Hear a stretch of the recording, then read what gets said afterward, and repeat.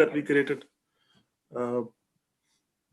that you should get, a like button. And I think, got it. Give me 1 second. Yeah.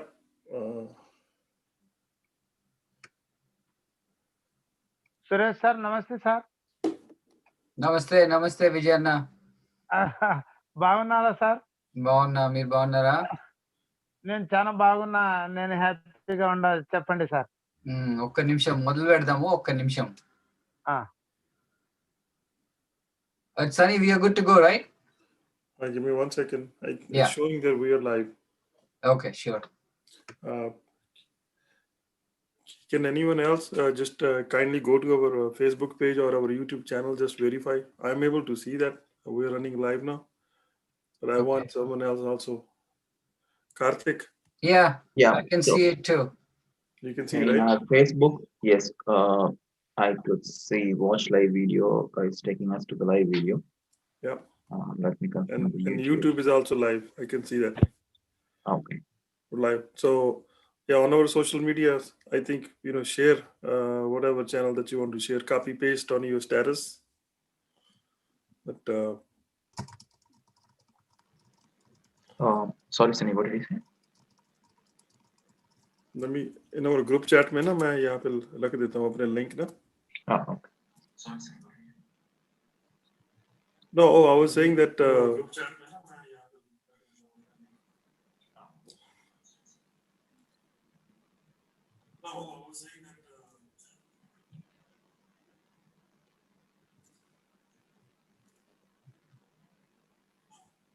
All right, so I'll kick it off then.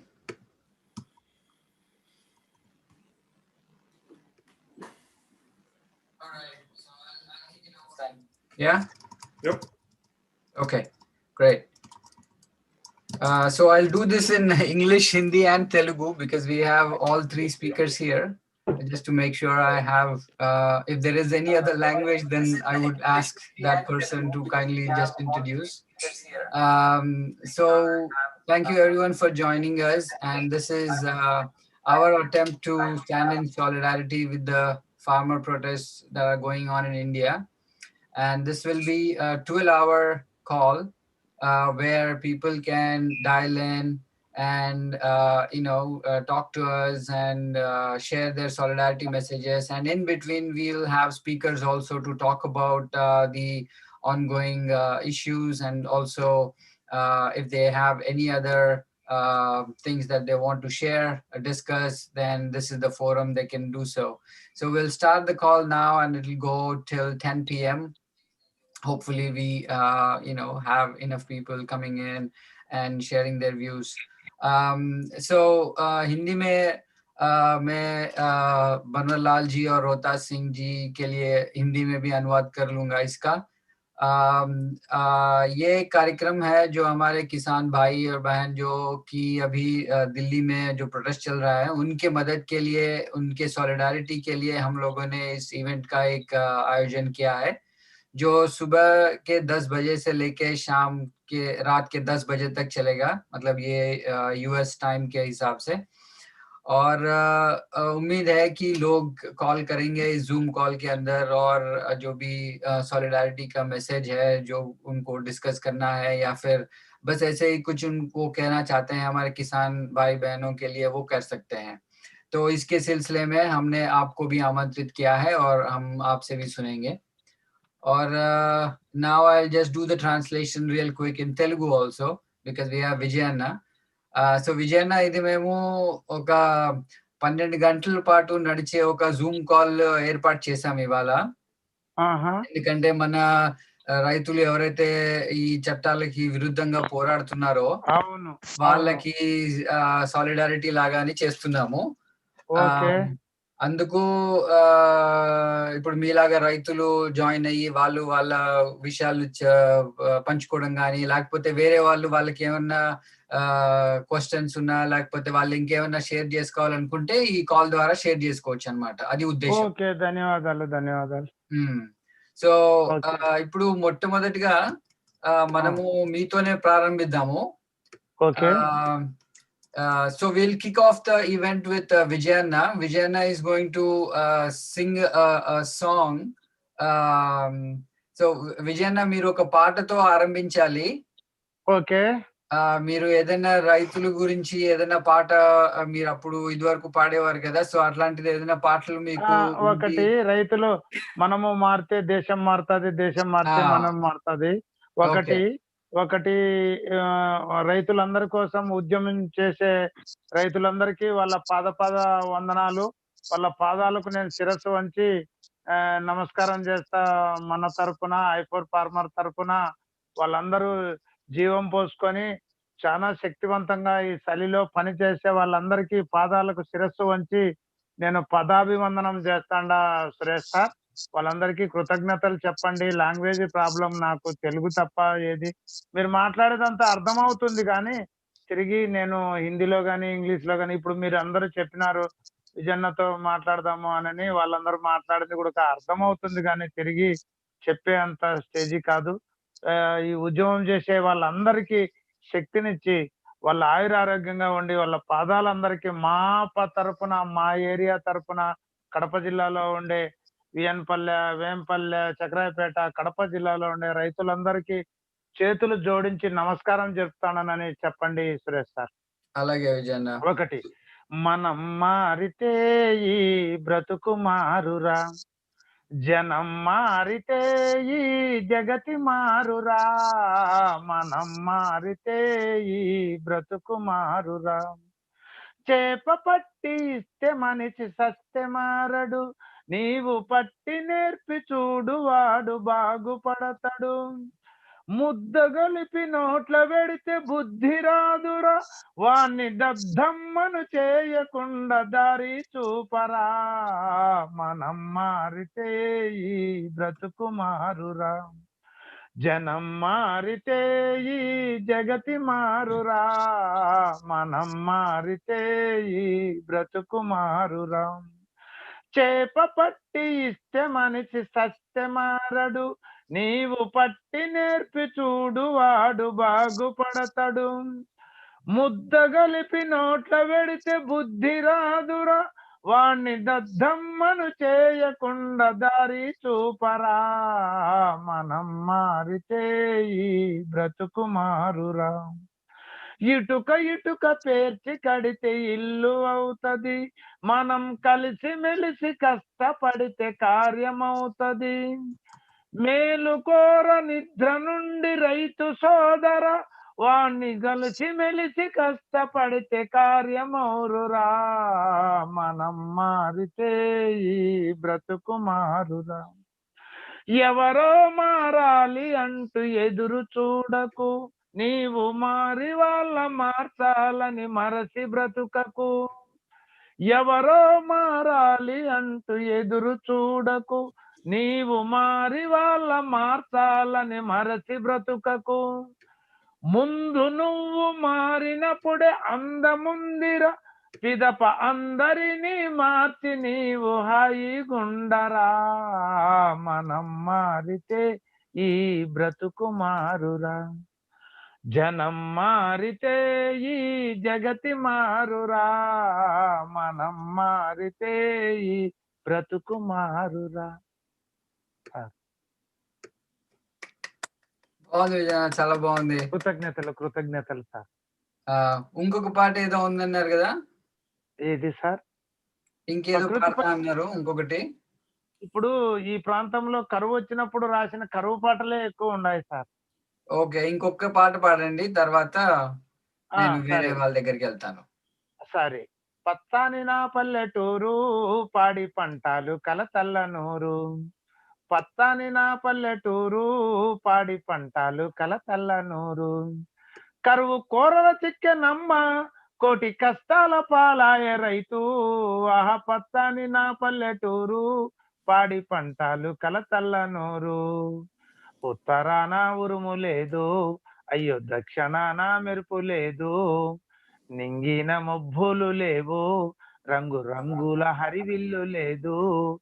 చుక్క నీరు లేని మొలక, పాల కంకెన్న దొరకాని చిలక. చుక్క నీరు లేని మొలక, పాల కంకెన్న దొరకాని చిలక. ఎడు చూడు ఎండిన పైరు, అయ్య ఏమి చెప్పెద రైతు తీరు. ఆహ పత్తాని నా పల్లెటూరు, పాడి పంటలు కలతల్ల నూరు. గురుకారు చిరుజల్లు పడితే, రైతు కిలకిల నవ్వేను చూడు. గురుకారు చిరుజల్లు పడితే, రైతు కిలకిల నవ్వేను చూడు. నాగేటి సాళ్లల్లో గింజ, రైతు గుండెలో ఆశలు నిండా. మళ్ళోన ఊగేటి నారు, రైతు ఉయ్యాలలు. మళ్ళోన ఊగేటి నాటు, అమ్మ ఒడిలోన ఉయ్యాల తీరే. ఎండంగా చెరువులో ఎమ్మ, నిండు చూలాల పైరెండెనమ్మ. పత్తాని నా పల్లెటూరు, పాడి పంటలు కలతల్ల నూరు. కోతకాలం వచ్చనంటే, కోటి సంబరాలు రైతులోన. కోతకాలం వచ్చనంటే, కోట సంబరాలు పల్లెలోన. కుప్ప నూర్చే కూలి వాళ్ళు, పోలికే కలేసే పల్లెటూళ్ళో.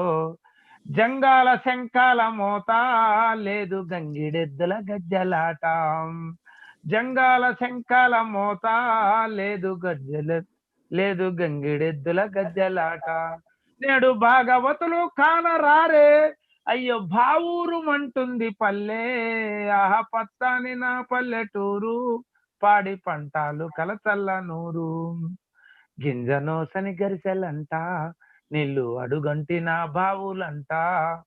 మేత పెట్టలేక రైతు, కోత కమ్మేను పశువులనంట. వల అనుకుంటూ పల్లె, అయ్య వలసెల్లిపోతున్నారమ్మా. పత్తాని నా పల్లెటూరు, పాడి పంటలు కలతల్ల నూరు. కరువు కోరల చిక్కెనమ్మ, కోటి కష్టాల పాలాయే రైతు. పత్తాని నా పల్లెటూరు, పాడి పంటలు కలతల్ల నూరు. Thank you, Vijayanna. Thank you. ధన్యవాదాలు సార్, So ధన్యవాదాలు. friends, that was Vijayanna, farmer from Kurnool in Andhra Pradesh. The first Kadapa. song was when hailing the farmer and the contributions of the farmer. The second song was about how the weather conditions and those things affect the farming life there, the rural life there. I cannot do the translation. I cannot do any justification for the translation of the song itself. But thank you very much, Vijayanna. Okay, धन्यवादाలు sir. Now, Rohtas ji, आप हमारे साथ हैं? जी जी रोहतास हाँ जी। जी, तो हाँ जी। आप अपना परिचय दीजिएगा एक बार। जी हाँ जी, मैं रोहतास राणा हूँ, मध्य प्रदेश से, टीकमगढ़ जिले से। आपको आवाज आ रही है? हाँ हाँ, आ रही है। मेरे यहाँ मैं खेत पे हूँ, तो लाइट की समस्या है, क्योंकि बिजली जो है एक फेस आ रही है सीधे, और अर्थ से इतनी जल पा रही है कि हम बस थोड़ा बहुत चार्ज वगैरह कर पा रहे हैं। अच्छा अच्छा, कोई तो बात डोंट नहीं। वरी बात सर, पूछो, बोलो बोलो। तो बस सुन सकते हैं आप, देख कम सकते हैं। जी जी। तो और ये है आप टीकमगढ़ में क्या करते हैं रोहतास जी? जी, टीकमगढ़ में हमारी खेती है थोड़ी सी, 5 एकड़ की लगभग, अच्छा और बस इसी पे खेती बाड़ी अच्छा रहती है। कुछ काम भी करता हूँ मैं बाहर, क्योंकि खेत से पूरा तो हो नहीं सकता है। जी। तो तो आप आज जी ये जो दिल्ली में जो प्रोटेस्ट चल रहे हैं, क्या बुंदेलखंड में कैसा, मतलब इसका कोई असर है? वहां पर जो किसान भाई बहन है, उनका क्या इसका रिएक्शन है? बुंदेलखंड में असर है, लोग बात भी कर रहे हैं, कुछ लोग बुंदेलखंड से गए भी हैं मेरी जानकारी में। अच्छा जैसे दमोह जिले से कुछ 10 लोगों का एक मंडल गया है, जो किसान यूनियन, भारतीय किसान यूनियन से जुड़े हुए हैं, वो सिंघू बॉर्डर पहुंचे हैं। इसके अलावा बातचीत भी हो रही है आपस में किसानों को, लेकिन कुछ इतने लोग कैपेबल नहीं है, हालांकि या इच्छा शक्ति कुछ कमजोर है उनकी। ठीक मान रहे हैं कि भाई किसानों को आंदोलन करना चाहिए और ये ठीक बात है। तो जब बात होती है कि आखिर ये आंदोलन आपकी नज़र में ठीक क्यों है, तो उनका कहना यह है कि इस तरीके के इतने बड़े पैमाने पे जो लोगों को प्रभावित करेंगे नियम, जो कानून, जो 70% आबादी जो है इसकी खेती किसानी से जुड़ी हुई है या किसी तरह से उन पर निर्भर है, और अगर उनके फ्यूचर का, उनके वर्तमान का आप फैसला कर रहे हैं, तो कम से कम इन लोगों से चर्चा करके होना चाहिए, या इनकी तरफ से कोई मांग उठी हो इस तरह की कि भाई ऐसा हमें ऐसी सुविधाएं दीजिए, तो ये सुविधाएं आती। और सारे नियम, कुछ भी आप नियम बनाएं, लेकिन उन नियमों में कहीं पे भी ये तो नहीं दिखता ना कि हमारी फसल का जो लागत मूल्य और उस पे कुछ भी फायदा थोड़ा बहुत हमें मिले। अनफॉर्चुनेटली मेरा अनाज इस साल भी नहीं बिक पाया था, और आज ही मैंने गांव में आके 14 रुपए किलो अनाज बेचा है, गेहूं 45 रुपए किलो मूंगफली बेची है, क्योंकि मार्केट नहीं मिला था, और क्योंकि हम वहां जाके उसको बेच पाने में असमर्थ थे, हमारे पास उतने संसाधन नहीं थे कि हम अपने गेहूं को वहां बेचें, या सरकारी जो उन्होंने कुछ टाइम के लिए वो खोलते हैं कि भाई इतनी तारीख तक आप यहाँ अनाज डालिए, तो वो हम सामर्थ्य से ही बाहर है हमारे, कि हम जैसे छोटे किसान 15 क्विंटल गेहूं या 14 क्विंटल गेहूं लेके वहां जाए और वहां 1-2 दिन अपने वेस्ट करके और फिर उसको बेच के आए, फिर पैसों के लिए इंतजार करें। तो असल में तो ये जो किस्सा है, ये सब कुछ पे जाके यही टिकता है कि एमएसपी तो मिलना ही चाहिए, वो तो मिनिमम है ना। तो मिनिमम है तो वो मिनिमम तो दो कम से कम, और मिनिमम के लिए इस तरह के हालात बनाओ कि वो आराम से मिल सके। हम जब बेचना चाहें, अपने आसपास बेचना चाहें, कहीं भी बेचना चाहें, अगर वो कह रहे हैं ना बेचने की स्वतंत्रता है, तो भाई दाम तो दो। बेचने की स्वतंत्रता तो मैं कह दूंगा कि ये हम भाई भारत सरकार अमेरिका में भी फ्री कर दे, तो मुझ जैसा आदमी तो जब अपने गांव के 10 किलोमीटर 15 किलोमीटर नहीं ले जा पा रहा है, तो वो कहाँ ले जाएगा अमेरिका। तो कहने का मतलब ये है कि आप माहौल तो इस तरह का बनाओ कि किसान की फसल उसके आसपास बिना किसी बहुत कष्ट झेले हुए उसको मिल जाए, और उसका पेमेंट मिल जाए, लागत मूल्य निकल आए, थोड़ा उसका मेहनत का मिल जाए। इतना ही तो मांग रहे हैं लोग। अगर ये पूरी दुनियादारी में इतना ही नहीं मिलेगा, हमारे देश में अगर किसान को इतना ही पैसा नहीं मिले, तो सुरेश भाई और विजय भाई, आप सुन तो पा रहे हैं ना? जी जी जी बिल्कुल। नेटवर्क थोड़े कम हो सकते हैं, लेकिन आवाज आएगी। तो या आज कल से और आज मैंने एक बहुत एक चीज देखी है कि जो मैं उसके अंदर ही अंदर व्यथित भी हूँ। हमारे यहाँ गांव में 4 गाड़ियां आई हुई हैं। गाड़ी मतलब बैलगाड़ी। आप समझते हैं, मंतु लोग होते हैं जो लोहे का काम करते हैं, जो कुल्हाड़ी बनाते हैं, जो उनको पैनी करते हैं, जो हंसिये बनाते हैं, राती बनाते हैं, या जो बहुत सारे आइटम जो घर में काम आते हैं खेती किसानी के, छोटे छोटे, कहीं पत्ती काटने का है, कहीं चारा काटने का है, कहीं घास तैयार करने का है, कहीं कहीं खूंटा गाड़ने के लिए कुछ खोदने का है। तो इस तरह के वो औजार बनाते हैं, और वो अपने बैल भी साथ में रखते हैं, अपना खाना भी साथ में रखते हैं, उनके बच्चे भी साथ में होते हैं। खाना बनाने का भी छोटा मोटा जुगाड़ होता है उनका, उसी भट्टी पे उनका खाना भी शाम को बनता है, दिन में वो काम करते हैं। और ये उनकी परंपरागत है कि वो आते रहते हैं हर गांव में हर साल कुछ दिन के लिए। लेकिन उनसे आज मैं बात कर रहा था, तो उन्होंने बताया कि अब काम दिन पे दिन कम हो रहा है। अच्छा।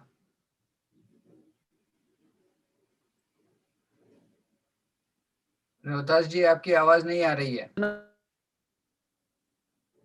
हाँ जी। नहीं, आप अभी आपकी आवाज कट रही है बहुत।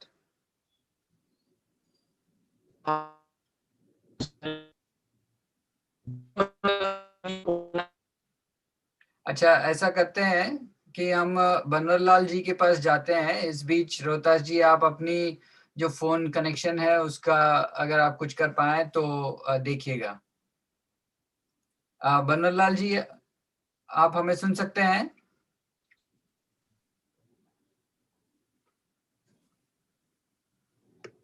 बनवारीलाल जी?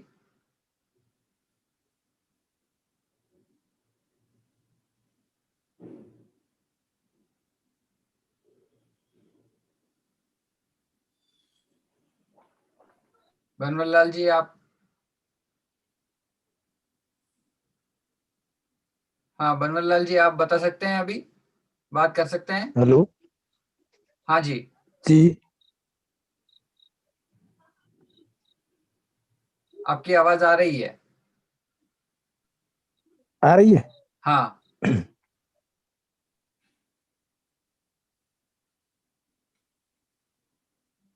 आ रही है, आप बात कर सकते हैं। क्या आप तक?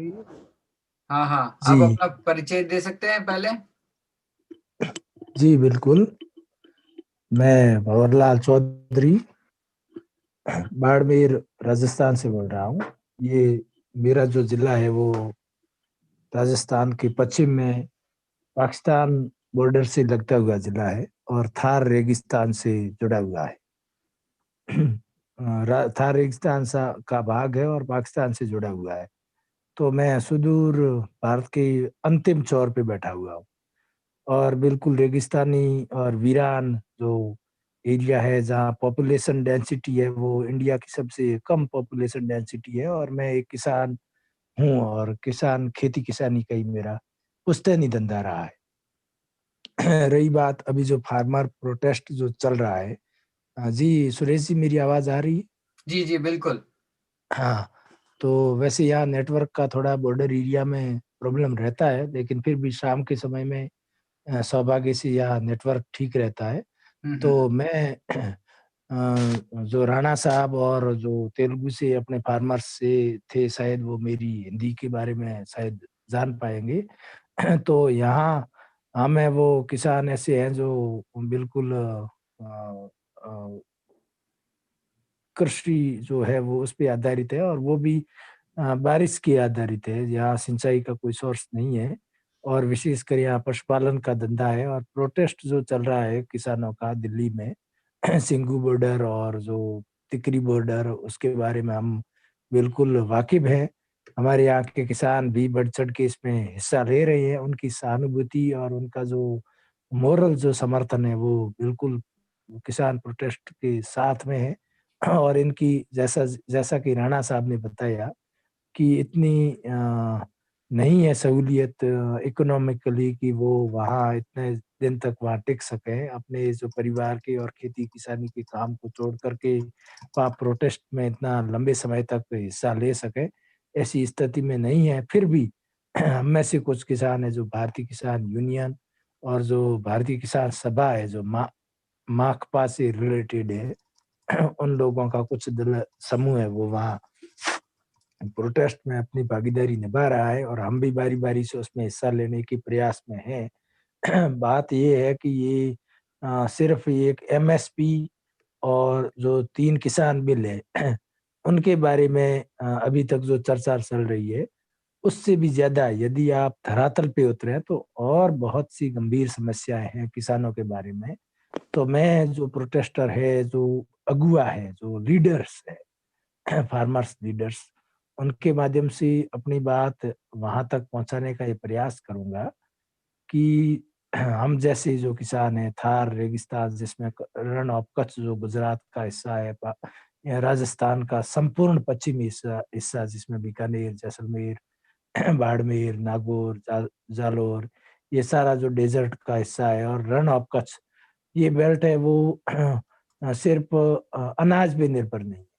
जो एमएसपी है वो सिर्फ अनाज पे ही है, जैसे गेहूं पे है, चावल पे है, चना पे है, या कुछ भी जो ग्रेन्स है उस पे डिपेंड है। तो हमारे यहाँ तो अनाज उत्पादन बहुत कम होता है, फिर भी हम किसानी से जुड़े हुए, हम पशुपालन से जुड़े हुए। यहाँ अनाज उत्पादन है वो सिर्फ बारिश के पे डिपेंड है। यहाँ सिंचाई का, इरिगेशन का कोई सोर्सेज नहीं है। तो ऐसी स्थिति में सिर्फ हमें मान लो एमएसपी 1.5 गुना नहीं 5 गुना भी दे दे तो भी हमें कोई बेनिफिट होने वाला नहीं। हमारे पास भेड़ बकरी है, ऊंट है, बैल है, अगर उनमें कुछ हमें अच्छी कीमत उनकी मिल जाए तो हमारा जीवन यापन संभव है। एमएसपी भले ही सरकार कितने गुना बढ़ाए, तो ये जो बेल्ट है ये राजस्थान का 1/3 हिस्सा है और मान ले गुजरात का भी 1/4 हिस्सा है।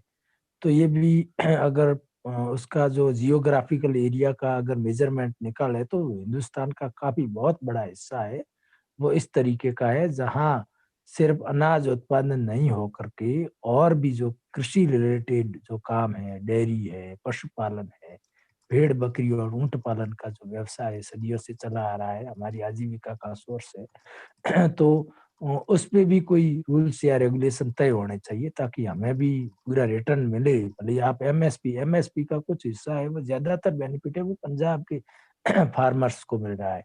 और जैसा कि रोहितदास जी राणा साहब ने जो बताया कि हमें 5 क्विंटल अनाज हुआ उत्पादन और उसको एमएसपी के बेचने के लिए हमें 40 किलोमीटर या 50 किलोमीटर दूर तक जाना पड़े और वहां भी 10 दिन तक रुकना पड़े और पेमेंट के लिए महीना भर गुजारना पड़े, तो उस एमएसपी में हमने क्या खाया? तो रही बात, हमें एमएसपी के सिवाय और भी कृषि से रिलेटेड बहुत सारे मुद्दे हैं, उस पे भी फोकस होना चाहिए। कृषि पे, पशुपालन पे। अब पशुओं का आप देखो, गाय और बछड़े की क्या हालत हुई है। हमारी आजीविका का सोर्स था। उत्तर भारत में हमारे यहाँ के बैल है वो कृषि और खेती किसानी के लिए हरियाणा, पंजाब, उत्तर प्रदेश, गुजरात, महाराष्ट्र तक हमारे यहाँ से बैल जाते थे। हमारे यहाँ बहुत बड़ा खुला इलाका था, हम यहाँ बैल उत्पादन करते थे, उनका पालन पोषण करते थे और उनको ट्रेंड करने के बाद हमारे पास व्यापारी है वो केटल फेयर लगते थे, वहाँ पूरे ऑल ओवर इंडिया से आया करते थे और हमसे वो बैल और ऊंट खरीदते थे। आज उन और बैल और ऊंट की, जैसा कि सुरेश जी को इसके संबंध में पूरी जानकारी होगी कि ऊंट को स्टेट एनिमल, राजस्थान का स्टेट एनिमल घोषित कर दिए जाने के बाद से इसकी कोई कीमत नहीं बची है। और बैल बैल पे भी अभी कोई एग्रीकल्चर में उपयोग नहीं हो रहा है और ना ही ऊंट का उपयोग हो रहा है, तो और ना ही इसका मीट के रूप में उपयोग हो रहा है। तो ऐसी स्थिति में हमारी आजीविका है वो पूरी तरह से प्रभावित हुई है। तो हम ये चाह रहे हैं कि हम प्रोटेस्ट जो चल रहा है उसके साथ साथ ये भी मुद्दे उछाले जाए कि भाई आप अनाज पे जो एमएसपी दे रहे हो, कम से कम वो पशुपालक है, जो ऊंट पालक है, भेड़ बकरी पालक है, जो सुदूर दूर दराज के एरिया में बचा हुआ है, तो उसकी भी आजीविका कृषि से रिलेटेड ही है। जी तो उन्हें भी इसके संबंध में कुछ उसके लिए भी कोई समाधान होना चाहिए, कानूनन होना चाहिए। अब कानून में प्रावधान नहीं है। वैसे तो हम जो मार्केट में अगर उसको कोई उपयोग होता है या कोई उसका डिमांड होती है तो होता ही होगा, लेकिन कानूनन हमारे पास कोई। दूसरी बात, मैं सुरेश जी के माध्यम से हमारे जो श्रोता किसान है उसके बारे में ये भी कहना चाहूंगा कि मैं जो ये जो उसका टेनेंसी एक्ट बने हुए हैं स्टेट के अलग अलग, तो टेनेंसी एक्ट इतने मतलब है कि किसान को उसमें कहीं रिलीफ नहीं मिल रही है। बहुत सारे किसान है वो कोर्ट के चक्कर में अपने जो राइट का डिक्लेरेशन के लिए हजारों मतलब दसियों साल वो कोर्टों के चक्कर में चल रही है। टेनेंसी को लेकर उनके जो राइट्स है, रेवेन्यू एक्ट्स इतने कमजोर बने हुए हैं कि उसकी भूमि के पैमाइश को लेकर वो कई सौ साल तक वो वहाँ कोर्टों में चक्कर काट रहा है। बहुत सारा एफर्ट और बहुत सारा पैसा उसमें व्यर्थ कर रहा है। और उसमें मतलब वहाँ के हर स्टेट के अलग अलग शायद कानून बने हुए होंगे, तो उसमें उन्हें कोई राहत नहीं मिल रही है। लैंड एक्विजिशन के बारे में आपको जानकारी है। वैसे जो सेंट्रल लैंड एक्विजिशन था, हमारा ये डेजर्ट एरिया है, वहाँ सरकार की ये गिद्ध दृष्टि ये पड़ी है कि वहाँ की जो सरकारी जो किसानों की अनुपयोगी जमीन है उसको सोलर प्लांट के लिए, वाइंड एनर्जी के लिए, कोल कोल माइनिंग के लिए उसको अलॉट कर दो, बड़ी बड़ी कंपनियों को अलॉट कर दो और किसान को मात्र थोड़ी बहुत पैसा दे दो, क्योंकि वहाँ की रेट बहुत कम ही है। वैसे ही देख लो, जो गवर्नमेंट का रेट है वो बहुत डाउन है। तो ऐसी स्थिति में उनसे जो राइट्स है टेनेंसी के, वो राइट्स छीन लो और बड़ी बड़ी कंपनियों को इसको अलॉट कर दो और वो वहाँ वहाँ से करोड़ों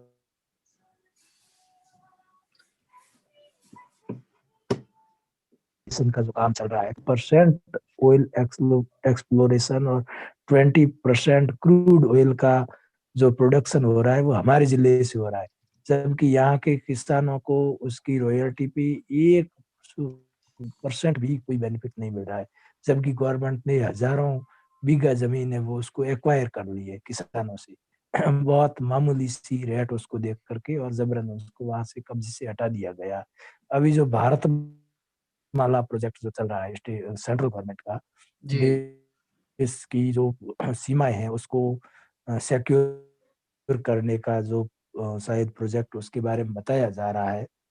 तो भारतमाला प्रोजेक्ट है वो भारत की जो सीमावर्ती एरिया के अंदर हजारों बीघा जमीन गवर्नमेंट एक्वायर कर रही है हम किसानों की, और उसके बदले में हमें मात्र 20,000 30,000 रुपया प्रति बीघा के हिसाब।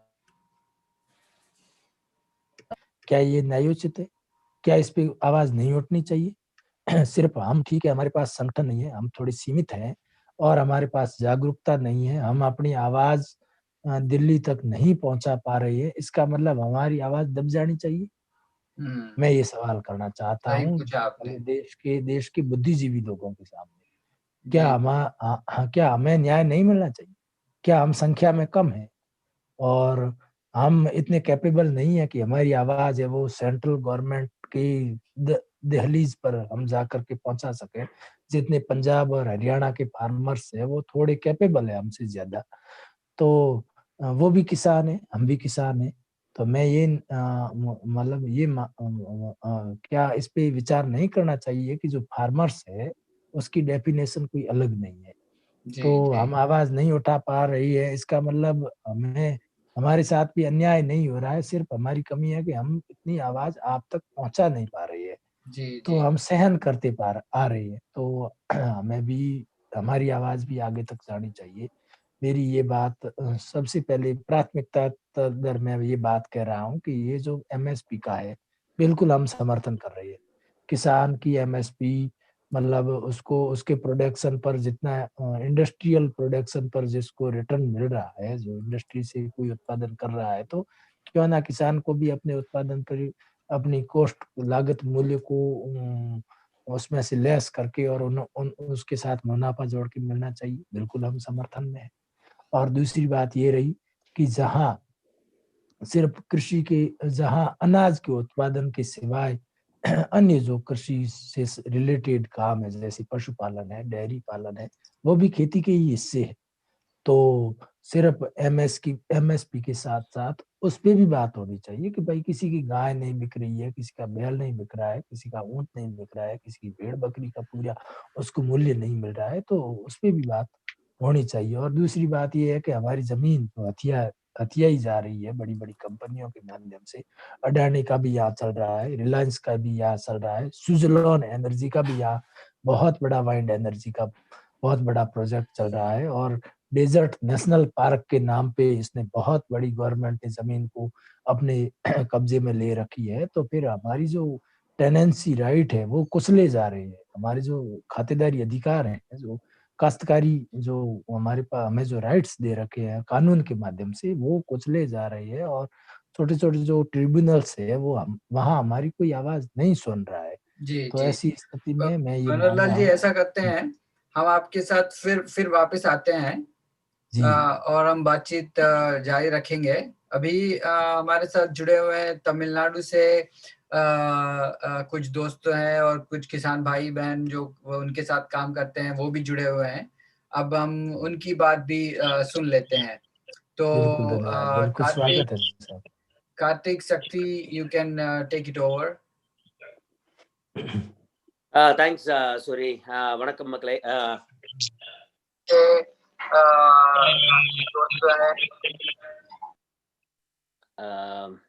ஹிமகுமார் நம்மோட இன்னைக்கு வந்து ஆக்சுவலா வந்து என்னடா, இன்னைக்கு விடிய விடிய வந்து இந்திய நேரப்படி வந்து ஒரு விவசாயிகளுக்கான ஒரு நேரமா நம்ம ஒதுக்கி பல மாநிலங்கள்ல இருந்து பல மொழி நம்மோட இணைந்துட்டு இருக்காங்க. அந்த முறையில வந்து இன்னைக்கு கூட இப்போ வந்து இணைந்திருக்கிறது வந்து ஹீமகிரண் ஃப்ரம் தமிழ்நாடு.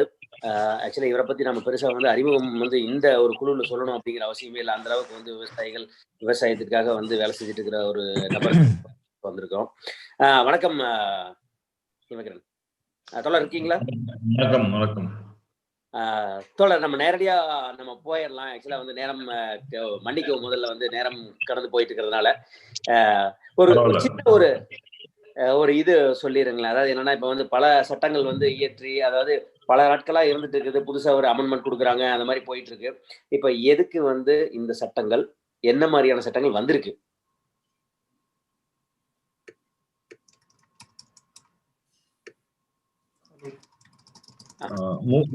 மூன்று சட்டங்கள், அதாவது ஏபிஎம்சி அமெண்ட்மெண்ட், அப்புறம் எசென்சியல் கமாடிட்டிஸ் ஆக்ட் அமெண்ட்மெண்ட், அதுக்கப்புறம் கான்ட்ராக்ட் ஃபார்மிங் ஆக்ட்னு ஒரு புது சட்டம்.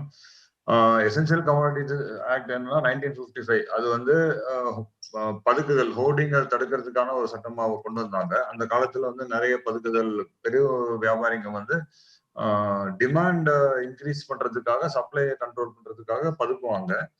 அப்ப அந்த அத்தியாவசிய பொருட்கள் வந்து தானியங்களா இருக்கட்டும், எண்ணெய் வித்துகளா இருக்கட்டும், பருப்பு வகைகள், இதெல்லாம் வந்து மக்களுக்கு வந்து ஒரு போதுமான அளவு வந்து ஃபீல்டுக்கு வரணும். அதாவது ஃபுட் செக்யூரிட்டி என்ற அடிப்படையில் அதுக்காக கொண்டு வரப்பட்ட சட்டம். இப்ப என்ன பண்ணிருக்காங்க அப்படின்னா வந்து முதல்ல வந்து ஒரு நோட்டிபிகேஷன் வச்சு எசென்சியல் கமாடிட்டிஸ் ஆக்ட் கீழே எந்தெந்த ஐட்டம் எசென்சியல் கமாடிட்டி அப்படின்ற ஒரு லிஸ்ட் இருக்கு. அந்த லிஸ்ட்ல இருந்து பெரும்பாலான விஷயங்கள், அதாவது வந்து சீரியல்ஸ், பல்சஸ், ஆயில் சீட்ஸ் அப்படின்னு ஆனியன் ரிமூவ் பண்ணியிருக்காங்க. இதையெல்லாம் தாண்டி இருக்கிற எசென்சியல் கமாடிட்டி என்னன்னு ஒரு கேள்வி. அதாவது வந்து உங்களுக்கு வந்து கோதுமையா இருக்கட்டும், அரிசியா இருக்கட்டும், இல்ல பருப்பு வகைகள், எண்ணெய் வித்துக்கள், இதெல்லாமே எடுத்துட்டாங்க. அதுக்கப்புறம் வந்து அந்த எசென்சியல் கமாடிட்டிஸ் ஆக்டோட அடிப்படை என்னன்னா ஹோர்டிங் பண்ணக்கூடாது, ஒரு அளவுக்கு மேல வந்து வியாபாரிங்க பதுக்க கூடாதுன்றத அதை ரிமூவ் பண்ணிட்டாங்க. லிமிட்டே கிடையாது, எவ்வளவு வேணாலும் எந்த வியாபாரி வேணாலும் பதுக்கலாம். ஆமா, சிறு குறு வியாபாரிகளால பதுக்க முடியாது ஓரளவுக்கு மேல. பெரு கார்பரேட் நிறுவனங்கள், அதுவும் எம்என்சி மாதிரி இருக்கிறவங்க, அவங்க வந்து குறைந்த அளவு வட்டி விகிதத்துல அவங்களுக்கு வந்து பணம் கிடைக்குது. அந்த பணத்தை வச்சு அவங்க வந்து கட்டுமானங்களை உருவாக்கி போன இந்த கொரோனா காலத்துல எல்லா துறையும் முடக்கி இருக்கு. ஆனா அதானி அம்பானி குழுமங்கள் வந்து கிட்டத்தட்ட 54 அக்ரி ஃபுட் ரிலேட்டட் கம்பெனிஸ் தொடங்கியிருக்காங்க இந்தியாவில். ஸோ இது ஒன்று. ஏபிஎம்சி ஆக்ட் வந்து மண்டி, அதாவது வடக்குல மண்டின்வாங்க, நம்ம தமிழ்நாட்டுல கமிட்டி அப்படின்னு சொல்லுவாங்க.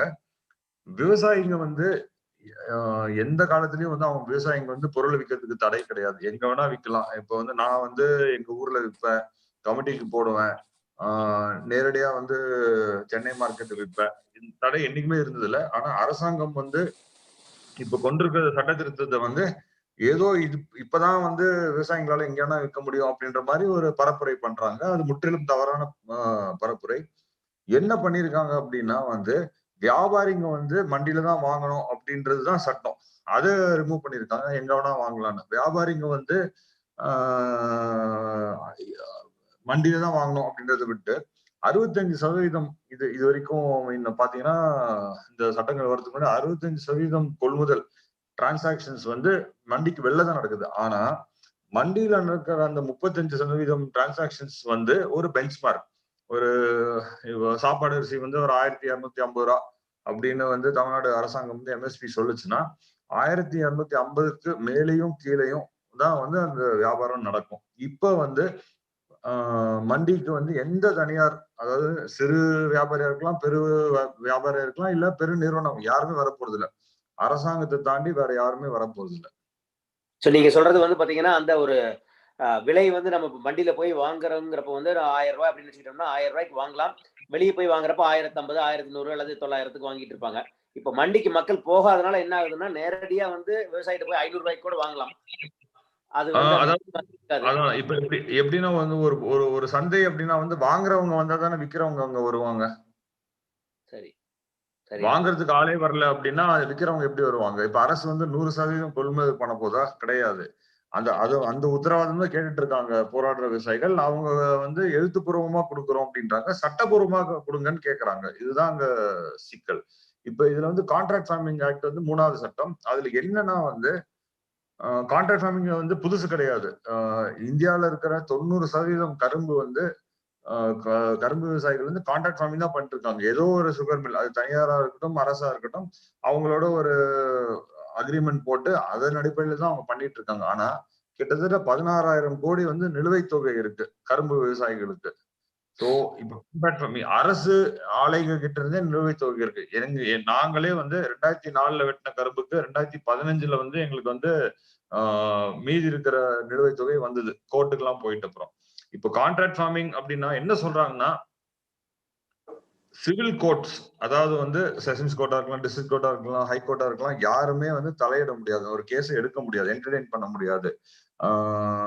சப் கலெக்டர் லெவல்ல இருக்கிற ஒரு ஆஃபீஸர், கலெக்டர் லெவல்ல இருக்கிற டிவிஷனல் மேஜிஸ்ட்ரேட், அதுக்கப்புறம் வந்து பாத்தீங்கன்னா வந்து ஸ்டேட் லெவல்ல வந்து அக்ரி மார்க்கெட்டிங் ஆஃபீஸர், அதுக்கப்புறம் வந்து யூனியன் லெவல்ல பாத்தீங்கன்னா ஒரு ஜாயிண்ட் செக்ரட்டரி லெவல்ல இருக்கிற ஒரு ஆபீசர், இவங்க தான் முடிவு பண்ணுவாங்கன்னு சொல்றாங்க. சோ இப்ப இந்தியா எப்படின்னா வந்து லெஜிஸ்லேச்சர், எக்ஸிக்யூட்டிவ், ஜுடிஷியரி அப்படின்னு இருக்கும்போது இது மூணுக்கே ஒரு பங்கு இருக்கு. ஒரு சட்டம்னா ஒரு பிரச்சனைனா இந்த மூணுக்குமே ஒரு பங்கு இருக்கு. இதுல வந்து ஜுடிஷியரி முற்றிலும் ஒதுக்கி இருக்காங்க. சோ இதே ஒரு மாதிரி விஷயம் வேற எந்த துறையில வேற எந்த சட்டத்தின் அடிப்படையில் வந்திருந்தா ஜுடிஷியரி சும்மா இருந்திருக்க மாட்டாங்க. கண்டிப்பா வந்து டைரக்ஷன் கொடுத்திருப்பாங்க கவர்மெண்ட்டுக்கு, இல்ல ஷோ காஸ் நோட்டீஸ் கொடுத்திருப்பாங்க. சோ ஜுடிஷியரி ஒரு சின்ன நீங்க இடையூறு பண்ணிக்கும். அதாவது என்னன்னா இதுல நீங்க வந்து ஒண்ணு சொல்றீங்க வந்து முற்றிலும் வந்து நீதித்துறையை வந்து நம்ம வந்து ஒதுக்கி வச்சுட்டு இவங்க பண்றாங்க அப்படின்னு சொல்றீங்க.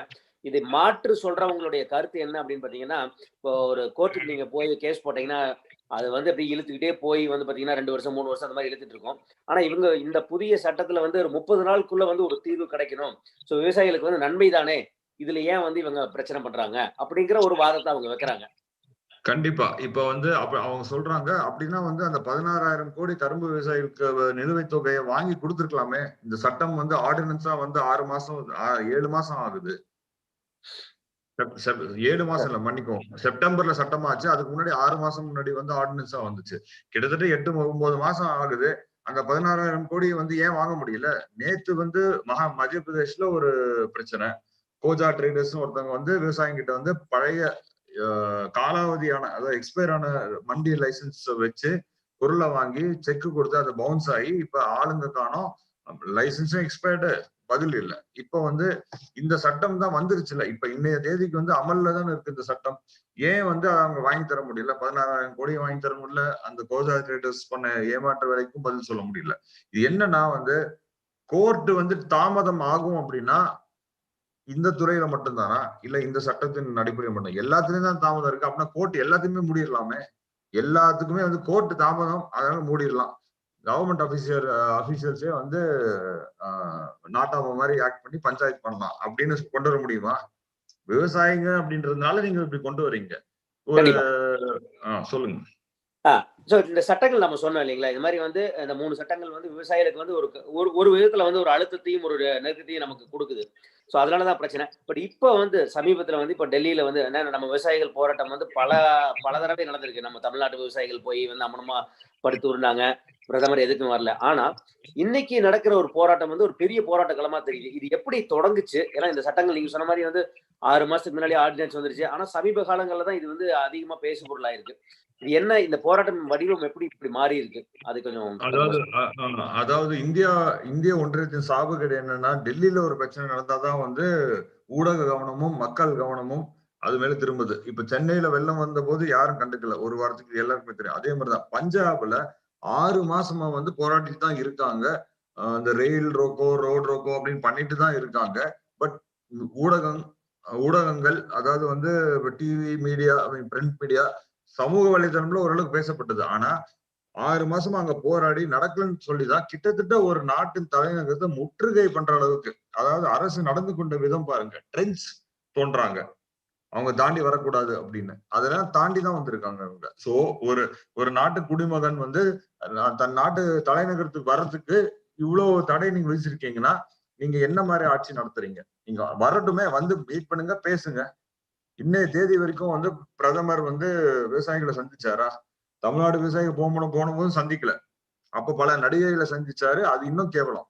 இன்னைய தேதி வரைக்கும் வந்து சந்திக்கல. கட்சியில இருக்கிற பஞ்சாப் விவசாயிங்க கிட்ட போய் பேசுறாரு. பஞ்சாப் விவசாயிங்க வந்து 40 கிலோமீட்டர் சிங்கு பார்டர், டிக்ரி பார்டர் அப்படின்னு வந்து உட்கார்ந்துட்டு இருக்காங்க. காசிப்பூர் பார்டர் வெஸ்டர்ன் யூபில இருக்குது. அங்க வந்து கரும்பு விவசாயிகள் பெரும்பாலும் வந்து கரும்பு விவசாயம் பண்ற பகுதிகள். அவங்க யாரையுமே சந்திக்கல. நான் 1500 கிலோமீட்டர் தள்ளி இருக்கிற கட்சியில போயிட்டு அவர் சொந்த மாநிலமான குஜராத்ல போயிட்டு சந்திக்கிறாரு. ஏன் சந்திக்கல நீங்க? 6 மாசமா போராடினாங்க. டெல்லிக்கு வந்து முற்றுகை. டெல்லிக்கு இருக்கக்கூடிய 6-7 நெடுஞ்சாலைகள்ல கிட்டத்தட்ட 5 நெடுஞ்சாலைகளை வந்து அவங்க கைப்பற்றி முற்றுகையிட்டு இருக்காங்க. இது ஒரு மிக கேவலமான ஒரு விஷயம், ஒரு அவலம். இது ஒரு நாட்டு தலைவர், ஒரு ஜனநாயகத்துல ஒரு நாட்டு மக்கள் வந்து அரசிடம் பேசுவதற்கு இவ்வளவு வேலை செய்ய வேண்டியிருக்கு. இதுல வந்து தேவையில்லாத பரப்புரை, அவங்க தீவிரவாதிங்க, அவங்க இதுங்க, அதெல்லாம் தேவையில்லை. கருத்து என்ன, அதுக்கு வந்து பதில் சொன்னோம். அதுக்கு முதல்ல சந்திக்கணும். இல்ல, அது பெரும்பாலும் இந்த அரசாங்கத்தினுடைய இது வந்து யாரு வந்து ஒரு கேள்வி கேட்டாலும் அது வந்து ஆன்டி இந்தியன் அப்படிங்கிற ஒற்றை வார்த்தையில வந்து அவங்க முடிச்சிடுறாங்க. இருக்கிற இடத்துக்கு தகுந்த மாதிரி அவங்க பாகிஸ்தான் தீவிரவாதிகளோ அல்லது வெவ்வேறு தீவிரவாதிகளை சொல்லிடுறாங்க. ஆமா ஆமா ஆமா. அது வந்து இங்க அந்த பருப்பு இங்க வேகாதுன்னு சொல்லுவாங்க பாத்தீங்களா. ஏன்னா பஞ்சாப்ல இருக்கிற மக்கள் கிட்ட போயிட்டு வந்து நீங்க ஆர்மி மேன் பத்தி தெரியுமா, தேசியம்னா என்ன தெரியுமா, நேஷனல் பேச முடியாது. 60-70% வந்து விவசாயிகள் பிள்ளைகள் தான் வந்து ராணுவத்துல இருக்காங்க. இது ஊருக்கே தெரிஞ்ச விஷயம். அதாவது வந்து அந்த காலத்துல அலெக்சாண்டர் முதற்கொண்டு வெள்ளையர் அரசு வரைக்கும் நேரடியா மோதி சமரசமே செய்யாத ஒரு மக்கள் அவங்க பஞ்சாப் மக்கள். அவங்க கிட்ட வந்து இந்த மாதிரி விஷயங்கள் வந்து எடுபடாது. அதை இன்னைக்கு காமிச்சிருக்காங்க. இன்னொரு ஒரு முக்கியமான விஷயம் வந்து இது வந்து சிலர் வந்து என்ன சொல்றாங்கன்னா, இது வந்து எதிர்கட்சியினர் செய்யக்கூடிய ஒரு இது பிஜேபி. ஆனா ஹரியானா வந்து பிஜேபி ஆளுகின்ற மாநிலம். அந்த முதல்வரே வந்து இதுக்கு வந்து ஒரு இது சொல்லியிருக்காரு இல்லையா? அங்க போராட்டமா எப்படி இருக்கு? இல்ல, எதிர்கட்சியோட வேலை என்ன? ஒரு மக்களோட பிரச்சனைனா வந்து அது கூட நிக்கிறது தான். எதிர்கட்சி வந்து அரசியல் பண்ணக்கூடாதுன்னு சொல்றது வந்து ஜனநாயகமா என்ன அது? எதிர்கட்சியினரோ இல்ல வந்து ஆளுங்கட்சி, இப்ப சிரோமணி அகாலி தள் பாஜகவோட நீண்ட நாள ஒரு தோழமை கட்சியா வந்து கூட்டணி கட்சியா இருந்தது. அவங்களும் விலகிட்டாங்க. ராஜஸ்தான்ல இருக்கிற ஒரு கட்சியும் வந்து விலகிட்டாங்க. அதாவது இந்த சட்டங்களுக்கு அகைன்ஸ்டா வந்து அந்த ஹர்சிம்ரன்ஜித் கௌர் நினைக்கிறேன், அவங்க வந்து ஒன்றிய உணவுத்துறை இணை அமைச்சரா இருந்தாங்கன்னு நினைக்கிறேன். அவங்க வந்து எப்போ 4-5 மாசம் ஆகுது அவங்க வந்து பதவி விலகினாங்க. சிரோமணி அகாலி தள் வந்து பாஜக, அதாவது வந்து தேசிய ஜனநாயக கூட்டணியிலிருந்து என்னைக்கோ விலகிட்டாங்க. அவங்க எதிர்கட்சியா அப்ப 30 ஆண்டுகளா வந்து முதல்ல என்ன பண்ணாங்கன்னா வந்து அவங்க விலகிட்ட அப்புறம் வந்து அவங்களோட குடும்பத்தை பத்தி, அதாவது பாதல் குடும்பத்தை பத்தி வந்து தவறான பரப்புரை பண்ணாங்க. 30 ஆண்டுகளா அவங்களை பத்தி இந்த உண்மையெல்லாம் தெரியாது அவங்களுக்கு. இது இவங்களுக்கு வந்து தெரிஞ்சது என்னன்னா வந்து புல்டோஸ் பண்ணணும் ஒப்பீனியனை. முற்றிலுமான ஒரு புரிதலே இல்லாம இந்துத்துவ வெறி பிடிச்ச ஆட்கள் வந்து சப்போர்ட்டர்ஸ், அவங்க வந்து அவதூறு பரப்புறது, எல்லாரும் வந்து அவதூறு பரப்புறது. அவதூறு பரப்புரை செய்யற யாருக்குமே வந்து கருத்து வந்து இல்லைன்னு அர்த்தம். அதுதான் உண்மை. உங்களால வந்து ஒருத்தர்கிட்ட வந்து கருத்து ரீதியா பேச முடியலன்னா அவங்கள பத்தி தப்பான விஷயங்களை பேசுவீங்க நீங்க. அப்படின்னா வந்து இவங்க கிட்ட கருத்து என்னைக்குமே இருந்தது இல்லை. கண்டிப்பா. இப்ப நாம சொல்றோம் பஞ்சாப் வந்து பாத்தீங்கன்னா கோதுமைக்கு ஒரு பெரிய ஒரு களஞ்சியம். அதுதான் மகாராஷ்டிரம் வந்து பாத்தீங்கன்னா கரும்பு. அதே மாதிரி தென்பகுதிக்கு வந்தீங்கன்னா வந்து தமிழ்நாடு வந்து தஞ்சை வந்து ஒரு நெல் களஞ்சியமான இருக்கிற ஒரு இடம். இங்க வந்து நம்ம விவசாயிகளும் பாத்தீங்கன்னா ஒரு அதிக அளவில் இருக்கிறவங்க. நாம வந்து எப்பவுமே வந்து இந்த இதுக்கு ஆதரவா இருக்கிறவங்க. ஆனா ஏன் சமீப காலங்கள்ல வந்து ஒரு பரப்புரை இருக்கு? தமிழ்நாட்டு விவசாயிகள் வந்து இந்த போராட்டத்துல பெரிய அளவுல கலந்துக்கல, அல்லது நம்ம மக்களுக்கு தெரியலையா, இல்ல போராட்டங்கள் வந்து வெளியே கொண்டு இல்ல வர அது என்னன்னு நல்ல கூர்ந்து கவனிச்சீங்கன்னா என்னன்னா வந்து பஞ்சாப்ல விவசாயிங்க போராடுறாங்கன்னா முதல்ல வந்து அவங்களை காலிஸ்தான் தீவிரவாதின்னு சொன்னாங்க. அது எடுபடல. அதுக்கப்புறம் வந்து வியாபாரிங்க பண்றாங்கன்னு சொன்னாங்க. அதுவும் எடுபடல. கடைசியில வந்து அவங்க அவங்களை தனிமைப்படுத்தப்பட்டு அவங்க பஞ்சாப் விவசாயம் மட்டும் போராடுறாங்க. நேற்று முன்தினம் வந்து மகாராஷ்டிரால இருந்து கிளம்பிய 1000 விவசாயிகள் வந்து டெல்லி கிட்ட போயாச்சு. ராஜஸ்தான்ல இருந்து ஜெய்ப்பூர் ஹைவே, அதாவது குர்காவ்ன்ற ஒரு இடம் தெரிஞ்சிருக்கும் நிறைய பேருக்கு. ராஜஸ்தான்ல இருந்து கிளம்புற ஹைவே குர்காம் வழியா தான் டெல்லி போய் சேரும். அந்த ஹைவேல வந்து விவசாயிங்க உட்கார்ந்துட்டு இருக்காங்க. காசிப்பூர்ன்றது வந்து மேற்கு உத்தரப்பிரதேசம், மீரட், மொரதாபாத் அந்த ஏரியாலாம் வந்து கரும்பு விவசாயம் இருக்கிறது. அங்க வந்து நான் பர்சனலா 3 வாரம் முன்னாடி போகும்போது அங்க காசிப்பூர் போனேன். அங்கேயும் அதே நிலவரம் தான். என்ன விஷயம்னா அங்க சொல்றவங்க எல்லாரும் சொல்ற ஒரே விஷயம், இந்த அரசாங்கம் முற்றிலும் வந்து பெரு நிறுவனங்கள், கார்பரேட் நிறுவனங்களுக்காக மட்டுமே வேலை செய்யுது. இது வந்து இது பின்வாங்கறதா நாங்க இல்ல அப்படின்றதுதான் சொல்லிட்டு இருக்காங்க. இப்ப தமிழ்நாடு விவசாயிகள் போராடல அப்படி கிடையாது. இது ஒண்ணு புரிஞ்சுக்கணும். பஞ்சாப்ல வந்து 70-80% நெல் கோதுமை கொள்முதல் வந்து அரசாங்கமே பண்ணுது. 60 ஆண்டுகளுக்கு முன்னாடி உணவு தட்டுப்பாடு அப்படின்னு வெவ்வேறு காரணத்துக்காக இருந்த போது பஞ்சாப் மேல போக்கஸ் பண்ணி அதை வந்து நம்ம food grain bowl of India மாதிரி உருவாக்குனாங்க. எப்படி நம்ம தஞ்சை வந்து ஒரு உணவு களஞ்சியமோ அதே மாதிரி நெல் களஞ்சியமோ அதே மாதிரி அங்க உருவாக்குனாங்க. 3 தலைமுறையா வந்து அங்க இருக்கிற விவசாயிகள் வந்து, அதுவும் எக்ஸ்டென்சிவ் கெமிக்கல் ஃபார்மிங், அங்க கேன்சர் கேபிட்டல்னே இருக்கு. பட்டிண்டால இருந்து ராஜஸ்தான் ஒரு கேன்சர் எக்ஸ்பிரஸ் ஒரு ட்ரெயின் இருக்கு. அவ்வளவு விஷயங்களை செஞ்சு அவங்க உணவு உற்பத்தி கொடுத்ததுனாலதான் வந்து இங்க பசி பட்டினி ஓரளவுக்கு போயிருக்கு. இப்ப அதெல்லாம் பண்ணி முடிச்சிட்ட அப்புறம் இப்ப குஜராத் சார்ந்த கார்பரேட்டுக்காக வந்து படி அளக்கணுன்றதுக்காக வந்து பஞ்சாப் விவசாயிகள் 3 தலைமுறையா உணவு கொடுத்த விவசாயிகளை வந்து எப்படியெல்லாம் கேவலப்படுத்த முடியுமோ பண்றாங்க. ஆனா அத எடுபடாது. அதுதான் உண்மை. தமிழ்நாட்டுல இருந்து எனக்கு தெரிஞ்சு 7-8 விவசாய அமைப்புகள் நேரடியா அங்க போயிருக்காங்க. இங்க வந்து போராட்டங்கள் நடந்துட்டு தான் இருக்கு. இங்க என்ன சிக்கல் அப்படின்னா வந்து ஊடகங்கள் இதை பத்தி காட்டவே இல்லை. 6 மாசமா பஞ்சாப்ல போராடும் போது காட்டினாங்களா? இல்ல. அப்புறம் ஏன் இந்த கேள்வி? தமிழ்நாட்டுல தமிழ்நாட்டுல நீங்க வந்து காமிச்சா நீங்க எந்த ஊடகமா இருந்தா என்கிட்ட வர சொல்லுங்க, நான் கூட்டு போய் காட்டுறேன் யாரு போராடுறாங்கன்னு. இதுதான் உண்மை. இன்னும் ஒரு பழையபடி திருப்பி சட்டங்களுக்கு ஒரு சின்ன ஒரு துணை கேள்வி ஒண்ணு இருக்கு. அதாவது என்னன்னா, இப்ப நம்ம வந்து கான்ட்ராக்ட் ஃபார்மிங் வந்து இந்த மாதிரி கொடுக்குறாங்க. 2வது வந்து இன்னொரு சட்டங்கள்ல வந்து பாத்தீங்கன்னா, அத்தியாவசிய பொருட்களுக்கான இது வந்து மண்டியில கொடுக்கறதுல தனியார் வந்து நேரடியா வாங்கலாம் அப்படின்னு. சரி, இந்த மினிமம் சப்போர்ட் பிரைஸ் அப்படின்னு இருக்கு இல்லையா? சோ அது உங்களுக்கு வர்றது வந்து லாபம் தானே? தனியார் வந்து அதிக அளவுல வந்து நேரடியா கொள்முதல் பண்றதுக்கும் அதுல இருக்கிற சிக்கல் என்னன்னு கொஞ்சம் விரிவா சொல்லுங்களேன். இப்ப ஒரே விஷயம், இப்ப தனியார் நிறுவனம் அப்படின்னா வந்து அரசுக்கும் தனியாருக்கும் என்ன வித்தியாசம்? நிறுவனம் அடிப்படையில அரசு நிறுவனம் வந்து லாபகரமா நடத்தணும் அப்படின்ற நோக்கம் மட்டுமே இருக்கவே இருக்காது. அது வந்து சமூக நல்லிணக்கம், அதாவது சோசியல் வெல்ஃபேர். ஒரு விஷயம் செஞ்சா வந்து அதை வந்து நம்ம எல்லாருக்கும் கொண்டு போய் சேர்க்கணும், அது வந்து யாருக்குமே பாதிப்பு வரக்கூடாது அப்படின்ற அடிப்படையில வந்து செயல்படக்கூடியதுதான் வந்து அரசு நிறுவனம். அதே வந்து தனியார் நிறுவனம் வந்து முற்றிலும் லாபகரமான ஒரு தொழில் பண்ணணும். நான் அது தப்புன்னு சொல்ல வரல. அவங்க அதாவது their mandate is clear, profit at any cost. இப்ப இந்தியாவுல எந்த பகுதியில 65% கொள்முதல் வந்து ஏபிஎம்சி வெளியே தான் நடக்குது, கான்ட்ராக்ட் ஃபார்மிங் நடந்துட்டு தான் இருக்கு. எந்த பகுதியாவது ஒரு கார்பரேட் நிறுவனம் வந்து கான்ட்ராக்ட் ஃபார்மிங் கொடுத்து விவசாயிகள் வந்து முன்னேறி இருக்காங்க அப்படின்னு நீங்க சொல்ல முடியுமா? முடியவே முடியாது. பெங்கால்ல வந்து உருளைக்கிழங்கு கான்ட்ராக்ட் ஃபார்மிங் பண்ணுவாங்க. இந்த ஃப்ரீட்டோ லேஸ் கம்பெனி, பெப்சிகோவோட சப்சிடரி, உருளைக்கிழங்கு நிறைய பண்ணுவாங்க. அந்த மாநிலத்திலிருந்து உருளைக்கிழங்கு விளைவிக்கிற விவசாயிகள் எங்க ஊருக்கு, திருவள்ளூர் மாவட்டத்தில் இருக்க எங்க ஊருக்கு வந்து நடவுக்கு வருவாங்க. ஏன் வராங்க? கான்ட்ராக்ட் ஃபார்மிங் தான் நடக்குது இல்லைங்க. ஏன் வந்து அவங்க அங்கிருந்து கிளம்பி இங்க வரணும்? போதுமான வருமானம் கிடைக்காது. கான்ட்ராக்ட் ஃபார்மிங் இந்த கார்பரேட் சொல்றது வந்து இந்த மாதிரி இருக்கணும், அந்த மாதிரி இருக்கணும், ரிஜெக்ஷன் அதிகம், பேமெண்ட் டிலேஸ் எல்லாமே இருக்கு. இன்சூரன்ஸ்ல ஸ்கேம் எடுத்து பாருங்க, பலாயிரம், எனக்கு தெரிஞ்சு 12,000-13,000 கோடி, அதாவது கிளைம்ஸை ரிஜெக்ட் பண்றாங்க. எந்த விவசாயிக்கு வந்து திராணி இருக்கு போய் வந்து கிளைம் வந்து இல்லைன்னு ப்ரூவ் பண்றதுக்கு? இப்ப நீங்களும் நானும் வந்து ஒரு இன்சூரன்ஸ், கார் இன்சூரன்ஸ் கிளைம் கிடைக்கலன்னா கால் பண்ணி சண்டை போடுவோம். அவங்களுக்கு அதெல்லாம் ஒண்ணுமே பண்ண முடியாது. இதுதான் விஷயம்.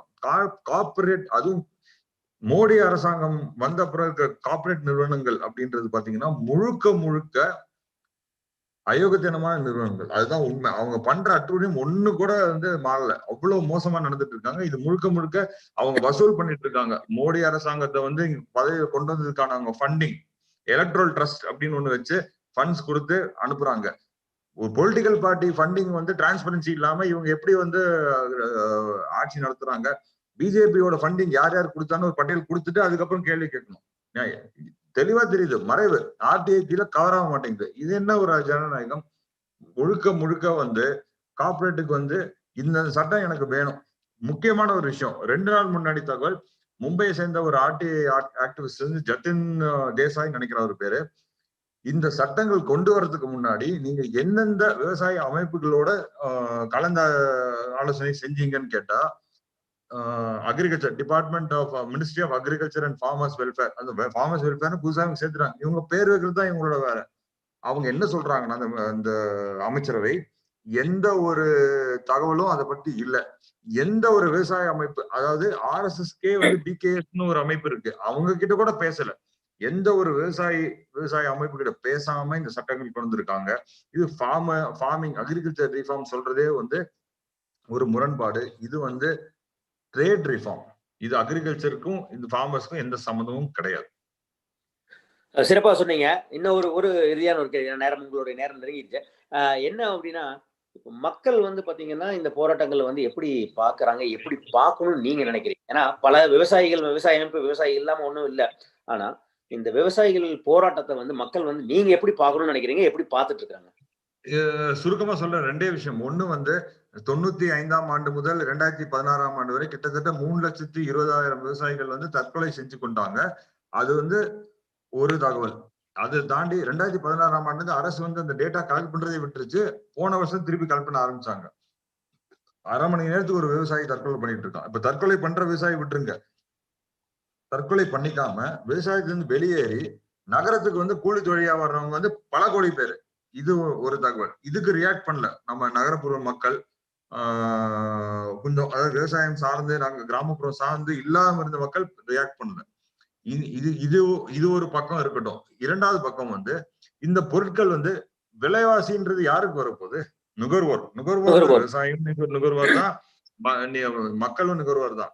தனியார் நிறுவனங்கள் எந்த ஓலாவா எடுத்துக்கோங்க, ஸ்விக்கியா எடுத்துக்கோங்க, அமேசான் எடுத்துக்கோங்க, யாரும் எடுத்துக்கோங்க, உற்பத்தி பண்றவனுக்கும் வாங்குறவனுக்கும் வந்து லாபம் கிடையாது. இடைத்தரகர் அப்படின்றது பெருநிறுவனமா இருக்கவங்க வந்து ரொம்ப அநியாயமான ஒரு இதே தகவல். அதாவது பர்சன்டேஜ் அமேசான்ல நீங்க ஒரு பொருள் வித்தீங்கன்னா எவ்வளவு பணம் அமேசான் போகுதுன்னு அமேசான் பொருள் வித்தவங்களுக்கு தெரியும். நான் வித்திருக்கேன், எனக்கு தெரியும். இது விலைக்கே ஆகுதுன்னு சொல்லி விலைக்கே வந்துட்டோம். இங்க வந்து விலைவாசிகள் கண்ணாமன் ஏறும். 2016ஆம் ஆண்டு ஜியோ வரும்போது அவங்க என்ன பண்ணாங்க, எந்த அளவுக்கு கொடுத்தாங்க, எல்லா பக்கம் பரவி ஒரு 300 அதாவது 30 கோடி 40 கோடி சப்ஸ்கிரைபர் வந்த அப்புறம் போன ஆண்டுல இருந்து என்ன பண்றாங்க, மொனோபொலி கார்டலைசேஷன். அப்படிதான் அவங்க இவங்குவாங்க.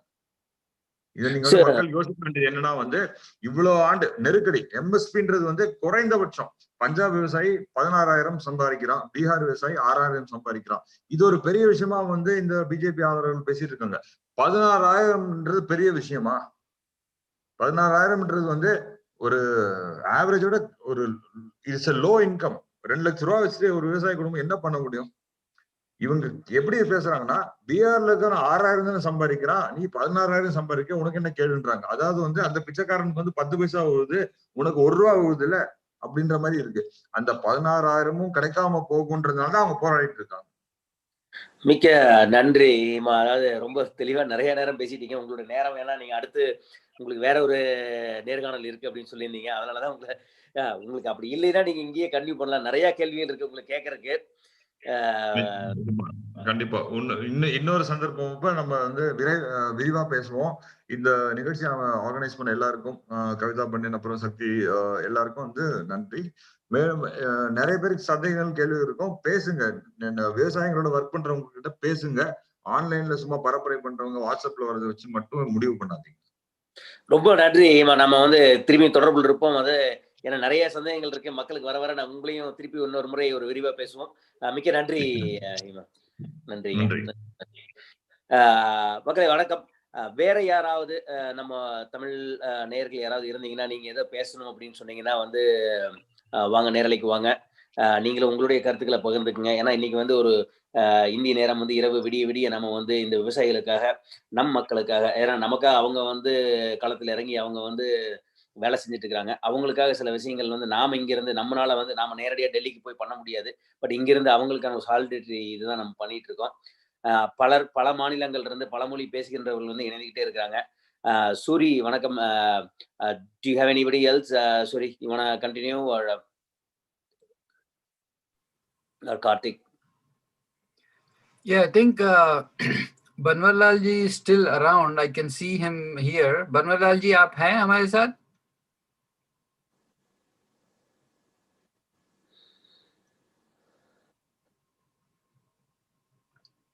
Okay, I'll try to bring him in. I think he may.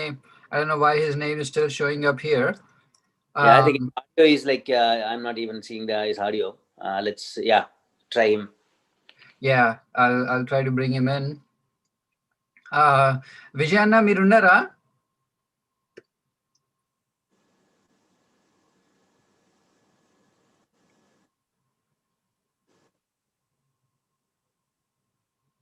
Vijayanna? Okay, I'll just try to call them offline and I'll bring them in. Yeah, I think Vijay is here, but this thing is muted. Can you unmute him? Oh, really? Yeah. I can able to see his video. Okay. Oh, yeah. Vijayanna, unmute చేసుకోవాలి. మీ మాట రావట్లేదు. Unmute చేసుకోవాలి.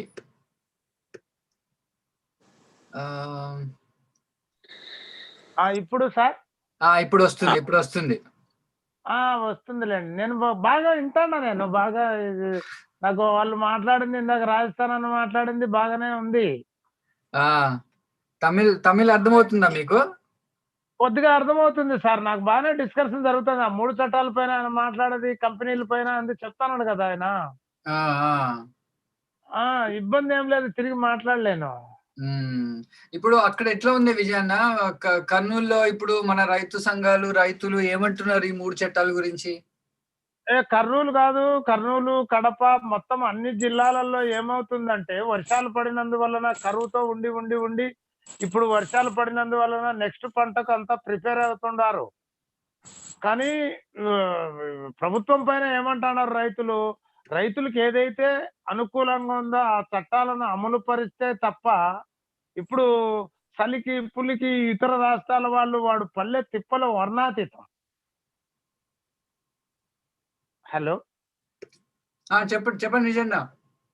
వాళ్ళు పడే బాధలు, వాళ్ళు పడే తిప్పలు, ఆ చలికి వాళ్ళ కుటుంబాలేమి, వాళ్ళ ఫ్యామిలీలేమి అంటే ప్రతి ఒక్క రైతుకు అనుకూలంగా ఉండాలి గాని ప్రతి రైతులకు ఎప్పుడైతే వ్యతిరేకంగా ఉంటుందో ఏ ప్రభుత్వాలు కూడా పూర్వం రాజుల నుంచి కూడా ఏ ప్రభుత్వాలు కూడా నిలబడిన దాఖలాలు ఎక్కడా లేవు.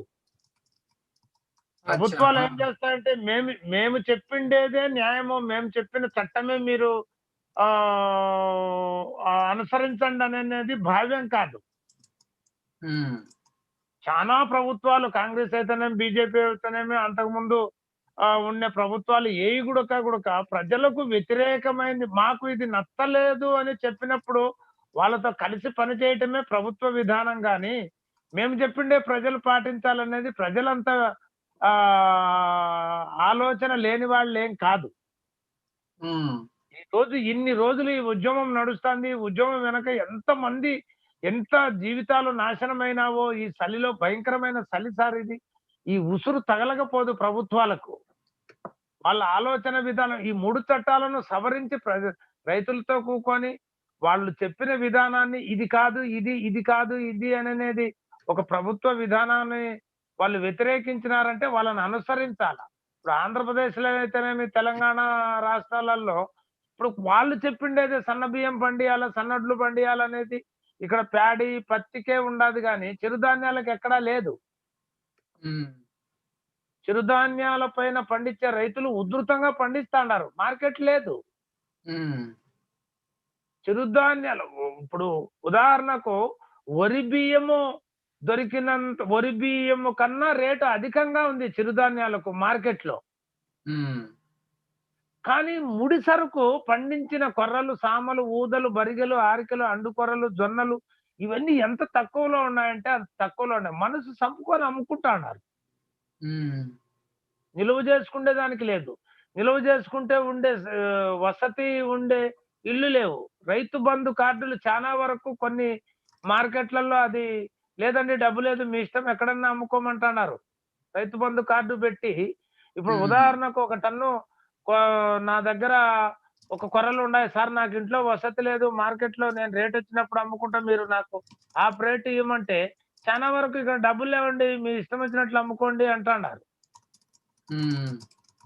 వర్షాలు సమృద్ధిగా పడినాయి కానీ వర్షానికి అనుగుణ పంటలు వచ్చినాయి. పంటలకు అనుగుణంగా మార్కెట్ కూడా ఉంటే కదా రైతు ఆనందంగా ఉండేది. ప్రభుత్వం ఇస్తుంది, కొంత రాయితీ ఇస్తుంది, కానీ ఎంతవరకు రాయితీ ఇస్తుంది?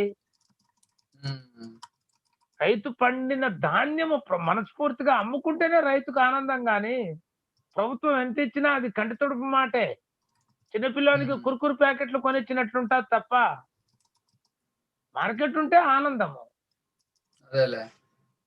ఇప్పుడు అక్కడ మార్కెట్లు ఉన్నాయా విజయన్న? ఏపీఎంసీ మార్కెట్ల పరిస్థితి ఏముంది అక్కడ? ఇప్పుడు సాధ్యమైన కాడికి చెప్పలేము సార్. పత్తికి దాదాపుగా పసుపు, వేరుశనక్కాయకు ఉంది తప్ప మిర్చికి. మిగతా పంటలకు మార్కెట్ యార్డ్ లేకపోయి మా అమ్మేదానికి చాలా వరకు లేదు. ఇప్పుడు ఇది జరిగేదంతా ఏముండదు. ఇప్పుడు మార్వాడి స్టేట్లు వచ్చి పసుపు కొంటారు. మిగతా వాళ్ళు వచ్చిన వ్యాపారస్తులు కొంటారే తప్ప రైతు ప్రశాంతంగా అమ్ముకుండేది. ఈ ధరకు నేను ఇస్తాననే ధైర్యం లేదు రైతుకు. ఈ ధరకు నేను అమ్మగలను, ఈ ధరకే మీరు కొనండి అని చెప్పలేకున్నాడు రైతు. అవునవును సార్, ఉన్న కాడికి ఏదో ఒకటి ఇచ్చి కొనుక్కోండి సార్ అనే స్టేజీలోనే ఉన్నాడు రైతు. కొన్ని పంటలకు పంట ఇన్సూరెన్స్ ఉంది, కానీ అసలైన పంటలకు ఇన్సూరెన్స్ లేదు. నేను 2007 నుంచి చేసిన దాంట్లో ఈ రోజు వరకు చిరుధాన్యాలకు ఇది రేట్ ఉండదనేది కానీ, చిరుధాన్యాలకు ఇది ఇన్సూరెన్స్ ఉండదు కానీ ఏ ప్రభుత్వాలు చెప్పడం లేదు. అవునవును. కానీ ఈ రోజు చిరుధాన్యాలకు ఉన్నంత డిమాండ్ ఎక్కడా లేదు. ఆరోగ్యకరంగా ఉండాలంటే మెడిసిన్ తర్వాత రెండోదే చిరుధాన్యం. రైస్ కు లేదు, మిగతా దానికి గోధుమలకు లేదు. చాలా వరకు అది తగ్గిండి అంటున్నారు, చిరుధాన్యాలు తినండి అంట. మరి ఇంత విలువైన ధాన్యానికి మార్కెట్ రేటు ఇది అని నిర్ణయించే ప్రభుత్వాలు ఎక్కడా? గట్టిగా మాట్లాడితే ఇబ్బందులు. అదేలే. ఏం మాట్లాడినా ఏమవుతుందనే భయము. కుటుంబం ఏమవుతుంది, రైతు ఏమవుతుంది, పొలం ఏమవుతుంది, జీవితంలో ఏమవుతుంది అని భయపడుతున్నారు రైతులు. ఇప్పుడు ఉండేది 3 సార్, పసుపు, పత్తి, వరికుంది, కొన్ని జిల్లాలలో మిర్చికుంది. అంత తప్ప చిరుధాన్యాలకు ఈ రేటు ప్రకారము జరుగుతుంది అనేది లేనే లేదు. గత 10 సంవత్సరాల నుంచి నేను ప్రభుత్వ అధికారులు సమావేశంలో మాట్లాడినప్పుడు నేను ఈ ప్రాథమిక యూనిట్ల గురించి, దీని విధానం గురించి, ఈ విత్తనం గురించి ఇదే మాట్లాడుతాను. నేను చిరుధాన్యము అనేది అస్సలు కెమికల్ రహితమైనది. కెమికల్ వేయాల్సిన అవసరమే లేదు ఈ పంటలకు. ఈ రోజు వివిధ రకాల సైంటిస్టులు దీన్ని మాడిఫై చేసి రకరకాల పేర్లు పెట్టి మళ్ళా దీనికి కెమికల్. ఈ కెమికల్ లేని పంటలే చిన్నధాన్యాలు. వర్షానికి పండుతాయి, ఏ భూమిలోనైనా పండుతాయి.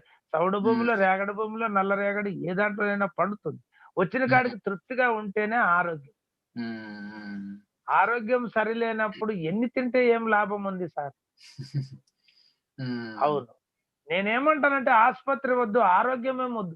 జీవితంలో ఇప్పుడు వచ్చిన ఆసుపత్రుల్లో ఒక 20-25 సంవత్సరాల నుంచే ఆసుపత్రులు ఉధృతంగా అయినా, డాక్టర్లు, అలోపతి డాక్టర్లు ఉధృతమైనారు. కానీ ఆ రోజు తిండితోనే వైద్యం చేసుకొని తిండితోనే ఆరోగ్యంగా ఉండేవాళ్ళు, 100 సంవత్సరాల వరకు బ్రతికే వాళ్ళు, గ్యారంటీగా బతికేవాళ్ళు. ఈ రోజు పుట్టిన పిల్లోడంతా టెస్ట్ బేబీ అవుతాడు. సిజేరియన్ అనేది మనిషికి ఉంది కానీ ఏ జీవికి ఉంది? ఆ కోడికి ఉంది ఆ సిజేరియన్, గుడ్డు పెడుతుంది, అది ప్రశాంతంగా. పశువు బాగా కాన్పవుతుంది, ప్రశాంతంగా ఉంది. కానీ మనిషికి ఎందుకు సార్? తిండి కెమికల్ అయింది. ఈరోజు అంగన్వాడీ సెంటర్లలో వివిధ రకాల ఫుడ్స్ ఇస్తానమంటారు, కానీ ఇది ఏ రకం ఫుడ్ అయింది? ఇస్తాడారు, ధన్యవాదాలు లేదనడం నేను. కానీ ఆ ఫుడ్ తినేందువలన, అంత మంచి ఫుడ్ ఇచ్చినప్పుడు ఫ్రీ కాన్పు ఎందుకు కావడం లేదు? కానీ కెమికల్. రోజులు మారే కొద్దీ జిల్లా స్థాయిలో ఉండే కెమికల్ అంగళ్ళు ఈ రోజు మండల స్థాయి నుంచి పంచాయతీ స్థాయికి వచ్చేసినాయి రసాయనిక ఎరువులు. మాట్లాడుతున్నాం దాన్ని. ఇప్పుడు మనకి ఆయన బన్వర్లాల్ గారు మళ్ళీ జాయిన్ అయినారు రాజస్థాన్ నుంచి. ఆయనతో కూడా ఒక మాట మాట్లాడదాం. బన్వర్లాల్ जी, సార్, हमारी आवाज आ रही है आपको? आपकी आवाज नहीं आ रही है.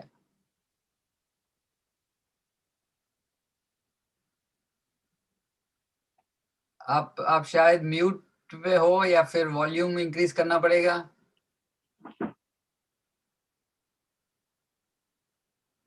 म्यूट, आप म्यूट पे हो, अनम्यूट कीजिएगा.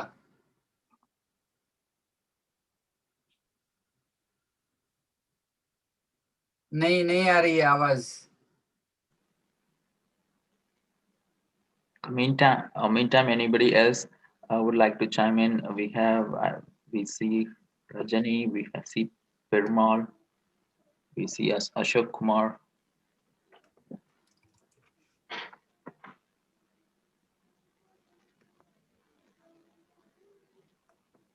Okay, I see Banwarlal ji was on mute. Okay. Yeah, I think there is some lag there.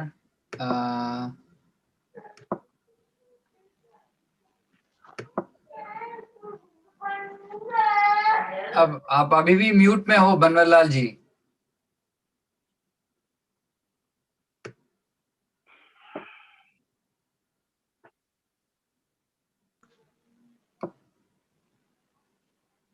आप ऐसा कीजिएगा बनवरलाल जी, आप डिस्कनेक्ट करके फिर कॉल कर दीजिएगा.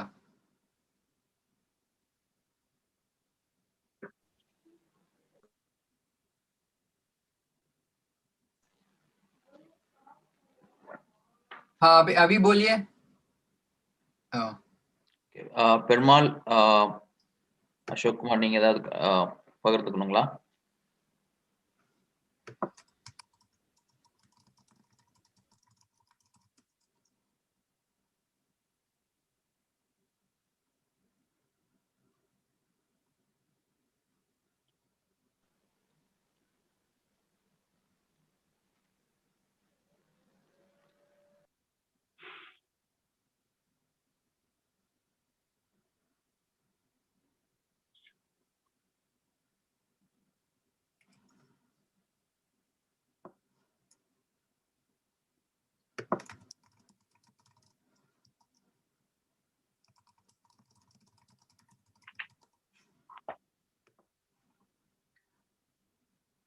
ओके बनवारीलाल जी, आप वापस आ गए हैं, लेकिन आप बात करने की कोशिश करिएगा।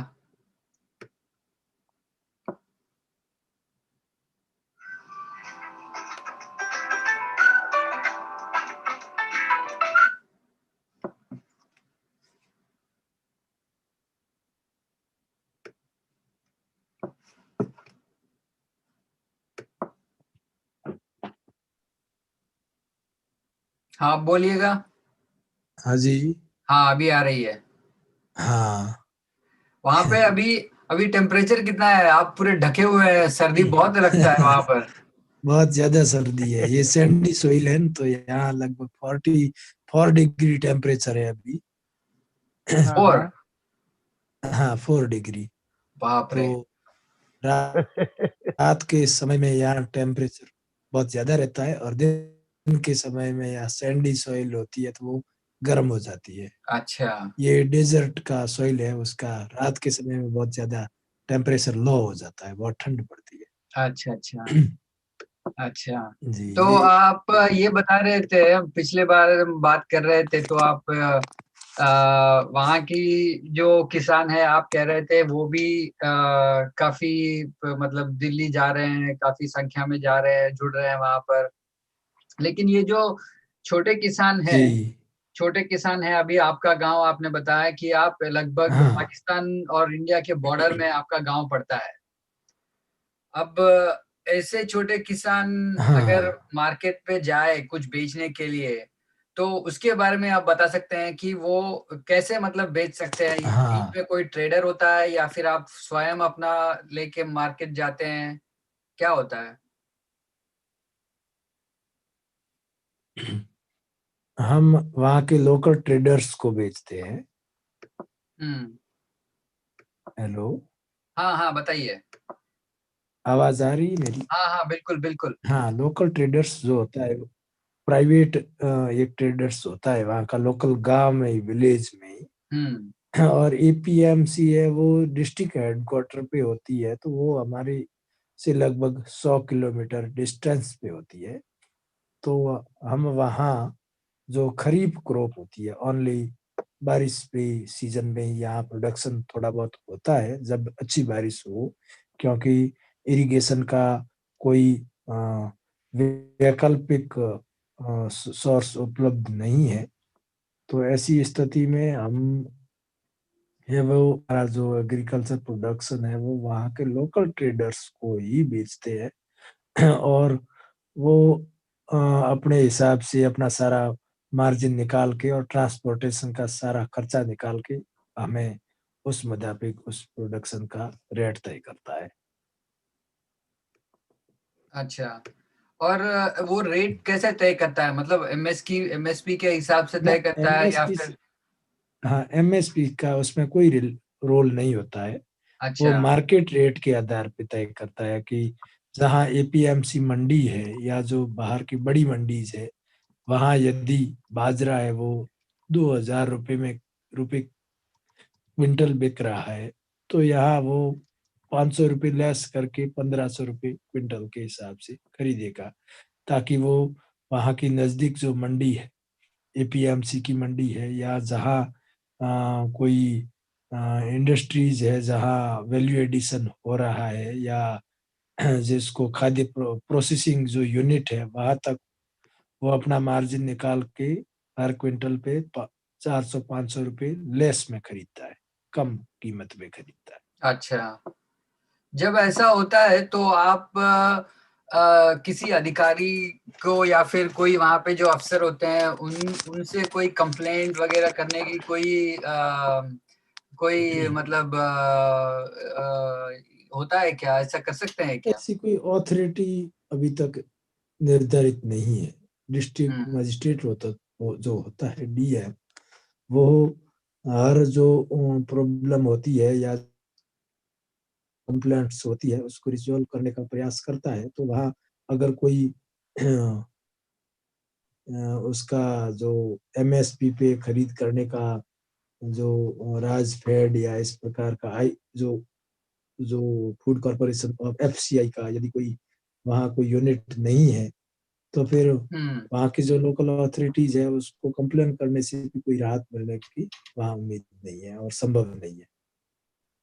अच्छा अच्छा अच्छा, हम एक बार विजयाना से बात करते हैं अभी। उनका एक प्रश्न आया है जी। విజయన్న, కొంతమంది ఆన్లైన్ అడుగుతున్నారు, ఆంధ్రప్రదేశ్ లో అక్కడ మీరు ఉన్న దగ్గర గానీ ఆంధ్రప్రదేశ్ లో గానీ మీకు తెలిసినంత వరకు అక్కడ రైతులు ప్రొటెస్టులు చేస్తున్నారా, నిరసన వ్యక్తిస్తున్నారా? తక్కువగా ఉన్నారు సార్. ఎందుకని అంటారు? ఆంధ్రప్రదేశ్ లో ఇక్కడ ఏమైందంటే ఇప్పుడు దాదాపుగా ఒక 10 సంవత్సరాల తర్వాత విస్తృతంగా వర్షాలు పడినాయి.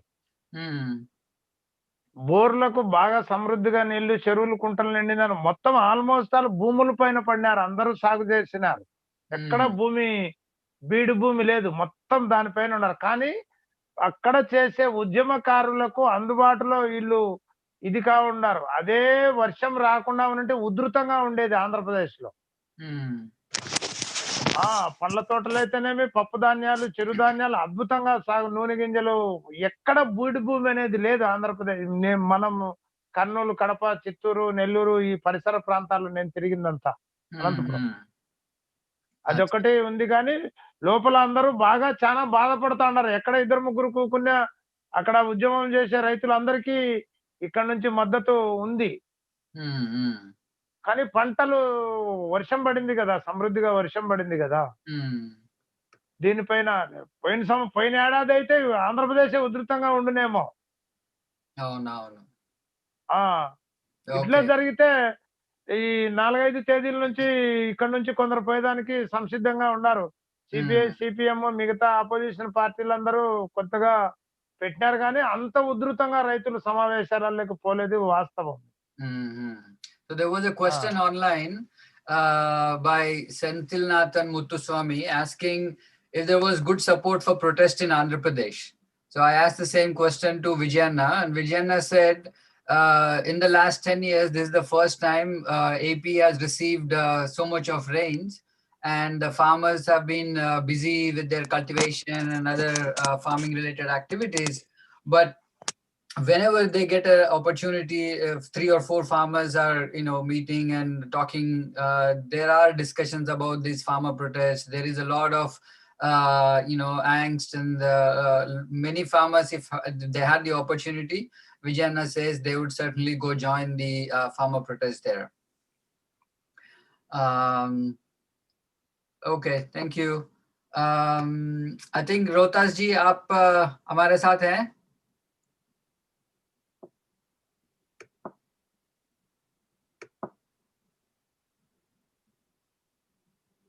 हेलो। हाँ रोहतास जी। हाँ जी, नमस्कार। हाँ, बहुत बहुत धन्यवाद आप फिर से जुड़ने के लिए।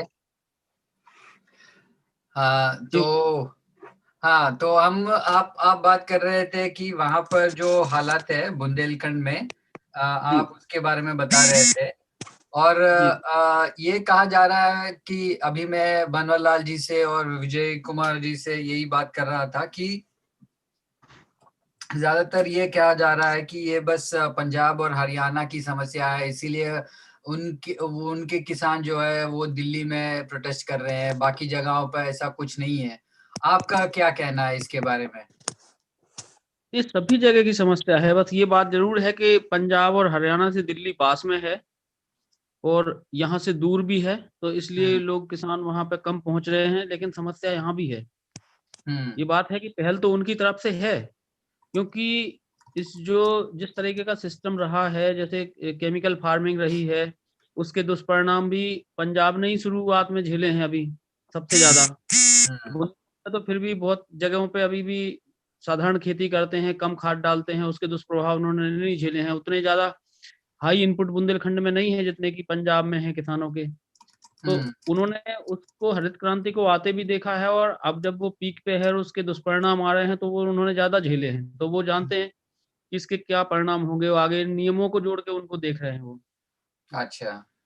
तो यहाँ अभी किसानों को उतना रास्ता साफ नहीं है, जैसे कि हम लोग बात करते हैं आपस में भी।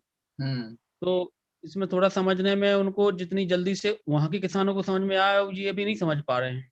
अच्छा अच्छा, एक बात पूछना था रोहतास जी, ये जब 3 कानून के बारे में सरकार ने इनको पहले ऑर्डिनेंस के तरह इनको इंट्रोड्यूस किया, फिर बाद में पार्लियामेंट में चर्चा हुई, क्या इसके बारे में वहां पर बुंदेलखंड में जो लोकल प्रेस है, जो वहां पर लोकल टीवी है, न्यूज़पेपर्स हैं, क्या वहां पर भी इसका चर्चा या फिर इसका जिक्र हुआ है क्या?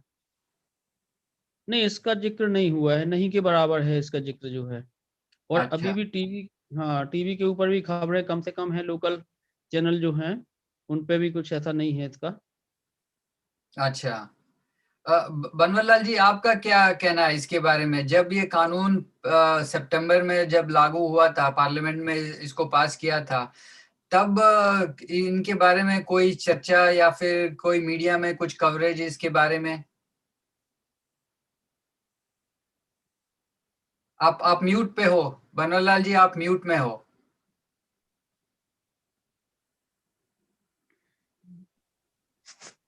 हाँ, आप बोलिएगा।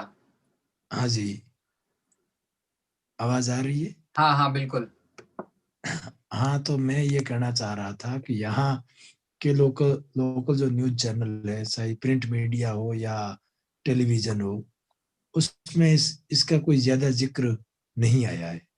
अच्छा। ठीक है, हम फार्मर्स है, वो जो जागरूक है वो सिर्फ ऑनलाइन फेसबुक के माध्यम से या ट्विटर या इस प्रकार के माध्यम से, सोशल मीडिया के माध्यम से उनके बारे में ये जानकारी आई है कि ये जो कानून बने हैं ये एपीएमसी को कमजोर कर रहे हैं और एमएसपी की भी कोई गारंटी नहीं दे रही है।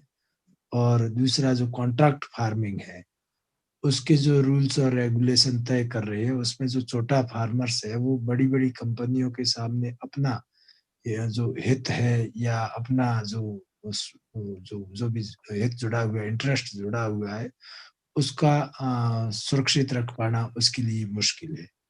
अच्छा। ऐसी हमें जानकारी के हमने जहाँ जहाँ जिन स्रोतों से हमें जानकारी मिली है वो कोई न्यूज चैनल्स या प्रिंट मीडिया के बारे माध्यम से नहीं मिली है। हमने जो ऑफिशियली जानकारी सोशल मीडिया के से माध्यम से जो प्राप्त की है उसमें ये हमें जानकारी हासिल हुई है। तो वो भी बहुत कम किसानों को इस संबंध में अभी तक जानकारी हुई है। तो जो दूरस्थ किसान है जिनके पास में इस प्रकार के सोर्सेज जो कम्युनिकेशन की उपलब्ध नहीं है, तो उनको इसके संबंध में अभी तक कोई विशेष जानकारी नहीं है। अच्छा अच्छा। जी।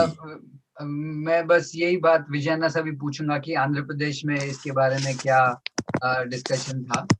విజయన్న, ఇది ఈ 3 చట్టాలు వచ్చినప్పుడు అక్కడ న్యూస్ పేపర్‌లో గాని, అక్కడ టీవీలో గాని దీని గురించి చెప్పడం గాని జరిగిందా సెప్టెంబర్ ఆ ప్రాంతంలో? విజయన్న? మ్యూట్‌లో ఉన్నారు మీరు.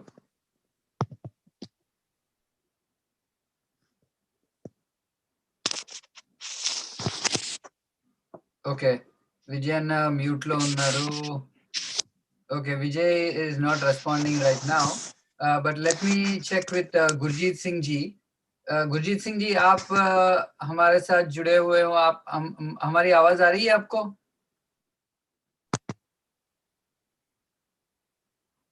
आप म्यूट पे हो गुरजीत सिंह जी।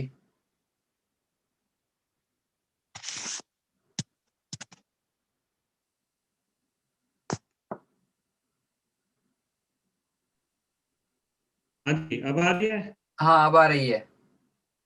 हाँ जी, मैं आपको हिंदी में बोलूं, पंजाबी में, इंग्लिश में? कौन सी भाषा जी में? हिंदी में, इंग्लिश में, दोनों में, पंजाबी में भी बोल सकते हैं, लेकिन आपको फिर ट्रांसलेट करना पड़ेगा कुछ। Actually, I want to state that when I have heard about the farmers are protesting in near Delhi, and I tried to go on Shambhu border also on 26th. Then I again went on 27th on my bike. Here is my bike, which I think you have seen all in the newspapers and Facebook. More than 1.5 million people have watched my video because I travel from Punjab to Singhu border, 227 kilometers, only my just like west by Banyan mein. So people are so amazed why you have showed this solidarity with the farmers. Then I said that the farmers around the all states are demanding their genuine rights, and they are asking the government of BJP and Modi Saab to take back all these three bills and two more bills they are going to announce for the electricity and environment. So then I did not find any other sport. How can I protest? Then I thought that I must have to protest.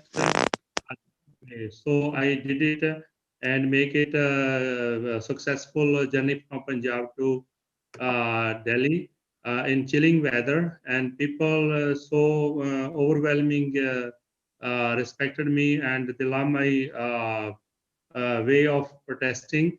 So I am with the farmers and saying that this government of BJP is totally wrong when they have started stopping the farmers of Punjab, Haryana, Rajasthan, UP, and other states. They were just like misunderstood that they are only Punjabi farmers.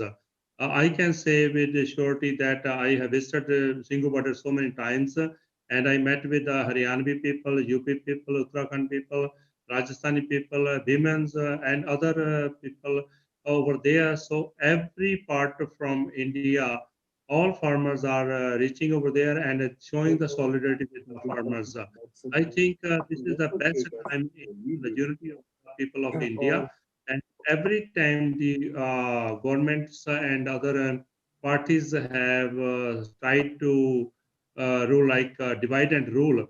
Now the time is for us unite, be unite and serve. So now we need the service. Not we don't need any rule like dictatorship right now. The BJP head Mr. Narendra Das Modi is doing with the farmers, and more than 40 people already lost their lives during this protest, and the children's, the elder people, 90 years old, women folk, all are over there in this chilling bed, rather than we are sitting in the comfortable rooms, but they are fighting for their rights. And this is the time for all of us to show solidarity with all these farmers. They are not just like projected farmers or sponsored farmers like the other Modi media is saying that they are Khalistanis, they are Pakistanis, they are the real farmers. I'm also farmer. I'm sitting at my home right now because I have to go day after tomorrow again to the Singhu border on my bike. Every time I go on my bike, I don't care how much chilling weather is outside, but this is not and if I'm doing so it is a duty of every person of India who is living wherever you are living. So you must have to show your solidarity with the farmers. They are the real farmers. They are not the Khalistanis. They are not Pakistanis. They are not from other countries. They are from citizens of India. And if we will show the respect and love with them, they will give you more. Every time when there is a calamities happened or anything happened during the coronavirus, this lockdown, the farmers, over the farmers, they always provided the food for us. So now they are in the chilling weather. This is the December, and this is the last day of this 2020. So we are going to celebrate the new year, but this is the best way to show the solidarity with the farmers to celebrate the new year, I think. Mm-hmm. One question, Gurmeet Singh ji. You said you are a farmer, and if you go and join the protests, like you are planning on doing it, who is there in your family to take care of the farms? And this is question in general for all the farmers who are protesting. Who is taking care of their farming activities? Actually, luckily, I have I leased my 11 acres of land to the villager, Mr. Son Singh, and he's taking care of all these things because I lived most of time in the abroad and other countries and other states of the India. But I'm luckily I have leased my land to the villagers who are taking care. And but I am alone here. This is not big deal for me. But the other people who are doing their agriculture with them, so the people from their village are also helping them. So I have decided also to go to the villages and collect all people. And I financially I gave some money in the single water also from my pocket. And I am also willing if somebody want to help me, and I will together help those people who are protesting in Singhu border and Tikri border and over there. So we must have to take the responsibility to help them at the back so that they can fight for the justice strongly. So we must have to show solidarity by giving helping hand to them, their families. Some in Punjab, there are so many villages where the people sitting in the Singhu border since 1 month, more than 1 month. So people are providing the help to their excuse me, to their agricultural fields. They are putting on of systems of irrigation motors, and they are also providing them the labor. So this is the unity we are showing the solidarity with the real meaning. So this is the best time for India to be united and serve each other. Okay, thank you. Thank you very much, Gurjit Singh ji. And that is the whole purpose of this call also, to create that awareness and, bring in people to show their solidarity for the farmers. It's an excellent job you are doing. I salute all of you. Thank you. Thank you very much, sir. And thank you to all the farmers as well, for all the sacrifices they are making. Friends, whoever is on the call or watching live, you can also join us on the Zoom call and share your feedback, share your solidarity, express any suggestions or comments you may have. I'll just ask if anybody on the Zoom call right now want to speak up, you can please do so. Just unmute yourself. And then, if you want to share anything, we have, farmers from 4 different states: Punjab, Rajasthan, Madhya Pradesh, and Andhra Pradesh. So you can directly interact with them if you want to, or have a comment or anything, you can certainly share. तो रोहतास जी, एक बात मैंने अभी बनवारीलाल जी से पूछा था आप join होने से पहले, कि ये जो आप छोटे किसान हैं आपके बुंदेलखंड इलाके में, जब हार्वेस्ट रेडी होता है और आपको मार्केट के पास इसको भेजना है, तो क्या होता है? इसके बारे में कुछ बता पाएंगे हमारे सुनने वाले सभी लोगों को, कि कैसा किसान उनके जो हार्वेस्ट है उसको मार्केट तक बेच सकते हैं? जी जी, पहले तो मैं गुरजीत प्राजी को सलाम करता हूं, और उनकी हमने बहुत सारी वीडियो हम देख रहे हैं उनकी। कल ही एक देख रहे थे कि एक न्यूज रिपोर्टर की गाड़ी थी, उनकी गाड़ी को रोक के उन्होंने उनसे पूछा कि आप आखिर किस हिम्मत से इस तरीके से आप जा रहे हैं, कि एक बनियान में आप हैं और बुलेट पे, और वो भी स्पीड में बहुत, मेरे ख्याल है 60 या 70 की स्पीड तो रही होगी, जो वीडियो देख के समझ में आ रहा था। तो ये चीज है कि बहुत, हम लोग यहाँ बैठे हैं बहुत दूर हैं, लेकिन बहुत बहुत आपको आभार और साथ में सलाम करते हैं कि मतलब ये आपको देख के तो बहुत लोगों को हिम्मत मिलेगी। Thank you. तो ये जी बहुत तो बहुत बढ़िया बात कही रोहतास जी आपने। जी तो सबकी नजर में है, ये नहीं है कि जो वहां पे हैं बस केवल वही साथ में है ना, पूरे देश में, पूरे घरों में, हर घर में। और यहाँ तक कि मैं ये कह रहा हूँ कि जो यहाँ पे एक माहौल बन गया पूरे देश में कि जहां जिस पार्टी की सत्ता है, अगर वो पार्टी का रुख अगर आंदोलन के खिलाफ में है तो उनके बेशक कार्यकर्ता खिलाफ में नहीं है, लेकिन वो बोल नहीं पा रहे, बस ये बात है। क्योंकि उनके कहीं ना कहीं पार्टीगत संबंध हैं, तो वो इसलिए खुल के नहीं आ पा रहे हैं सामने, उनकी मजबूरियां हैं, लेकिन वो ये मन से साथ में है इसके, और उन्हें लगता है कि किसानों को इंसाफ मिलना चाहिए। तो और ये नाइंसाफी है, ये बात उनके दिमाग में है।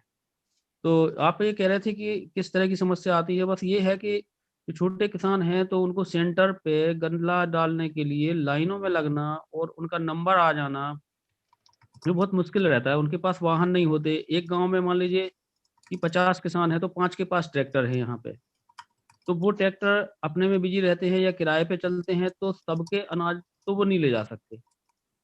और आपस में भी किसानों में असल में थोड़ी ये कमी हम लोगों की भी है कि ये एक साथ में सबका एक कोऑपरेशन नहीं है। दूसरी बात है कि पंजीयन के हिसाब से उनके मैसेज आते हैं कि भाई आज फलाने को अनाज लेके आना है और कल फलां को आना है। तो आज अगर हमारे पास मैसेज आया और हमें ज़रूरी नहीं है कि आज ही ट्रैक्टर किराए पे मिल जाए, या उसमें हमारे साथ में 2 पार्टनर और हो जाएँ ताकि 10 क्विंटल मेरा, 15 उसका, 20 इसका, या कुल 40 क्विंटल वहाँ पे माल चला जाए।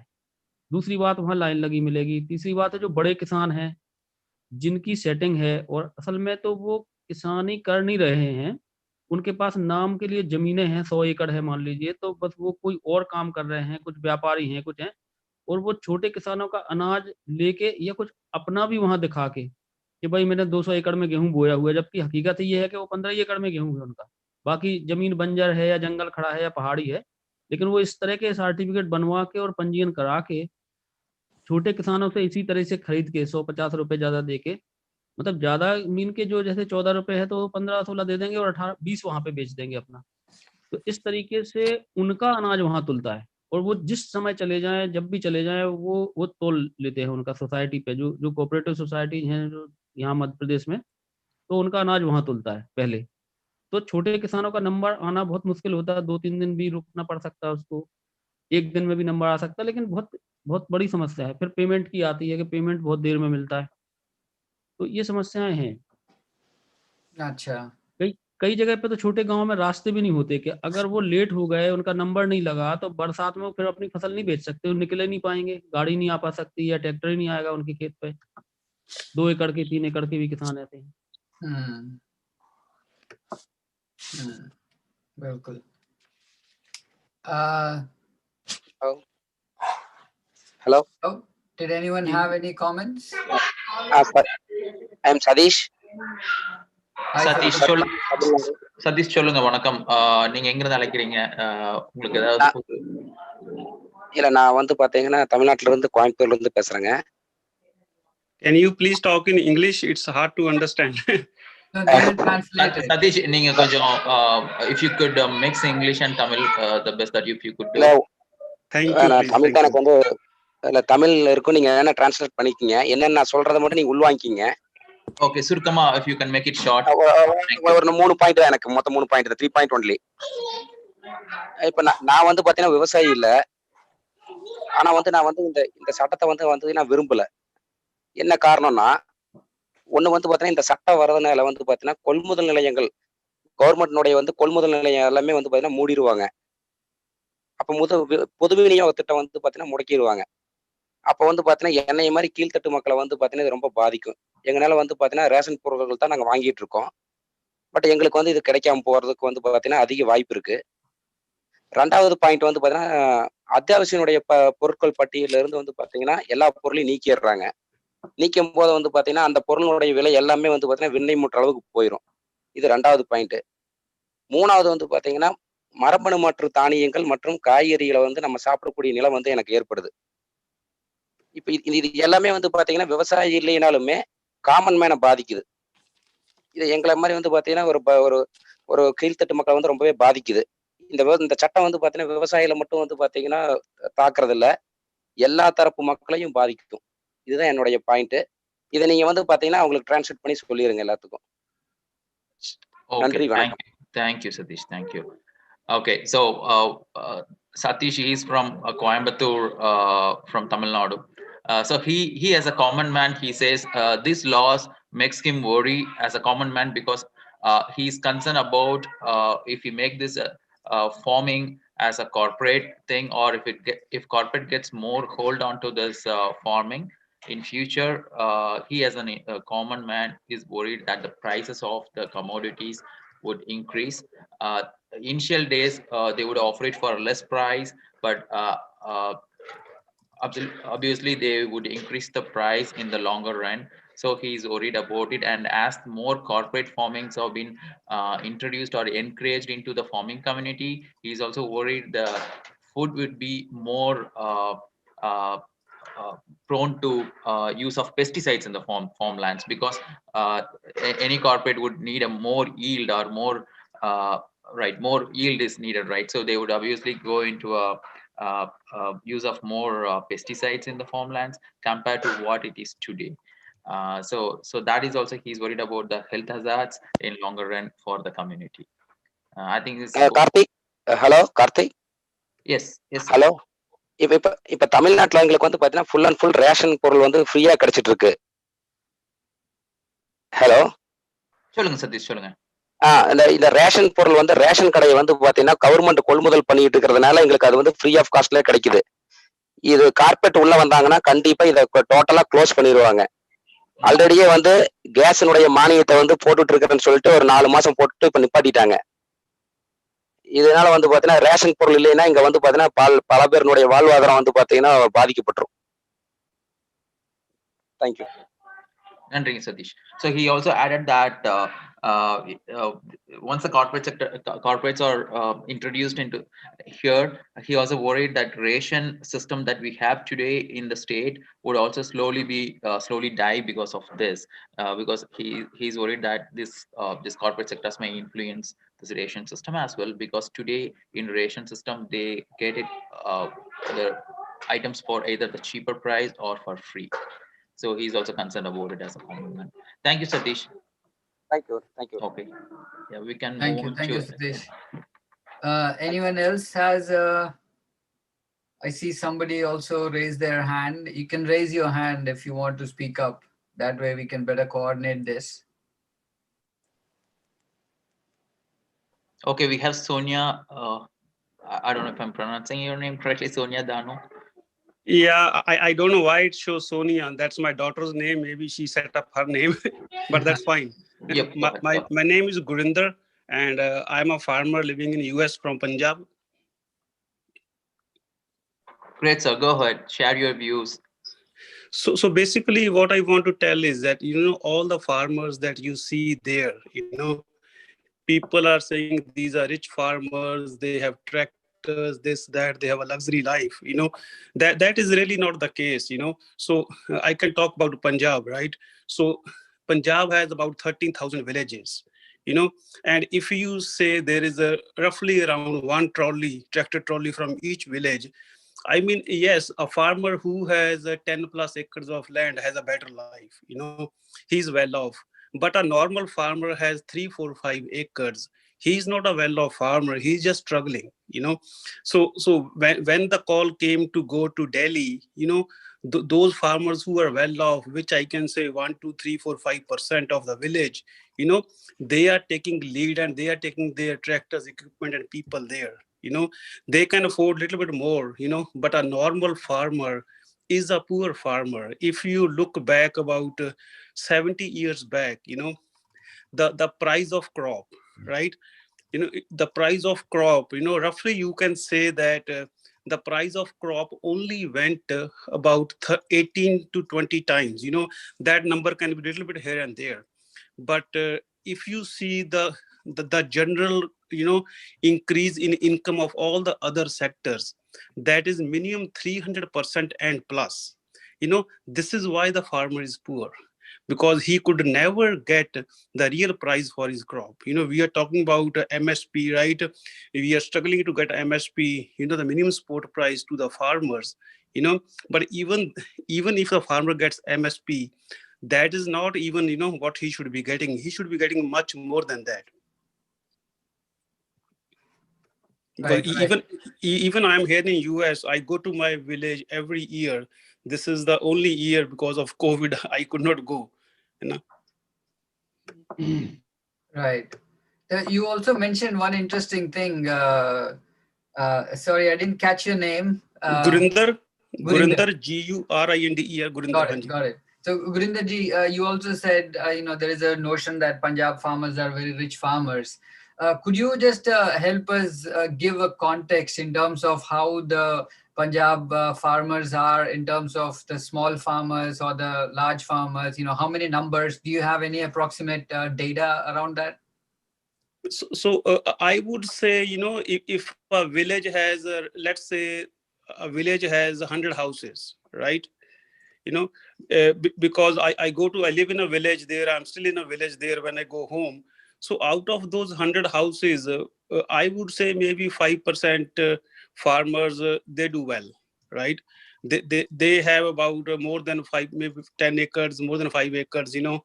They have tractors, you know, they do have a good life, to be honest. But it is not only the farming that gives them money, right? Most of them keep buffaloes and cows, you know. Their daily source of income is not agriculture, because when they grow a crop, you know, between seeding and getting selling, you know, it's a 5-6 month process, right? The daily flow of money is coming from basically selling milk. That's how they make their check, you know. That's how they get paid, whatever that is, daily, weekly, bi-weekly. That's how they get their money. The other farmers, you know, when they need money, they go to these artiyas, you know, the people who run these mandis, you know. If a farmer needs $50,000, 20,000, sorry, rupees, 20,000 rupees, 50,000 rupees, you know, and he doesn't have it, you know. So he will go to this person, you know, those around the mandis, that we call them artiyas. Those are the people who support the farmer financially till he can sell his crop. Right. But in general, you know, in general, a farmer, you know, 2, 3, 4 acres, he's struggling, you know. He's struggling in his life. He cannot afford to send his kids to convent schools, you know. They are the only few, you know, who have more land, you know. That's why, you know, it is important that, you know, the farmers get their minimum support price, and the minimum support price that they should be getting should be as per the Swaminathan Commission. This current government did implement the Swaminathan report, but not exactly what it was written in the Swaminathan report. I don't have every details, but the C2 formula that was supposed to be implemented in the Swaminathan report, that never got implemented. That's why today, you know, farmer is poor. Right. Yeah. The MSP the current government is offering is A2 plus FL plus 50%. It's not the C2 plus 50%. C2 stands for the comprehensive cost, which is, you know, the overall cost involved, including the rental on the land also, which is the component that is often missed out. The revenue that you could have generated from the land that you own. So that's the equation that is missing. Got you. Thanks. Yeah. All right. Thank you very much, Gurinder Singh ji, for sharing those insights. Thank you, Ji. Thank you so much. Yeah. Thank you. Anyone else have any comments or anything you'd like to express, talk, share? Suresh, if you could, there are some people who are still asking like why the protests are happening only from majority of the farmers from Punjab and Haryana, but not in other states. But lately we are seeing that slowly things are happening in Telangana, Andhra Pradesh also. So if you could, can you just elaborate like how the awareness is spreading and why it's taking time for farmers from other state to pick up on this? I mean, we did ask these questions to the farmers directly. And the gist of it is, I can summarize it in, I think, 2 or 3 different ways. The first one is I asked the farmers on the call very specifically, when the farm laws were introduced, you know, was there, what do you call the awareness in terms of whether the local press, the newspapers, really talk about these things? Did they really highlight what these farm laws are, and did the farmers really understand? And the farmers, from Madhya Pradesh, Rajasthan, and Andhra Pradesh, all three of them felt that there was no discussion in the local media, no mention. I mean, not to the extent that it should have been. So all of this meant that there was very little awareness when it comes to the farmers in other states, which is a major reason why you're not seeing that kind of reach when it comes to organizing these protests and all that. The other thing is, for example, in Andhra Pradesh, Vijay Kumar Anna shared that this is the first time in many years that they received quite a few, lot of rain, because of which the farmers are busy in their farming activities and whatever other things they have to engage with the agriculture itself. That has kept them occupied, but that doesn't mean that they're not concerned. In fact, he added that everywhere where there is farmers meeting and they're talking about the farm laws, they're talking how the farmers in Punjab are protesting. And Banwar Lal ji also added from Rajasthan that, obviously there are a lot of farmers from Rajasthan who have joined the protests in Delhi. Every day they're seeing, farmers going to the borders and trying to protest. Rohtas Rana ji mentioned from Bundelkhand how the farmers over there are very small farmers. They don't have the reach or the capacity to cross the borders and go all the way to Delhi, but that does not mean that they're not thinking about the farmers. They are deeply, involved in all these discussions at the local levels. They are watching the news carefully. They are following everything, and they're also very worried about the implications of these farm laws. So that's the gist of what the discussion we had earlier. Okay, great. Thanks. आप कुछ जोड़ना चाहते हैं इसमें रोहतास जी, बनवर लाल जी?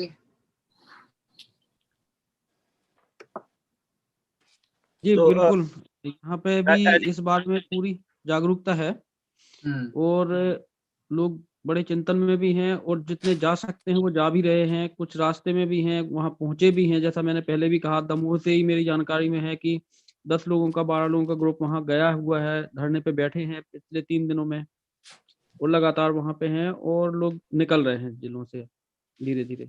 उस संख्या में नहीं जा पा रहे हैं, उतने शक्तियों में नहीं है वो लोग, लेकिन वे पहुंच रहे हैं अपने हिसाब से।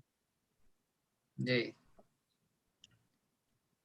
So adding to that, Shuri, this is Roshan. So so I have a group of people back in India who are, so we have seen people who want to go to Delhi on the Dharna, but maybe because of the logistics are not there, they don't have the fare to go because they are the poor, like we know that, right?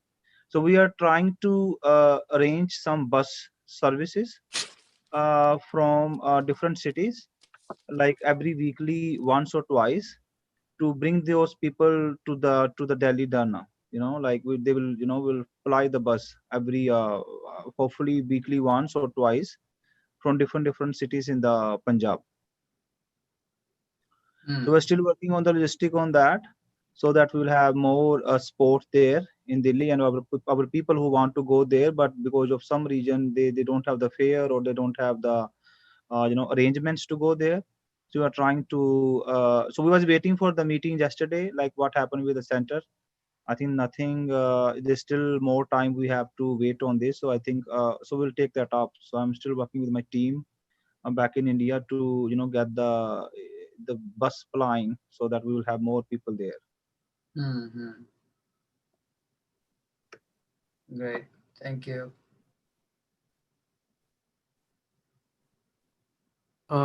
So can I ask a question, Suresh, or is there anyone in line? No, go ahead. Okay. Sorry, I just joined. So I'm trying to catch up on, I'm not sure if this was already discussed. If this was already discussed, you can ignore it. Yesterday, we heard some news that there was some kind of agreement on certain demands and the discussions have been postponed for further probably around first week of January. So is there really any progress that was made, or was this just another announcement from the government just to appease the farmers for now? No, there was some improvement. So there were 4 demands, right, with which the farmers went into this meeting, out of which 2 were sort of accepted, and the remaining 2 were not discussed, and they'll be discussed on January 4th. That's the next meeting. So the 2 things that they did agree upon was there was some ordinance about the pollution control, wherein specifically for the stubble burning, there were some things mentioned in the ordinance to suggest that anybody who's found guilty of violating these norms will be subjected to, I think, fines to the tune of 1 crore and imprisonment of 5 years. So that the farmers demanded that that be withdrawn, because there are better ways to deal with the stubble, the whole pollution from the stubble burning. And, believe it or not, it's the farmers who are the first ones to get affected from all this pollution, because they are the, ones who are living and breathing that air very close to. So if anything, they are the ones who are suffering the most. So it is in their interest to solve this problem. So that's the first demand. The second demand was this on the electricity, the ordinance as well, wherein there were some provisions to have the government directly pay the farmers for the amount of electricity that they will be using. And then so the farmers will be paying upfront, and the government will reimburse later on. So this is something the farmers have opposed because of the obvious reasons, right?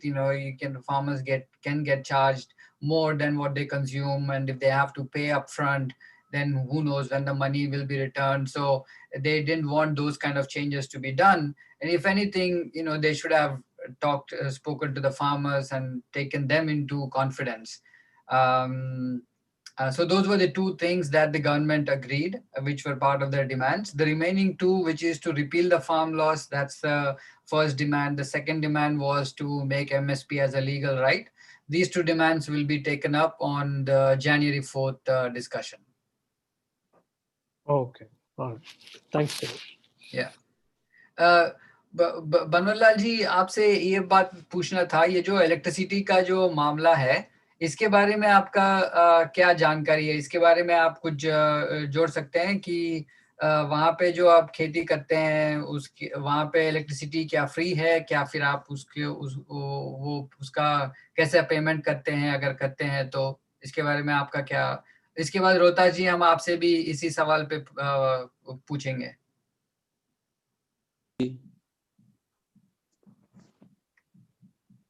आप mute में हो बनवारीलाल जी।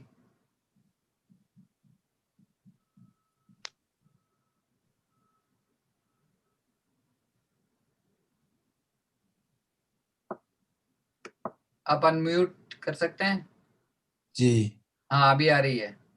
हाँ, जो electricity bill के बारे में जहाँ तक मुझे जानकारी है, तो वैसे तो हमारे यहाँ इरिगेशन के कोई ग्राउंड वाटर का कोई सोर्सेज नहीं है, तो इलेक्ट्रिसिटी की यहाँ कोई उपयोगिता है नहीं। हमारी जो कृषि है वो सिर्फ वर्षा आधारित है। जब बारिश होती है तब यहाँ बारिश के माध्यम से ही फसल का उत्पादन होता है। तो इलेक्ट्रिसिटी का यहाँ के 90% किसानों के कोई कनेक्शन नहीं है। और जहाँ ग्राउंड वाटर का हमारे आस पड़ोस के जिलों में जहाँ ग्राउंड वाटर से ट्यूबवेल से जहाँ इरिगेशन हो रहा है, तो वहाँ के जो किसान हैं वो बाकायदा इलेक्ट्रिसिटी का गवर्नमेंट को पेमेंट करते हैं। जो वहाँ की जो कंजप्शन जितना होता है यूनिट के हिसाब से उनका बिल आता है, और उस बिल को किसान की तरफ से पे करना पड़ता है। कोई फ्री इलेक्ट्रिसिटी राजस्थान में अभी तक प्रोवाइड नहीं की गई है। अच्छा। रोहतास जी, आपका अनुभव कैसा है इसके बारे में? जी हमारे यहाँ पे फिक्स चार्जेज हैं हॉर्स पावर के हिसाब से। जैसे 1400 रुपये हॉर्स पावर के हिसाब से, जैसे 3 पावर का है तो 4200 रुपये लगेंगे साल भर के। लेकिन बात ऐसी है कि ज्यादातर खेती हमारे यहाँ वर्षा आधारित ही है, और बरसात में तो खेती हो गई तो उसमें तो इलेक्ट्रिसिटी खर्च होती नहीं है। जो अभी सर्दियों वाली फसल है, जैसे गेहूं वाली फसल है, तो इसमें होगी। बाकी गर्मियों में फिर कोई फसल नहीं होती है, तो 4 महीने का उपयोग हम लोगों के यहाँ इलेक्ट्रिसिटी का है, और उसका बाकायदे चार्ज भी रहता है 1400 रुपये पर हॉर्स पावर के हिसाब से।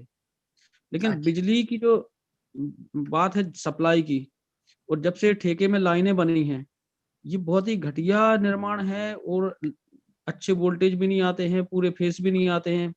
अभी मैं अपने खेत पे ही हूँ, और हम लोग अपना पंप जो है वो बहुत मुश्किल से चला पा रहे हैं, मतलब कि डोरियां अलग से डाली हैं हमने, तब जाके हम अर्थ और फेस लाते हैं। आज भी ये हालत है कि एक सिंगल फेस में लाइट है, और वो भी अर्थ में भी अच्छे से नहीं जल रही है। तो यहाँ मेरी तस्वीर भी आपको दिखाई नहीं दे रही है इसमें। तो ये स्थितियां हैं कि अगर लाइट अच्छे से मिले और उसका पेमेंट भी बेशक लें ये लोग, तो बहुत सारी चीजें करी जा सकती हैं यहाँ पे। लेकिन वो कुछ हो ही नहीं पाता कि किसान, जैसे भी मैं सोच रहा था कि अपनी फसल को मैं प्रोसेसिंग की एक यूनिट डालूं, छोटी सी हल्दी हल्दी का ज्यादा उत्पादन बढ़ा लूं, तो वहाँ उसका वो चलाएं, पीसने वाली चक्की चला लें, तो या तेल निकालने वाला कुछ प्लांट छोटा मोटा लगाएं, तो बिजली के ऊपर निर्भर नहीं रहा जा सकता, क्योंकि ये कब खराब हो जाएगी कब नहीं आएगी। ट्रांसफार्मर हमारा 1.5 साल से नहीं आया है, और हम दूसरे गांव के ट्रांसफार्मर से डोरियां डाल के काम कर रहे हैं, कोई सुनवाई नहीं है। सीएम हेल्पलाइन में तक शिकायत देने पे हमारा ट्रांसफार्मर 1.5 साल में सुधर के हमारे यहाँ लगाया नहीं गया है। ये हालत है। वो इतना आतंक है इन अधिकारियों का और गठजोड़ का कि कोई किसान अपनी आवाज भी नहीं उठाता, आवाज उठाता है तो उसके ऊपर उल्टे सीधे चार्ज लगेंगे, और बाकी फिर जब्ती वब्ती भी हो सकती है। अगर उसने एक बल्ब भी जलाया एक्स्ट्रा, तो उसका भी भय रहता कि ये कहीं चोरी में नहीं चला जाए कहीं। जब खेत पे रहेगा किसान तो वो कुछ ना कुछ बल्ब भी जलाएगा, कुछ एक आध चीजें अलग भी कर लेगा। तो ये चीजें हैं यहाँ पे। अच्छा अच्छा जी, थैंक यू। देविंदर सिंह जी, आप हैं हमारे साथ? हमारी आवाज आ रही है आपको? आप म्यूट में हो देविंदर सिंह जी, आप म्यूट में हो। नहीं, अभी भी आप म्यूट में हो, आवाज नहीं आ रही है आपकी।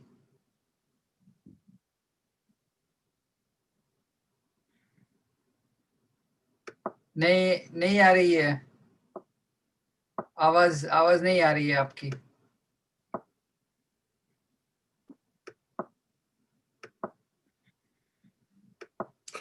I think he was in transit. I think he's probably. Let me just call him.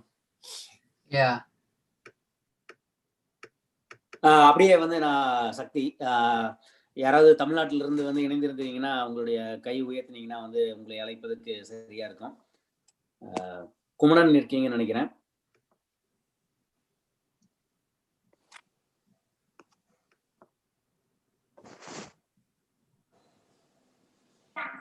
Kumanan இருக்கீங்களாண்ணா? Sorry, can you say that in English also, Sakti? Kumaran, can you hear me? He's from Tamil Nadu. I just want to see whether he can able to pitch in. I see his thing. Okay. Okay. So in the meantime, we can talk to somebody else. So yeah.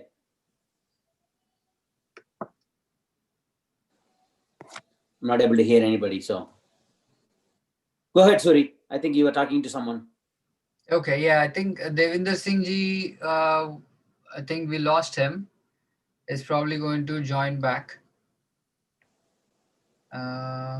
Let's see. In the meanwhile, we will add also these, the electricity bill and the other ordinance about the air pollution. We'll share the links also on the NRI For Farmers website, so folks can go in there and also look at it. I think Perumal தமிழ்நாட்டில இருந்து இணைந்திருக்கீங்கன்னு நினைக்கிறேன். Perumal, can you hear me?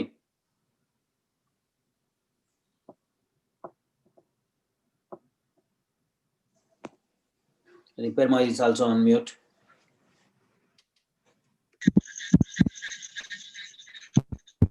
Perumal வணக்கம்.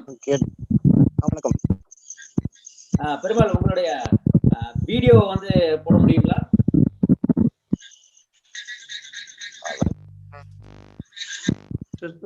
Can I talk? Yes, sir. Gurjit Singh. Yes, go ahead, please. Actually, now I can talk Hindi also. मेरे को ना आपको बात बताने में बड़ा खुशी महसूस हो रहा है इस शख्स के साथ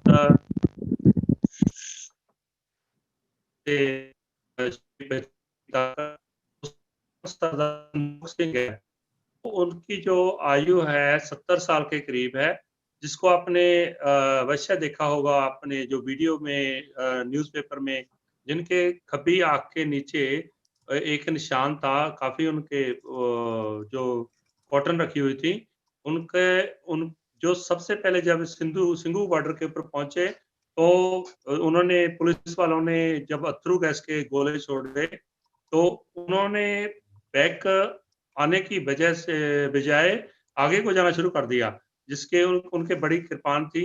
तो कृपान का जो बीच में से निकल गया म्यान, तो पुलिस वाले ने सोचा कि ये हमारे को मारने वाले आ रहे हैं, तो उन्होंने उनके ऊपर फायरिंग शुरू कर दी और उनके यहाँ पे एक रबड़ की गोली जो लगी, यहाँ पे जो लेफ्ट आई है, उसके ऊपर जो घाव हो गया और लहू निकलने लगा और गिर पड़े। उसके बाद पुलिस का जो गोली चलाने का रुक गया काम।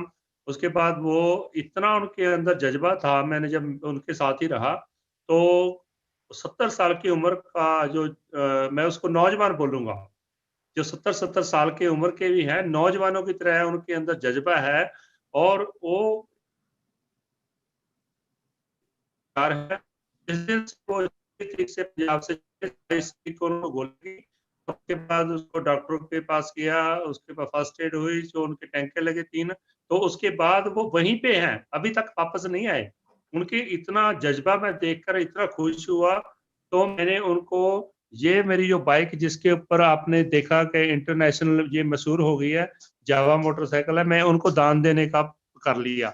और क्योंकि ये मेरे लिए तो फिर भी आ जाएँगे कोई बात नहीं, पर मेरे मन की जो श्रद्धा थी कि मैं एक 52 साल का होकर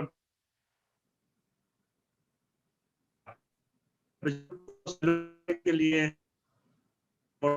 अपने लिए दे देने हैं। मैंने उनको ऐलान भी कर दिया है, जगबानी टीवी के ऊपर भी कर दिया और मैं अभी 2-4 दिन में जाऊँगा, कुछ मायावी वेट करा के आऊँगा। तो उनके अंदर इतना जज़्बा है ना, उनसे हमको इंस्पिरेशन मिल रही है। ये गवर्नमेंट बोलती है ना फंड कहाँ से आता? ये फंड ऐसे नहीं आता है बाहर से गिरता। ऐसे हमारे जैसे बंदों के अंदर परमात्मा का जो जज़्बा पैदा होता है, तो हम वहाँ से इंस्पिरेशन लेते हैं। इंस्पिरेशन के साथ वो काम ऐसा कर जाते हैं जिसको हमको भी नहीं पता होता। और जैसे जब मोटरसाइकिल पे गया तो जहाँ से मैं शुरू किया बगडाना गाँव है हमारे पास से, मेरा गाँव है जामपर, फतेहगढ़ डिस्ट्रिक्ट में पड़ता है। तो मैंने शुरू किया अरदास करके, हे भगवान वाहिगुरु सच्चे पातशाह गुरु तेग बहादुर साहब, आपका जो आशीर्वाद लेकर मैं जा रहा हूँ और मेरे में इतनी शक्ति भरो कि मेरे को ये ठंड भी ऐसा लगे कि गर्मी में जा रहा हूँ, वैसा ही हुआ। और मेरे अंदर इतना स्पिरिट जागा, वो जैसे मैंने उनसे स्पिरिट इंस्पिरेशन ली बाबा संतोष सिंह से, मेरे से कोई और लेगा, तो ऐसे ही लोग एक दूसरे जुड़ के जो बाहरली स्टेटों वाले भी हैं, राजस्थान वाले हैं, महाराष्ट्र वाले हैं, तमिलनाडु वाले हैं, जो जितने भी इंडिया के रहे हैं, उनको एक दूसरे से इंस्पिरेशन मिल रही है। हम इतनी उम्र में मतलब सोच लेता बंदा भाई घर में ही बैठे हैं, क्या हम नहीं जाना चाहते? लेकिन जब एक दूसरे से हमको इंस्पिरेशन तो हम वहाँ पहुँचे और जाके अपनी-अपनी हाज़िरी लगवाते हैं। जैसे भाई साहब ने बोला कि पंजाब से गाड़ियाँ जाएँगी, जा रही हैं, अपने आप ही लोग मैं अपनी खुद आँखों से देखा ट्राइसाइकिल के ऊपर जाते लोग हैं, तो जिनके पैर भी नहीं हैं और पहुँच रहे हैं, जिनको वो पहुँच रहे हैं।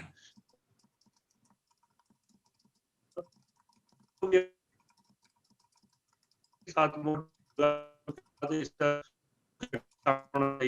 और कई परिवार हैं जो अपने लव्ड वंस को खो बैठे हैं, उनके लिए हम परमात्मा के चरणों में अरदास करते हैं कि परमात्मा जो बिछड़ी आत्माएं हैं, हमारे जो किसान भाई बहनें बच्चे शहीद हुए हैं, इसको मैं शहीद बोलूंगा, क्योंकि गवर्नमेंट तो सोच नहीं रही ना, अन्नी बोली है, उसको नहीं पता हमारे अंदर आत्मा है, हम सोच रहे हैं ये वो शहीद हुई हैं, उनके लिए हम भगवान के आगे अरदास करते हैं, वाहिगुरु के आगे सच्चे पातशाह उन बिछड़ी आत्माओं को अपने चरणों में निवास बख्श, और जो पीछे उनके जी हैं उनको दरवास बख्श, उनको जो इस बाणे में रहने का बल बख्शो। और हम इसकी कामना करते हैं कि संघर्ष में जो किसानों का संघर्ष नहीं है, एक पूरा जन आंदोलन बन चुका है, और इस जन आंदोलन में जो जनता की जीत हो, जो गवर्नमेंट तानाशाही है, जो हिटलर का वतीरा कर रही है, कभी हमको खालिस्तानी बोलती है, कभी हमको टेररिस्ट बोलती है, कभी हमको पाकिस्तानी बोलती है, कभी हमको कहते हैं फंडिंग का से कभी खालसा एड के खिलाफ जाती है। कोई भी इन्होंने मीडिया ने ऐसी चीज नहीं छोड़ी जिसके साथ हमको बदनाम किया जाए। पहले कोरोना था तो सिखों को बदनाम कर दिया, बाहर NRI आए हैं, फिर मुसलमानों को कर दिया, तबलीगी आए हैं, मतलब इनके पास और कोई चीज ही नहीं है।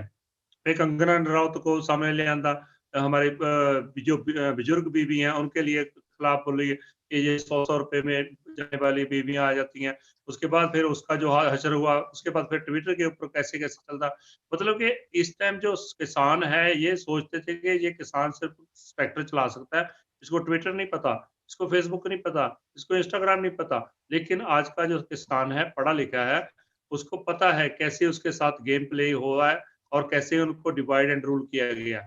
ऐसे ही हम नहीं चाहते कि हमारा पंजाब से हरियाणा को अलग किया जाए, हम तो हमारे हक मांग रहे थे। इन्होंने 1966 में पंजाब को अलहदा कर दिया, हरियाणा को अलहदा, हमको लड़ा के मारा। अभी कभी SY का लेकर आते हैं, लेकिन वहां जो हमारा हरियाणवी लोगों ने साथ दिया, दे रहे हैं, दूध की नदियां बहा दी। आप देखेंगे तो टैंकर में से पानी ऐसे निकला जैसे दूध ऐसे निकला जैसे पानी जाता है, बाल्टी जितनी मर्जी भर लो। इतना हम उनको सैल्यूट करते हैं, राजस्थानी भाइयों का, हरियाणवी का, यूपी वालों का, उत्तराखंड वालों का, अभी महाराष्ट्र से आ रहे हैं, मध्य प्रदेश से आ रहे हैं, तमिलनाडु से आ रहे हैं, हम सबके आभारी हैं। बहुत अच्छा कर रहे हैं, आप भी बहुत अच्छा काम कर रहे हो। We have to do something extraordinary to save our farmings. Thank you, Gurjit Singh. Thank you, Gurjit Singh ji. You're welcome. Very well said. Thank you very much. Shakti, you wanna check if there is anybody else who would like to add something? Perumal, வணக்கம் Perumal.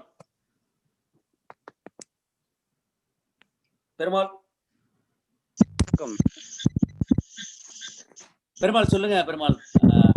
Where are you from? And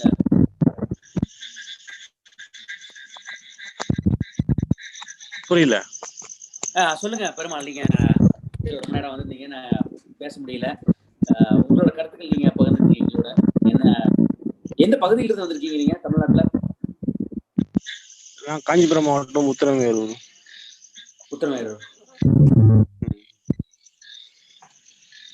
நீங்க சொல்லுங்க உங்களுடைய கருத்துக்களை பகிர்ந்துக்கங்க.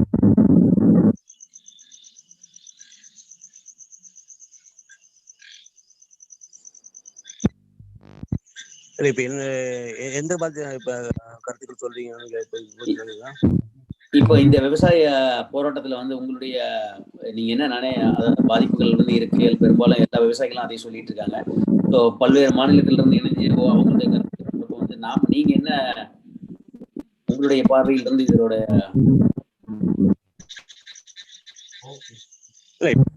இந்த மாதிரியான விஷயங்கள் நடக்கிறதுக்காக வாய்ப்பு கொடுத்தது நம்மளுடைய என்ன சொல்ற ஒற்றுமை இல்லாத நினைக்கிறது.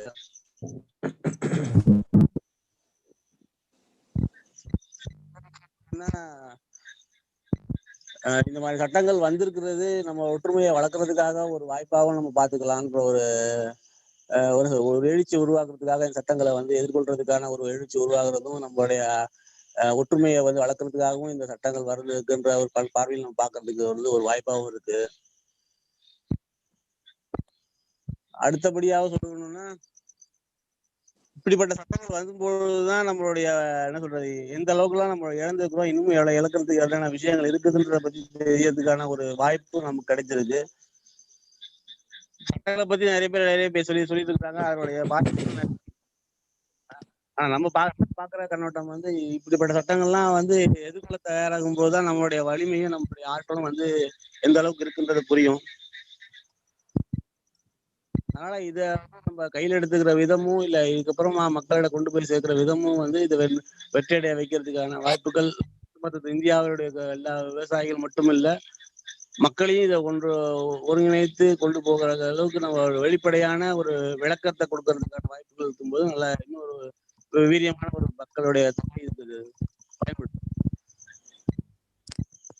Thanks, Birmal. I mean, excellent said. Like what he said, like these kind of like rules, like it gives like a little more visibility to all the people, like not only farmers, like all other people can get to know the laws that this kind of like oppressing laws that it's really tormenting all our people. So thanks, Birmal. Nandri, Birmal. வேறு யாராவது இணைப்பில் இருக்கீங்களா? I think Gurpreet. Hello, this is Gurpreet. Yes, can everybody hear me? Yes, ma'am. Yes, ma'am. I'm joining from Toronto, Canada. It's my pleasure to join this call. And first of all, I would like to say thank you to you for organizing this meeting. And by chance, I happened to join this. And I'm so happy to see that people, the farmers from all over India are able to connect, because this is one of the biggest challenges that this agitation is facing, that mainstream media is not helping around. In fact, they are busy putting the farmers down. They are busy, in the hatred campaign against farmers. So what you are doing is very, very helpful, where farmers from, Andhra Pradesh, Tamil Nadu, and other states are able to connect. So this is very important, because united we stand. Now, I would like to say one more thing, that I can speak in Hindi, Punjabi as well. Gurjeet Singh ji, mainu maan a Punjab di dhi hon te. Thank you so much. So it's after 1947, I think this is the first time ever that something like this has happened. It's very difficult to start a momentum and then gain the momentum. So now we have gained the momentum, and we should also focus on how to sustain this momentum, because every effort is being made to break them, because some of my family members are there they are sitting there for the past week or 2 weeks. They are participating in the community kitchens. So I get all the information from ground zero, that how much ladies they are safe there. The food is being cooked, and it's open for everybody. All the villagers from neighboring villages, people come, they go there and they eat, and but the media is showing a completely different picture. Other day I was watching somewhere that some reporter was accusing farmers that they were being the ladies were attacked, somebody touched this and that. So all this nonsense is going on. So what I'm trying to say is that all efforts are being made to spread hatred against them, to put them down, to make them to show them in a bad limelight. So and also how to basically start or create or start something that becomes sort of violent or disruptive. That's the reason they are on duty. Rosters are made, and the rosters are rotating, where our senior members of the community, they are on duty during night time to make sure that nobody enters to start some unlawful activity. So it's planned to that level, and it really bothers me and disturbs me when our senior members, like, they are on duty for the whole night, and during daytime, if somebody is massaging their legs, the younger generation is trying to massage their legs, and then media makes fun of them, that, oh, look at this, kisans, farmers are getting massage. These things are, and because we are sitting in Canada and we are not able to do anything more than this, it really bothers us. So if we also have to focus, we need to have vision, not just hype. We need to have vision that how we can sustain this momentum after 5 years, after 10 years. So because right now we are connected, and we need to, let's say my wishful thinking is that all this is resolved, but even when this gets resolved, how we can stay connected. My appeal to all the farmers all over India is that we should stay connected, we should remain united forever, even after 5, 10, 20 years. That's all I want to say. Thank you so much for giving me some time. And Gurjeet Singh ji, proud of you. Bravo. Sat Sri Akal. Thank you. Sat Sri Akal. Thank you. Thank you, Gurpreet. You have take 2 times my name. Gurpreet, I don't know how long old you are, but really respect you because you are calling from Toronto. I have also calling from Punjab right now. But it is our everybody's duty to appreciate each other for the unity we have right now, and hope that it will remain forever. And the people who want to disturb the peace of India, and they want to disturb us, and they want to broke us and into parts, we are not going to break apart. We are becoming united because of the efforts of the Godi media, Modi media.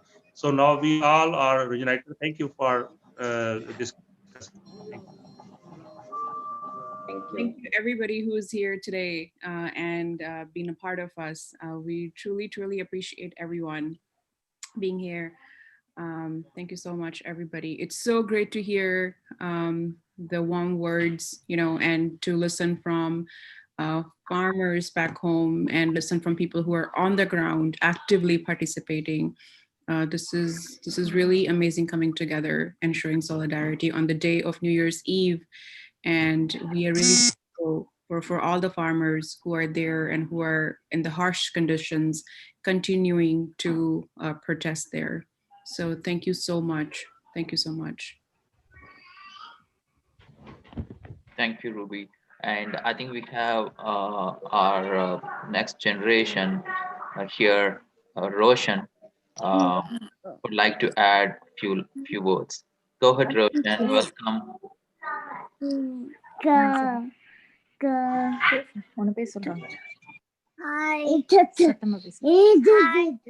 Roshan.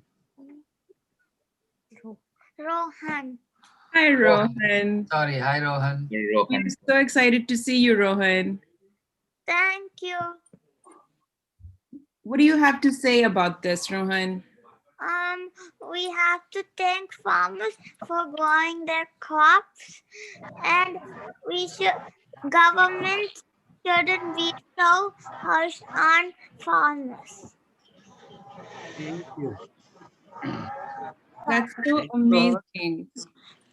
Your amazing personality. I'm very happy to see that the next generation is speaking to all of us. Thank you, Ron. You are doing great. Thank you. Thank you, Rohan. We also have Harpreet. Bye, Rohan. Thank you. Come say hi back again if you get another minute, okay? A few hours later. Okay. Okay. Thank you. All right. We have Harpreet here, who's very active in the Michigan community. Hello, Harpreet. How are you? I'm pretty good, Ruby. Thank you. How are you? I am good. Thank you. As we are celebrating the New Year's Eve and we are here coming together. That's so awesome. So Harpreet, tell us about your views and what are you doing, some of the things doing and showing solidarity. Well, here in Michigan, we have multiple groups who are very active in many different fields in helping farmers, whether it is protesting. In Michigan, we held 2 protests, one in Canton, Michigan, one in Troy, Michigan.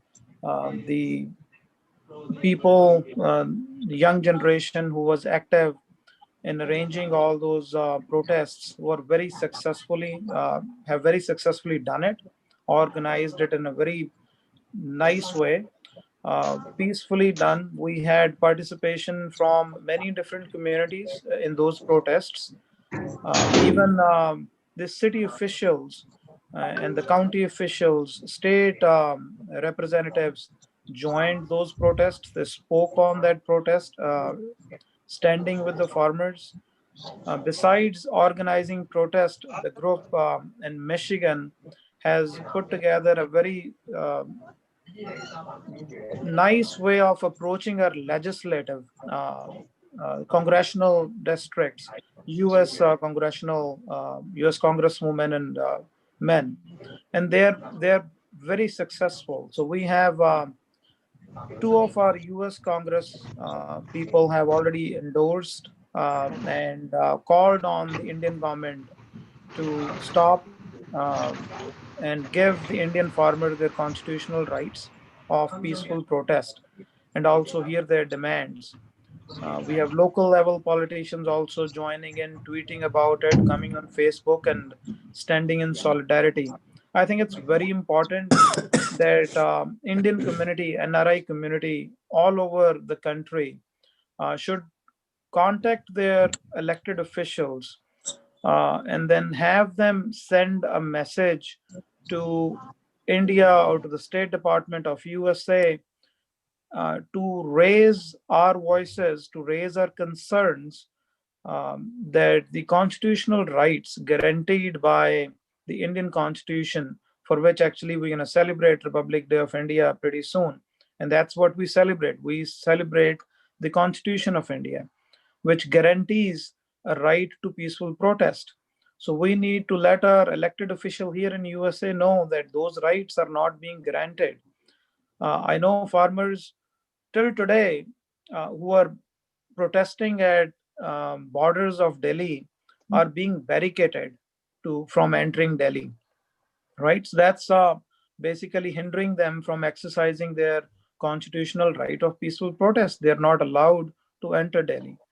And these legislative actions are very important from USA because it put Indian government on notice so that they don't do anything further. I mean, as many speakers were saying here, that they have to watch during the night. There are watch parties. People are awake all night just because they're afraid that few people with ulterior motives might do grave damage to this peaceful protest. So these kind of legislative actions will keep them in check and will let them know that the world is watching. And then comes the support, financial support and emotional support. So Michigan has done very well. They have our Seva for Everybody and few other communities and organizations in Michigan has connected with people on ground. They have set up a medical booth. They have set up tents, and now they are setting up a small kind of a city where we'll have all the daily amenities and necessities met. And they're calling it Ran Basera. I think they're calling it Ran Basera of Michigan. So Michigan people are supporting that and providing all the emotional and financial help. So I'm very happy that now we are connecting at a larger level all over USA. The NRIs from all different communities are coming together and standing with our farmers in India in solidarity. So it's very good to see that connectivity and that collaborative effort.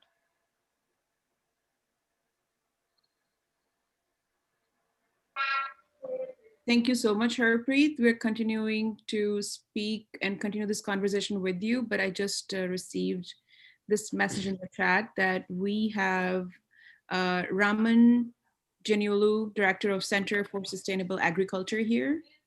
Mm-hmm. Yes, that's correct, Ruby. Yes, we would like to hear from you, please. Dr. Ramu, welcome.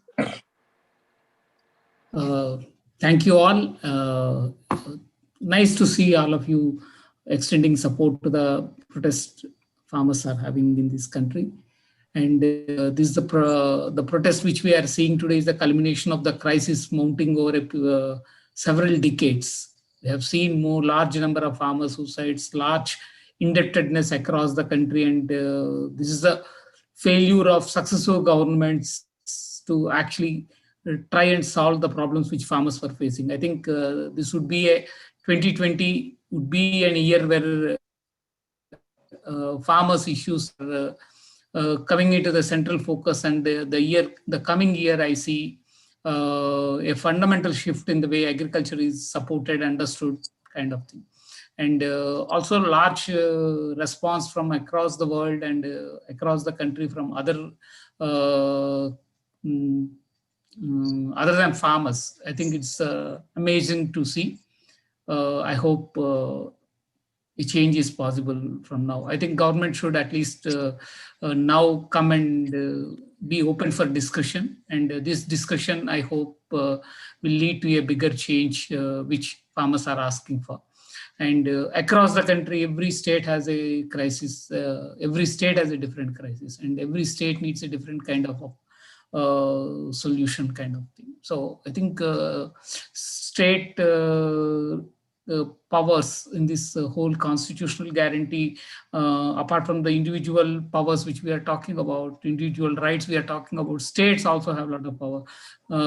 Agriculture is a state subject, and states should have this power to decide how they can run their agriculture.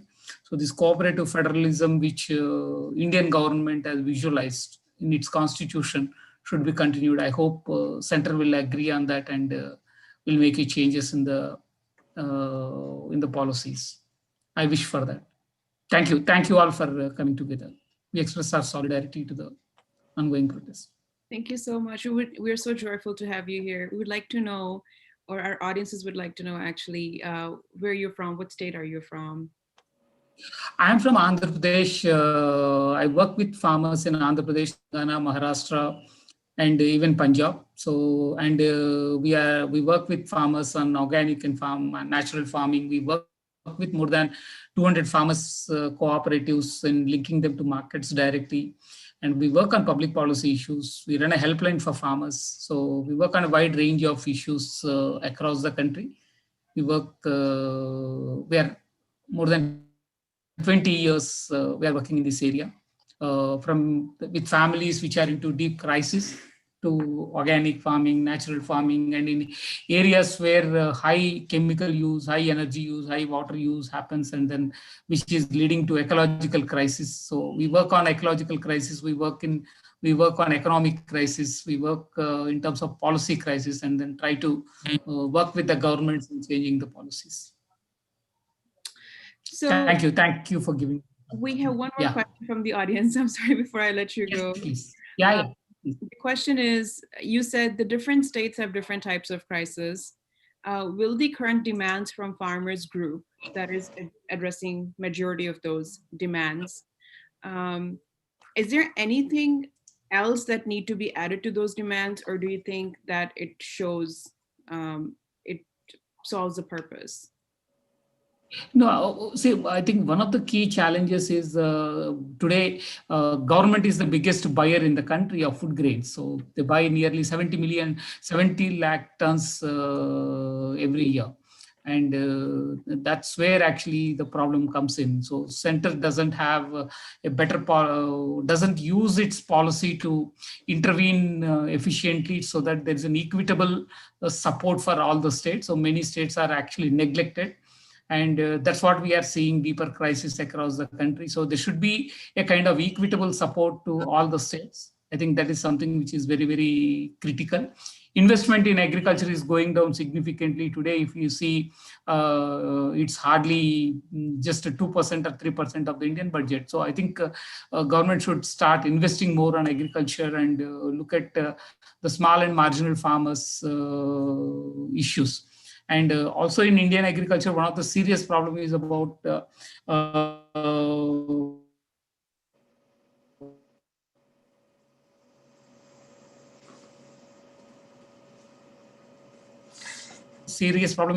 pushing farm. I think we don't see any sincerity in the government and to implement it seriously. So a lot of policies are made, but none of them are implemented properly. So in terms of governance improvement, there is a lot of issues which we need to do. And it's what we see today as a crisis is the culmination of several years of negligence and particularly the failure of the public institutions. So whether it's about research, extension, or the markets, see how we can revive public institutions and strengthen them. So it's I think this is a time when we discuss more about many ailments. So it's not one solution which can solve, like what government is talking about, that just opening up of the markets will not solve the problem unless the basic problems are solved. And very good thing, one very good point actually you bring up is there are a lot of good policies, but they're not implemented properly, and Yes. what Yes. guarantees all these bills that have become laws are looking like a very fantasy version of how they would like to run it as, right? But what guarantees that Yeah, see, what is happening is many times all these laws are becoming policies, and laws are becoming wishful statements. But when it comes to the action, governments are exactly doing what they want to do, irrespective of whether it is present in the law or not, whether it is present in the policy or not. I think that's where the problem lies. I think this is the time we need to look into this issue very seriously. Absolutely. I have a question to that basically. So like, I think that's the issue. I think everybody known, like this is the issues. Like the policies are there, and maybe the people are not aware very much about that, and the government is not like the intention to implement, and the way to implement is not the right way of what is happening right now. So is it like if we have what I think sometimes, like if we have more awareness about the policies, like if we have some like the YouTube videos, or maybe the social media we can use to educate people, okay, these are the policies and these are their rights. And then if everybody know their rights and the policies, then if the crowd is together knowing that okay, this is what it is the government should do, then there should be some kind of a general pressure can be raised to let the government implement that. I think the awareness is also a problem because people doesn't even know that this is there.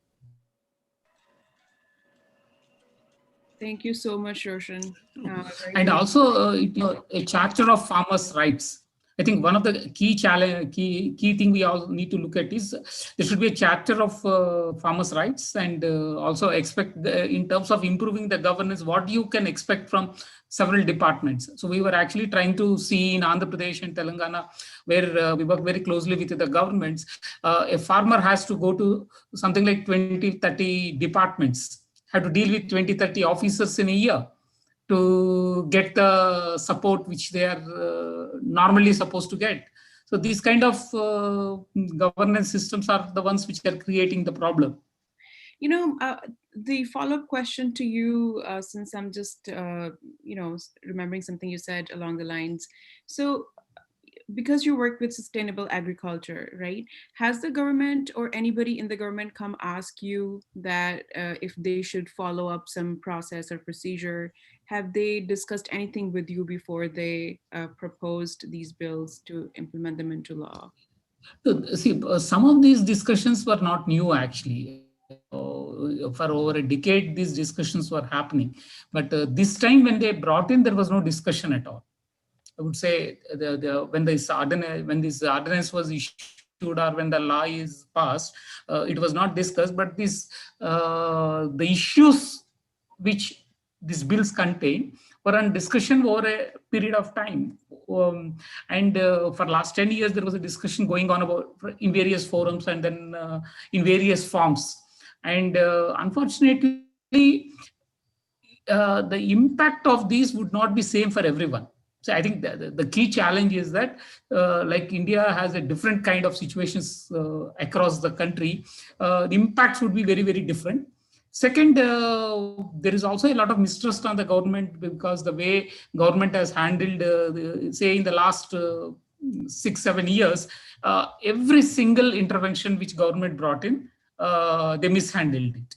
And they created deeper crisis. If you have seen demonetization, if you have seen the introduction of GST or the way the COVID lockdown happened. So everything was mishandled, and then it created serious problems. So it also, this also looks like that. So the problem is about the mistrust which government earned over a period of time, and also in general, every law, every policy which was brought in has created more problems. So that is a serious problem which we have seen. There is a question here in the chat box about the rice product, excess grains of rice and wheat, which is going waste in the godowns. See, one of the problem is it's a misplanning. It's a lack of planning at the government level. Government should have planned what food grains to be procured, and then over a period of time, if there is a changing food habits or changing situations, they should have planned differently, and then different cropping patterns should have been promoted. I think that it's a mistake of the government. So I don't think it's a mistake of the farmers, because anything in agriculture is driven by a policy and a regulation. And there were no regulations about cropping patterns, but all the policy push was towards rice and wheat. And then now if we start blaming farmers, it won't make sense, because over a period of time, it was the government which has pushed it. And it was a government which pushed that use high yielding varieties, use more chemicals, use more water, and then get more yields, and then that will solve your problem. So it was pushed by the government. So I won't say farmers are at mistake at this point of time, but when it comes for a time for a change, I think government should use this moment to support farmers. I think Punjab, Haryana was actually victimized in the name of nation's food security. And today, whatever agitation is seen, and last 15, 20 years, the kind of crisis farmers are seeing. We have seen a lot of agrochemical use, and then deepening groundwaters, and then the resultant crisis which farmers have faced in Punjab and Haryana is all pushed in the name of nation's food security. And then, so it's a government's responsibility. So coming up with a better policy is the government's responsibility. And I think it's a genuine demand from the farmers from Punjab and Haryana that they need to get a support in terms of a transition. So a transition management is something which is very, very important. Without looking at all these government coming up with a law is a fault. And also saying that market will help in this transition, I think is not going to happen. So it's the government which should take that responsibility in terms of helping this transition to happen. So Rajgaru, this is Harpreet. I was just talking. I have a question for you. Yes. We are talking about Punjab and Haryana and the other states, and how different foods are grown in different states for their different needs. Since you're from Andhra Pradesh, why the farmer in Andhra Pradesh has not been given MSP? I know central government issues MSP on 22 crops, but they only procure 2 crops, wheat and rice. Punjab and Haryana farmers are able to get the MSP price issued by the central government. And although they are not happy because they want reforms in it, they want more. They want the Swaminathan reports MSP, not the MSP which is being given now. But in Andhra Pradesh, even that MSP is not given, or in many other states. So why these states are not offering MSP to other farmers in those states? In the total rice which is procured for public distribution system by Food Corporation of India, nearly 50% is procured just from Punjab, nearly 50%. And all rest of the states together will be around 50%. So it would be, each state may have about 5%, 10% of the total production. So there is a inequitable distribution of this procurement which is happening. That's a serious problem. So unlike, even though there are APMC mandis all over, it's not the APMC mandis which are procuring.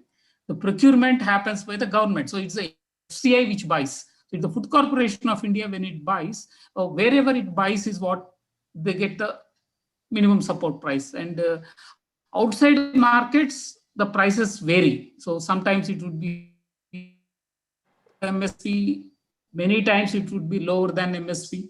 That's what we are seeing across the country. So it's a FCI's problem. FCI is buying mostly from Punjab and a little bit from Uttar Pradesh and sometimes from Telangana. Beyond these three states, there is no procurement happening. So many other states, it's if you take Uttar Pradesh, for example, not even 10% of the farmers gets minimum support price. West Bengal, it is not even 10%. So that's the situation. Coming back to the same issue, we know that agriculture is a state subject, and the decisions made on agriculture policies and bills introduced on agriculture policies so far before this bill issued by the central government are all done at state level.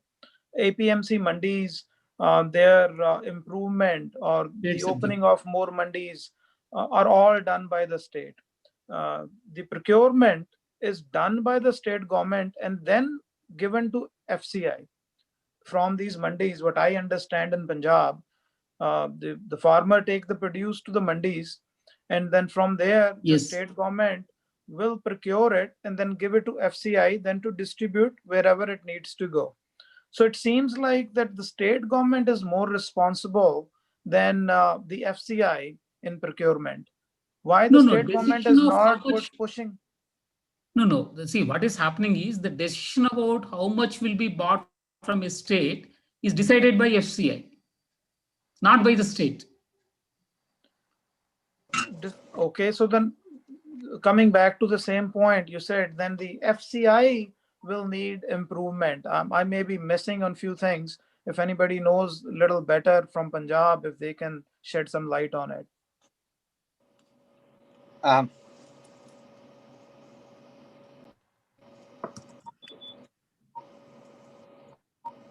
Yes, Padi, go ahead. We are listening. Haji, Ruby, you can hear me now, right? Before yes. You guys are okay. Actually, in Punjab, a majority of the crop is purchased by FCI, not by state. FCI pay the payment to through the state government to the Artiyas. Then the farmers get the money. And beside that, I want to add, Ruby, few things. This whatever the agitation is going over there, they want to make it. This agitation belongs to Punjab farmers, or maybe Haryana, or Western UP, or Uttarakhand. And all the Godi media is saying the farmers of Punjab are very rich. I can go back to why they seemed rich. The reason is, if we go before 1947, even before we go during the World War I or World War II, in majority farmers, they do farming in Punjab, and at the same time, their sons are in the army, always. And I can add, in World War I and II, there is 80,000 Sikhs from Punjab died in World War I and II. That's the reason, they are working, they are in army.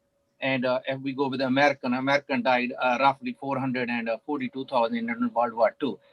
And that's the reason the farmers of Punjab, and Gurinder did already touch that. And these days, almost from every village, there is somebody is living in Europe or in USA or in UK or in America. That's why we still have our roots over there. Immigrants are still investing, spending a lot of money over there. So another thing, they keep saying farming is a profitable business. Farming is never ever a profitable business at all. All over the world, you can pull the data. Not even one single country in the world which does not give subsidy or any kind of help from the government to farmer, because farming is a noble business. And noble, the reason that I'm saying noble, because everybody needs food to eat. And the governments of the world knows that the farmers work hard. I can give you example. In USA, if somebody is doing agriculture, even if they are producing good quality grapes to make wine in California, 100-acre farmer with himself, maybe his wife is working part-time, his kids are helping, just like I belong to farming family. We used to do farming in our own farm when a small kid. They do not make more money than one taxi driver can make in Washington, D.C. or in California. So farming is not a profitable business. Government always help. Even last year, in America, $21 billion is given to farming as a subsidy because they need it. And another thing, why they are saying that this agitation belong to Punjab, because that's a reality. Even the farmers, majority farmers coming from UP, Haryana, Uttarakhand, even from Rajasthan, they have their roots in Punjab. Most of them still speak Punjabi when you can see the agitation, because in Punjab the mandi system is really good. We are not talking about politics, but we can say we have a blessing Chief Minister in Punjab, Sardar Pratap Singh Kairun, who is the one who is bring the PAU to Ludhiana in Punjab. PAU helped the farmers for the Green Revolution. The Green Revolution in Punjab actually came due to the PAU. And then after that, all the CMs, either it's just Gurnam Singh, Lasman Singh Gill, even Gyani Jal Singh, all of them up to Prakash Singh Badal's first, second term, they helped to make the mandi system really good in Punjab. The Punjab government's revenue from the mandis is more than 3,300 crore rupees a year. So that's why central government does not wants to see that the state is getting rich, because they wants to go they wants to every state to big. And now the Godi media is saying again and again why the farmers of Punjab are rich and other parts not that. Now the agitation is started. I am really glad to see on today's Zoom call farmers from all over the different states from India. What we need to uh, do, they need to get the MSP. Now the agitation, the ball is moving. So we do not need to stop. This agitation need to keep going. We need to keep supporting from all over the world, so they can get MSP on each and every crop. If we look at the crops they are growing in Telangana or Andhra Pradesh, they become 500 to 600% more expensive when we buy in Punjab or we buy anywhere other places. So definitely MSP. Now the BJP keeps saying why we need MSP. We cannot afford MSP. No, that's not true. I remember when I take my crop to Ludhiana, because that time there is no mandis in the villages at all. At that time, at least 80% of the wheat is bought by the small businessmen. Normally we can say the people who are chakkiyan wale, they buy majority. Why they buy it? They always buy above the MSP.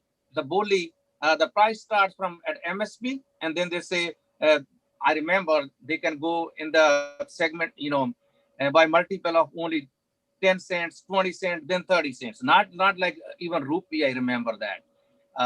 So MSP is minimum price have to be on each and every crop. So the farmer of food India can live peacefully. Right now, if you look at the farmers of Bihar, they are very poor. They coming to Punjab to do the help the paddy season. And when we ask them, they say we are farmers too. That time we say maybe they are not telling the truth, because that time I'm very young.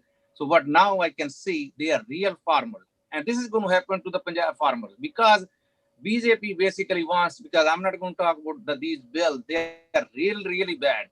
I'm not going to waste everyone else's precious time, because we need to read through the bill. I read through all three bills very carefully. They are terrible. They need to be, they have to take them back. There is no another reason to the farmers to do the negotiation. MSP have to be a law. That's we living in America, we support open market. Personally, I support open market, yes, but the rules and regulation need to be any broker, any businessman, they can buy our crops above the MSP, not the below. But what happening now, they keep saying, oh, you can sell in other states. No, look at that, how the crops are selling in Bihar, even UP, even they cannot sell their paddy in UP, then they bring to Punjab. So these bills are really bad. We are very glad all the farmers from India are joining. Even in BJP government try to label it as it's only Punjab's agitation. No, it's not Punjab's agitation. It is our survival.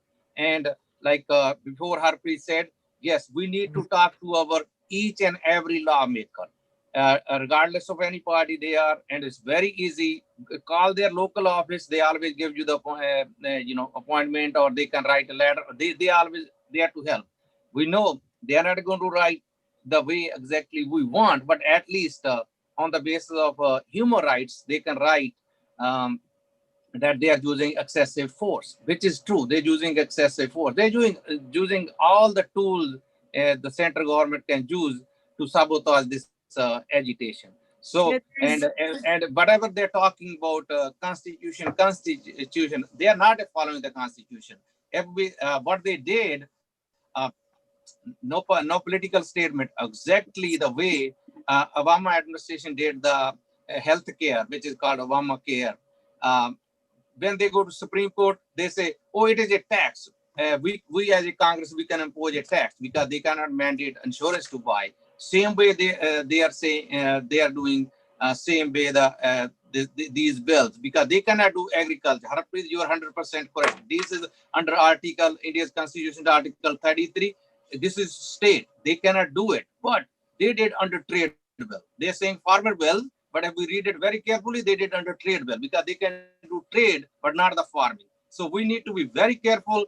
This government is very crooked because they are helping Adani, and other corporations. So this is the time to stop it. Any help we can do, we will do it.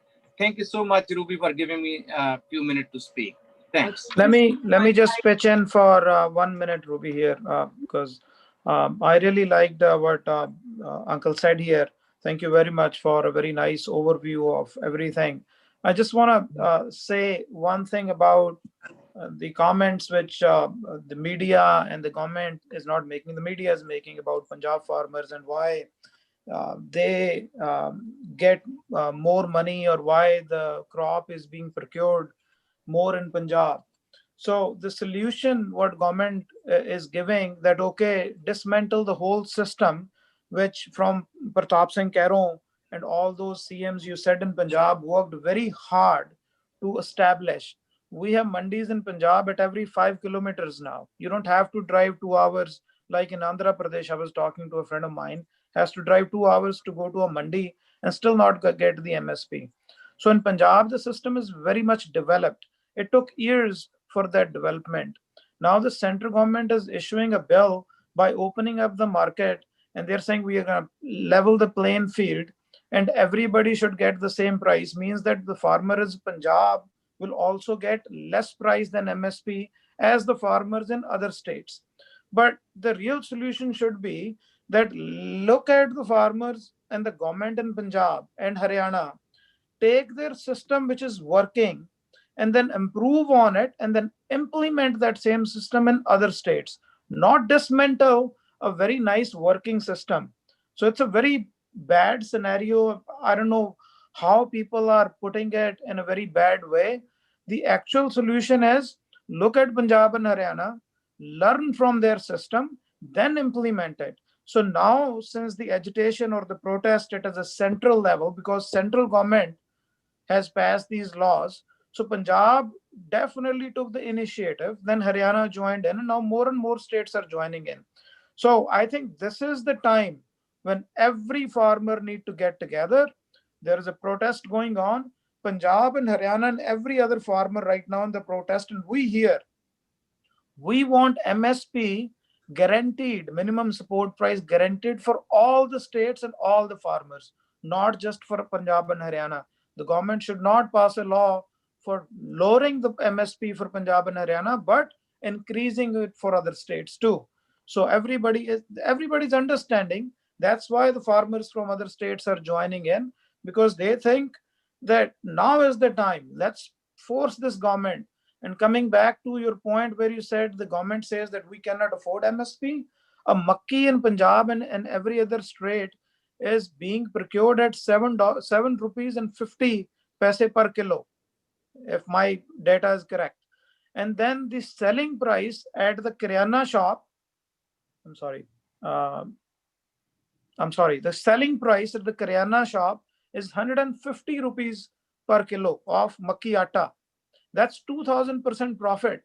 If the Punjab farmer or any other farmer the Indian farmer, I should say, is given 15 rupees for that makki, and they still sell it at 150 rupees per kilo as they are selling it now, they are still making a huge profit, 1,000% profit.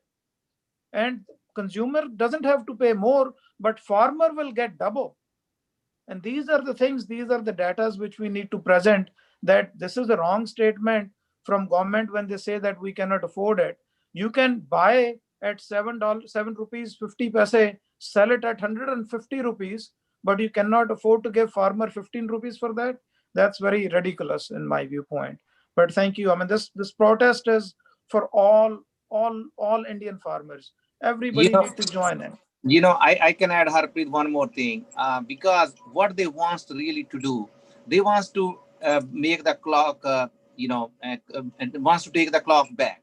If you look at before 1947 in Punjab, when agriculture is done, a majority in at least between 10 to 15 villages, there is always, they call them, we can say, lender in American way, but they call them Shahukar. And majority of the Shahukars are Kshatris. What they do, all the farmers, they want to get their, whenever they need money, they comes to them and they charge at least 40% interest from the farmers on the yearly basis. And these farmers becomes, slowly sell their land. These farm bills are exactly designed the same way. If we read it very carefully, they want to take before 1947. And in Punjab, I can add one thing, Harpreet, you bring a good point. Beside the mandis, and Punjab has very, a good system. It's not working right now. We need to, reinforce that system. It's called corporate societies. Every village, or if the villages are small, then 2 or 3 villages have together corporate societies.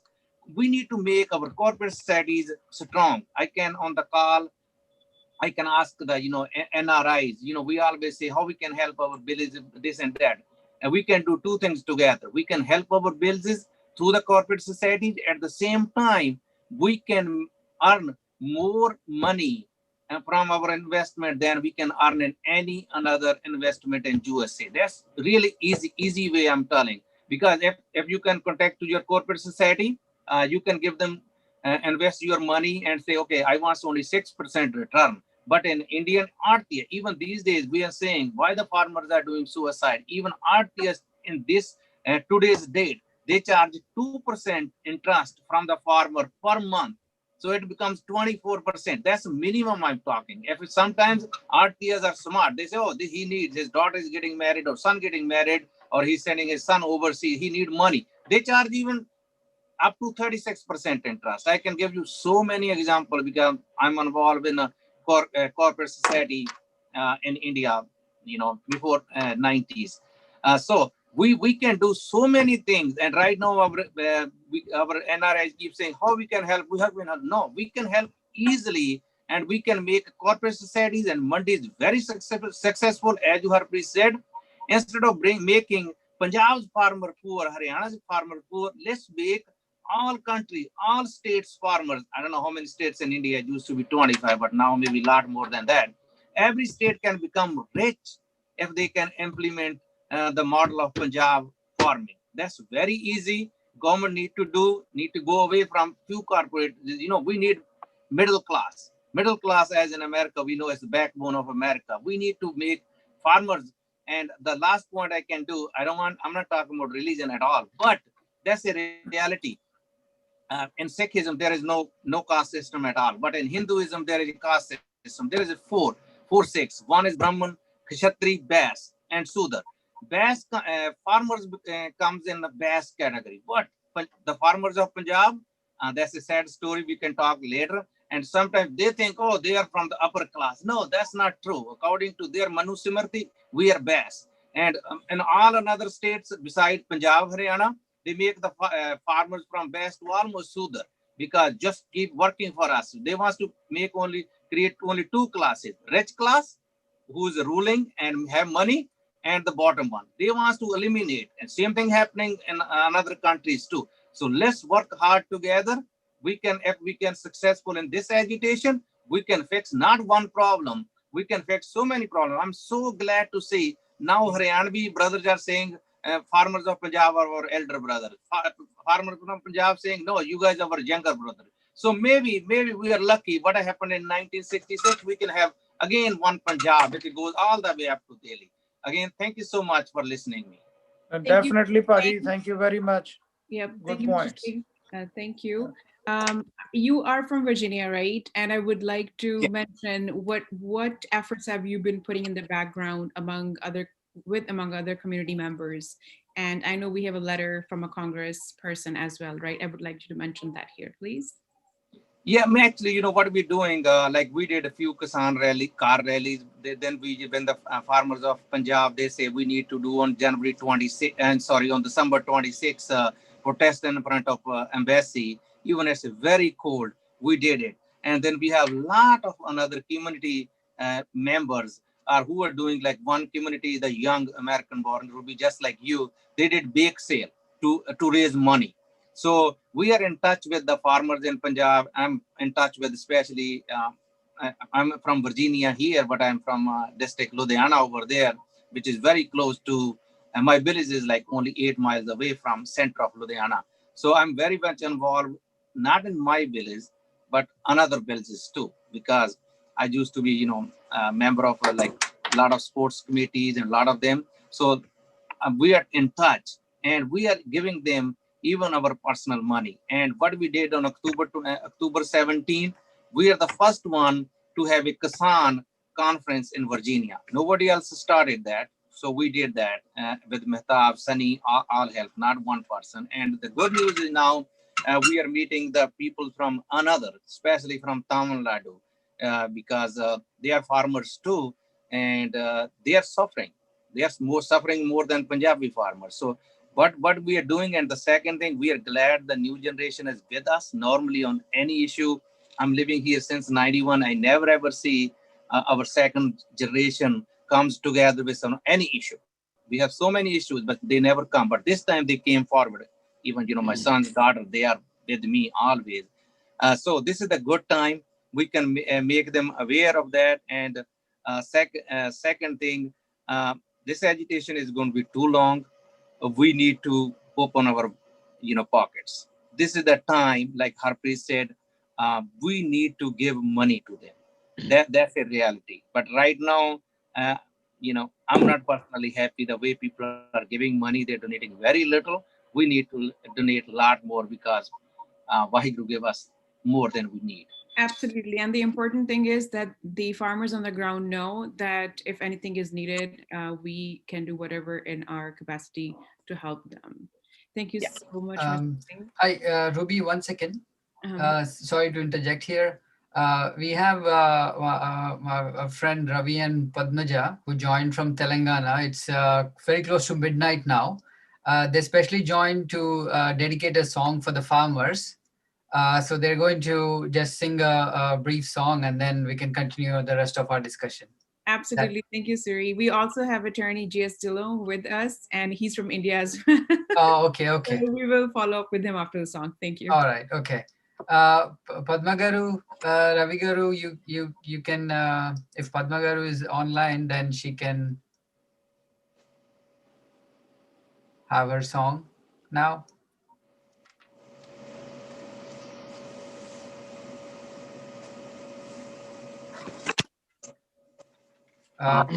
Padma is not on the, I have not joined the audio. Sorry. I think, let me see. Ravi Garu, can you hear us? Meeku ma మాట వినిపిస్తుందా? Sorry. Okay. Now it is okay? Yeah, now it's okay. Padma Garu, go ahead. Hi everyone. I am from Telangana state, Padma Mangapalli, my full name. I am a journalist and social activist, supporter for farmers. Okay, now I'm going to sing a Telugu song for you. This is a farmer song, tribal song. So many languages, these songs are translated into so many Telugu and Hindi and Punjabi, different languages. I translated it in Telugu from Hindi.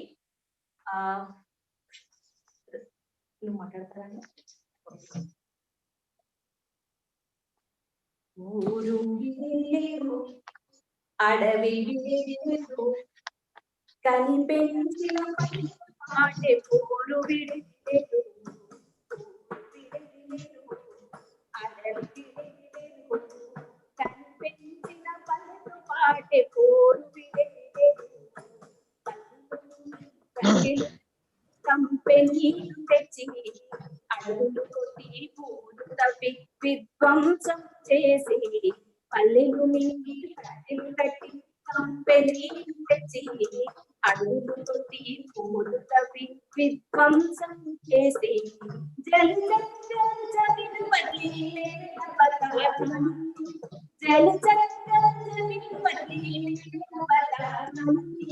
నిడపోయి ఉడుచెదిరి నిడపోయి ఉడుచెదిరి ఎక్కడ వినుందా ఇడెదిలే పని పెంచిన పనులు పాడే పోటు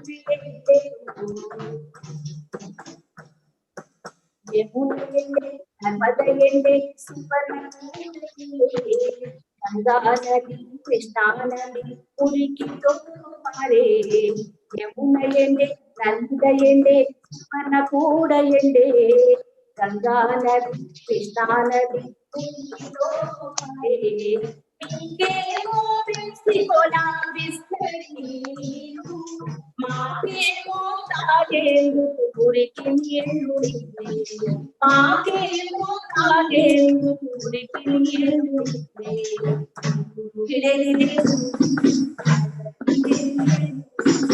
కనిపించిన పల్లెతో పాటే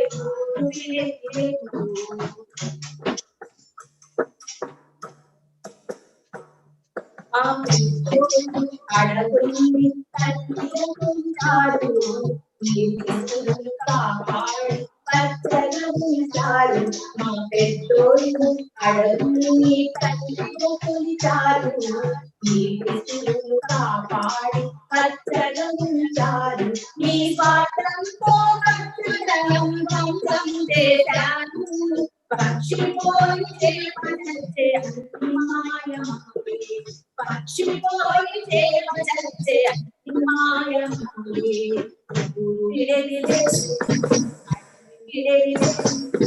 కనిపించిన పల్లెతో పాటే పోటు కనిపించిన పల్లెతో పాటే పోటు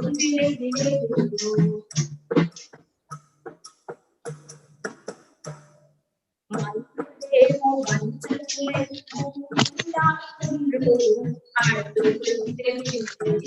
ప్రాణం తీసుకుంటూ మంత్రులేమో వంచలే అడ్డుకుంటే ప్రాణం తీసుకుంటూ అధికారి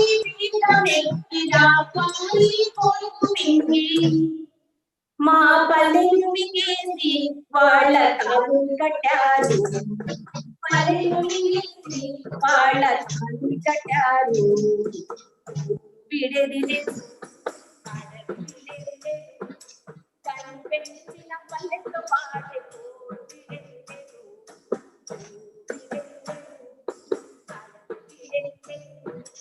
కనిపించిన పల్లెతో పాటే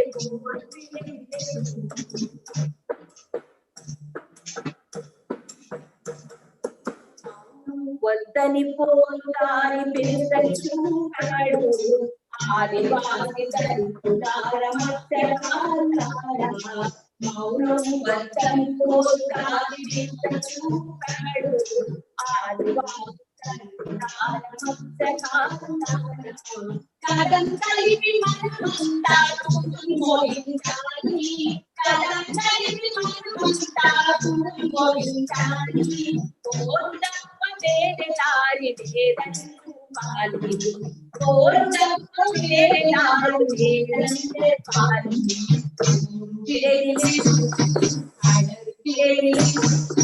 కనిపించిన పల్లెతో పాటే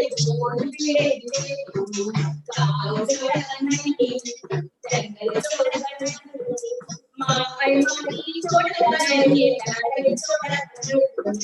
మాపై మాటి చూడగలని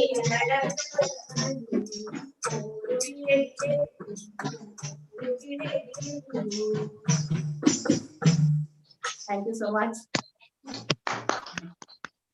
Yes, thank you so much, Padma. That was really, I don't understand that language, but I enjoyed the beats thoroughly. Thank you so much for Thank you. coming here and encouraging everybody with your song. Thank you. Thank you so We have G.S. Dillon. He's an attorney here in Punjab and Haryana court, and we'll be communicating with him soon.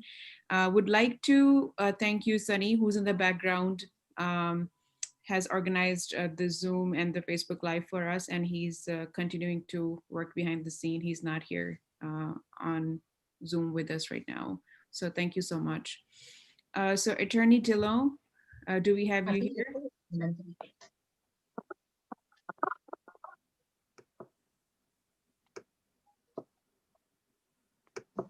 We might have lost him. But we have Malik and Suri, two champions of I For Farmers. And I'm seeing a lot of great discussion here on the Zoom. Malik, you mentioned something about people comparing the farm issues with milk, dairy versus, Amul products. Would you like to discuss that with us? Yeah, so one of the point that I saw again and again in these discussions is that people are comparing dairy industry, especially Amul, saying that how it flourished well because of less government intervention.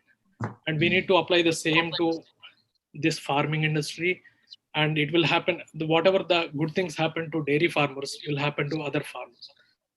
So this was sold like heavily on TV in some discussions. So I was just wondering like how fair it is to compare these two.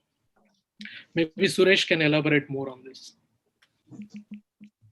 No, I mean, like I was mentioning on the chat, Amul basically grew as a cooperative. It was never run as at a corporate style where profit was the motive. It was done as a cooperative system where the farmer would get the maximum benefit in this entire structure. So the way they operated was at a state level. They had established this structure, which is at the state, then the district, then the mandal, down to the villages. So at the village level, the farmer would aggregate all the milk. It was collected at the village level itself, then taken to the mandis, the mandal level, then to the district level. And at each stage, there were enough facilities that were added, the storage facilities, the processing facilities, and eventually the whole entire supply chain was built up. If you think about it, milk is as perishable as a product that you could get. If we are able to sustain such a network and ensure that the milk is supplied in great quality and quantity, then the same exact structure can be replicated with other commodities also. There is nothing stopping us, right? So we keep the farmer's interest first, and that's what Amul managed to do. That is why there's so much of trust. And so with this kind of a cooperative structure in place was how Amul evolved to the place where it did evolve. And yes, the government funding was also there for Amul. Without government funding, nothing will ever work, right? There was budget allocated and things were also done, but it was the cooperative structure that basically helped Amul to flourish the way it has done for all these years. And that's a big distinction. Okay, so so it's not like dairy farmers were like pushed into the market and everybody competed and Amul like came out as a big winner paying the farmers bigger price. It's just Amul, a private entity, profit-driven business. They had some good understanding with the farmers and they flourished as a private business. Yeah, but it's not like, okay. Yeah, think about it as, don't even call it as a private, because the moment you add private, the profit becomes the motive. So Amul was always a cooperative. So simply put, if you take a small village with like, let's say 100 farmers, the farmers will produce all this milk. There was a village level cooperative society which would take in all this farmer produce, and then they would send it to the district level or the mandal level, where it would be collected from all the different villages. over there, you would add the cold storage facilities or the processing facilities and whatnot, and then they would take on the distribution. But one thing to remember is when the village cooperative level procures this milk, the farmers are paid right at that point. Okay. So their payment is done. They are secured whatever cost of input and plus whatever margins they're getting, they already got it. Yeah, I think they also made a movie in 1976 with Sham Bengali and Nasiruddin Shah called Manthan, and it's available on YouTube actually now. Yeah. Explain that entire process and how it was done. Yeah, it's a pretty good movie. Shyam Benegal's movie is very good in terms of how I it just shared involves the link in our chat. Yeah. So if we have time, I would like to add one more point, Suresh. As you know, like we have seen people like JP coming on TV and saying again and again that central government is losing thousands of crores every year because they have to procure this rice and paddy from the farmers, and majority of it from Punjab and Haryana. So this is creating a lot of financial crisis for the central budget. So and it's time for farmers to switch to other crops, which makes sense that there should be a diversification. But how fair is it to blame this on farmers, saying that you are producing excess of rice and wheat, and government is liable to buy it from you and then just stock it up in the godowns, which is going wastage, and they have to throw it away. So how do we evaluate that argument? I mean, it's pretty simple, right? From a pure economics point of view, if you have two options, one that will guarantee you an income, the first job, which will guarantee your income. The second job is your income is subjected to the market fluctuations. I would obviously want to go with the first option because it is guaranteeing me certain level of income security. So the MSP is something like that. And the other speakers on this panel expressed this earlier. Punjab benefited from a very rich mandi system in place. In fact, if you look at the data, which the standing committee reports were submitted in as latest as in 2019, you will see that the distance between two mandis in Punjab is about 6 kilometers. Okay, that is the least, the lowest, the distance, the least amount of distance between two mandis throughout the country. So with that kind of a mandi system, even the central government would prefer to procure from Punjab because it's a logistical nightmare to otherwise procure from other states. We don't have such mandi system in place. Okay. Right? Think of the transportation, the storage and the weighing and all of this. And mandis actually provide a lot of services, from weighing, grading, storing, packaging. All of those services are also provided by the mandi system. So it becomes a lot easier for the state, for the FCI to also procure it from that kind of a network of mandis to begin with.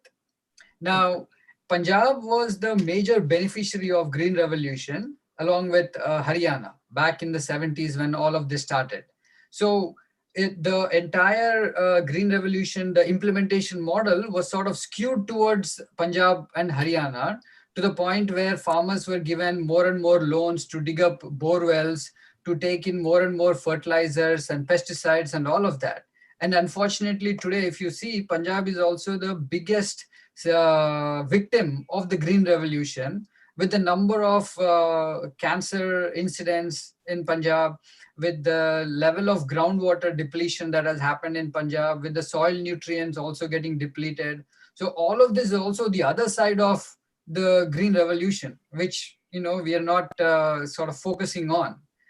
And then going back to your question of, so it's clearly not something that the farmer should be blamed for. Like I said in the first example, if you give me minimum security saying that if you produce rice and paddy, I'm definitely going to produce rice and paddy because you're assuring me some income. What the center needs to do is get out from this central procurement. It can have a certain limited quantity for like these very emergency like conditions. But otherwise, the procurement should be decentralized completely, and the individual states should take on more procurement. Like the Odisha government is actually showing a very good example in doing millet procurement and included in the PDS also. So Odisha took that decision. Likewise, Kerala is operating without the mandis, but with other boards in place which have regulations. There is a coconut board, there is spices board, there is other kinds of boards which are monitoring all these things. So there are different states which are showing examples that are working. And like I think one other gentleman said on the call, like we should learn from Punjab how to evolve this whole mandi system, right? The shortest distance between two mandis is 6 kilometers. It did not happen overnight.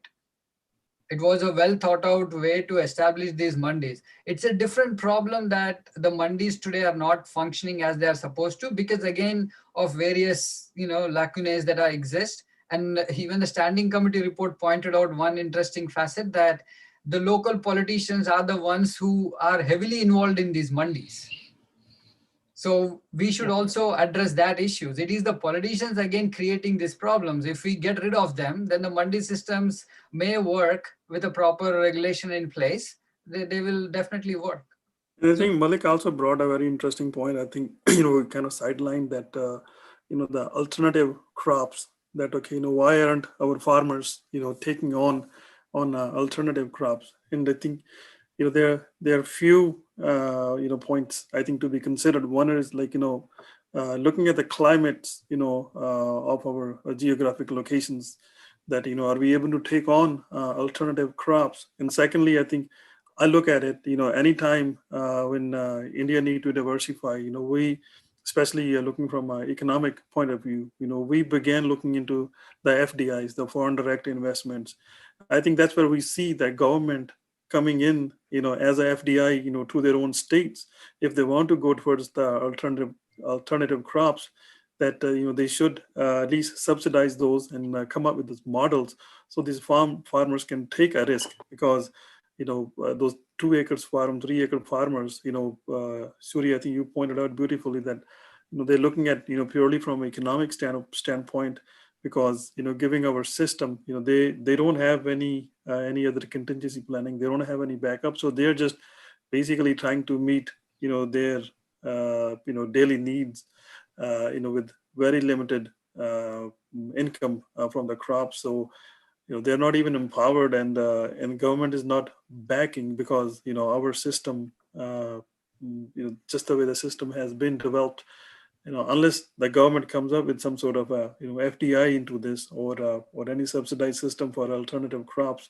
If they can come up with a green revolution, I'm sure they can come up with some any new policies like that, where they will encourage the alternative crops. I know that some farmers, they were trying like fishing back in Punjab, but they have failed also as an alternative medium, or poultry. They try to diversify, but then even the insurance scam that is happening right now. So I'm going to share a link that Ravish Kumar took an interview with 2 years ago, and then if anything goes bad with the crop, when they go back to claim the insurance, they don't get anything back. They're like, oh, either your land was not even insured, and then they don't have anyone to go back to complain, because each state, I think they have 1 or 2 representative where in farmers, they don't know, and then they're using banking as a middleman to get all the money from farmers. And farmers only go to bankers like, okay, I gave you a premium, and the banker said, okay, no, I am just a middleman, I'm just taking the money in for an insurance premium, but I do not know, I cannot trace the company who insured you. Yeah. That's actually a very tricky situation. Recently, I heard Suresh was mentioning it. The way they beautifully structured this is like, I mean, to profit themselves, they'll have like one toll-free number, which will be all in English. So the odds that any farmer who calls gets any help is like almost 0 to nothing. And then the other thing is, like, as you said, like farmers are not aware of these deadlines. Like there will be a deadline to claim crop insurance also. So these deadlines, maybe they are publicized somewhere like in the new corner in the newspaper where nobody notices it, instead of like putting it like a big board or something in each village. So the loans are like cleverly sold through banks by the government, but the process of like how to claim them or the important deadlines, and then the proper system like having like at least one office in a district or something like that, this infrastructure is totally like unavailable. So that's where like the insurance returns are almost like 99% for the companies, and it's nothing for the farmers. Yeah, I think a couple of months, I think Sunny also brought up, right? Alternative crops. Why are farmers not going for alternative crops? They will definitely go, provided the government also makes some necessary policy changes and push the MSP procurement down to the state level, in fact, down to the district level. Districts are the local governments. Let them make the decision, right? If they continue to do that, then the crop diversification will also happen. The other big risk, I think Punjab farmers can speak to this, can vouch for this. The contract farming, essentially, which Punjab has seen for several decades now. You take potato farming, there are thousands and thousands of acres of land which are growing potatoes only. So there is no crop diversification there, because the government is saying that, okay, yeah, the contracts farmers are saying that you grow potatoes, I'll assure you a price. So everybody is, growing potatoes. So it should not be that way. So you push the procurement down to the district level, you will also see the crop diversification there. And crop insurance, like you all spoke, it's very true that they first introduced these 10 or 12 private insurance companies to operate with complete monopolies, no competition whatsoever in their particular areas. And so whatever mismanagement they were doing, there was nobody to challenge them. And the farmers, first of all, did not even know that they had paid the premium for crop insurance. So with all these things, they did not take all these into account. They just made sure that the crop insurance companies are allowed to do this business without providing any safeguards. And that's a prime example why we should be worried if this kind of privatization happens within the farming sector also, without necessary checks and balances, is going to go down the way the crop insurance companies are doing.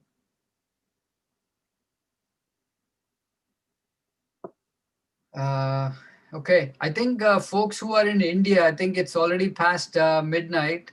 So Happy New Year 2021 to everybody in India. I see Gurjeet Singh ji waving. So Happy New Year, sir. Thank you very much.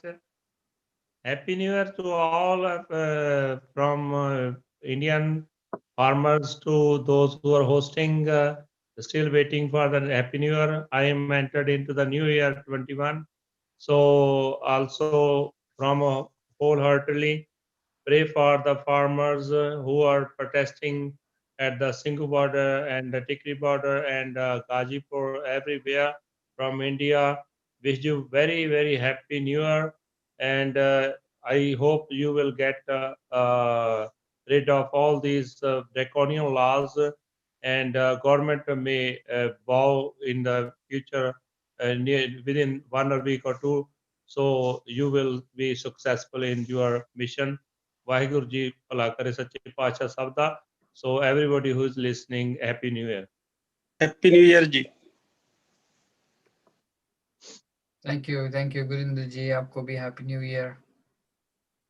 I see a few other folks joined our Zoom call. If I think Ravi Garu is still online. Ravi Garu, you can speak in Telugu also. I can translate it. So if you want to share, meek evanna solidarity message share cheyalanunte meer share cheyochu. I will translate it to the rest of the team. Go ahead, Ravi Garu. Okay, sorry, thank you. Thank you all.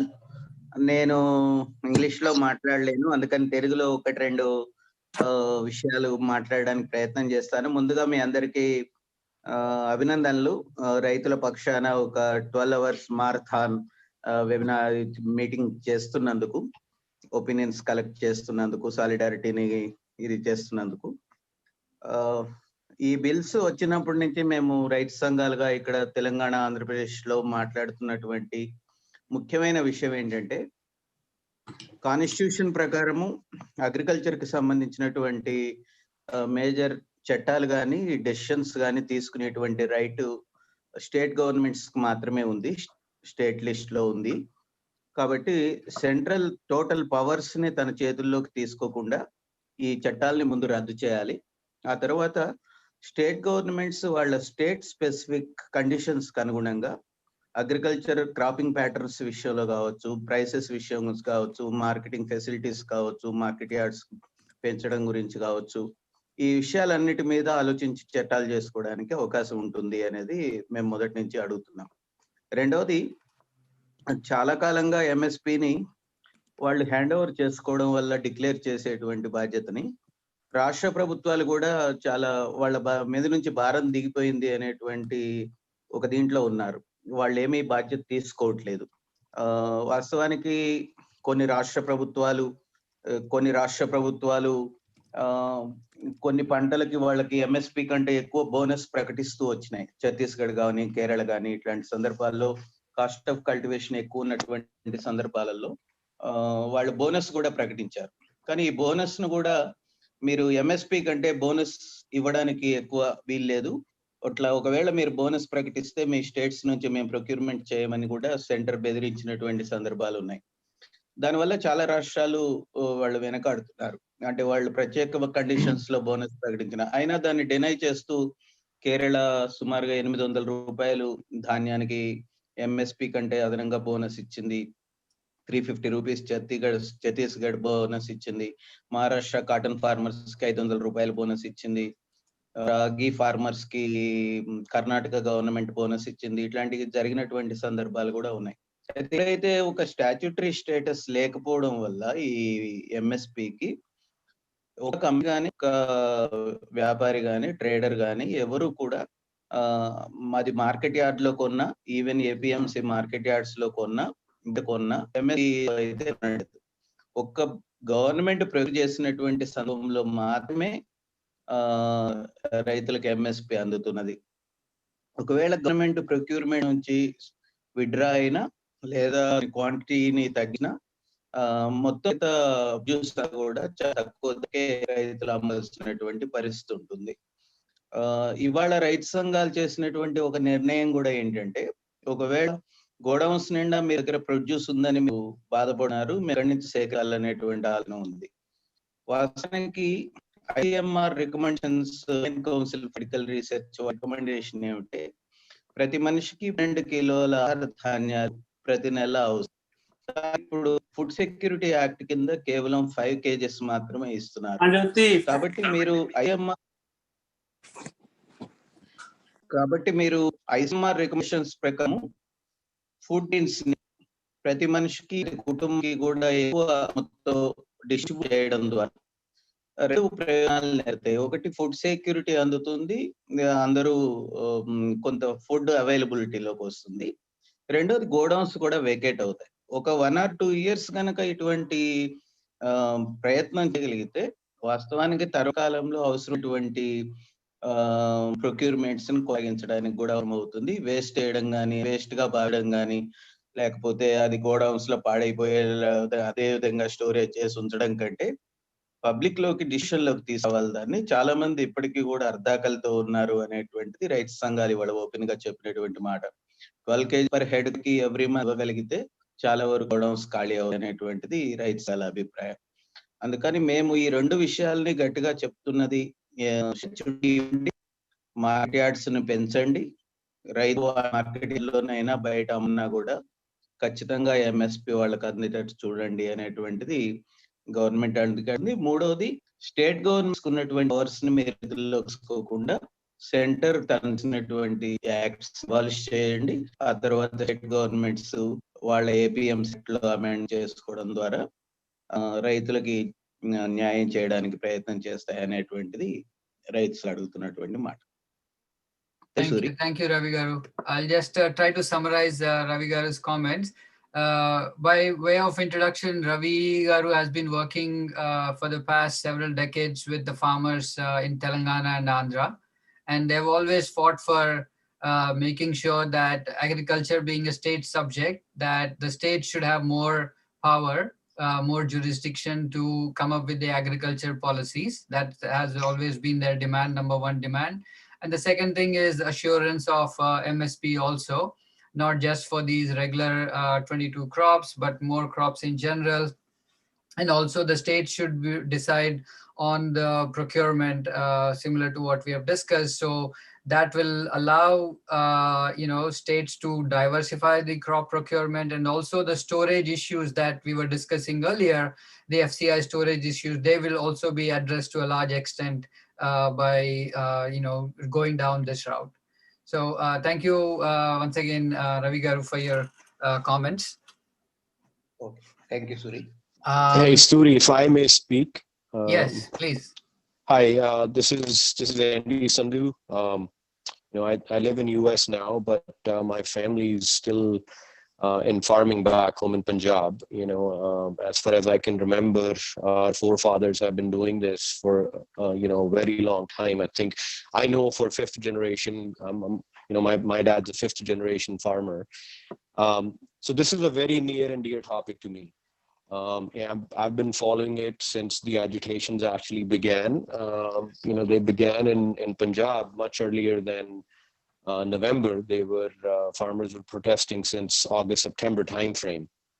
So just to kind of, go back and look at this whole thing, I question why the government, if they wanted to revolutionize the farming sector and make it better, why would they want to do this hurriedly in middle of a pandemic?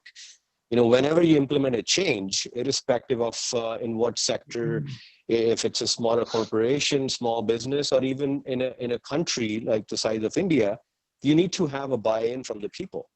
We call ourselves the biggest democracy in the world, and then we tried to implement these changes in a more of a autocratic manner, which is not the right way to formulate laws and then implement them. So right off the bat, I think they did not try to gain the trust of anyone, even if you don't look at the content of these laws, just how they implemented them, that definitely raises some eyebrows.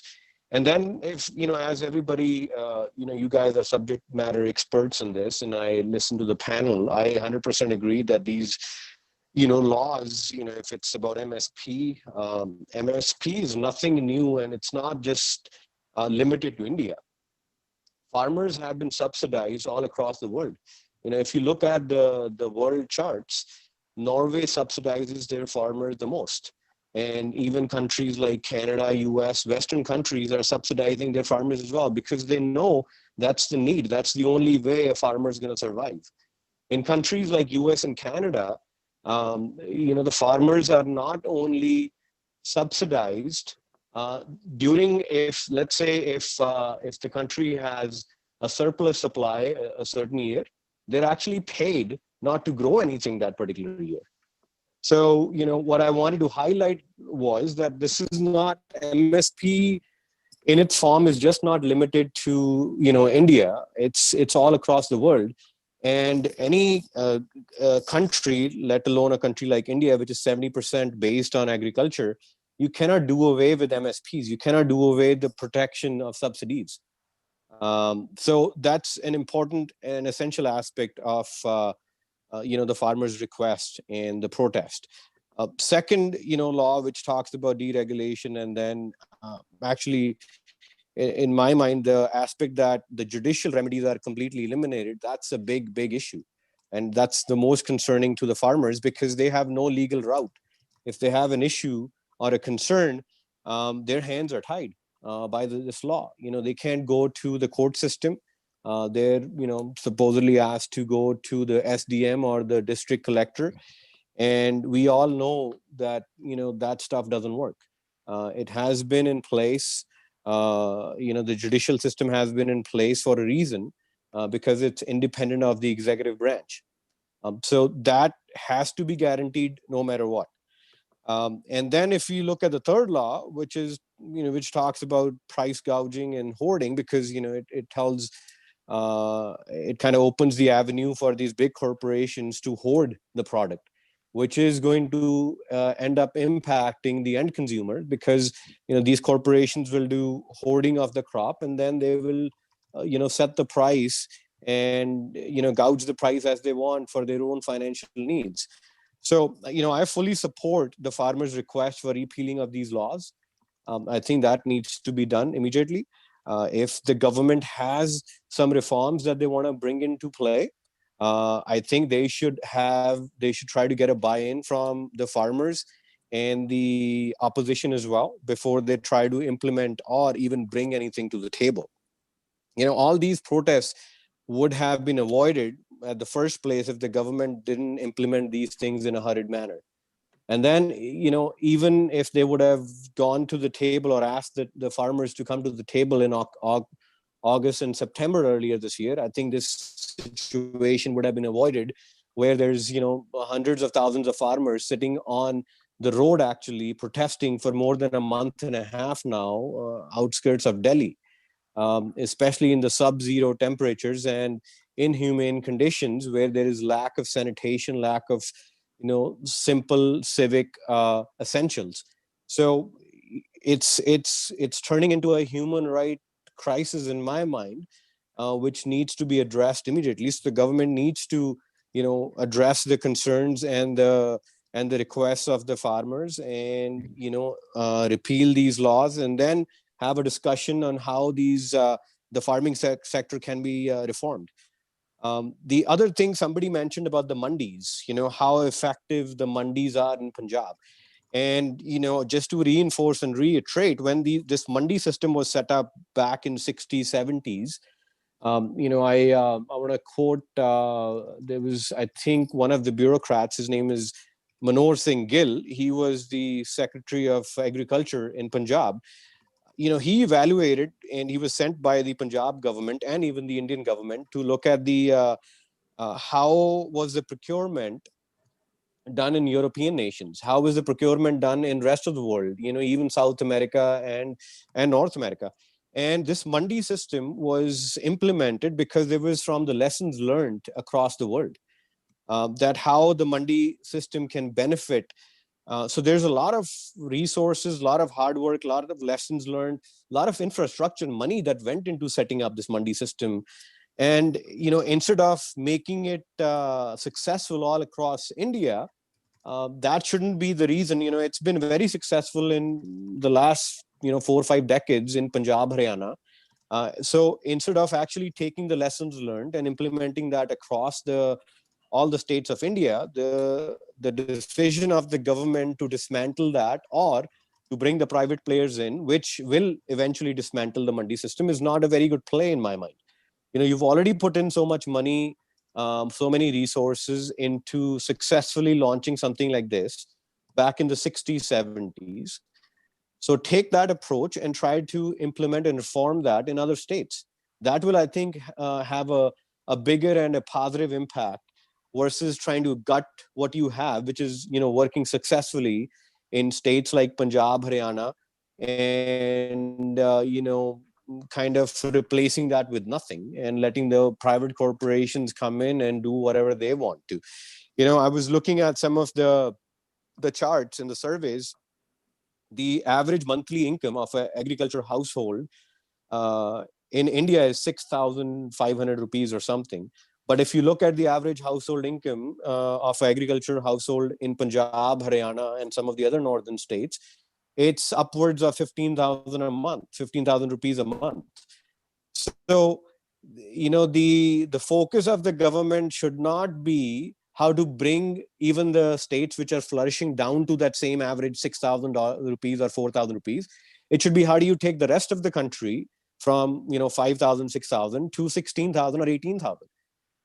Inflation, we've all seen how the inflation has gone through the country in the last 8 to 10 years, and if we even go beyond that. So instead of actually adjusting the average household income and refreshing that with the cost of living adjustments, the government is going the other way around, which is unheard of. Would you do that in any other industrial sector or any other sector, especially in a country like India, where 70% of the people are dependent on agriculture in one way or form? So, I think this needs to be, evaluated. First and foremost, the laws need to be repealed. The government needs to do a better diligence and thorough diligence in reviewing the different reforms and things that are needed to uplift the quality of life of farmers, and which will actually uplift the life of rest of India as well, in my mind. So that needs to be looked at instead of trying to implement something hurriedly, especially in the middle of a pandemic where you don't even have a buy-in from rest of the country or rest of the farming community. The other thing that I want to highlight is the role that the national media has played in this whole thing. I didn't hear anybody talking about that, but they have played a very, very negative role in defaming the whole movement. And I think we, as people who are associated with farming in one way or the other, or even intellects who feel about this, people who are sitting in India or outside of India, we need to make sure that we raise our voice against something like this, where the national media, which should be unbiased, is highly biased and is painting this whole movement in a very racial and in a very divisive way. So in my mind, that's extremely sad for a country which calls itself the biggest democracy in the world. So I think this is a big lessons learned, and everybody, all of us who are sitting outside, our beloved country, we need to play a more constructive role in addressing that. How do we do that? We do that by trying to use the power of social media, by trying to connect with the international media, by trying to influence our local elected politicians, and share the facts, share the logic. If majority of the country right now is being influenced by this biased media, I think it's the responsibility of all of us to make sure that, one, we share the logical and the real truth with the entire country and the world. And second, how do we overcome or make sure that this biased media understands and apologizes for what they're doing, which is going to actually make the country even more divisive versus actually helping the cause. So in my mind, that needs to be looked at, and that needs to be addressed. As the utmost priority. Last point that I want to touch is alternative crops. So I think that's something that has been pushed by governments in the past as well, but there has never been a buy-in. Speaking from Punjab perspective, I know my family is into fruit orchards. We grow a lot of different kind of fruits. If it's oranges or pears or mangoes. But this is one aspect which hasn't been touched or hasn't been, research hasn't been, it hasn't been able to go to the grassroots levels. It hasn't been able to go to the laymen out there, the small farmers who own, 1 or 2 acres of land, and how we can share the advantages and disadvantages of crop rotation and alternative farming with them. Instead of, just gutting the current system of wheat and rice crops, I think they need to be slowly, influenced. They need to be slowly made aware of what are the other options available. Somebody had how during the Green Revolution, states like Punjab or Haryana were in the foremost. They were in the forefront of helping India get out of this, crunch of shortage of grains. That was the need of the hour at that point. And one of the biggest cons, I think, of the Green Revolution is the water table has gone down quite a bit. So, there has to be alternative crops. There has to be rotation of crops that need to be looked at. But I think it demands a more systematic implementation versus, kind of, we call it that, you can't just say that, hey, we need to implement this starting tomorrow. It needs to be looked at, evaluated. A buy-in needs to be there from all the farmers, And then maybe it needs to be sampled in a smaller size first before you implement it across the nation or across certain segments. It needs to be, experimented in phases. It needs to be experimented in certain areas, and take the success stories from those areas and then try to read across and implement those in other segments. So that's what I wanted to share. I'm glad, I'm Suri and the organizing team. I'm really appreciative that you guys, took this initiative of getting everybody together to show solidarity and educate everyone. As I said, I'm not a subject matter expert, but it's good to hear it from all of you guys, and especially the people who are sitting in India right now. It's almost beyond midnight right now, but they're still part of this conversation. So again, thank you. And I really hope and pray that this the farmers' protest successful results for them, and the government repeals these laws, and then they continue their discussions with the farmers on how the agriculture sector can be reformed. Thank you. Thanks. Yep, thank you, Sunny. Thank you very much for all your insights, and you touched upon quite a few things, including the role of media, and also, touched upon the mandis and the alternative crops, and I think reiterated the need for us to do that. And I believe one of the points you did mention also was the need for the government to introduce these laws in the midst of a pandemic. I think that is also something we all should question. So the idea is that we all are aware of what's going on. We get educated. We get acquire all the knowledge around these things, so we can start to question whoever we have to, and we can talk more about that. I see a few other friends who joined from Hyderabad. Let me see if they are ready to talk. Sajaya, can you hear us, Sajaya Garu? Yes, Suresh, I'm hearing you.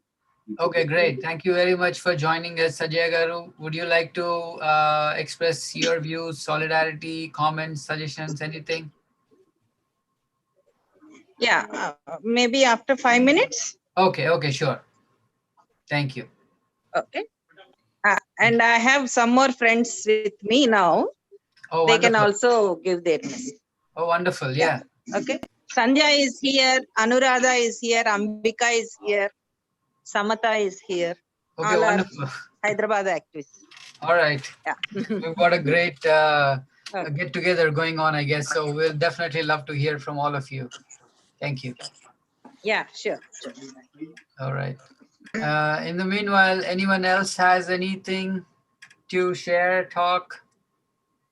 Yeah, I think Andy brought like some really good points about the role of media, how the issue Malik, is 1 being second. diverted, how. Yeah, go ahead. Malik, sorry to cut you off. I think I saw somebody raise their hand. Yeah, this is Gurinder. Yeah, Gurinder. So one thing that Andy was talking about was how do we make the national media to be a fair media, right? Where they spread the exact news, not wrong news, right? So one point was social media. If you look at the elections, the way these elections were won by the BJP government, one of the things that they did was, their supporters, Adani and Ambani, they bought the main national media, and they were all supporting their rallies, everything from their point. One of the biggest challenges is how do we make sure that the national media, is telling the true information just about this movement, farmers protest, they have been showing the worst things, they don't show, how these farmers are suffering. They are showing they are eating pizza, right? They are showing they are eating badams and nuts, So one of the biggest challenge would be for India is how do we make sure that the correct information goes to the people? I don't know if anybody has other suggestions or not. Yeah, so I think Gurinder bhai, just like what we were discussing earlier, right? Once we ourselves educate what are these issues, why are these laws being introduced in the midst of a pandemic, or how privatization can be detrimental to the farmers, then we have to wear our creative hats and think of how to disseminate this information within our own networks, within our own WhatsApp groups, and start talking at that level to individuals, to farmers, and organize these kind of sessions. Because of the COVID, we cannot do in-person events as much as we want to. So this is another medium that we can choose to engage with the people at large, and then slowly address these kind of issues. And here I have, I'll share some of the graphics that I've created, infographics, which I use to people around to spread the message. So we can leverage these kind of tools also to create our messaging very short and sweet, and then try to engage with the audience. So these are all different ways in which we can sort of try to, organize these ourselves. Exactly. Suri, can I speak a few words? Yeah. Sure, please go ahead. Thank you.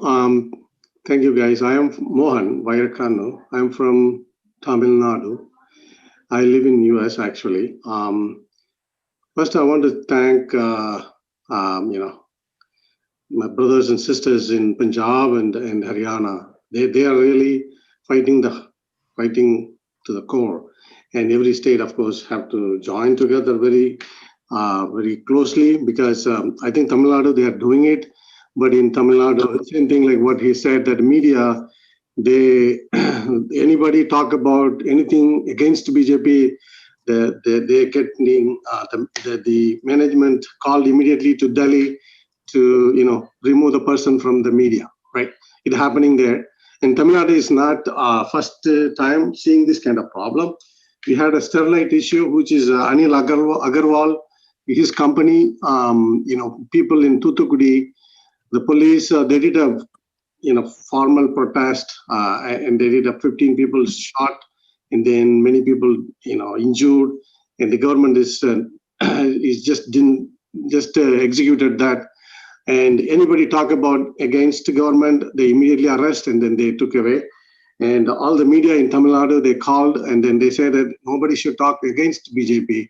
They have to talk in favor of BJP. Okay, and that's why now more people, they came out of the media and started their own YouTube channel. Okay, and if you look at this, is not the first. The farmers is the last one. Maybe there may be more people coming. They may go after the cleaners next, right? They may go after the cleaners, that no food for cleaners, you clean and die. So if you look at how the government, ever since EVM comes, they don't care about the vote. If you look at that, why they're not worried about the people? People dying in 70 years of, this is the first time after 70 years, Delhi has a coldest place. And the own brothers and sisters there dying, the people in the government not even worry about anything. Are they have a heart, or they don't have a heart? I don't know. It is so ridiculous. So it is not that one. That's also the EIA 2020, Environmental Impact Assessment 2020. They want to decide that is to favor of Adani Ambani, but not much people, because of the pandemic, they implemented that. And then new education policy, right? If you look at the new education policy for India, is one thing I want to say that they have to take the policy what Punjab has, they have to implement in every state. They don't do that. Same thing in education also. If you look at Tamil Nadu, the gross enrollment ratio, which is the students go to the college, is 50% actually. That's because of the social changes happened like 60, 50 years ago. But they have to implement that in every state, so that the rest of the India has a 24%. Of course, the South has more, like Andhra, Kerala, Karnataka, and in Uttar Pradesh, Punjab is not even meeting that, right? They have to take that and implement. They don't do that. And then now, if you look at the formula, 3 formula they brought in, and nowhere to support Adani Ambani. And then yesterday, I think MP J.S. Gill, he stated that 53 agro-based companies created by Adani, Ambani in the last 2-3 months.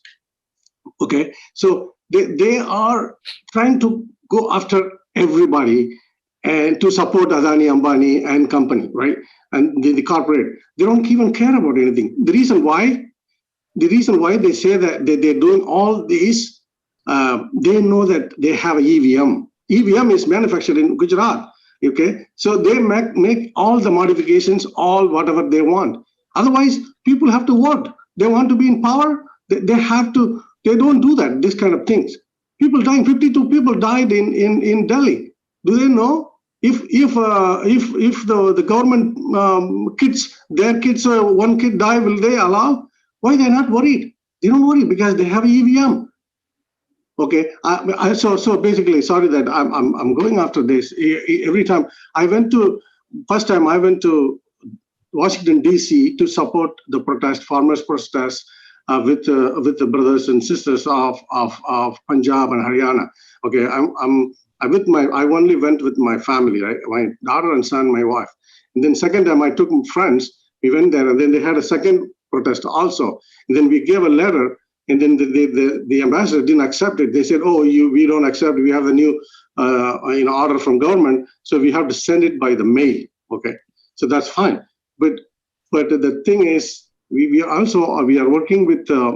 We are asking one of the U.S. Congress, Deborah Ross from North Carolina, and she's elected. She's elect U.S. congressman coming only in January. So she said she cannot give now. Maybe after that we can get a letter. But I don't know whether the state, we have a state senator who supports farmers. He said he can give the letter, but he's a state senator. I don't know how much will have an impact. But I don't think government is worrying. Even Canadian Prime Minister, he raised a concern, and then immediately the Indian government said, "Oh, this is internal matter." It's not. They think that it's internal matter. People dying. We need to do more of social media campaign, because I think that the Twitter is we have to do more. So like some of experts may have. So right now we are doing a fundraising 12,500 led by Siva and Bhuvana and also Makalpadai, Sandra Mohan. So we are almost 9,000. Basically, they're planning to buy a winter care kits and send it to Delhi. So we are almost close to that thing. So we are doing what we can do, small things. So basically, that hope we all together and to fight this, this government of RSS government need to get out. They have to get out and save the country from the democracy. Thank you very much, guys. Yeah, thank you very much. Suri, if I may enter for a moment here, we have from Michigan, Devinder Garewal, also part of our online coverage here. He's a farmer from India, from Ludhiana area, knows the reality on ground. He's been in the US for quite some time.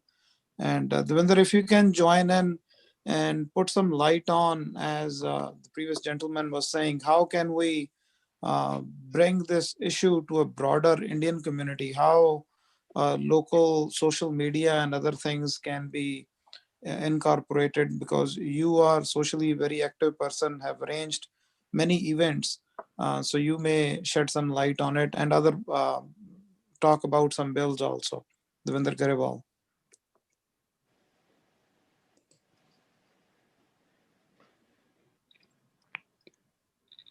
Devinder? Is he still I there? actually don't see him on this list. I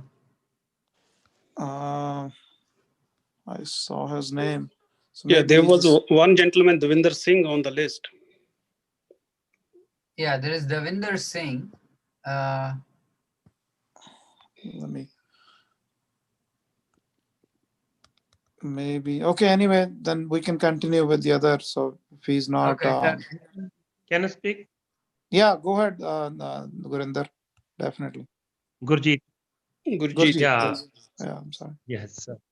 So this topic is a very serious topic when we are going to contact the national media. This is not national media. This is so-called national media.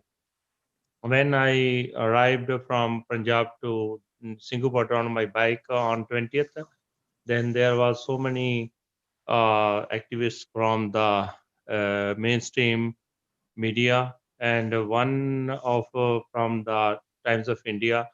He met me and asked me the question, why you have so crazy ride from Punjab within your west only. Then I say, if you will publish as it is, then I can give you the interview. Otherwise, because we are hating the national media, and you people are the fourth pillar of the democracy. If you will not uh, do your duties with honesty, and then one day this democracy will be finished. Then he was laughing and he said, so what you want to say about yourself? Then I explained each and everything, and I am very happy that he published as it is whatever I said to him, and it is on the famous newspaper Times of India. So when we are going to contact all these people, we did not. I think we should not shout out at them. We must have to give them the proper information, which is they understand that this must be published or this must be shown on their TV. But sometimes there are people who are shouting against them, and it also make them crazy. And after that, they are only picking the negative things from the dharnas, protests, and they want to just like defame all these things. But not all people are bad. One rotten apple can spoil all, but there are so many nice people are working in the national media. They are understanding our problems. Sometimes, like when first day I went at the Shambhu border where on 26th, when we have I was inside the protest, and the policemen from Haryana also, they were saying, "Oh, we are also farmers. We are also sons from of the farmers. We are not taking any action against you." But some people they do these things like right now when this coronavirus happened in Punjab, and there was one NRI came from Italy. Then they all defame the national media defame us that NRS came with the coronavirus. They separated after when the people collectively raised a voice against the media. Then they stopped. Then they took the another one Tablighi people. So these are the things happening. They are not the media people actually. This is my concern because I have a lot of experience dealing with the press, TV channels, radio stations, everything in India and abroad. I know that so many people are from the intelligence of the India. They are working as reporters who always in the press, and they showing that they are press reporters, but they are from the government. So it is very hard to beat all these people, because as you can see when you raise some voice on the Twitter, on the Facebook or any, if you raise the right question, and you are going to speak against the violence or against the violation of the human rights, then all these people who are deputed by the government or paid by the government, they started shouting at you. They are using very filthy languages on the Twitter, Facebook, and YouTube. So we don't have to worry about them. We have to worry about what we are providing them the information. Is it correct? If this is correct, then we don't have to worry about it, because they are going to shout. They are not from the press. They are from the intelligence. So this is the thing I want to say, that we must have to be prepared to give the proper information, which they cannot stop. If you have the correct firm and affirmative statement, then they're not going to ignore it. Just like I thought that if I go into the Dharna protest for myself from my village, they're not going to listen. I must have to do something extraordinary, then eye catcher.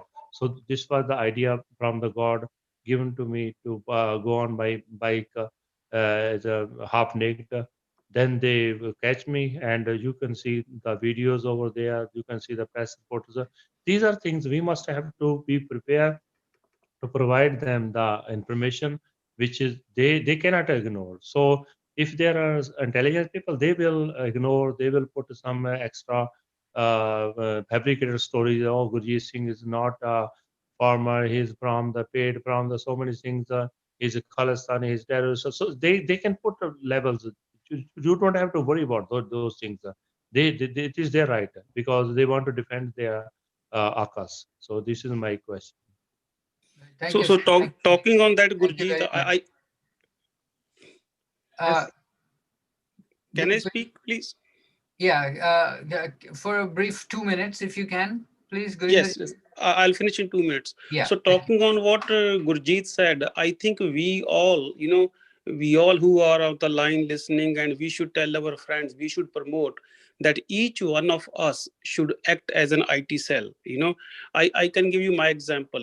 I never had a Twitter account. I never had an Instagram account, but I was influenced by one of my friends. Hey, why don't you open this account? Why don't we become IT cells so that we can defend, what these people are saying, and we can raise our voice against what they're trying to, make people believe that is not true. So my request is that we all should become IT cells. We all spend certain amount of time on our computers, on our phones. It doesn't take much. And we should spread this word to all of us, all of our friends, to become the IT cells and get the right voice out. Thank you. Thank you, sir. Very well said. So we can only fight the misinformation and the disinformation with facts. So the more facts we equip ourselves, the better we can put up a fight against this misinformation. So I'll quickly go to Gangadhar Rao Garu, and then we'll go to Sajay and friends in that order. So Gangadhar Garu, are you on? Yeah. Yeah, go ahead. A very happy new year to all of you, my friends. It Thank you, seems sir. I'm the odd man out here, having listened to all of you. See, the discussion is more on opinions rather than on the bills.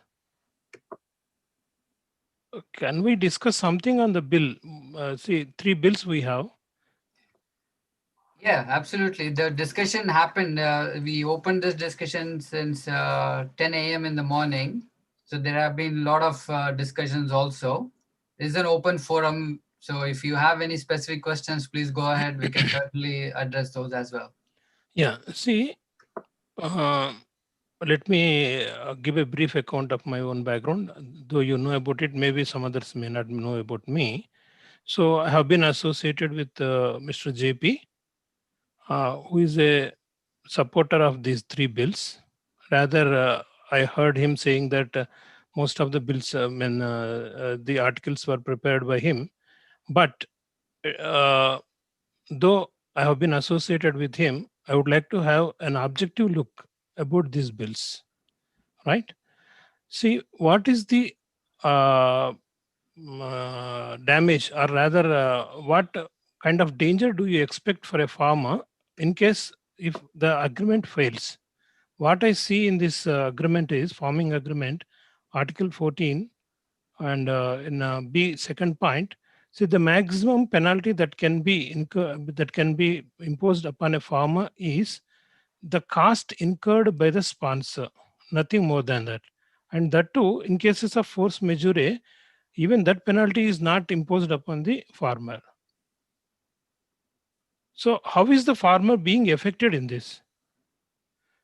The farm produce is being bought by the sponsor at the farm gate, and the delivery date is fixed in the agreement. If the sponsor, the company which is financing the farmer, if he doesn't take the delivery, it is his responsibility. So I would like to see, I do agree that when a farmer is fighting a corporate, certainly the corporate company has a more force or more power. That I do agree. But I would like to discuss more than the opinions. I would like to discuss more on the farming bills, the articles which are provided here. See, the entire responsibility falls on the sponsor to make it a legal agreement, and all protection measures are given to the farmer here, except for a few. I do have some objections for certain items in these bills also. Before going into that, I would like to know, I wish that you people apprise me, what are the difficulties that the farmer may encounter in going through this agreement?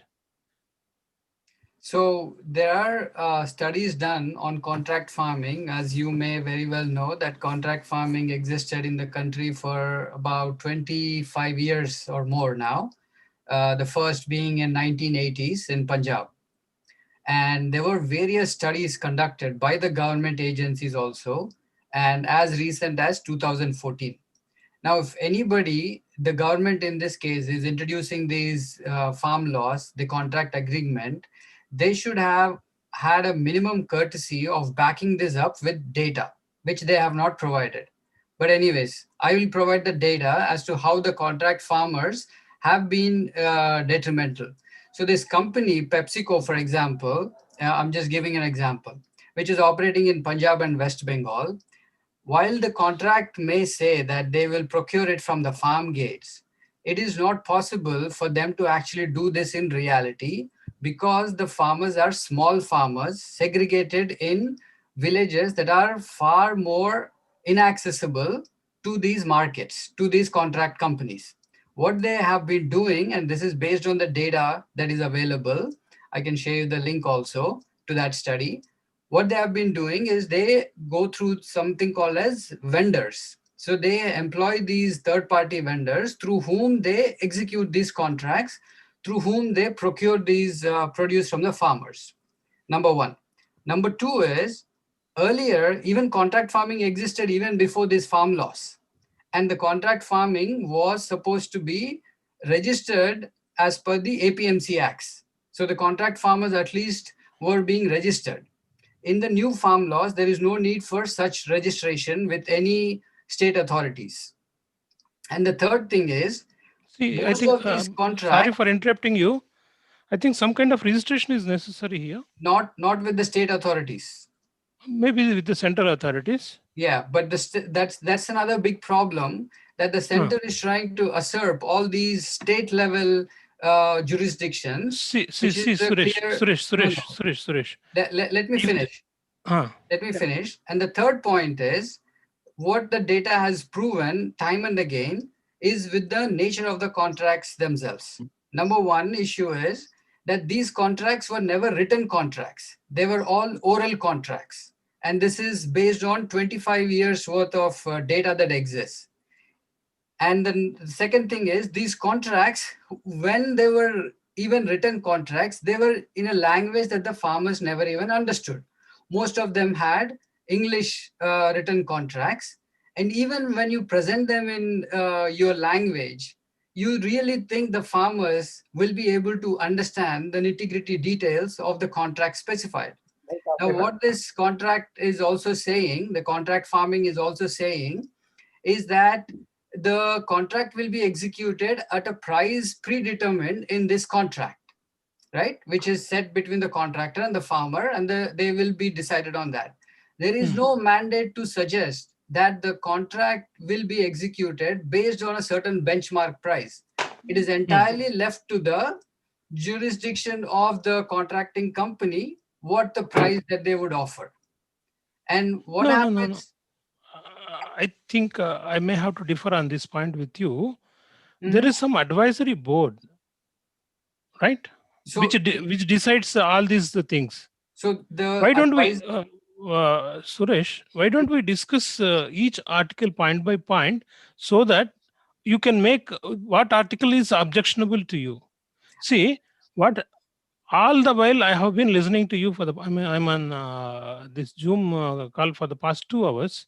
I have been listening to you people. You are all expressing your opinions. I do agree. I do understand your concerns. But the point is that I see that these farming bills have something positive in them. I do understand and I do accept that these farming bills have certain things which are to be scrapped. Okay, sure. But at the same time, I want you people to discuss on each article which is right and which is wrong. Which yeah. So I have seen that there is an advisory board from the central government to suggest the farmers, even regarding the price also. See, if the price is decided by the farmer and the company, contracting company, the farmer can very much demand what is the cost of it, right? See, he can ask for the better price. What is wrong with it? Yeah, he can ask, but do you And the other thing, suppose the contracting company cannot have a reach with the small farmers in the remote villages. If it engages vendors, here in this case, the vendors themselves become the contractors. So the farmers also have, they can make an agreement with the vendors regarding this farming agreements. So what is the problem? Where See, in the the law? ultimate danger, what I see is that the penalty which can be imposed upon the farmer is the sponsoring amount which the contracting company gives to the farmer. Nothing, not a single pie more than that. Right. So what is the damage that is being done to the farmer? Right. I'll have Kiran and Sajay Garu also on the line. I'll let them also chime in here. But before I do that, very specific to this, you're saying the farmer can negotiate with the contracting company on the price, right? You think the small farmers really have that bargaining power in today's circumstances? And the contracting company will listen to them? See, number one. No, Suresh, have you ever been to market committees and the plight of the plight of the farmers in the market committees as and day? Yeah, have you ever seen that? I've interacted with the farmers in Adilabad APMC markets. I'm not asking you. recently. I'm not asking about your interactions, Suresh. I'm very much aware you are very much dedicated to the farmers' welfare. There is no dispute about that. I do agree that you are a champion of the cause. I'm asking you a direct question. Have you ever been to a market yard? No, not to the APMC market yard. How no. how the farmers are exploited in market yards? That I know very well.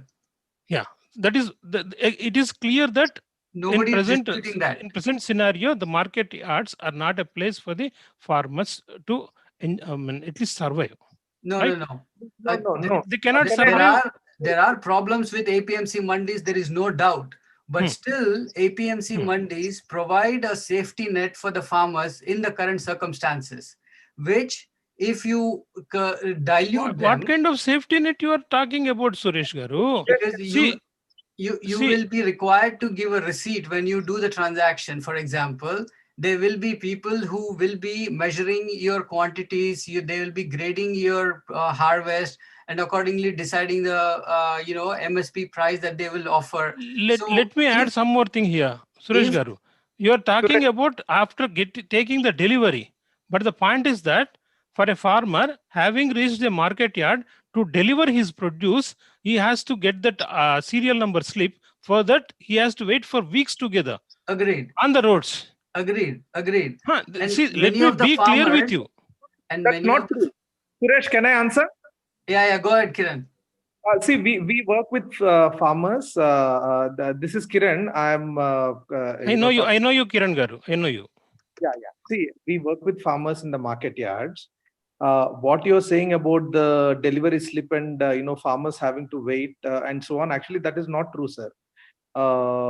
Farmers can go to the market yard and sell anytime. If they do not get a good price on that day, then they can come back on some other day. Like an auction happens every morning.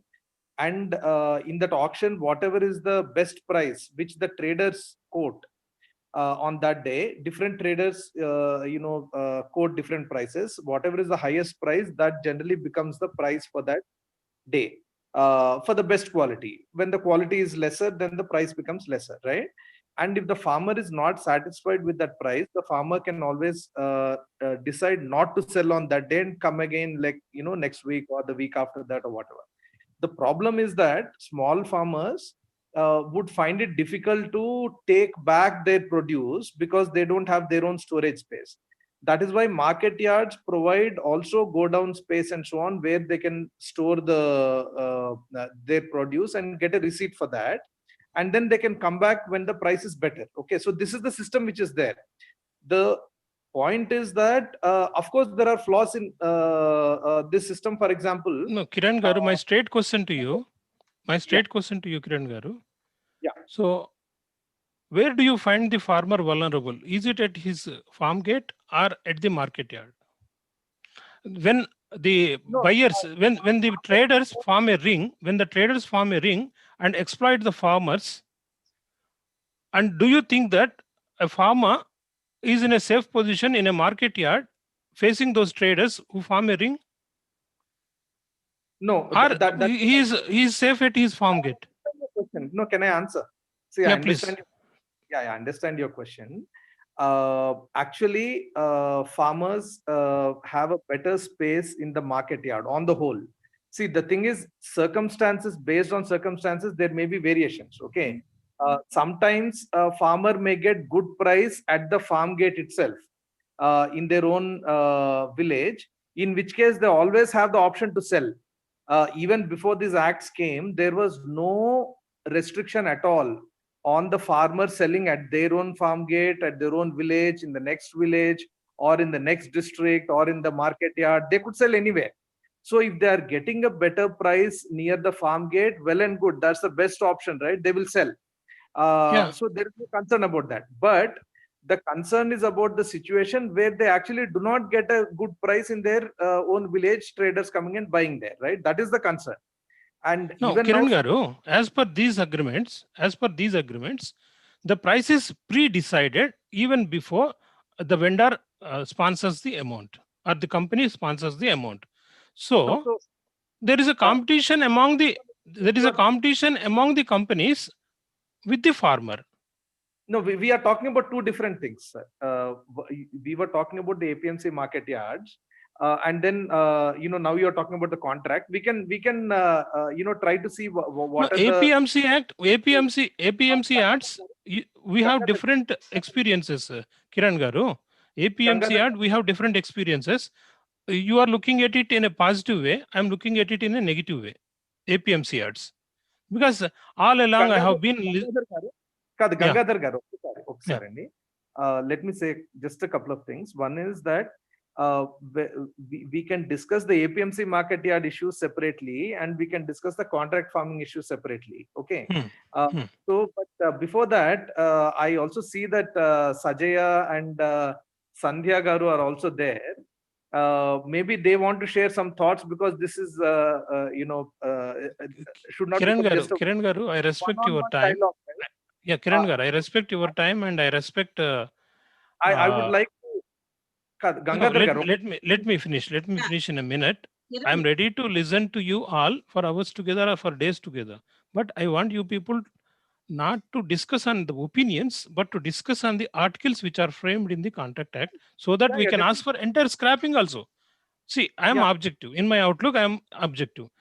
I wish that you people discuss on the articles which are provided there, rather than directly expressing your opinions on what is the necessity during a pandemic, or that or this. See, all these are there, state subject or central subject, all these are there. I have no dispute on that. See, the point is that I want you people to discuss point by point on the articles, which is good, which is bad. Yeah. So, Mr. Gangadhar Garu, we can also discuss that. I'm just saying that there are many people in the call, so different people may want to express different things. So, rather than just becoming a very one-on-one dialogue, let us hear from the others also, and then we can come back to details. I have the patience to listen to you all. Yeah. Sajaya Garu. Yeah. Can I talk, Suresh? Yeah. Go ahead. Yeah, thank you, Suresh and Kiran. I am working with farmers since last 2 decades, particularly with women farmers and farmer suicide families. We are providing supporting systems and also education support to their children. Telangana is most vulnerable in the issue of farmer suicides. You must have known that. Why it is happening? See, everybody acts also talking about only marketing systems, but agricultural means not just marketing. Marketing is the last thing, but agriculture means we have to talk about land, we have to talk about farming systems, farming practices, and we have to talk about water and what kind of crops are promoting. All these issues are linked with marketing. Okay. And for example, a woman farmer, she cannot go beyond more than 5 kilometers. It's impossible, first thing. Whether it is a APMC mandi or a corporate contract farming, wherever it is, she may have choice to sell anywhere. That is another part. But with the circumstances, she cannot go beyond 5 kilometers. I'm saying 5 kilometers. Why? Because, as I said, agriculture is not just produce. Agriculture means livestock. Women has to look after their livestock, and they have to look after their families. They have to look after their children. Both women and men. Women has more responsibility, and they cannot take uh, um, take too many days outside of their family, outside of their village. It's not because she's a woman. It's not like that. No, I'm not talking about gender inaccessibility, but it is she is connected with all these things. First is family, second is livestock. Livestock is very important. Whether it is a goat or hen or a buffalo or a cow, whatever it may be, they are. It is in Telugu. One proverb is there. ఇంట్లో గేదె ఉంటే ఇంటికి కట్టేసినట్టు అది. గేదెని కట్టేయటం కాదు, ఆ స్త్రీని కట్టేయటం అనేటటువంటి, that is the ప్రోవెబ్. అది మీకు అర్థమవుతుంది అనుకుంటాను గంగాధర్ గారు. అంటే అంత బాధ్యత ఉంటుంది. అంటే they have that kind of responsibility, everyday responsibility women has in agriculture. That means they actually we are demanding women need support systems within their village. Fortunately, in United Andhra Pradesh, all these Dwakra groups, it's called IKP centers. They are serving some kind of supporting system to procure the produce from the villages, in their own villages, not even from other villages. In their own villages, they are procuring, they are taking that responsibility to procure the produce, whether it is a paddy or other things. They are doing that responsibility. They may have some problems, definitely, but it is the one of the best practice in marketing system. Government is not willing to act. It has to expand entire nation, but even Telangana government now want to remove all these village level procure centers, IKP centers. That means you are taking away all the little support systems also from their vicinity, and going some other place means you may get very good price in Bangalore, or you may get in Andhra Pradesh, or you may get in Varissa. You may get, according to the act only, we can say, okay, they will get their good price, they can go there. So taking the produce, first thing is, all these farmers are small and marginal farmers. 1 acre, 2 acres, below 5 acres. That means independently they cannot go, first thing, to that place. And second thing is, it's a language issue again.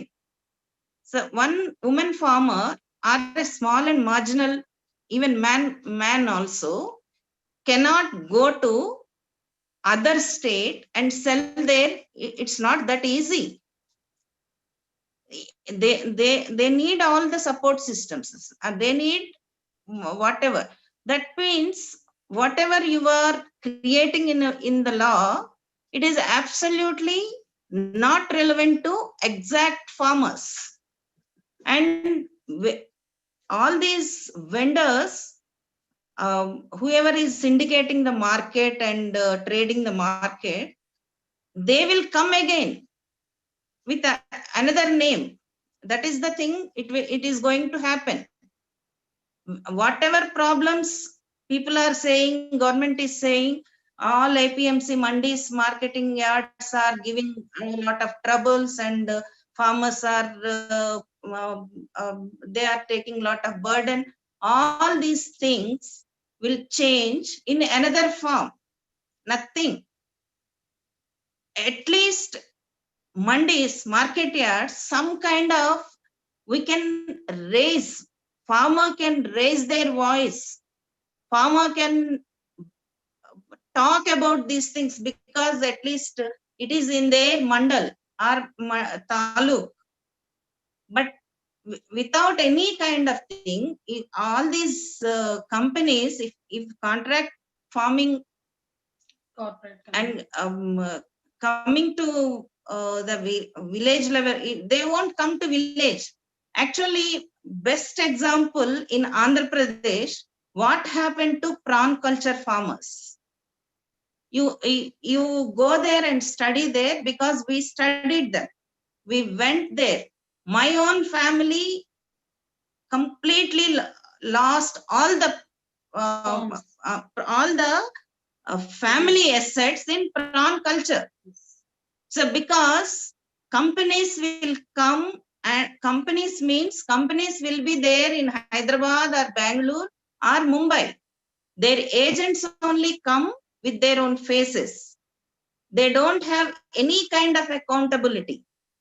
They will come and sell their seed, whatever it is, and they will take the deposit. They will give all these things, and if they might get some kind of problem, because with prawn culture, it's a lot of infections are there, and prawn might be died. All these things happen. They won't take any kind of responsibility. They didn't take any kind of responsibility. Many farmers, wealthy farmers, not very, very big farmers, but middle class, 5 acres, 10 acres farmers lost entire assets. That is the plight of farmers in coastal Andhra districts. If it comes to Telangana districts, I cannot expect what will happen. It's already they are in the verge of different situations. So all these things are there. Without talking all these things, so we cannot talk about whether it is good or bad, but we have to take the examples from different parts of the society. What it means to Adivasi farmer, what it means to a woman farmer, what it means to a Telangana farmer, what it means to a Dalit farmer. So unless we talk about all these nitty-gritties, we cannot give a we cannot give acceptance, and without any kind of government say some kind of body will be there. According to PUCL Supreme Court case, district collector is the main person to dissolve all the problems with the public distribution system and all the farmer suicides also. But when we approach district collector is a government employee, first class magistrate of the district. When we approach with a problem like these kind of things, what kind of response they give? They don't take any responsibility. And whatever central government committees, they won't take any, they don't have any legal authority. It's a kind of pedda manshulu thing. Why pedda manshulu? No need to have pedda manshulu. People need clear-cut rights and responsibilities, and responsible bodies, responsible institutions, not pedda manshulu thing. Government is saying pedda manshulu will be there, they will solve your problems. No, that kind of feudalistic systems cannot be placed at all. It is feudalistic attitude. And Sanja is Progressive Organization of Women, and she is working with Adivasi women. Suresh, Sanja will talk. Yeah, go ahead. Yeah, hello Suresh Garu and others. Yeah, I continue from Sajaya. Actually, through these three new agricultural laws, they are going to destroy existing systems, which is really again going to work against farmers, women farmers, middle farmers, all small farmers. And secondly, as others said, I agree. The existing market yards, in the existing system, there are flaws. But though there are some flaws, they're able to manage nowadays. Before 5 years, it was worst. But for the last 5 years, there are market yards, there are storages. So we know many farmers, after they are going to, after they go to the market yard with their produce, if there is no competitive price, there is no satisfied price for them, they are keeping their stocks there not in all areas, but in some areas, particularly in main towns, near main towns, they're able to manage. But it should be improved. There are so many demands from the farmers and women farmers. We all know that as it is 74% women farmers are there, 80% women are in agriculture sector, and women farmers demands also there. Women, as on today, still women farmers are not identified, not recognized. We are demanding. We means the women farmers are demanding. They should be allocated. They are demanding for their space, 30% space in market yards. There are many demands. Keeping aside, after decades of struggle, we are able to come up with some demands. We are able to meet some demands. So after all the struggles, though the small achievements we have, there is a lot of pressure from the women's groups, women farmers groups, and people who are working with the farmers. They're really they're trying to bargain with the governments. They're coming up with their demands. They're trying to educate the farmers. They're able to. They're doing some lobbying. They're working out on that. But in this situation, now central government is coming up with these laws. It is nothing but disaster. They're destroying the systems.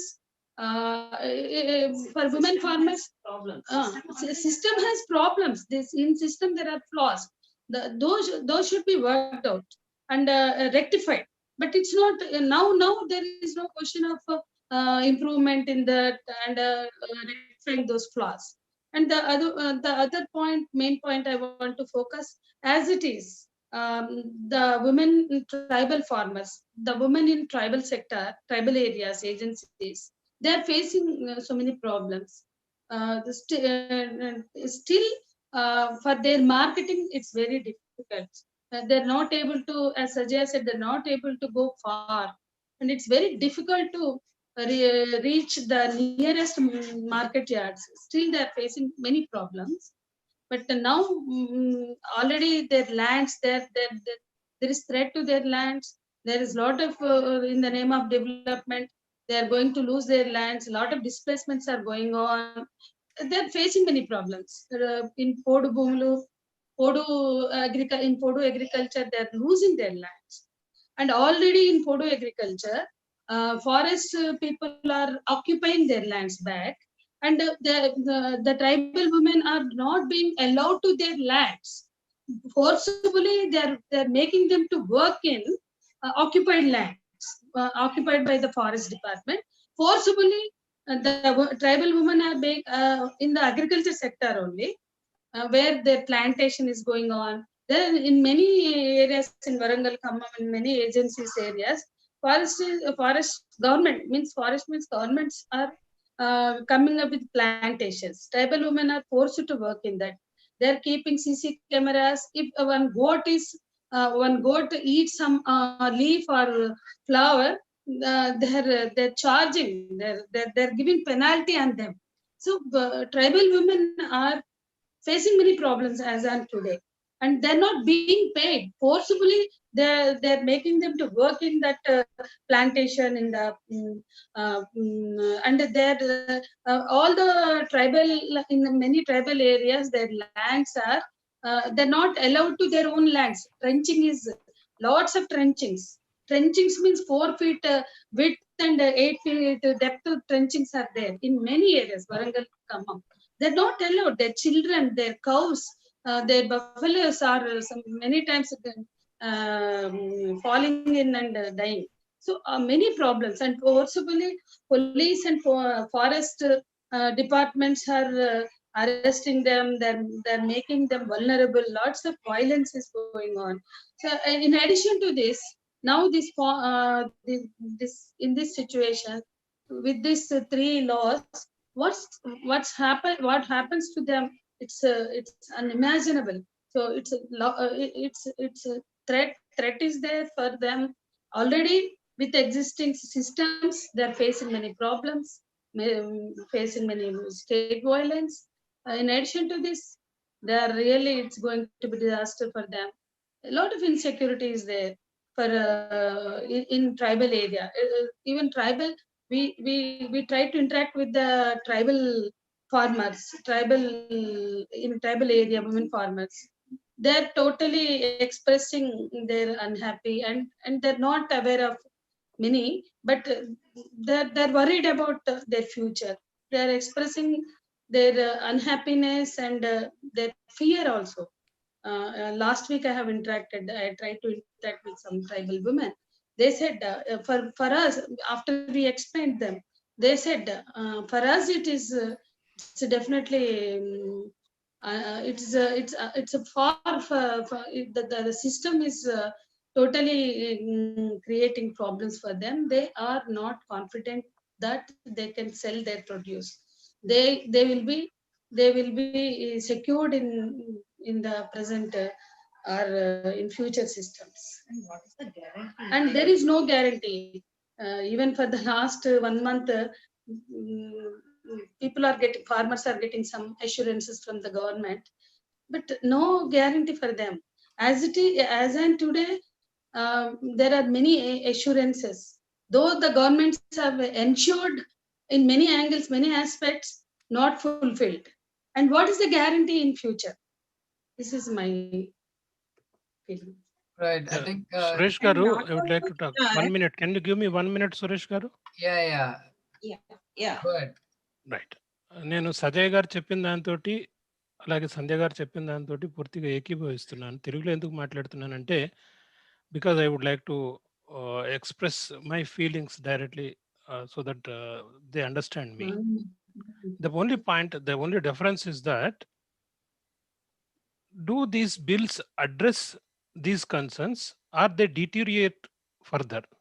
ఈ point of view లోపల, if you can arrange some discussion. See, our friend Karthik has messaged me that this is for expressing solidarity for the agitating farmers, and what I requested was that can we discuss on each article point by point whether it is useful or detrimental to improve the farmers' conditions. So he said that this session is arranged for expressing solidarity for the agitating farmers. I do express my solidarity. That is the reason I am here. But the point is that A concerns అయితే సజయ్ గారు, సంధ్య గారు చెప్పారో దాంట్లో, అంటే ఒక tribal ఉమెన్కి సంబంధించినవి కాకుండా ఇతరత్ర మామూలుగా ఫార్మర్స్, మార్కెటింగ్, వీటి లోపల I see that most of them are addressed. Most of the articles which are present here, they are for betterment of the conditions of the farmers అని నేను అనుకుంటున్నా. సో ఆ పాయింట్ ఆఫ్ వ్యూ లోపల అమ్మ ఒక్క నిమిషం తల్లి. సో నేనేమంటానంటే articles are there, 3 bills are there, articles are there. Why don't we discuss each article? ఇప్పుడు నేను ఆబ్జెక్టివ్ గా ఉన్నాను, మీరు ఆబ్జెక్టివ్. సో మీ గురించి నాకు పూర్తిగా తెలుసు.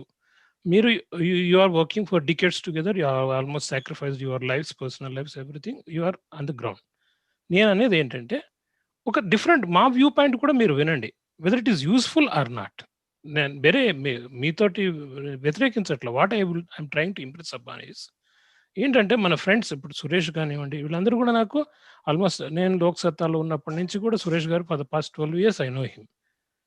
Of course, I have my own differences with Dr. JP. That is a different issue. ఇక్కడ నేనేమంటున్నానంటే whether these bills, whatever articles are there in these bills, really అవి డిటీరియేట్ చేస్తున్నాయా లేదా, పాజిటివ్ ఎఫెక్ట్ ఇస్తున్నాయా, నెగిటివ్ ఎఫెక్ట్ ఇస్తున్నాయి. మీరేమంటున్నారు అంటే ఇవి ఇంకా అసలు total destruction వైపు లీడ్ చేస్తున్నాయని మీరు అంటున్నారు.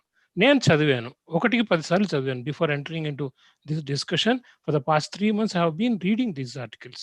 ఇందులో కొన్ని తీసేయాల్సినవి ఉన్నాయి, no doubt about that. But most of them I saw them that they are useful. సరే, నేను యూస్ఫుల్ అనుకుంటున్నాను, మీరు డిట్రిమెంటల్ అనుకుంటున్నారు. Why don't we have a dialogue? ఇప్పుడు మీరేమంటున్నారు, గవర్నమెంట్ కార్పొరేట్ కంపెనీస్కి అనుకూలంగా ఇవన్నీ చేస్తుంది అని అంటున్నారు. That's a different issue. నేను మాట్లాడుతున్నది ప్యూర్గా on the point of these 3 bills. The articles which are mentioned here, whether they are useful for the farmers or whether they are causing harm to the farmers. Then why don't we have a discussion point by point on each article so that we understand each other more better? Yeah, absolutely. Point well taken. We can certainly arrange that kind of a discussion where we go into the specificity of the clauses mentioned in the bill. Okay. Each of the article we can discuss. See, at the most there are 15 to 16 articles in which some 7 or 8 articles need to be discussed in depth. Yeah, definitely. And the third bill is only just 1 page only. Yeah, I mean, most of the chapters are not even talking about the specificity of the bills. They are introduction, then there is something else. There's only 1 chapter in each bill that is actually of crux. So we can certainly discuss those chapters in detail. And I will myself take the initiative to organize those sessions. I don't think we can do that in one session for all 3 bills. We can have 3 different sessions on 3 different bills. And I'll invite whoever is interested. See, I have the bills, gazette bills. They are about each one is of 8 pages. The first 2 bills. And the third one is only single page. Is it more than that? Yeah. That's it, no? See, I have the gazettes. First and second bills are of 8 pages each. And the third bill is not only page by page, line by line we can discuss. But in the next discussion we can. Suresh గారు చెప్తున్నది ఏంటంటే ఒక session లో కాదు 3 sessions లో ఒక్కొక్క దాని మీద అంత పెద్దగా ఏం లేవమ్మా, జస్ట్ చిన్నగానే ఉన్నాయి, 8 పేజీలే ఉన్నాయి. I think we can discuss అంటే అదేనండి. బిల్లు మీరు ఒక్కళ్ళే చదవటం కాదు కదా, మేము అందరం చదివే మాట్లాడుతున్నాం, చదవకుండా ఎవరం మాట్లాడటలేదు. అర్థమైన మీరు పాజిటివ్ గా ఉన్నాయి అంటున్నారు, డెఫినెట్ గా నెగిటివ్ గా ఉన్నాయి అనేటటువంటిది మాకు అందరికి అర్థమైంది. ఎందుకనంటే మేము గ్రౌండ్ లో పని చేస్తున్నాం. గ్రౌండ్ లో పని చేయడం ద్వారా మాకు వస్తున్నటువంటి అంటే ఒక్కొక్క ఉమెన్ తో మాట్లాడుతూ ఉంటే, ఒక్కొక్క ఫార్మర్ తో మాట్లాడుతూ ఉంటే వాళ్ళు సోఫిస్టికేటెడ్ గా చెప్పలేకపోవచ్చు, కానీ ఏంటంటే వాళ్ళ కన్సర్న్ ఏంటి అనేది చాలా క్లియర్ గా చెప్తారు. అది మీరు ఎక్కడికి వెళ్ళినా ఆ ఒపీనియన్స్ వస్తాయి ఖచ్చితంగా. అంటే ఫార్మర్స్ పాయింట్ ఆఫ్ వ్యూ ఏంటి అనేటటువంటి, ఫార్మర్ అంటే డెఫినిషన్ మారిందండి. జేపీ గారు అనుకుంటున్నట్టు ఫార్మర్ అంటే చాలా పెద్ద ఫార్మర్స్, దాంట్లో నుంచి నేను మాట్లాడటం లేదు. ఫార్మర్ అంటే 2007 స్వామినాథన్ కమిషన్ దగ్గర నుంచే చాలా డిఫరెంట్ కైండ్ ఆఫ్ డెఫినిషన్ వచ్చింది. దాంట్లో ఉమెన్ ఫార్మర్స్ యాక్సెప్టెన్స్ అనేటటువంటి దాన్ని ఇంకా ఇది అంటే ఒక పేట్రియార్కల్ సొసైటీ కదా, అంటే అసలు ఉమెన్ ని ఫార్మర్ గానే గుర్తించరు, చిన్న సన్నకారు రైతుల్ని ఫార్మర్ గానే గుర్తించరు, కౌలు రైతుల్ని రైతులుగానే గుర్తించరు. అంటే ల్యాండ్ మీద ఎవరైతే పని చేయరో వాళ్ళని మాత్రమే ఫార్మర్స్ గా గుర్తించేటటువంటి స్థితి ఏదైతే ఉందో ఇది ప్రాబ్లమాటిక్. ఈ వీళ్ళే అంటే ఎంఎస్పి సంబంధించిన దాంట్లో పాలిటిక్స్ లేవని అంటలే, పాలిటిక్స్ ఉన్నాయి. అంటే ఒకటే రకమైనటువంటి దాంట్లో ఉండేటటువంటి ఒక ధోరణి ఉంది. And at the same time there is even for our agricultural policy, for which crop government is giving some support systems means not just marketing, different kind of subsidies, from subsidies to marketing. What kind of government till now promoting?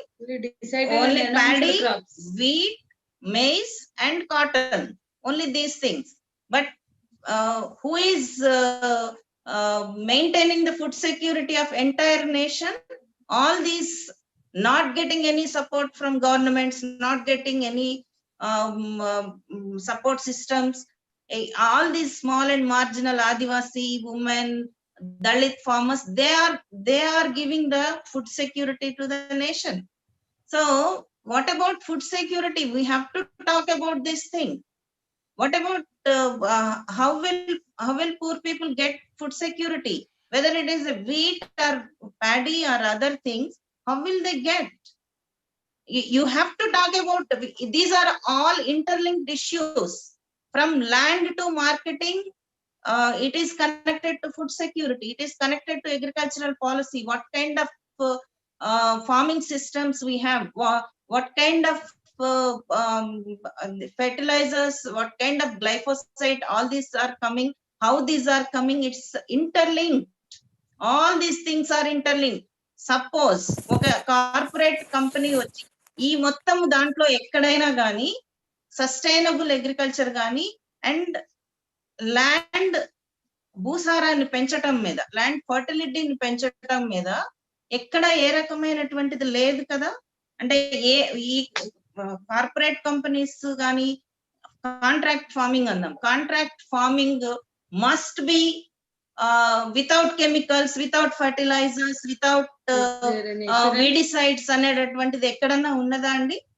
ఎక్కడా లేకుండా అంటే what will happen micro ఏమంటారు అది, micro credit, అది micro finance ఏదైతే villages ని ధ్వంసం చేసిందో, same kind of rowdy gangs will come from all these corporates contract farming. అంత ఈజీగా వదిలేస్తారా అండి? అంత ఇంకొకటి అండి గంగాధర్ గారు, I have a question. Is it only a question of MSP? Is there any guarantee for land? ఇది ల్యాండ్ సెక్యూరిటీకి దెబ్బ కాదా? ల్యాండ్ మాయం అవ్వదా? లాటిన్ అమెరికా, సౌత్ ఆఫ్రికా, ఎన్ని countries. Let me read that అమ్మా. నేను కొంచెం గంగాధర్ గారు, సార్ ఒక క్వశ్చన్ అండి, నాది సింపుల్ క్వశ్చన్ అండి. అందరూ ఎంఎస్పి మాత్రమే ఫోకస్ చేస్తున్నారు. Everybody is rotating, revolving around the MSP. But is there any guarantee for the land?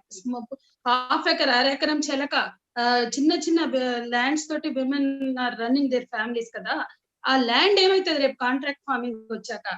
మొత్తం ల్యాండ్ మాయమైపోతుంది. చిన్న సన్నకారు రైతుల్లోంచి, మహిళల చేతుల్లోంచి ల్యాండ్ పోతుందనే భయంతో చాలా మంది ఉన్నారు. దాన్ని మీరు ఆన్సర్ చేయగలరా అని అడుగుతున్నాను. తప్పకుండా అమ్మా సంధ్య గారు. మనము అంటే సురేష్ గారు పర్మిషన్ ఇస్తారో లేదో తెలియదు. నేనేమంటున్నానంటే, ఇప్పుడు మీరు ల్యాండ్ పోతుంది అని అంటున్నారు, అలాగే కొట్టి ఇంకా చాలా మంది ఉన్నారు. Yeah exactly. సో నేనేమంటానంటే, నేను జేపీ గారు అసోసియేట్ నమ్మా, ఫాలోయర్ని కాదు. Point number 1. పాయింట్ నెంబర్ 2, నేను ఆయనతో డిఫర్ అయ్యే విషయాలు చాలా ఉంటాయి. ఇక్కడ నేను చెప్పదలుచుకుంది ఏంటంటే, మనము ఈ బిల్స్ రియల్లీ దే ఆర్ ఎంత హార్మ్ఫుల్, ఎంత useful. Let us have an objective discussion. మరి ఇంకో సెషన్ పెడితే కనుక Suresh garu, let us join it. ఎందుకంటున్నానంటే, లైన్ బై లైన్ మీరు అన్నారు చూడండి, article by article, page by page discuss చేద్దాం. 8 pages, 4 pages, 1 page, కానీ లైన్ బై లైన్ డిస్కస్ చేయడానికి కూడా మనం చేయొచ్చండి. బట్ మన let us not get into that beautiful attractive language. Language గురించి నేను మాట్లాడలేదమ్మా, లాంగ్వేజ్ గురించి నేను మాట్లాడలేదు పొరపాటున కూడా. లాంగ్వేజ్ ఇన్ ద సెన్స్ నాకు ఇక్కడ నేనేమంటున్నానంటే, అట్రాక్టివ్ వర్డ్స్ కావచ్చు, అష్యూరెన్సెస్ కావచ్చు, అది కాదు ఈ దేశంలో ఇప్పటి వరకు ఏం జరుగుతుంది ఇంకా in continuation with this existing policies what is going to happen to them it is important. Exactly, Amma. Let us discuss that. So let me Suresh take garu, So, Suresh, Suresh garu. I just want to make a couple of points, Suresh. Yeah. Kiran, I'll give you the last line. So what we'll do, Gangadhar Garu, is we will have follow-up sessions and we'll do article by article discussion. And I thank Sajaya Garu and Sandhya Garu to providing the context within which these farm laws also needs to be viewed, which is also very important. And with that said, look forward for those kind of sessions, Gangadhar Garu. We'll Surely, definitely intimation iste I will join andi. Yeah, absolutely. We'll do that in open public also. We can do that. No, not a problem at all. I'll let Endukante most of my friends have become antagonistic to me, like you. Huh? Most of my friends, like you, have become antagonistic to me. No, Facebook open చేయాలంటే మీరు రాసే వాటికి నేను oppose చేయాలో support చేయాలో నాకు అర్థం కాని పరిస్థితి. No, it's all out in the open, right? There is no restrictions. I see that all of you people have become intolerant towards me. No. There is no. You should see. Ananta Krishna calls me idiot. What is that? Idiotic. We don't have to go personal. We don't have to digress. We'll certainly have those conversations in future. I'll give Kiran the last word and we'll end this topic here so that we can move on to other speakers or other conversations. My only request to you people is to listen to the other side of the coin. No, we are listening, sir. And tell my friend Mr. Anant Maringanti, also. You can have no. See, you can have your own conversations with Anant Maringanti. JP Garaite on the public television and everything also, he calls all the people who are opposing these acts as people who are cheating the farmers and as people who are lying to the farmers. So this thing about calling Kiran garu Gangadhar garu, I am not a follower of JP, మీకు చెప్పాను. నేను చెప్తున్నాను as an example. ఇప్పుడు మీకు అనంత్ మారిగంటి ఏమన్నారు, అనంత కృష్ణ ఏమంటారు అనేది issue కాదనడానికి నేను ఒక ఎగ్జాంపుల్ గా చెప్తున్నాను. Because people who have megaphones like doctor JP is different and Anant Maringanti is different. No. Anant Maringanti cannot talk like JP, right? కాదు గంగాధర్ గారు ఒకసారి అండి. కాదు, please don't interrupt after every sentence. I'm just making a point that people who are supporting these acts are actually going around telling a lot of lies yes. And with a very big megaphone. Okay, JP గారికి ఒక megaphone ఉంది, మోడీ గారికి మొత్తం ప్రపంచమంతా వినిపించే megaphone ఉంది. ప్రతి Kiran garu let us not go to the individual personalities. Let us discuss the articles. Let us discuss the bills. Exactly. No, I am not here to support or oppose JP. Gangadhar garu, please don't interrupt after every sentence. Please don't interrupt. No, I have seen. See, whenever I talk, you people are bringing in the name of JP. Why? కాదండి, నేను ఎప్పుడు మాట్లాడినా JP పేరు ఎందుకు తీసుకొస్తున్నారు? అలా కాదండి, నేను మోడీ పేరు కూడా తీసుకొస్తానండి. మీరు ఒకసారి ఉండండి. గంగాధర్ గారు, please let me make my point. Please don't interrupt. I have my own way of making the point. I am going to make a substantive point. Okay, మీరు వాళ్ళెవరో పేర్లు పిలుస్తున్నారు అనే దానికి మీరు బాధపడుతున్నారు కాబట్టి నేను చెప్తున్నది ఏంటంటే, యాక్చువల్లీ దేశంలో జరుగుతున్నది ఏంటంటే, ఈ యాక్ట్స్ ని సమర్థించే వాళ్ళు చాలా పెద్ద ఎత్తున వాళ్ళకి మెగాఫోన్స్ ఉన్నాయి. వాళ్ళందరినీ అబద్ధాలు చెప్తున్నారు అంటున్నారు, వాళ్ళందరినీ పొలిటికల్ గా మిస్లీడ్ చేస్తున్నారు అంటున్నారు. వాళ్ళ గురించి నాకెందుకండి, నేను మీతో అనలేదుగా ఆ మాట. వాళ్ళ గురించి నాకెందుకు? I am discussing with you. కాదు, this is not the way of doing discussion, sir. You can't interrupt after every sentence. Let me complete my point. I'll move to my next point. Okay, so please, చాలా మంది వింటున్నారు కదా, you can't have just a one-to-one dialogue between us. I want to make 2-3 points. I got time from Suri. I'm going to make those points. Okay, so I'm just saying that people who are supporting these acts are going around telling a lot of lies. Therefore, the truth also has to be said. So fact number 1 is that రైతులకు సురేష్ గారు, కిరణ్ గారు ఎప్పుడైనా పూర్తయిన తర్వాత నాకు 1 minute ఇవ్వాలండి. Go ahead, Kiran. Right. So, but I hope you will be listening when I am speaking. I am listening to you, sir. I am listening to you. Yes. Yes, and because you kept interrupting, that's why I'm saying. So I'm saying that basically you are talking about the substance of these acts. Basically, APMC market yards are going to be bypassed by this act, and that is the substance of the act. The substance of the act is that separate trade areas are going to be set up. I can quote you the articles, which clause sets up the separate trade area. Trade area's definition is, section 2, bracket N and all those things. Okay. But basically, trade areas are going to be set up, which are outside the APMC market yards. And in these trade areas, there's not going to be any regulation, practically speaking. So what we are clearly saying is that if you create a trade area where there is no regulation, and only in the APMC market yards there is some regulation and some protection for the farmers, then automatically you are giving a lot of freedom for all the traders and companies only to do in the trade area, not do in the APMC regulated market area. So this will result in APMC regulated market areas collapsing over a period of time. This is the point number one. So what is the harm in having these trade areas where there is completely unregulated business that happens? The example that I want to give is basically when people are saying, why only in APMC market yards, or why should there be even a regulation? You should understand that every kind of market has to operate under a regulated space. For example, if you take the stock market, see, you can't say, why does Bombay Stock Exchange have a monopoly over purchase of stocks? Because for the purchase of stocks, there is a SEBI, there is a stock exchange, there are mechanisms where the sale and purchase of stock happens, and there are mechanisms to make sure that there is no insider trading, that there is no manipulation by a few players, and so on. So that is the purpose of regulation, and that is the reason why APMC market acts were brought in the first place. In fact, farmer organizations demanded that for small and marginal farmers especially, if there are no regulated market spaces, actually they will undergo a lot of exploitation and cheating. So that is why the APMC market yards were established in the first place. There are some flaws in that which have to be fixed. And continuously over the last 10-20 years, there are many reforms that have happened in the APMC, which already allow for private direct purchase transactions happening outside the APMC market yards, which allow for contract farming and all these things. What this act is doing is that it is saying that the state APMC acts will be completely bypassed, their authority will not run, and the central government's act will run. That is the fundamental flaw in this. We can go into discussion about what are the implications of it and so on. So on that, what we would like to point out is that if you look at where are the farmers who are getting most exploited in terms of price, right?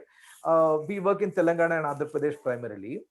If you go to the places which are nearby, let us say Enamamula market yard in Warangal, the farmers who can bring their produce to Enamamula market yard and get a good price there, they will get a good price even in their own villages also, because if the traders want to go to some villages and purchase, and they know that village is only 30 kilometers from Enamamala market yard, they will not offer a price which is less than what is being offered at the Enamamala market yard. Maybe 50 rupees they'll reduce because there's a transportation cost.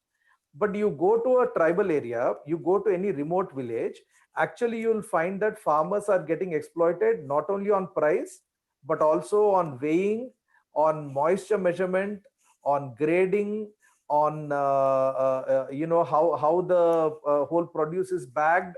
So on various aspects, both price wise and non-price factors, farmers get exploited.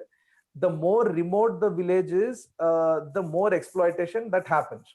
So what actually the farmers would like is within a 5-kilometer or within a 10-kilometer range of a village, there should be a proper structured marketplace which is available.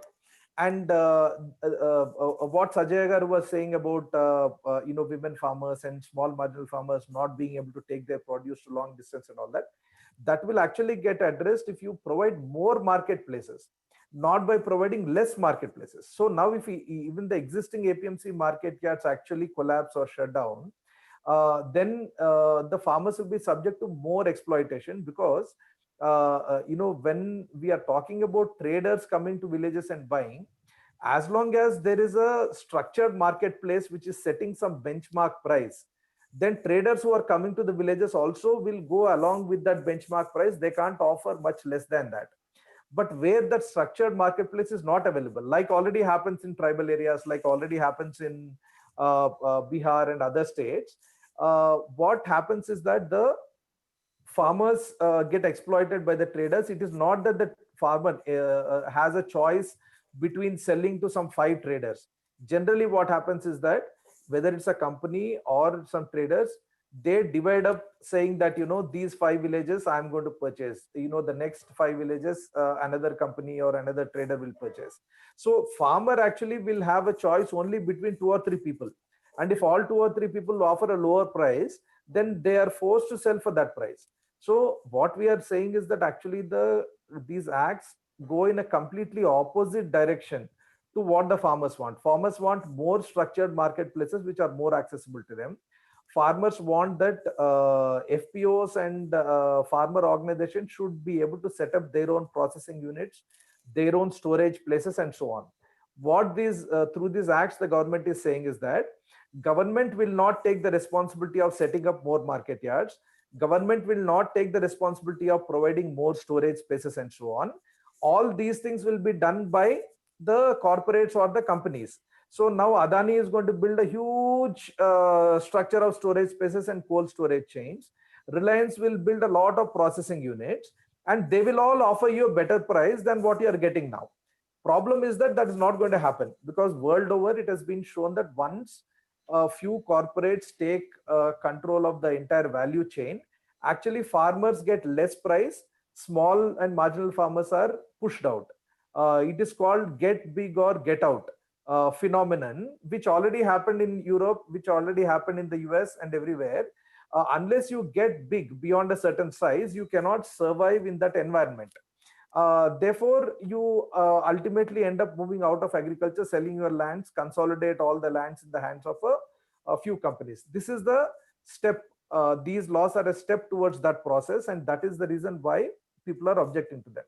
So I think that this is a broader picture that I just wanted to convey, and why this will happen, through which clauses, and what are the other things which are happening behind that. We can have a detailed discussion like what Suresh has pointed out. So I just want to say that this is a very clearly reasoned critique of these acts. This is not based on just some emotional reaction or saying that we distrust this government, therefore we distrust these laws. It's not the case. We have clear problems with the direction of these acts. All right, thanks, Kiran. Okay, Gangadhar Garu, you got Suresh Garu. Yeah, you got a minute to make your point, and then we'll move on to other things. Right. I will not take more than a minute.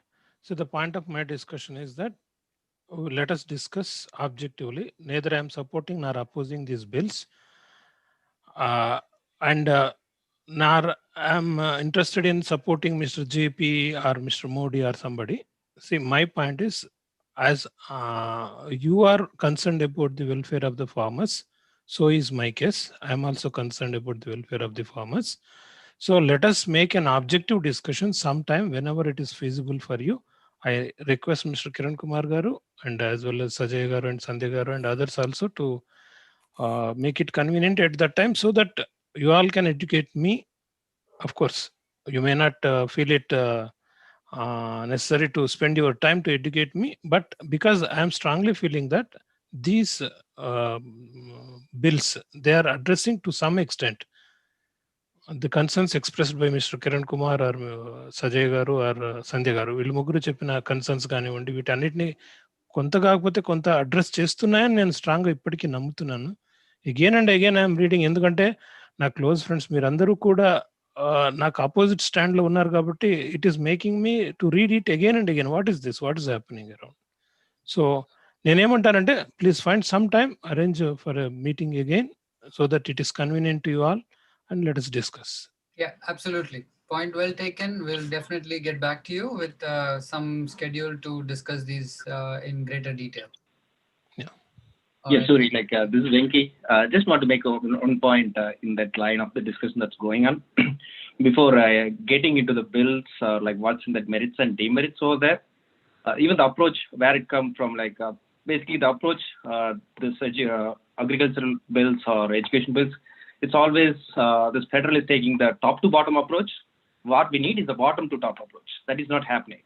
Only like if you hear from the bottom, then we can take the right things to the top. Now it is like top deciding something and want to push everything to the bottom, so that we don't have a voice, or the micro farmers or even like normal citizens and anyone, they don't have a voice to rise up. Like even somebody like try to voice out, that's what the suppression is happening.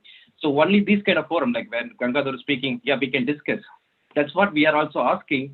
Before pass this audience, before pass this bill, let's discuss and come for like agreement. Not after passing the bill and you asking for to discuss the article. Right. Yeah. Point very You know, well. that's a great point. Thank you so much for bringing that. That after passing the bill, you know, a lot of discussions are going on. So that's important for people to know that that's what happened here. Yes, Thank my you. friends, I do agree that they are supposed to be kept in abeyance before a understanding is reached among all the parties concerned, all the stakeholders concerned. Yeah. Absolutely, Mr. Rao. We appreciate your passion. Here we are here in support of farmers. And anybody else here who would like to relay a message to support our farmers? Suri, you have something to say here? No, I'd like to just thank our speakers who joined late night, all Sajya Garu, Rao Garu, Kiran, Sandhya Garu, and everybody. Happy New Year.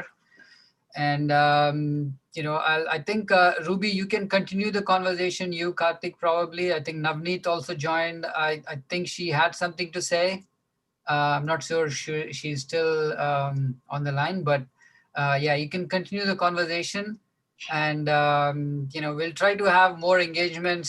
From this little discussion we had, looks like we have to make a broader effort to reach out to more people and have this kind of discussions in a transparent manner, which of course is the whole point of why we are doing this so publicly. And we'll continue to do that. With that, over to you guys, Karthik and Ruby.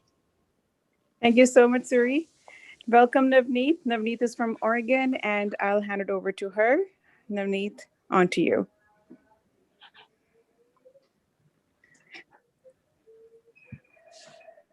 You're there, Navneet? Sorry, I was on mute. I'm sorry.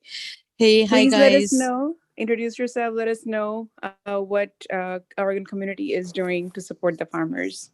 Yes. Hi, everyone. It's a pleasure to join in on this group. I am from Oregon, and well, besides protesting against these bills, we have reached out to our lawmakers, written to them to inform them about these bills and what repercussions these bills have on our farmers. So we're trying to make it to get this issue to the table in the Congress, so that people know about this and can weigh in and maybe question the government, maybe as I think similar to what we are doing in this group. So that's all we're doing. And yes, I did have a question that I wish that the farmers in India are asking when they're getting to these meetings. It is not this. So one thing that bothers me a lot is that even if we don't think about what how these bills are made to or are targeting the farmers and are being passed in a way that would totally destroy them, as if we were not doing enough already, is that how were these, what was the rush in passing these ordinances, I should say. They were not passed as regular bills, and they are going through this whole process without a questionnaire, which is like the I think the general procedure. I wish the farmers are asking these questions, or someone is at least, you know. So that's my take on this for now. But I think, Navneet, to your point, yes, this is definitely being raised in multiple forums, and that's something the government has also been questioned. But given that a large chunk of media, including conventional social media, is quote unquote controlled by the government and their agencies, it's kind of hard to get this point across. That's why the citizens like you and I have to step up our game and sort of have this kind of engagements at a much broader level, so we can also make our voices heard alongside with the farmers who are doing everything. um, and one last point was, earlier on we had some farmers on the call, and I asked the same question to them. Why are you not opposing the farmers' farm laws as much as the Punjab farmers are doing? They had two answers to this. One, when the laws were introduced or when the ordinance were brought in June, and then followed by passing the laws in September, very little local media coverage. When it comes to the newspapers or the radios, the televisions, there was very little awareness. The farmers had no idea that even this was being done. That was the first reason. And the second reason is, just because the farmers are not protesting out on the streets, or they're not in Delhi, does not mean that they're not worried about these farm laws now that they have known the implications of this. And there's discussions happening at a local level as to what was the need for these laws, or why certain laws were brought in. Instead of improving the existing systems, why are we talking about dismantling the whole thing altogether and introducing a much bigger problem? To solve one problem, we are introducing a much bigger problem. Exactly. So yeah, so I think we just have to keep at it and make sure our efforts are consistent as what the farmers are up to. Yes, and you know what, your answer begs another question. Why hide these? So if they are these bills, he says, Mr. Modi says that they are in the benefit of for the benefit of the farmers. If they are so, why hide it from them? Why not bring them to the table and say, hey, this is what we are thinking. What is your take on it? Father, or there are so many farmer organizations that could have been contacted. Besides that unholy rush, this unholy haste, I should say, there was a lot of hiding from the general public. It's like stealing it away from them and not letting them know how their fates are being decided. Right. So that begs that question again. Even I don't get it, how people, and I know I heard a lot of things. This is the second time I'm joining actually. So this session, I had to leave at one point because the discussion was being digressed to another direction. So how people that are in favor of these bills, I know that I've heard strong things even on social media from that can't think on this level, that they don't think on this level. Like, why ordinances? Why not the regular process? Why hide it from the farmers? There are so many questions. Why doesn't it bother the general public in India? I don't get this. Yeah, I mean, very true. And I think what I believe it was Venki, I think just a few minutes ago, he also made this comment saying that everything that the government is doing, it is usurping the powers from the state and Mm-hmm. dictating terms to what the state should be doing, even for the subjects that under the constitution are within the realm of the states. Mm-hmm. This is not just with the farm laws. If you go back all the way to 2014 and see most of these laws that have been made have this kind of a nuance to these lawmaking processes where the state's role has been limited, has been on the decline, uh, Mm-hmm. and and it continues to show that decline in the every single sector that you take. And just Mm-hmm. last year, it's not just the farm laws. Education laws were made, labor laws were changed, electricity Mm-hmm. bills were introduced, other ordinances were introduced. All of this happened in the midst of a pandemic. In the midst of a pandemic. That That is like another thing, Why? right. And there was also in the parliament, when the last time the parliament was in session in September, there were a lot of questions asked to the parliament, to the government rather, asking, Mm-hmm. do you have how many people got affected because of the lockdown? How many laborers were affected because of the lockdown? Or how Mm-hmm. many lives in the rural India were affected because of the lockdown? Or Mm-hmm. how many kids were malnourished as part of this lockdown? And the government, Mm-hmm. for every single question, said no data. So Of course. Yeah. here we have a government which has no data whatsoever in all Yeah. these issues, and yet it ended up making laws in those very same subjects. Areas. Yes. Yes. So for anybody who is keeping their eyes and ears open, it's not difficult to see where the trend goes, and if in whose favor the government is working.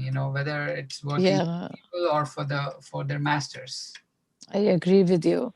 And it's really bothersome to me. The reason it becomes really bothersome to me is that general public, like many of are like, I've been bullied on social media so much about this. I can't even start to tell you, you know. And so it's really bothersome how people don't see all these things, how they don't hear all these things. I think earlier I think like Andy they are made not some, like blindsided. Yeah, just I'm making like yes, the general public who is supporting they don't know even they don't know like what's that bill talks about what they're trying to do. All they have only one target in mind is whatever comes from this government, whatever comes from the central government is right. Just go and blindly support it, no matter what it's right or wrong. That's the Yeah. path they're taking. And it's more on like if we come back to in Tamil Nadu, we used to say in a Tamil called Manilathil Suyachi Madhil Kootachi. That means that constitution, as per the constitution, the basic necessities like food, education, and medical needs to be under the full control of the state, and the remaining more the finance, economic, like those comes to the federal. So these three, the food, education, and medical, state should have more control and more power to what it's good for the state, what's good for that particular state needs to do. And coming to the food and agriculture is main thing behind the food. So it should be have more state should be having more power than central dictating is. So that means I'm not saying like central should not pass any law. That means the collective opinions from the states, collective decision from the states needs to be brought up to the federal, and all the states needs to feed upon those all the inputs and opinions from the states and needs to be make a law. And of course, there should be also an exceptions like it's Punjab's agriculture landscape is not same as the Tamil Nadu. Tamil Nadu is not same as Andhra because of geography, because of various reasons. So one size can't fit everyone. Yeah. Even before going into the details of the bill.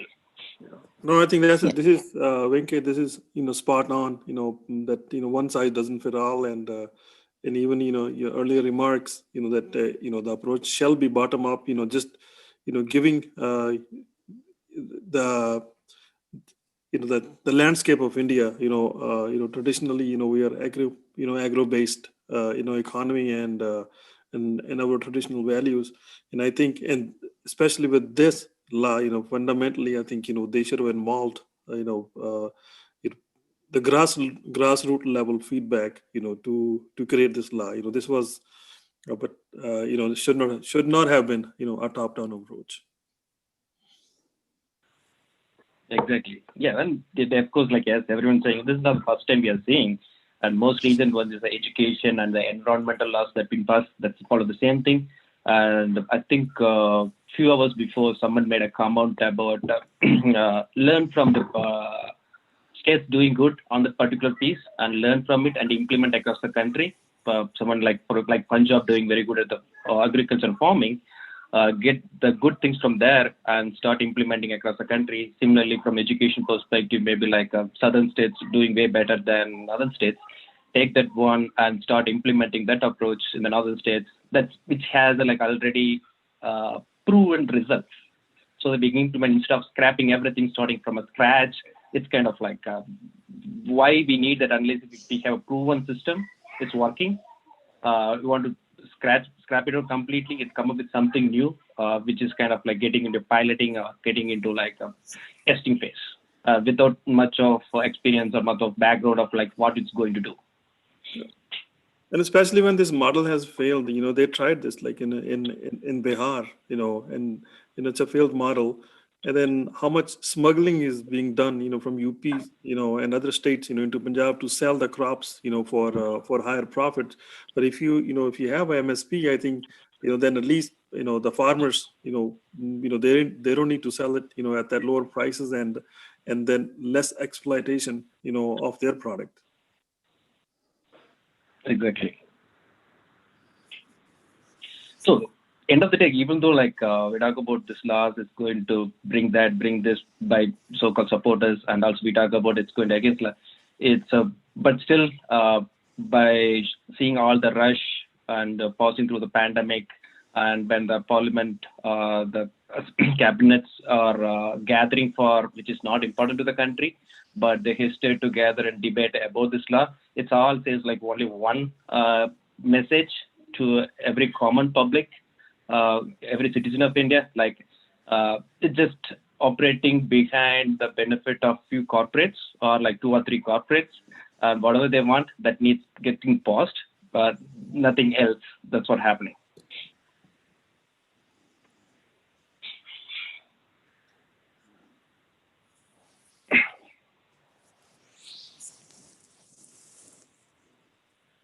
So Arivu, I think like you joined recently. So like to have some opinions, comments, and what's your ideas and thoughts about it? If you like to share something.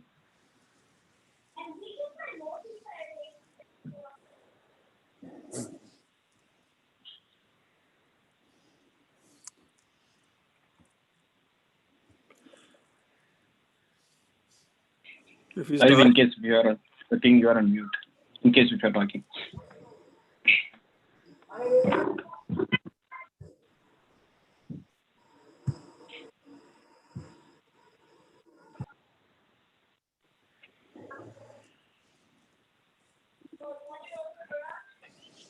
And I was watching, some report yesterday, I think on YouTube. One of the media person covered it. So they went to Madhya Pradesh, and then they sampled a village for contract farming, and 90% of their crops were, the contractor did not. And then they rejected. They're like, oh, on the basis of grading, although they bought the pesticides, from them, all the fertilizer and the seeds, and according to their guidelines, they planted the produce, and then they did not pick up, and then they took it to a different lab, where they said, okay, the seed is okay, and then the grading was, okay. So there is a lot of, some corruption going on, at that level as well. It was fascinating to see, some of the data points, then they would go back, but maybe getting some other buyer to force them basically to sell them at much lower prices, and it will end up in the same godown. Yep. Do you have any documents or details about it? I'd like to read in detail about that. Yeah, I think I'll send you a link. I found the link. I think it on YouTube. It's typically, Ravish Kumar, he covers a lot of details. Good. To everyone over here, maybe like I didn't introduce myself. Maybe like I spoke to Karthi and Kavita earlier, but not sure. Like I'm thinking from Pollachi, Tamil Nadu, basically, and by generation we are farmers. I'm just the first generation moved out of agriculture and right now in San Antonio, Texas, in the IT field. But still, I'm continuing my farming back in India.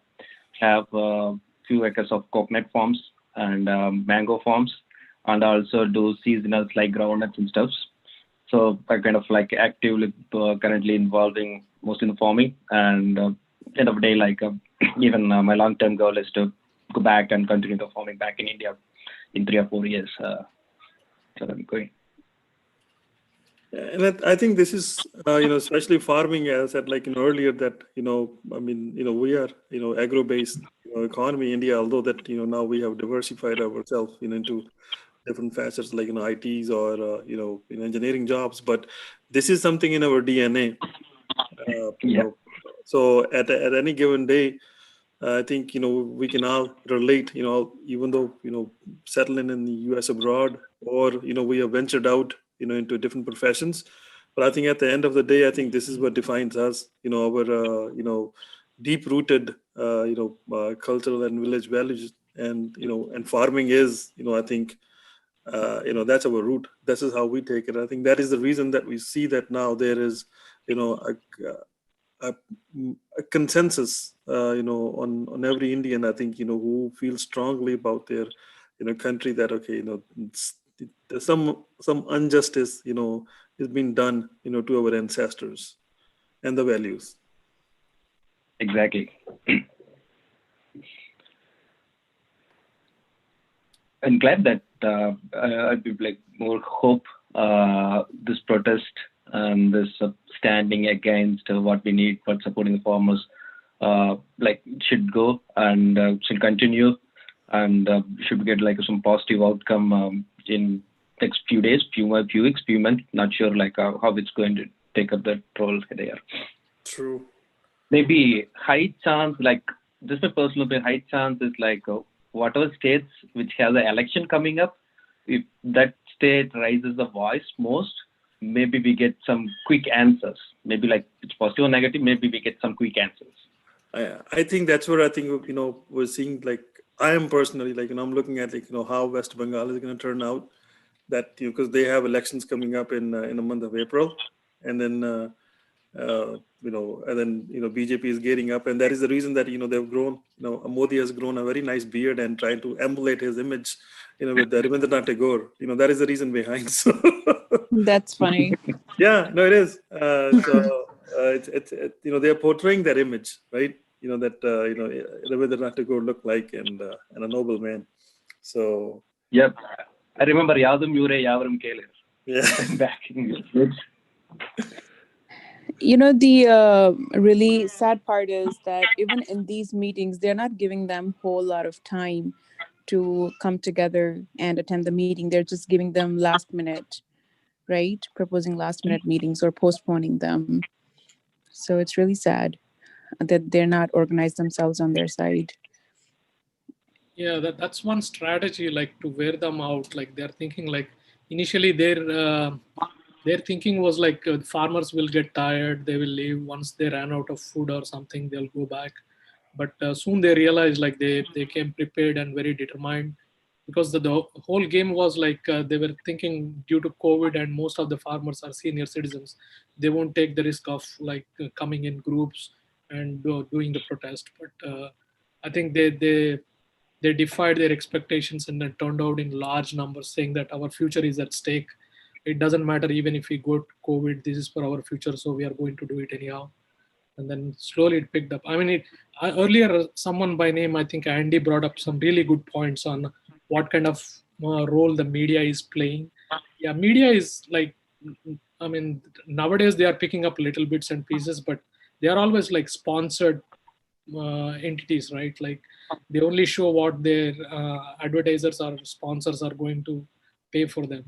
And the other concerning part is like even the so-called celebrities like cricket, I mean, sports people or movie stars who are very active in social media on various issues. Every one of them stayed quiet. It was very surprising. Not even like one normal, I mean, prominently known person came out and said like, okay, let's at least listen to our farmers or lend our support, because everybody is scared because they're worried that their endorsements might be gone or their movies might be banned, something like that. So everybody is worried. But one positive thing is some allies, even some allies of BJP party, they openly came out and said like, we are not agreeing with you on this. I think there was one MP from, I'm not sure if it is from Punjab or Haryana. I think he was from Rajasthan. Okay, yeah. So he was the first person to say that I'm in total disagreement with this and I'm not going to endorse this one. And recently, I think one party also took a similar stand. And I mean, there are some bright spots. I mean, even some supporters of BJP are looking at this as a farmers issue. It's not like BJP versus Congress or BJP versus other political parties, but it's an issue related to farmers, and we have to listen to them. And one more interesting fact is like recently I spoke to few friends from my villages in Telangana state, and surprisingly, like many farmers are not even aware that these bills are passed, because usually they know things. They watch like the 9 p.m. news, local news, regional news, and very few of them have access to newspapers, because they get up early, they go to the fields and they do their work, and they come back and they eat something and they sleep. So not, I was very surprised too, because these bills are basically designed for them, and they're 100% they are the ones who are going to be impacted by it. But it's very ironically like they are the least informed people about these bills. So that was really concerning. I mean, there were some events like some recently, almost in every state, we are seeing these solidarity events where people are coming together, sharing their thoughts, organizing rallies, meetings. So through that, I think right now there is some kind of awareness, but it's definitely like not a good sign that the farmers, for whom these bills are made, they are like not even informed. I mean, they're not even aware of what is happening. I mean, we need to ask the question, right? That why was this passed as a emergency ordinance in the middle of pandemic, right? That everything kind of starts from there. Yeah, that's basically a very opportunistic move. Like they knew like this is the time to go and get it done, and they thought like due to COVID and other things, not many people will come together. And the most like very disgusting fact is the reason they quoted to defer these parliament sessions now is COVID. And but if you look at like the meetings and the rallies held in recent election times in like Bihar or Madhya Pradesh or other states, the prime minister, the home minister, or even the opposition parties, they gathered like lakhs of people, crammed them into stadiums, open grounds for the campaigning of elections. And nobody talked about COVID at that time. And now, like when the parliament was supposed to happen and when these discussions are supposed to be done, the reason is COVID for deferring the parliament sessions. Especially at the municipal level, in Telangana. So.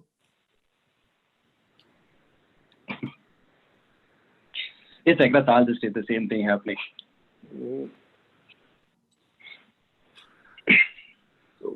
We're planning on doing something over here in Washington DC for January 26th, because that's when we celebrate the Indian Constitution.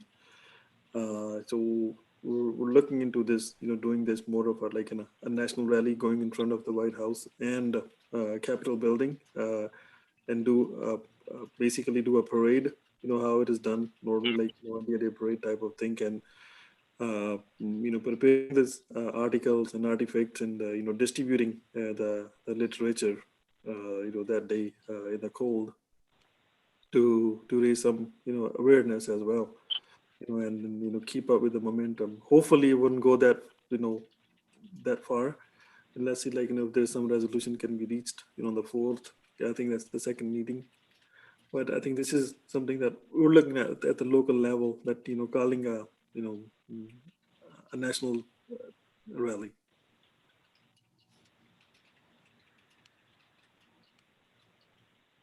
So another question I have in mind is like, I don't know how many of you remember the Jallikattu protest happened a few years back in Tamil Nadu, where the same thing happened. Like at the end, we decided to roll it back, but that was resolved in positive way.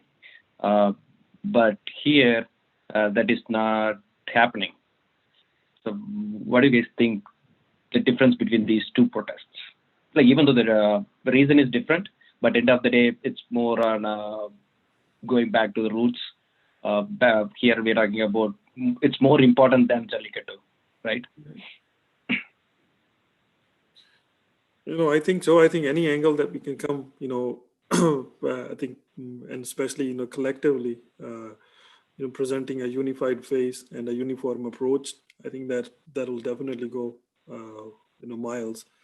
Even one guy actually, someone suggested that doing what they call is, I think, bloody rice. How the bloody diamonds and the bloody coffee in U.S. law, that you will not procure or purchase coffee or a diamond. And I think same thing with this, that if we can relate the suicides of all the farmers, and then how are we buying those basmatis rice, and then put some pressure on these wholesales like Costco or other chains as well, that make sure they are certified, and then help build some policies, or be it whatever the approach might be. There was another suggestion on this line as well.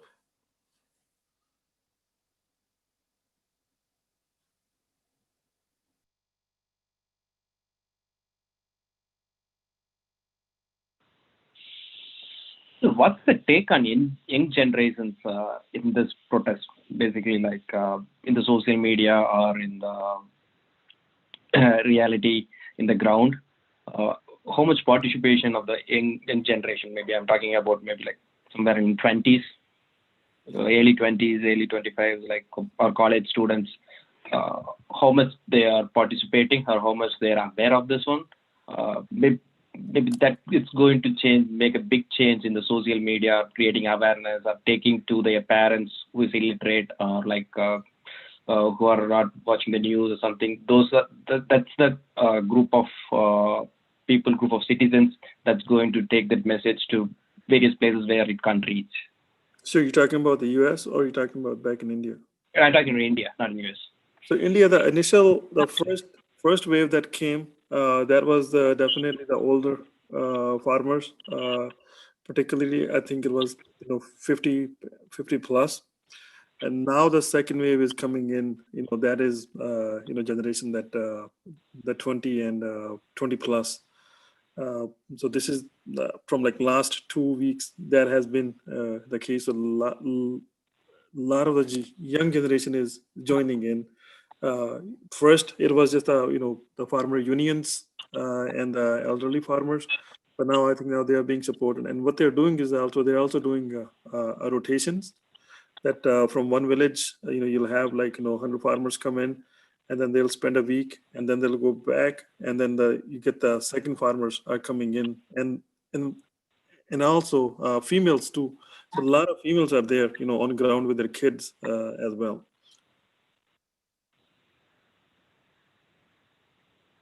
Thank you.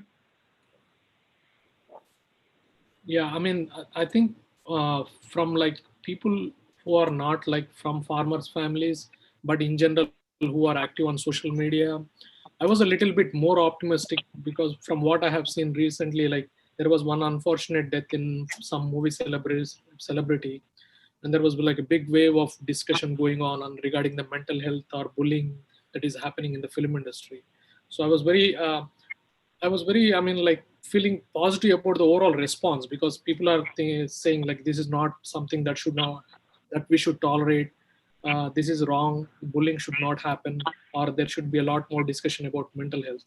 But surprisingly, when it came to like another big issue like farmers issue, people are totally like, I don't know whether it is due to media not covering the issue so much, or maybe in general they are feeling indifferent to it. But the I response was believe it is the media, and a lot of it has to go with how they were portraying the Punjabi farmers first beginning to protest. And I think it's just the way they portrayed it in the beginning had a lot of negative impact on other communities who are not speaking up or taking no interest in understanding actually the farmers' issues.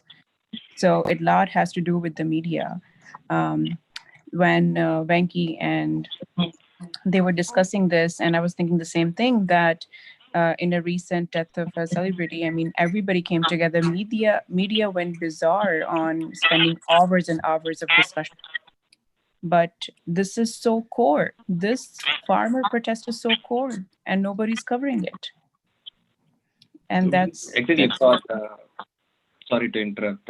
For the younger generation of 20 plus, it's come to make it's becoming like a discussion point only if it is a part of a breaking news. Whatever coming in the breaking news is the discussion point in the social media or that group.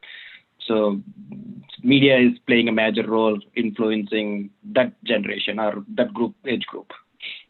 Sure, but even then, like for example, Z News recently calling Khalsa Aid, who is helping the farmers on the ground, providing food and shelter and whatnot. They're using some negative terms for Khalsa Aid. So I mean, if bigger media outlets are doing this is really sad to me that this is not called journalism at that point. Then you are definitely deviating from the major issue that the country is facing, and you're supporting the administration who is taking no part in helping that part of the country that actually is where the economy relies on. Exactly. Like to be frank, personally, I lost the confidence in journalism and media back in India a few years back. It's not a surprise for me this time. I think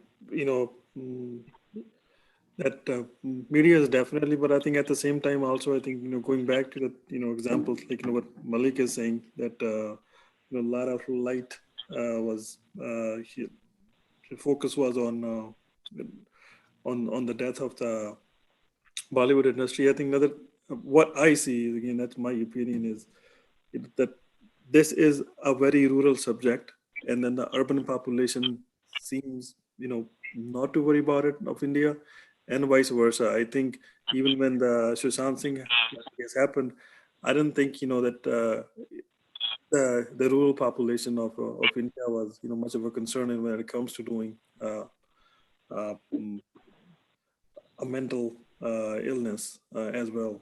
I think there is a disconnect somewhere too. Yeah. That's a good perspective to have, urban versus rural issues. That's a good perspective. In that angle, like, do you think not having a strong leadership or leadership role in this protest is making the division and it's not taking to the right places? Maybe like some few leaders, it doesn't need to be from political parties, from NGOs or like some well-known activists leading this one, so that will divert the attention and bring the urban population also having more attention to this protest? Yeah, I mean, right now, so I think at least the union leaders, or especially like from Punjab side, and Rakesh Tikat, I think his father was also, I think, one of the pioneer of India. When they did those farmer agitation, so at least they are unified on that. And what is their decision? I think probably in us, we don't know how are they looking into this but a lot of celebrities from Punjab, right, and even Bollywood celebrities, including like Diljit and the prominent local singers, they have been and they are at the ground zero daily. You know, I would say probably like good 80% of our male or female singers are there. You know, so I think they are bringing the youth out. From the cities of Punjab as well, but I think we need to see that from UP and from Rajasthan, a same sort of drive to get that and momentum up. Yeah, and one more thing to add is like when compared to Punjab and Haryana, most of, at least I can speak for like Telangana and Andhra Pradesh, farmers unions are not that strong. Like whenever there is a major setback, even from the local state governments, we hardly see farmers coming out protesting. Because if there is an issue with, let's say, medical students, they come out in huge numbers and do like rail roko, road dharnas on the road, everything. And if there is an issue with teachers, they come out, they protest. There is an issue with lawyers, they come out and protest. But unfortunately, when it comes to farmers, even let's say if the state government promises something, every state government almost during elections, their manifesto is filled with all sorts of promises to farmers, and most of them are not fulfilled. So when they fail, even at that time, we don't see like farmers coming out, because they have to depend on their daily livelihood. They have to go to the fields, they have to work, otherwise they'll lose money. They can't survive. So lack of like proper unions or leadership, that's definitely a thing which is doing like which is not helping them, I would say. Because in Telangana right now, there are a large number of farmers, no doubt. But until recent couple of weeks, there has been no kind of protest or nothing at all, because they are not informed, they are busy with their daily lives, and they have no unionists to represent them. It is only like there was a speaker by name Kiran Visa earlier, right? So he runs an NGO called Raitu Swarajya Vedik.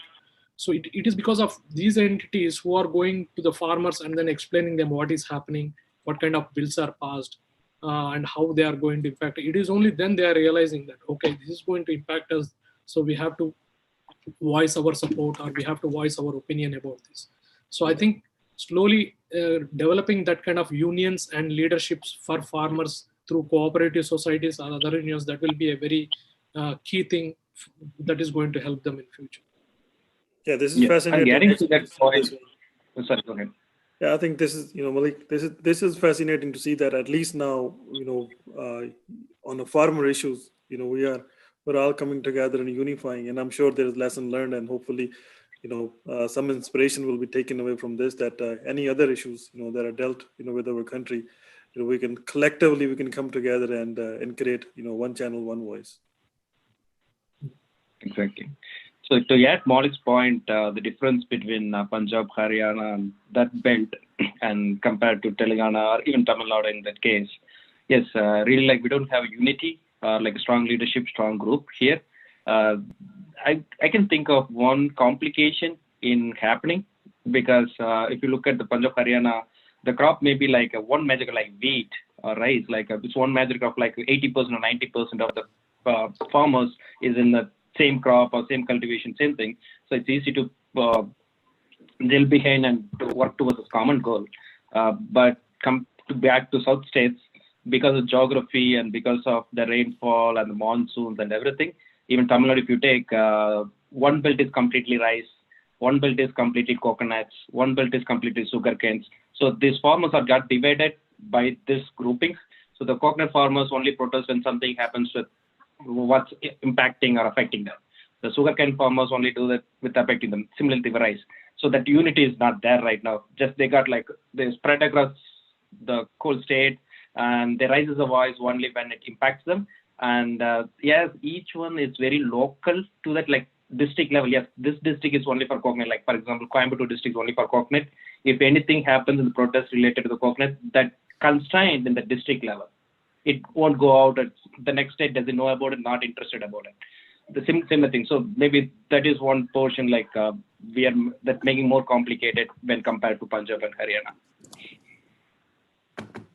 See, any issues arising from farmers, if it is only being handled by the local administration, I think that's just a automatic chaos right there, you know. uh, and I think yeah, it's just automatic chaos there.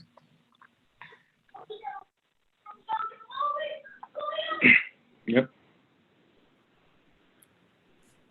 And the issues are also, I think earlier as Ramanjanelu was mentioning, uh, there are specific issues related to some state. Different state has different issues. For example, in Telangana, I mean, the suicides there on national average is like for every 30 minutes a farmer commits suicide, and in Telangana I think the number is a bit more.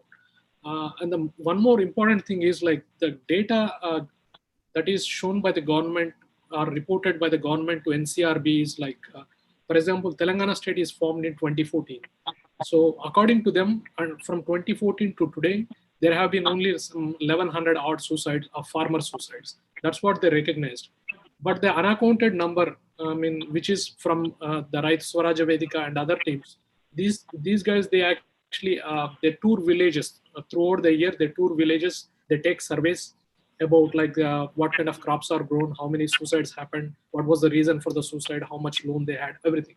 So as per them, the number of suicides is almost more than 4,000, which is like 4 times higher than the number government is reporting. And when it comes to like why there is this much discrepancy is like whenever unfortunately the incident happens, first thing that has to happen to recognize it as a farmer suicide is the local revenue officials, the MRO or whoever is there. The family has to go and file a FIR. FIR is the key, and then the local revenue officials has to register it. Okay, this is farming suicide, but this is not happening. They are not like we cannot blame the family because they will be in like a lot of grief at that time. And the second thing is revenue officials are not enrolling these families as beneficiaries for whatever the compensation they deserve. So due to this, they are failing to register the cases. And then when it comes to like when NCRB tries to register the numbers, the state is showing very low numbers. So that's another concerning thing. And the other one is the issue of tenant farmers versus regular farmers. For example, in Telangana state, the state government says that we are going to give some stipend for farmers. It's called Raitu Bandhu. It's called like friendly compensation as a help to investment for the farmers. So they are giving this to all the farmers who has land in their name. For example, my father has a land, but he's not a farmer. He stopped farming long ago, but he gets that compensation. And the tenant farmer who actually cultivates our land, he's on the mercy of my father giving him that money. It's up to my father whether to give him or not. And most of them, they don't give it. So when Kiran and the team approached the government saying that the majority of the suicides are happening in tenant farmers, so why don't you extend that support to tenant farmers also? They blatantly denied, saying that tenant farmers are not farmers, they don't own any land, and there is no way for us to recognize them, identify them. There is a way actually. There is something called LEC cards, loan eligibility cards, which identify tenant farmers for loans. So if they want to do it, definitely they can do it. But that's another unfortunate situation, like where tenant farmers are left there on their own. And the problem is, if someone, when I discuss these things with my friends, a common thing that pops up out of nowhere is saying that why are people still relying on agriculture? Why can't they go to cities, find another job as a watchman or some other? This is like really dumb argument that happens very often. I don't blame them because they are so disconnected. They're not paying attention to what is happening. Farming is the only thing that they know, people in that village, and it is a way of their life. It's not just another money maker.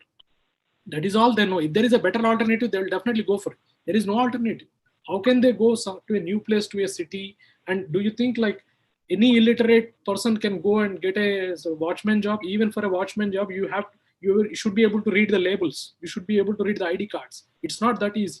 Education is required for every even small job, but that's a different topic. See, the thing is, level of insensitivity. People just brushing off, saying that there is no future in agriculture. So many suicides are happening. Why are people still going into agriculture? It is the only thing they know.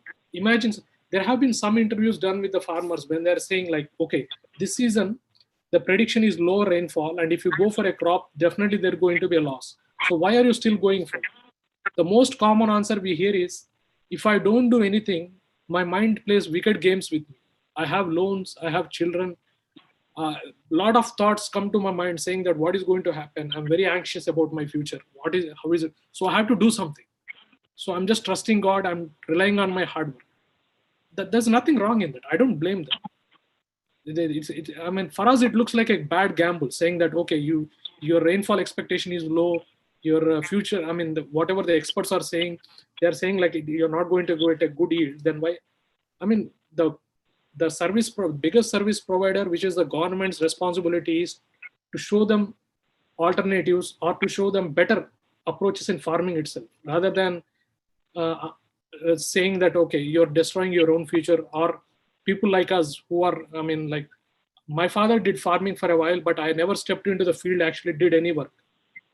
But for the past few years, when I started volunteering through I For Farmers, listening to farmers, what I learned is like, that's the only alternative they have. They have no other choice.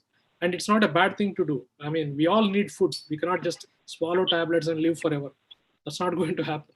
Every food we eat, no matter what kind of variety it is come from grains which are like grown by some farmer, some corner in the world. So we cannot just, it's not just another business.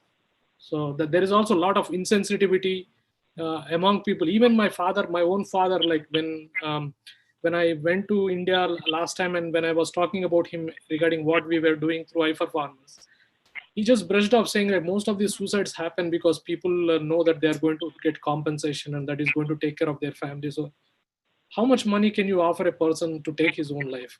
What kind of really insensitive statement is that? So that, I mean, I would say like whenever we get together with friends, I mean, in case I wouldn't say like we have to force the discussion, but if there is ever a discussion happens, at least people should know like why people are still choosing farming, and what kind of food they grow, and especially the amount of effort and time it takes to grow, and the wastage that we are doing. Like, I mean, we don't have to do some great things to help farmers. A simple way to pay tribute to our farmers is do not waste any food, because it takes months to grow those grains which we just overcook, or which we are not in a mood to eat. We just put it in the fridge or cook and then just throw it in. That's like insult to their efforts. So simple way is to understand farming, understand the effort, understand the time, and respecting the food. So that's also, so I just wanted to add something. I mean, maybe I'm going off topic, but just sharing a few thoughts. Yeah, but it's all good. Like, it's still about the farmers, what's behind the scenes, right? Yeah, yes, it's not another job opportunity or another business for them. It's like a day-to-day life. That's their life. The agriculture is part of their life. It's not a business or a job. And second thing, like when there is the forecast, the rain forecast is not there. It is not a good time. This year is not a good time to cultivate the crops.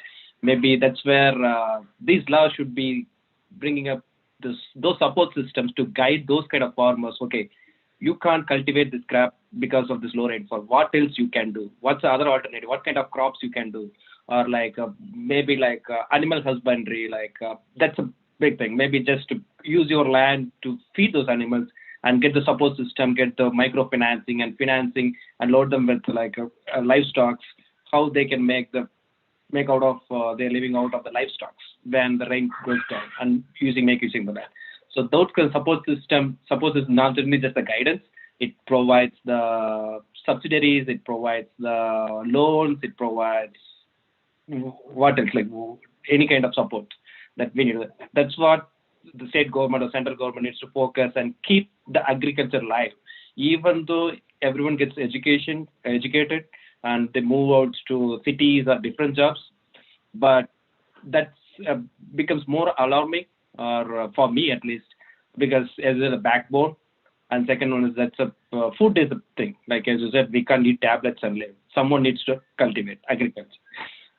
So end of the day, what will happen is one thing. If the educated moves out, the corporate comes in and the corporate takes the land. Even the corporate takes the land, they just can own it, but somebody needs to be there to work on it. It's just not going to grow on its own. Just because corporate acquired the lands, still it's going to fall on the the current agricultural peoples who do it. So basically what it's going to end up with is they're going to still doing the agriculture, but they're going to lose the land what they have now, leave it to corporates, and they're going to still work on the same land.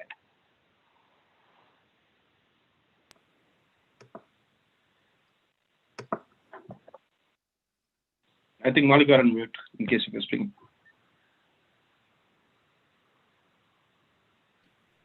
Suresh, go ahead.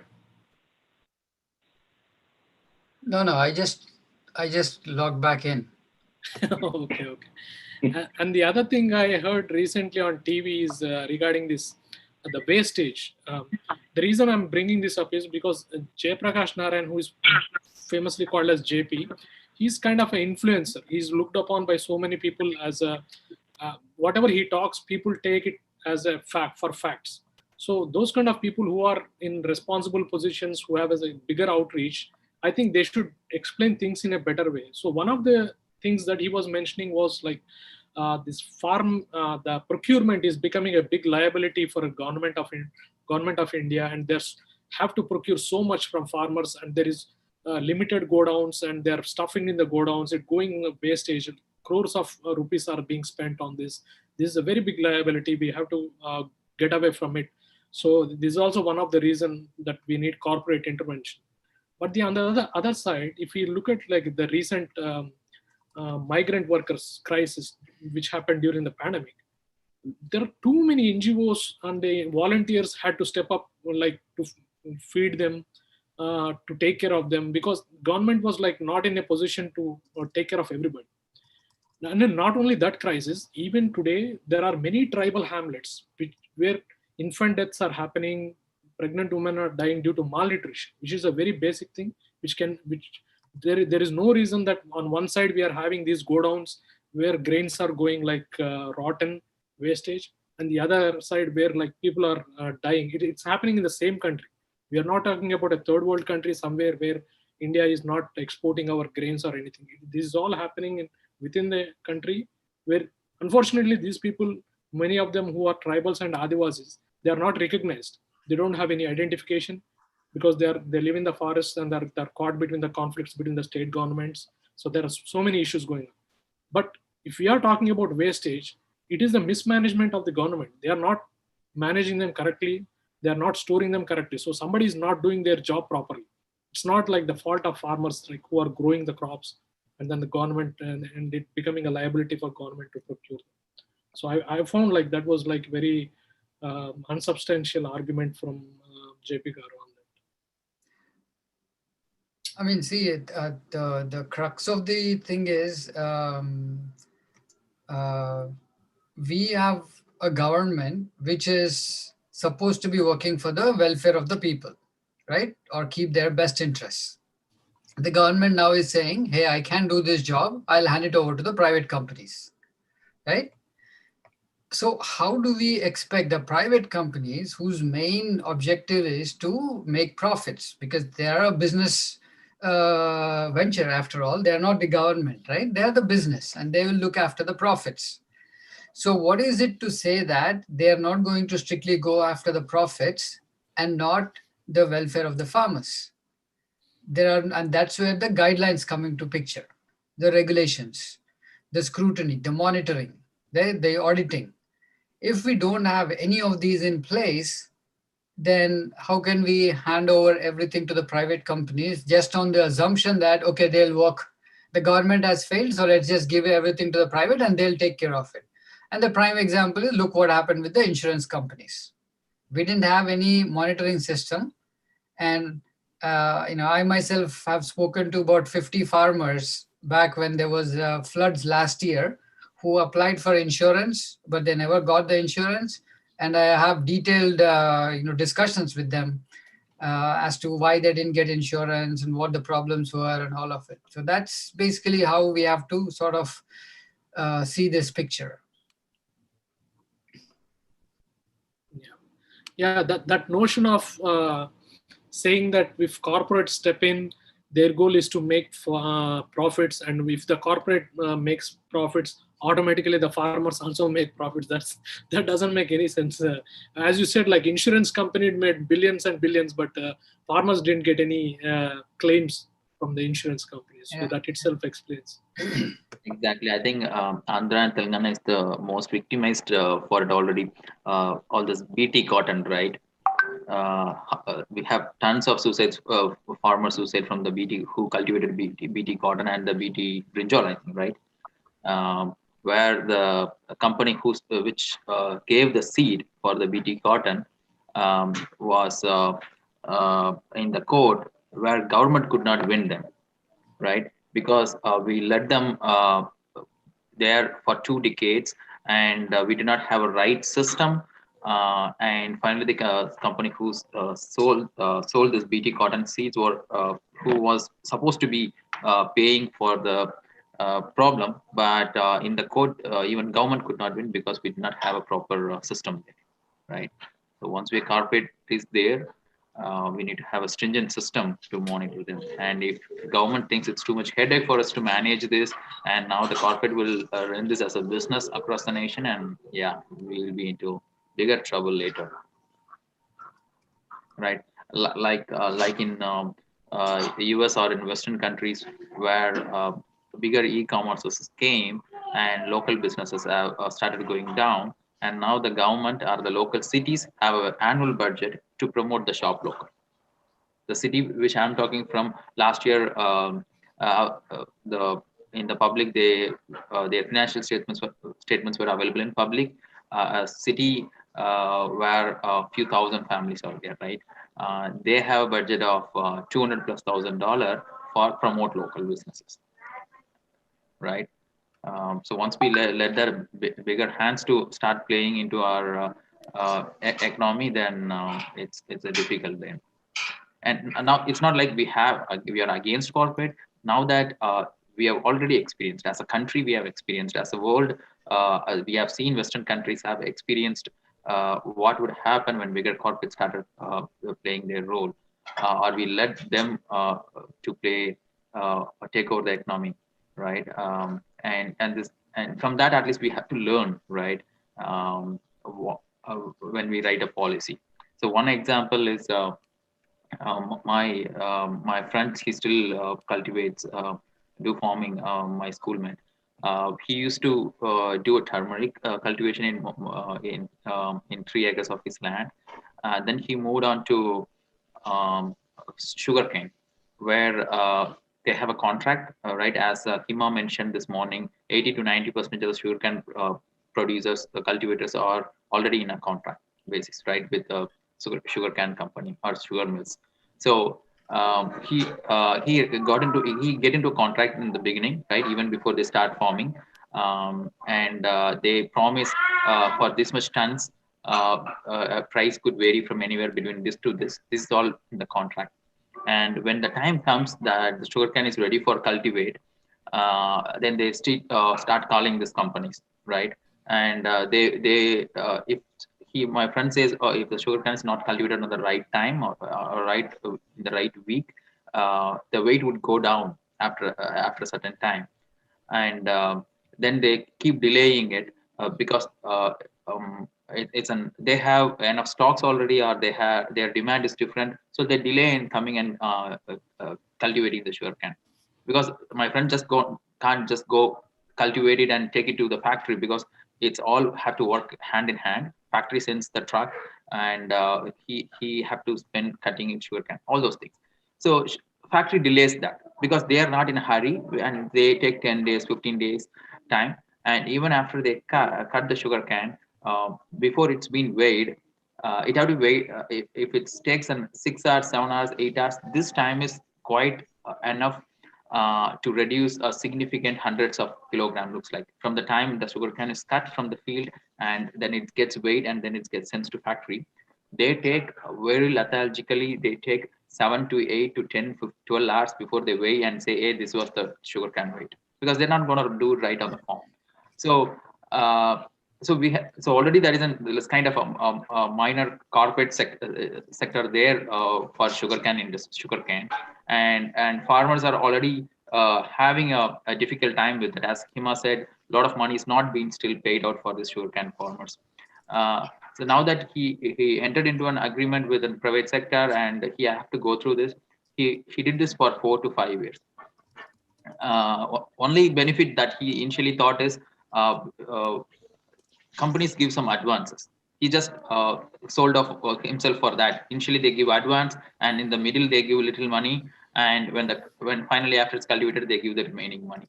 So he thought that would give him a lot of room for to run the family and other things. So he got into that, and at 3 4 years he quit because it's getting very hard to work with them, and so now he's back to turmeric now. So now he's saying one good thing with turmeric is in Tamil Nadu we have this government operated tender places where though he doesn't get enough similar money or he have to put more effort for the turmeric compared to sugarcane, but still he preferred now because it's a government place where he takes his turmeric to a tender. It's a government tender. There's a process and system in place. Uh, so that helps him. So that's the quite different as a common man and hearing from a farmer like 3 acre, like a middle class or lower middle class farmer there. He could clearly experience what would be the case when a private comes and plays works with farmer and what would be the case when a government comes and works with the farmer, right? And this is we are talking about a very smaller scale, right? When this turns to be a bigger corporate playing, this problem would be my friend realized in 3 years as an individual, 3 to 4 years. For a nation, it would be after a decade we will have to go back and see fix a lot of things. By the time we would have lost thousands and thousands and thousands of farmers' life, right, and the land. So it's a major thing that this got to be fixed. It's a bigger puzzle that have to be solved. When being said all these complexities, every geography has a different farming culture, farming practice, different crops. So as Venki said, it have to be written from the low level, but it's been done at the high level. Okay, and this is not a single problem or a single string we have to pull it off. So it's a decades of farmer issue that country have to deal with. So which have to be very much sit and write, discuss with bureaucrat, activists, with state governments, local governments. A lot of tons of data have to go into this when this law is been now written, right?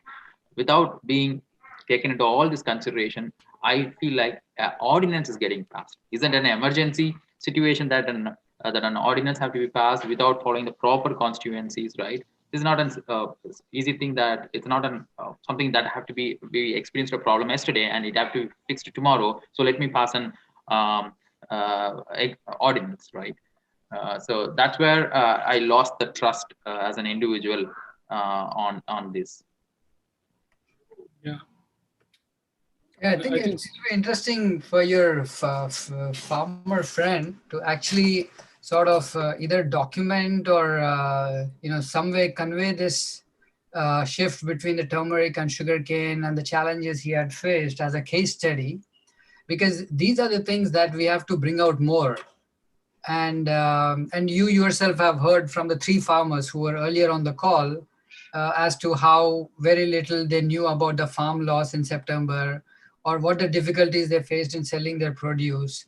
So I think these individual stories, if we can bring them out, I think that will immensely help. Yes, definitely. I'll try to work with them and get something put together. Yeah. And Suresh, another question.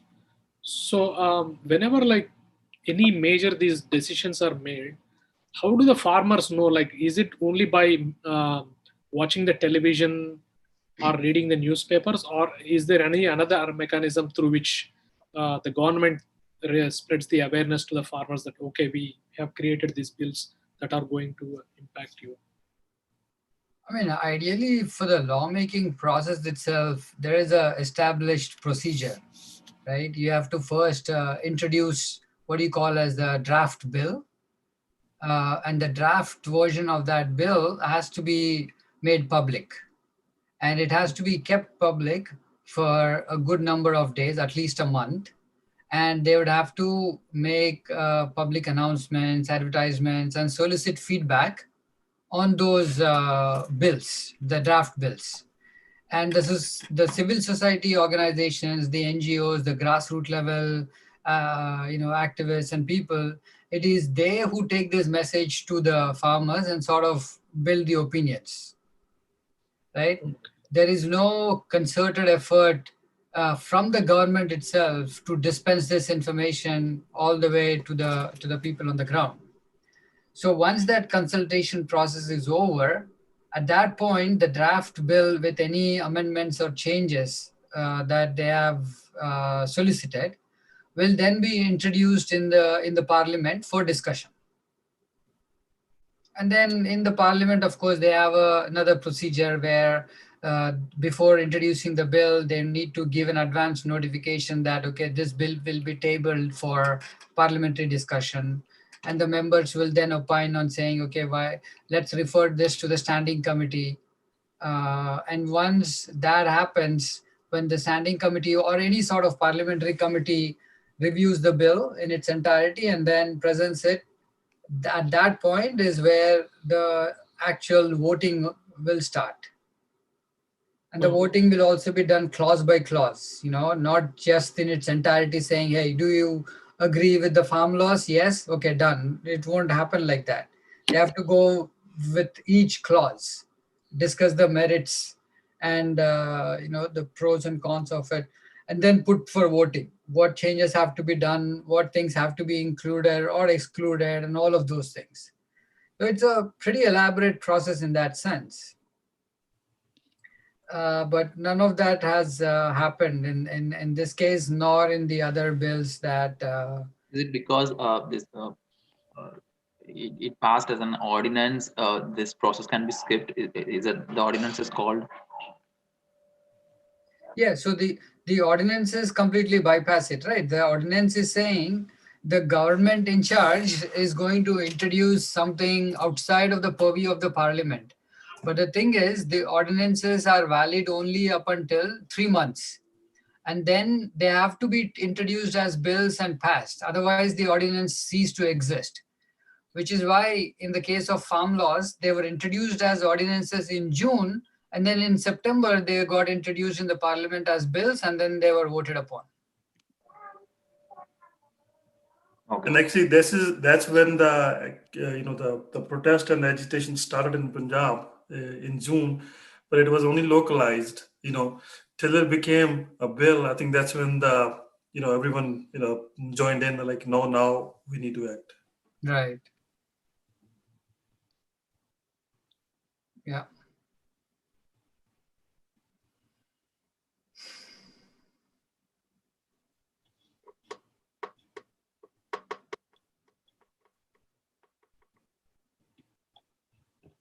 Okay.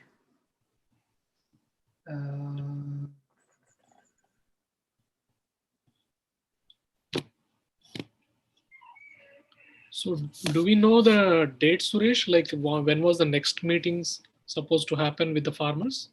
January 4th. Okay. They'll discuss the remaining two demands, the repeal of the farm laws and then MSP itself as a legal requirement. The government itself was leaning towards forming some committees and some select panels and all that. But I think the primary demand is they can do all of this, but first they have to repeal the farm laws. Oh. That's what the farmer unions have been asking for. Hey Suresh, this is Vikas. I'm not sure if you know the answer. The government has stopped releasing the farmer suicide data across India. Is that truth? And what is being done about that? Do you have some? They did stop it. I think 2015 they published, and then 2016 and 17 it was stopped. And then they introduced. They got the data back in 2019. They published it for the prior 2 years. Okay. So just a thought, while this movement is happening and everybody is getting motivated, also people are feeling more aware about their rights. Is there something could be done? A message can be given to farmers at the downtrodden level that suicide should not be an option. You know what I mean? I mean, kind of setting a portal, connect with them, that if you have some problem, we'll help you highlight, connect somehow. Yeah. So there have been efforts even from the government to create a farmer helpline. They have a name also, Kisan something. Unfortunately, it was not implemented in its entirety, but that is very much required. That the whole suicide. There have been multiple reports published by the Parliament on why farmers commit or die by suicide, and what are the reasons and all of that. And the top 6 reasons include obviously the debt, but also the family needs. For example, there's a health issue in the family, and then that drains their whatever funds they have, and let's say they have to support education, or a marriage happens in a family. So all of these causes adds up to this. And when they lose the crop at that point, this is something that's a gradual buildup. And with no outlet whatsoever, the farmer then sees the suicide as the only option, because there is nobody to talk to. There is nobody to sort of go and get some counseling done. Well, like typically what happens with people like us, if we are in some sort of stress, we have somebody to go to. So that is the whole point of this farmers helpline. And in Telangana, we have a very good example of something called as Kisan Mitra helpline, which was introduced about 3 years ago in about 3 or 4 districts so far. And the idea was this, that when you're in distress, you can reach out to this helpline. And we had some trained people who are handling these calls. And we handled, I think, in these 3 years, easily over 5,000 calls, or even more than that. I think I lost count. And we had a lot of different reasons why the farmers were calling. But the very fact that they had an outlet to reach out to itself is one way to alleviate that stress, alleviate that mental condition where the farmer feels very vulnerable and susceptible to these kind of thought process. Now, do we have a conclusion that the Kisan Mitra helpline actually, prevented farmers from dying by suicide? I don't think, we have that necessary bandwidth to conduct that kind of a study. But you can see the number of calls that we have received for something as small as an initiative like this. That itself is a testimony that yes, farmers desperately need this kind of intervention to happen. And that is the case even in the US also. Even in US, the farmers are more vulnerable, are more sort of susceptible to dying by suicide than any other profession. And so the US Agriculture Department is also heavily sort of looking at these mental health behaviors, mental health well-being of the farmers. It's a very critical issue that the US agriculture is also trying to deal with. There was a classical case actually presented. I forgot what, it was a documentary on avocados, how they are being affected in California. Mm. Yeah, if I could add, I think Suresh, there was one particular incident where I think one person from Telangana, farmer who was in really distress, and he was almost contemplating suicide. But the way Kisan Mitra tried to reach out to farmers is like they put these small stickers with the helpline number on every door in the village. So I think he is somehow like as a last measure, I don't know what it was, but he tried to pick up the phone and then he called the number and then he shared his grief. I think it was something related to land issue. I think one thing the Kisan Mitra team is really doing well is they are accepting calls for any kind of situation. I mean, whatever the distress is, it's not just farming. Even if he has some psychological distress or anything, but if he is a farmer, they're noting all the details. and then what kind of support system he needs, whether he needs help from the district agricultural administration or the collector's office, or is there a dispute between the landlord and him. So any kind of issue, they're trying to strategically address it. And in this case, I think they were able to install some positiveness in him. And I think the following day he showed up at the Kisan Mitra office and they counseled him with a good psychologist. And I think things got, his land issue got resolved in probably in 2 months. And then after that, he was really doing really good after that. So that, I think I remember that incident in talking to Harsha. Yeah, I think now that you mention, I think I do remember that incident. Yeah, there have been some examples like that.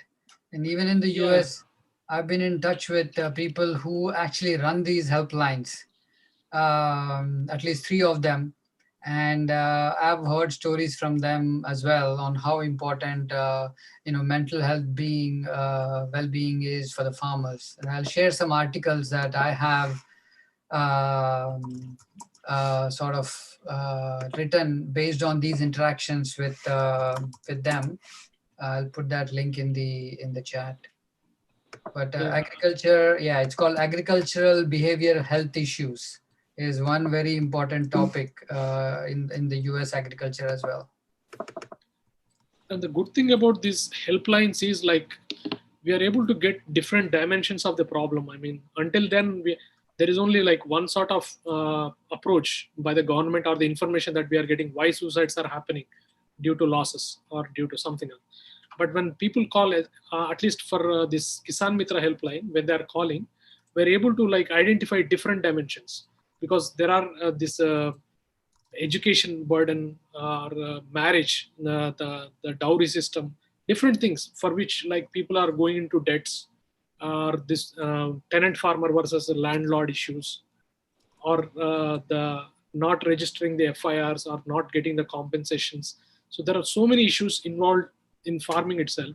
So when people call these helplines and share the details, we also know like what kind of, how much crop is grown in which area, how much quantity is procured, and what is the price they are getting, what is the price in. It's not that even though we think like cotton is set a price by the central government or state government, different districts are getting like different prices because of different reasons, whether it is pollution of traders or some other factor impacting the local conditions. So these case studies, the data gathered by the helplines are really helping us to look at the problem in reality in a different various dimensions. Yeah. So in an ideal situation, I guess the sarpanch of a village should be the first person to approach too. So when this Kisan Mitra helplines and all were set up, did we kind of understand how the data is around, how approachable or how honest the working of the sarpanch in that specific village is? Because I understand somewhere, the root cause again comes to obviously the cumbersome administrative processes, but the corruption at large.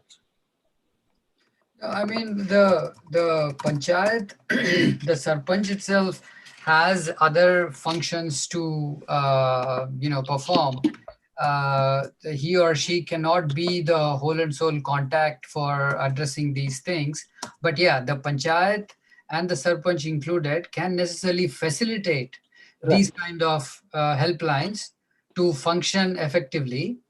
And I just shared a link in the chat, which does some analysis based on the data that Kisan Mitra helpline collected in the past 2 years or so. And I showed how what kind of different calls we were getting, and what were the number of farmers, what kind of feedback they got, and a whole bunch of things. But yes, certainly the panchayat has a role to play. And in fact, even in these districts where Kisan Mitra helpline is operating, the way this functions is there is a 1-800 number, and then within that district, for each mandal within that district, they have a mandal in charge. And that mandal in charge is supposed to also have volunteers in the individual villages under the mandals. So without that kind of reach, you cannot simply have a 1-800 number and expect it to do wonders. So you need to have that complete intervention, and then yes, this helpline kind of intervention can work. But sarpanch and panchayat definitely, if they are integrated into the system, it is very good for the helpline to function effectively. Because I was just having a discussion with a few of the farmers back in Haryana. I come from Haryana, basically Haryana, Punjab side. So what I understood is, normally this death rate in Haryana and Punjab is very minimal, or significantly none. In that way, very insignificant. It's other issues, like any normal Right. work body. But in Maharashtra side, MP side, Bihar, and Telangana side, their side, I guess this number is significantly more. And we were just trying to think some of the areas. So is it something, at our side, some data? So how do we calculate this data? How many people are doing the suicide? How is that data being collected? Is there some kind of a village that can be posted across, and gamification among the sarpanches is whose village, how many suicides, something, name and shame kind of a thing, or name, or greet them that some sarpanches are doing good? Is this something can be workable? I mean, so the data primarily what government shares obviously comes from National Crime Records Bureau, which gives all these details year over year.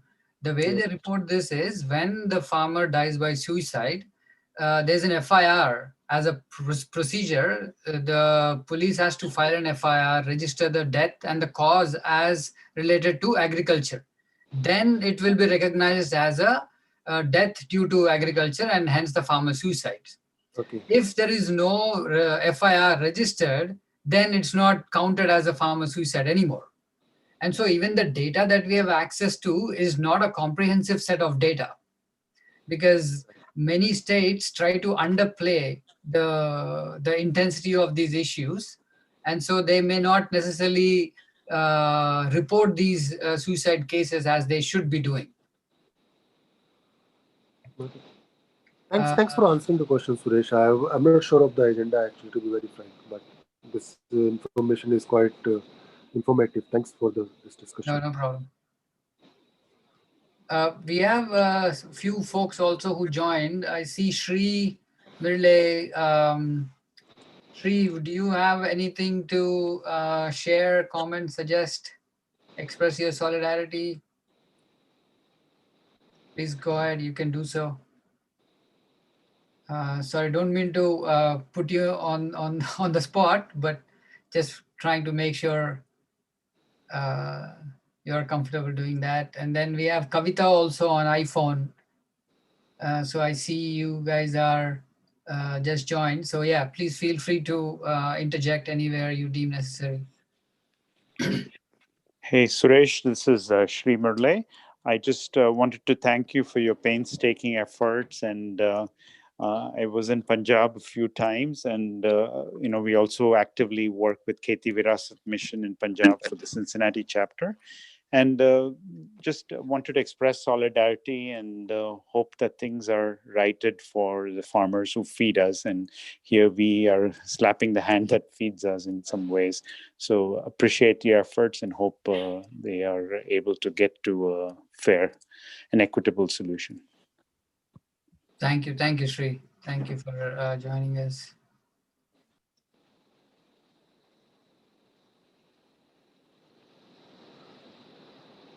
So, Shri, what exactly was the initial agenda of this whole session? Well, share the views of all the.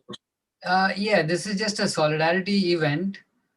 We felt if we do it right around the New Year's Eve, we wanted to sort of remind each one of us and everyone around us that, hey, the farmers are still protesting out there in the brutal cold weather in Delhi. So let us not lose sight of that. Let us not forget their sacrifices. So this was one of our ways that we continuously do something for the New Year's Eve, and so we can create more awareness about this. So there's no set agenda as such. We had a lot of speakers during the daytime who spoke quite passionately, and then also we had farmers who joined earlier in the daytime. So we got a lot of information. There were a few songs that were sung in the beginning. So this is all an effort to create that kind of awareness and the solidarity, build up the solidarity. Great.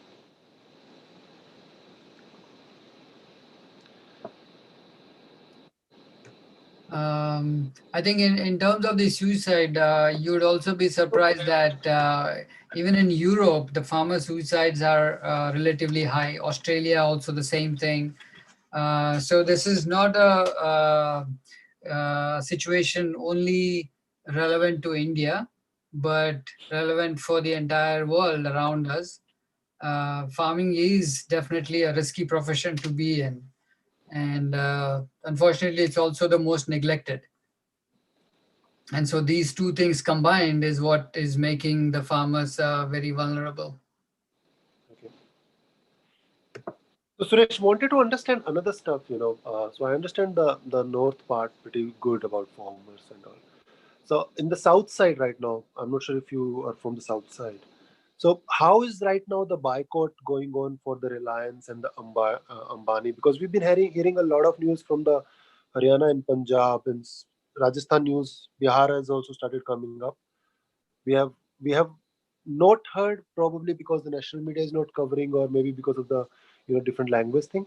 So if you can give us a little bit overview of how the southern states are doing the protesting, what impact has been made, are they impacted at all, or they are coming out on the roads? What exactly is the scene?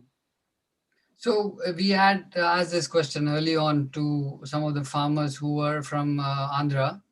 But in general, there are protests happening in smaller pockets in Tamil Nadu, in Karnataka, in Andhra, Telangana as well. In fact, there was a contingent from Tamil Nadu who were preparing to go to Delhi, but they got stopped by the police. This happened several weeks ago.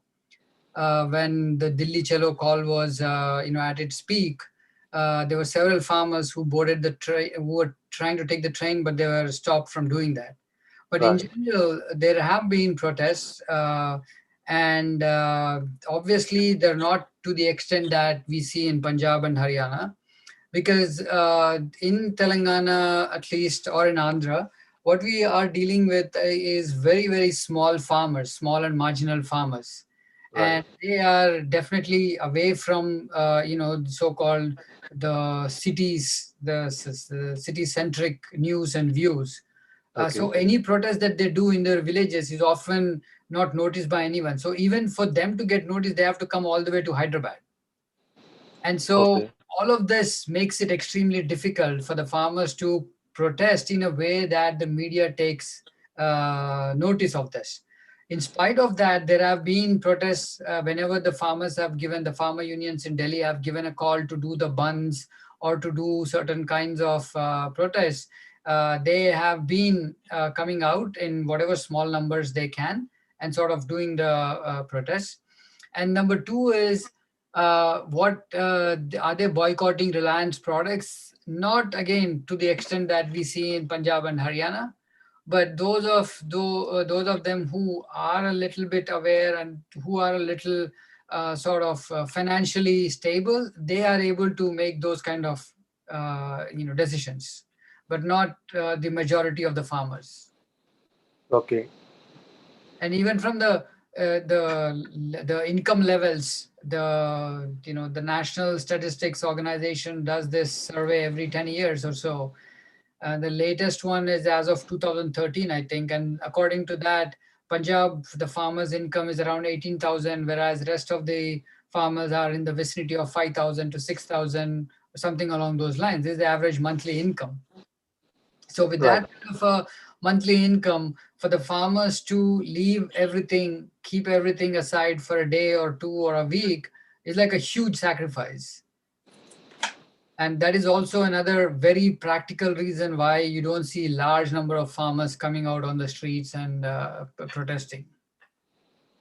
I can understand that, Suresh. I mean, but as simple as boycotting a certain product and calling that out, that can be a wider movement, right? I mean, everybody doesn't have to leave the job. So I'm just saying, is there something has been done around that area?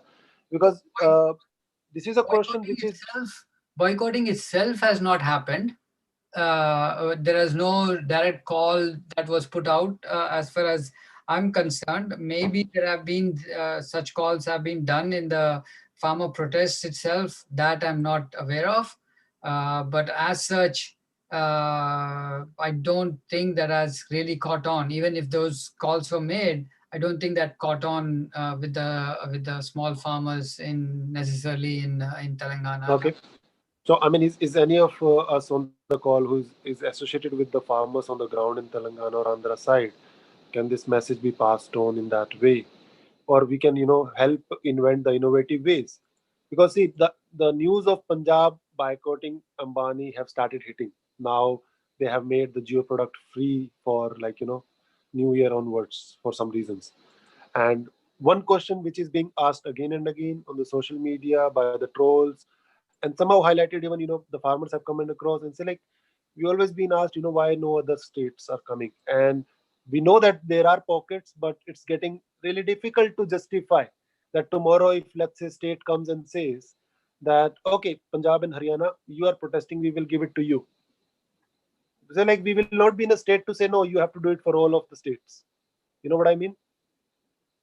Yeah, that is definitely there, and I'm not denying that. That either. The ground reality is that this is the time they are also sort of involved in cultivation of the crops, right? Right. That is also the peak of the season, and also the fact that they are away from Delhi, and for them to go all the way travel to Delhi is also not feasible because of the COVID situation. Also, that is acting against. Agree. No. I completely agree on those parts. I'm saying Right. we have to bring the innovative ways where they Right. stay in their place doing the farming and still that impact can be made. For example, boycotting is one simple thing. You don't have to do anything. Yeah. You I have to think just boycott it. I think that definitely has merit. Yeah. But I And mean, they, I am definitely in touch with the farmer groups in Telangana and Andhra and other places too, where we can certainly take this or at least find out what the status on this whole boycotting situation is. yeah. And Very simple. Suresh, I work, I have a Facebook page, let me tell you a little bit about myself. I am in Atlanta right now, but I run a social media page and I do fact check on the various news and try to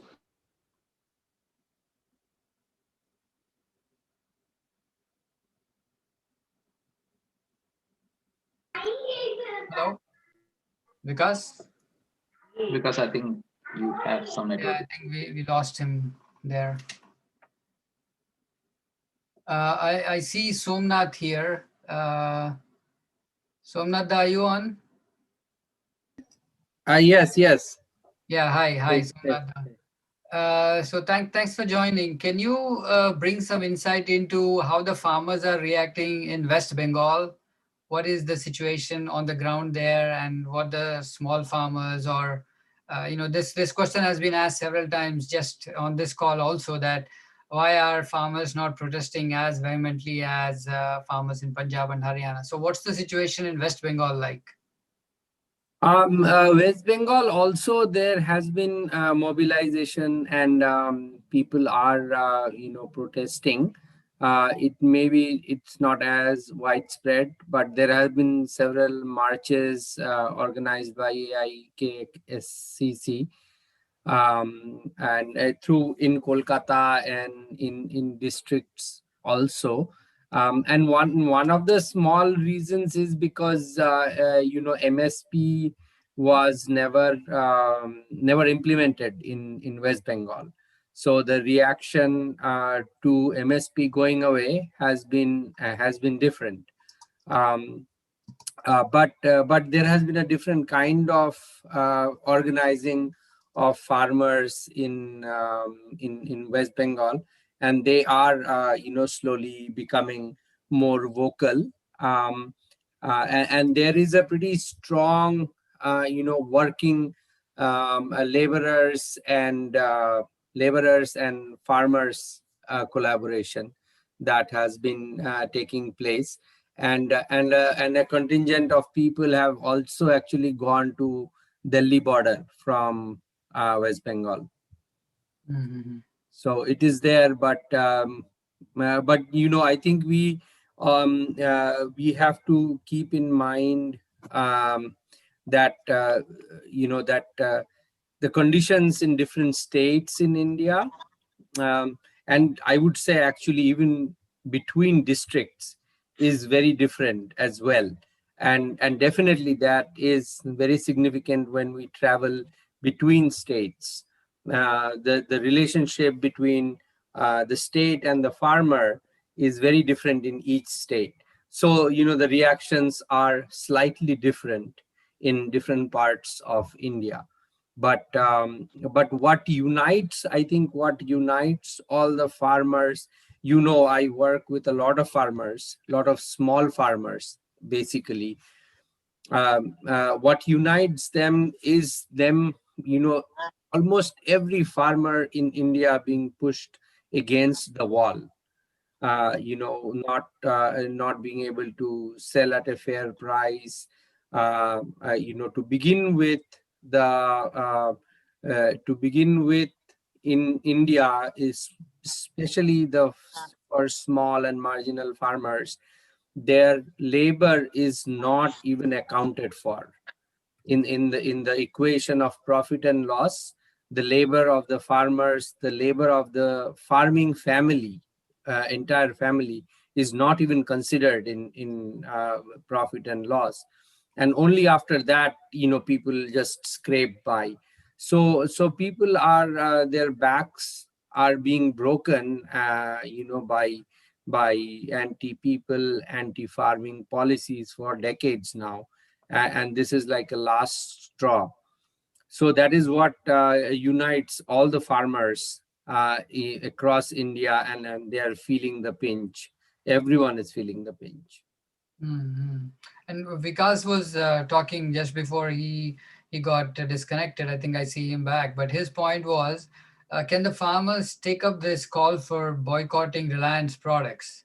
Is that something that you think the small farmers, the marginal farmers, can afford to do? How do you see them reacting to this call? I think it is. I think it is possible. But it depends on a little bit on the area. There are some areas where Geo has also monopolized the network. So there are many areas where we work, that no other services work except for Geo. So then, though, for those families, those area communities, it is it is a bit challenging to do that.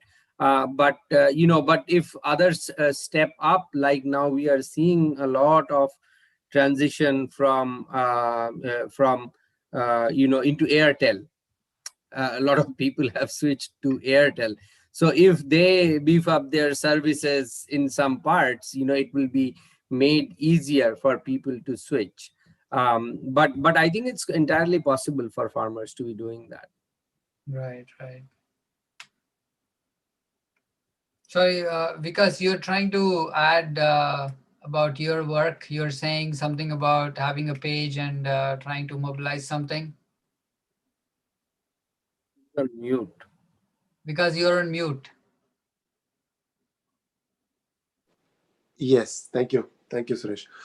So yes, I have a social media page, and from the last 6-7 years, I have been, trying to debunk the fake news of the Godi media and try to put perspective to the policies which are brought in front, probably against, the economic policies or maybe the communalization. So I does that on the name of Vikas Satan Goel page. 2011, I was associated with the Anna Andolan movement also, and I have been, associating with the Aam Aadmi Party also. Wherever I see their policies are doing good for the people. This is a little bit of background for myself. So just to tell you. So what I was saying is, there can be very small initiatives. If let's say somebody is saying, gentleman has been saying that, Geo cannot be done if there is no other service. That's fine. So there are other products also. If not that, there can be a token of 1 rupee donation sent to Delhi, like Kerala farmers have sent a truck of pineapples. It doesn't have to be huge. There can be some videos coming from one village where everybody is speaking in, Telugu language and just saying, because we are so poor, we are not able to move out. We have to be here, but we are registering our product, we're registering our protest from here in solidarity with the everyone. So those kind of a documentary evidences will help at least the online social media team and all the Kisan Morcha team when they will speak people talking in different languages. And right now, the perception which has, the Godi media is trying to muzzle out, This video itself will help out. You don't have to be physically present at there, but your voice in a video in the local language of that gaon, telling about you, your family, the condition, and your pain in the local language, they can come on the Kisan Ekta Morcha page. I can help you get in over there. So that is something, can be, it doesn't have any cost associated. It does not, have to get the farmers out of. The only thing they need is courage to speak. I think that's a wonderful suggestion. I think that is something that can be taken to the farmer groups in other different states also. Their messages of support or their actions, or to send something in kind, like send blankets or send some other vegetables, food related things. I think those are definitely very much doable things. And see, when you say they are not very rich, the idea is, there is a story about Krishna and Sudama, that Sudama bringing just a little 100 grams of rice for Krishna. That itself is a message that, this is what I could give. And that 100 grams becomes like 100 kg. Right. So there was somebody who came on the bicycle. He drove 200 kilometers, came to Delhi border. He gave them 100 rupees and went away. Saying like, this is how much I can afford to give you. And my rest of my effort was driving the bicycle for your message. So something like this, if it can come from, different languages, different people, I guess that would add to it. It's just like that one message which comes like, where are the other states? I think that can be helped out, which we guys can help propagate and on the social media team. That's from my side. I have some messages from Odia farmers from Western Odisha districts who have been doing small marches in solidarity. So there are many things like that, and Swaraj India is also quite active in West Bengal now. Yeah, because we'll definitely get in touch with you to see how these voices can be amplified further. Can you please send me your email ID or something where we can connect? Sure. Okay. You want me to send over here? Is there a message I could do? You can send me a message Vikas Ratan Goel. Or you can. Let me send it over here. Your email ID, and then we can certainly connect. But that's something very tangible. And Somnath, that you can definitely send those videos over. We can work with Vikas to see how we can amplify that. And Malik, this is probably something we can also take it up with farmers in Telangana and Andhra. I think just yesterday we had this protest in Hyderabad, right? So maybe we can take the videos, messages of the farmers there. And if you can maybe coordinate that with Sajia or Kiran or Asha Garu, and then see if we can get access to those things. We can work with Vikas on getting that a wider audience. And to be very frank, the main thing is not this to send to the Delhi people who are protesting. Right. They will anyways get it. It's more about NRIs from Telangana, NRIs from Andhra.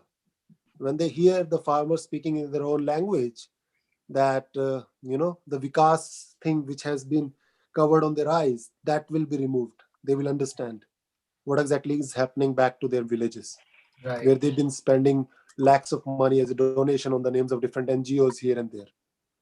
That is where the whole, this whole Chakravyuh will come out in the open. Right. Yeah. I send you an email, Vikas, just as a touch point, and then we can certainly continue the conversation offline. Sure, Suresh. Right. And I'm sorry, I didn't want to be pushy. I'm not sure if this was the right place.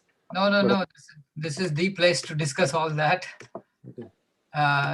Whatever we can to stand in solidarity with the farmers is how we want to perceive this. Okay. Can I give you one quick idea? A funny message. A Telangana person wearing a turban and speaking in Telugu and little bit Punjabi. That is a go viral thing. Yeah. No, we have Punjabis also who are settled in Telangana. No. That's the point. We don't want the They Punjabis can speaking speak. Punjabi. No, We they can want speak Telugu also. that broken. See that flavor comes, right. The broken thing. I see your point. Yeah. So when I say "Ella Naru Garu," so you know that Hindi and that mix up comes up. Yeah. So I'm saying that's two go. Sure. All right. Anyone else have anything to share, comment, express solidarity? We'll try to wind up the call in next half an hour or so.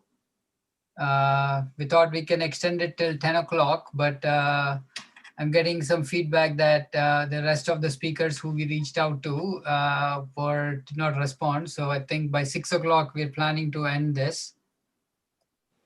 So if anybody has any further comments, maybe I can push it on Facebook also to say that this is the last half an hour we'll be on.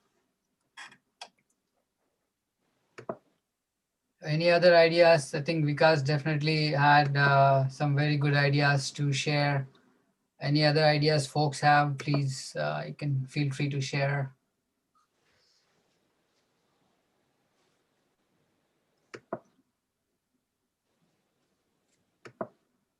Oh, there's somebody trying to join. Let me send them the message. Okay, hello, Suresh. This is Saji Gopal. Can you hear my voice? Oh, hi, Saji. Yeah, I can hear you now. Oh, okay, good. Yeah, hi. Thanks for dialing in. Good.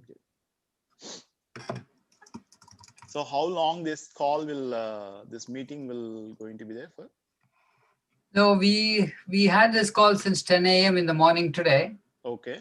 And we had several farmers, several other individuals who came online and spoke. So now is the time when slowly, folks are fading away. Oh, okay. Hello. Yeah. It's I think 7 hours now, more than 7 hours now. Oh, okay, yeah.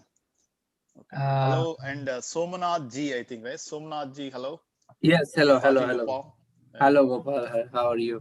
Yeah, good. Hello, Vikash, right? The other Yes, gentleman. sir. Hi, Vikas. How are you doing? I'm good. पूरा भारत मुझे ही ढूंढ रहा है वैसे आजकल. Okay. That's good. Awesome. Man, most wanted man. So are you guys based in, where are you guys based at?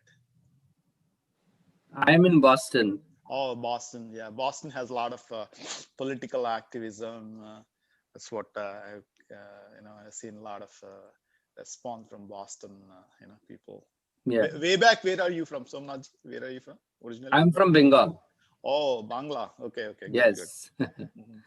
We have a lot of relationship with comrades in in Kolkata. Yeah. I mean, and where are you from? I'm right now. I'm in Dallas, Texas. Okay. Right? But I'm originally from Hyderabad, Telangana. Oh, nice. Yeah, nice. I think a few years ago, this may not be, relevant to this, but a few years ago, we organized a event on the Naxalbari at 50, looking back and looking forward, right?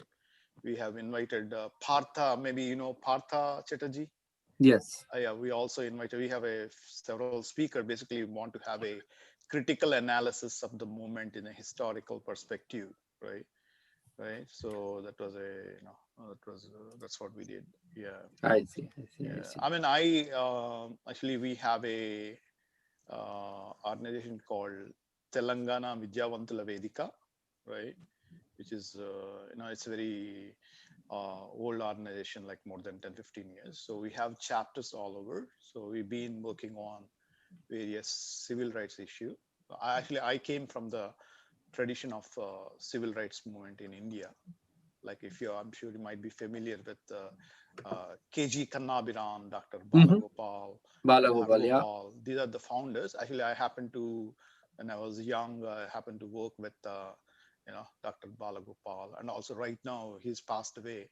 Right now, I mean, I'm, in some way or other, I'm working with Dr. Haragopal. Right? Haragopal. So that was my introduction. So what about I actually, Suresh, I will speak for a few minutes, but after some time.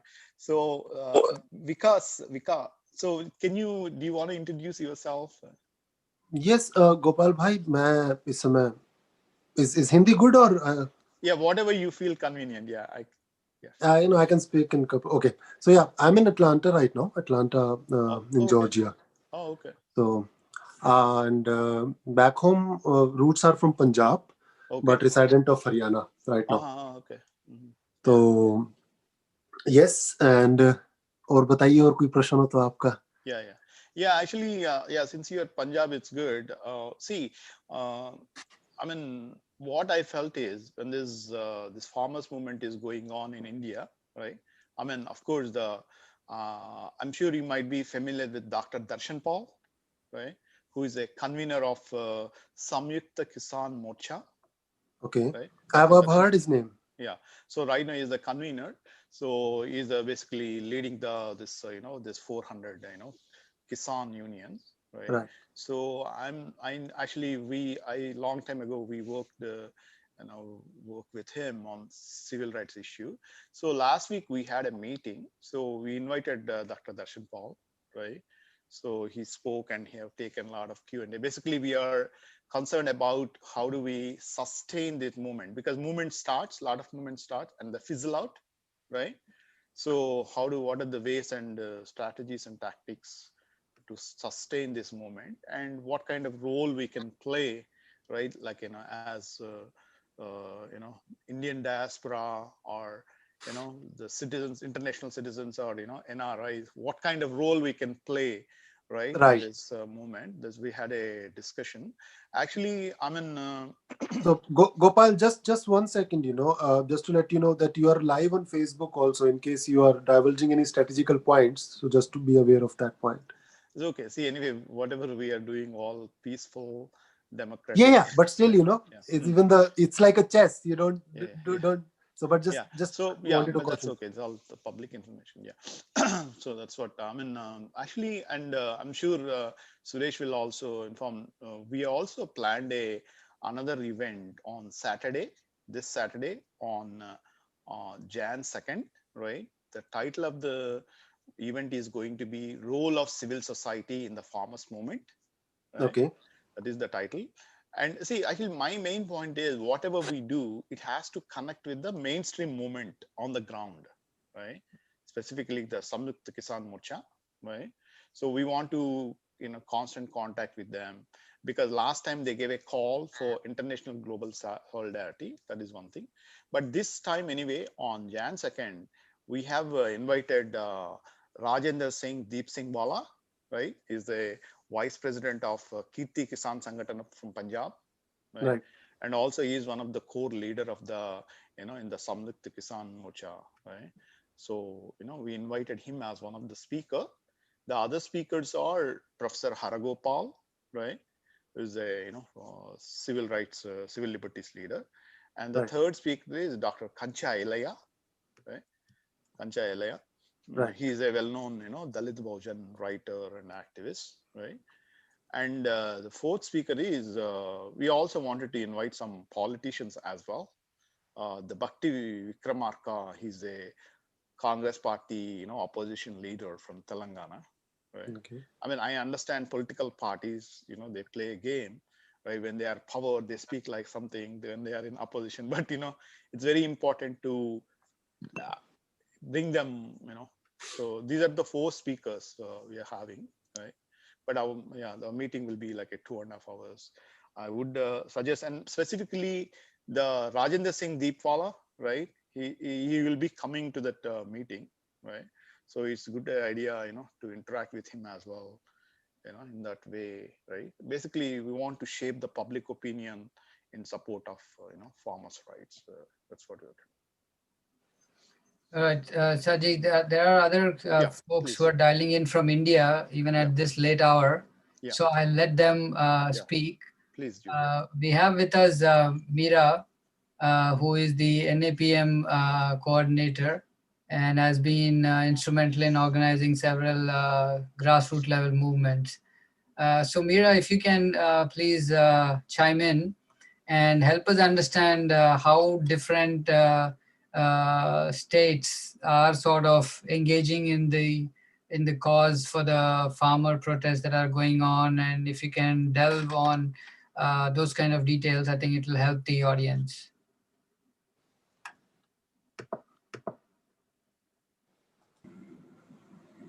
Hi, Suresh. Thanks for organizing this. But I just wanted to ask, I can actually wait for a while. If someone else wants to speak, they definitely can. I can be up for as long as you guys want me to now. Now that I finished my work, so. We were just finishing up our previous conversation. So we're not cutting off anyone. So you're good to go. Okay.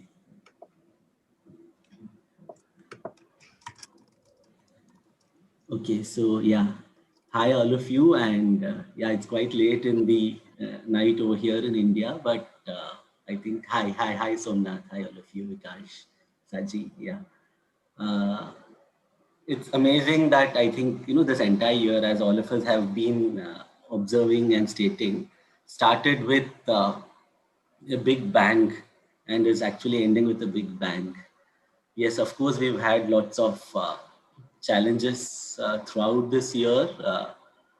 We've had lots of, it has been unprecedented in terms of, difficult experiences, and not just in India, but globally as well because of the pandemic, but the additional crisis that all of us saw, and the challenges which working class people in India faced. But what has been extremely inspiring is also how different sections rose up in resistance, in solidarity, amidst and despite all these challenges. So one honestly has been humbled at how, withstanding and notwithstanding all these challenges, people have actually, and the bulk of the working class people, whether it is the farmers, workers, people from various minority communities who've stood up and challenged. I'm not going to the details of the various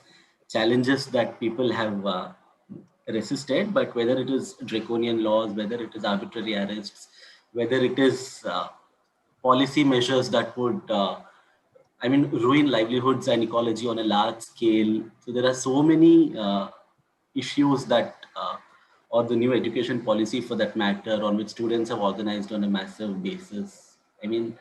This entire year, on the one hand, we've also witnessed so much of repression throughout, but that is actually not, and it's really amazing and awe-inspiring that despite all kinds of repression, despite the narrative by the state to vilify people's campaigns and struggles, there has been a constant upsurge, and there has been a constant, and it has also been, I think one must say at this point, extremely creative of working class people's movements to reinvent collective struggle, and to frame it in different ways, to capture public imagination in ways that would not just counter the state's narrative, but also would also appeal to different sections of the population. So I think that has been hugely inspiring, and different newer constituencies of people have joined in.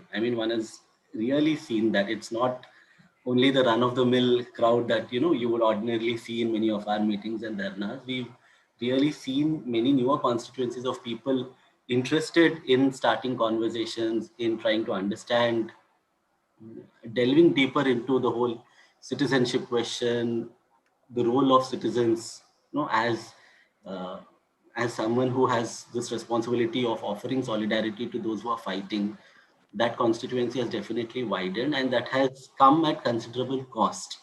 So yes, salam to all those people who actually uh, bore the brunt of that, to be able to take forward this to the next level, because obviously it has not been easy in fascist times to organize. There is enormous surveillance, there is enormous repression that many activists and entire organizations have faced. But beyond that, I think, of course, yeah, and so many of our friends, it's important to also remember them at this hour. So many friends have paid the price, are still inside. But I think they would all be smiling at this moment, whether it is our friends in Maharashtra, those who've been implicated in Bhima Koregaon, or those who've been arrested in the anti-CA protest. I definitely think there would be a smile on their faces because they are seeing Singhu and Tikri and every part of the country light up with the glow of resistance. So, and we've also, been privy to some of the communications from some of them through letters and such other means. So it's been very touching that they feel the sense of connect with what is happening outside and how much of organizing has been happening outside. So in fact, they say we are missing all that is happening outside, and we want to be with all of you and be part of all of this. So yeah, there is a pang in the heart at that, but yeah, nevertheless, I mean, we hope many of those friends who've been fighting for the most rightful causes will soon be outside with us. That is as much a cause which is extremely dear to us, and as is, of course, all the other struggles that we are part of, because all of these issues are so deeply interconnected. Those who are actually challenging the state, the might of the state, the wrongful policies of the state are being persecuted in various ways. And it's only through mass organizing and mass movements that the state can, I mean, this roller coaster ride of the state basically can be halted. So, and that is something that the farmers' protests have shown remarkably. That's of course, something that the women of Steinbach have also demonstrated remarkably, but that was a different challenge that they faced, particularly when COVID actually struck and those protests had to be wound up. But it was extremely significant. As we come to a close of 2020, I think one cannot not remember and not thank Shaheen Bagh and that entire spirit, which actually in some ways paved the way and set a certain form of template for the current form of protests as well that we are seeing. So salams to that struggle and salams to the farmers right now, and not just in Singhu and Tikri, but everywhere else actually. We see this as both a culmination of many years of organizing, of course, between various farmers organizations. It has not happened overnight, but the investment, if one can use that word, into organizing over many years has definitely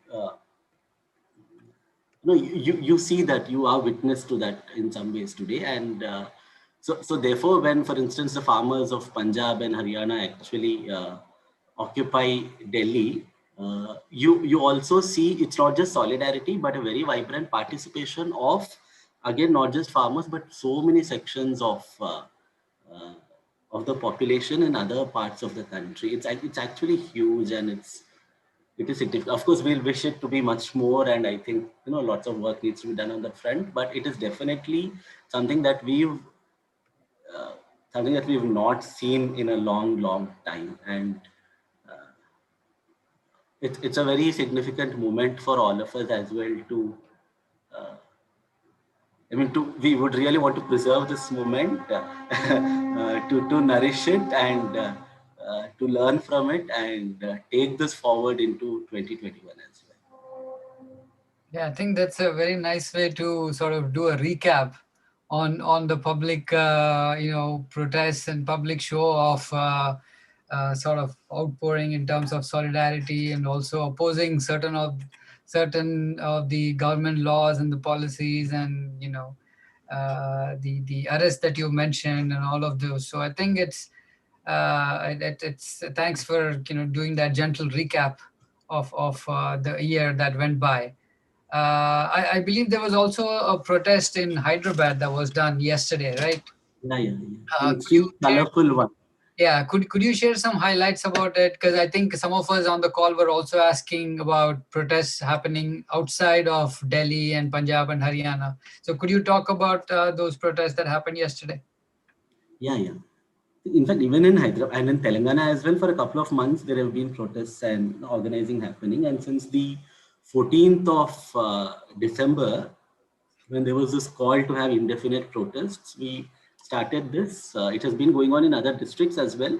And in Hyderabad at Dharna Chowk, which itself was, there was, I think some friends on this call would know, but for the information of others, after the Telangana government came to power, in fact, the Dharna Chowk is a very extreme, important political space where, and that was one of the focal points from where as well the Telangana struggle.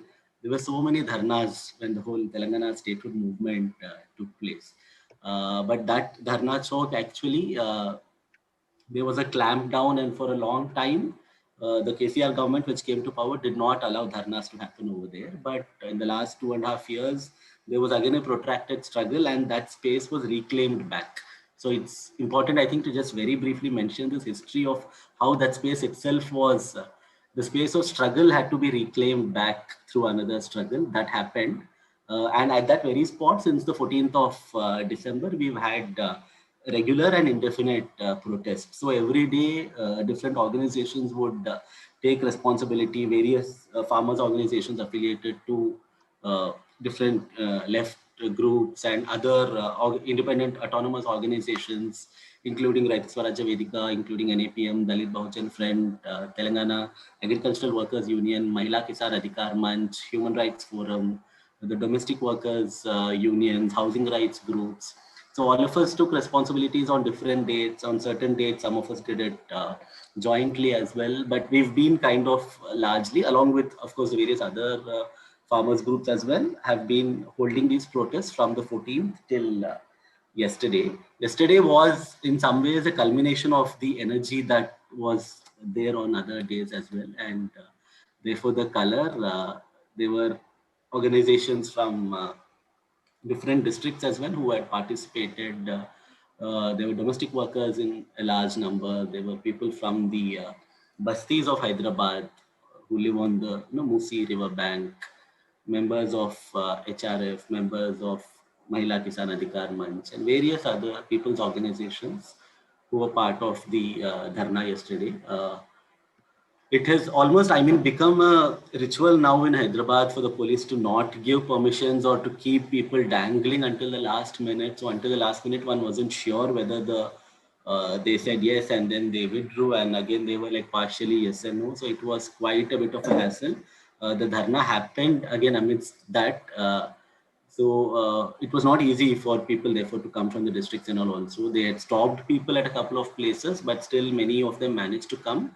And a few thousand people at Dharna Chowk assembled. It was a whole day, huge solidarity, not just solidarity, but a protest in asking for repeal of these three farm laws. And there is definitely a resolve very clearly in Hyderabad and Telangana as well to of course, continue this organizing with farmers, take it to all other places, but to also talk of the other implications of these acts and how it would affect other consumers, other sections of the society eventually, since the larger ramifications of these laws on the PDS system and other rights are as well there.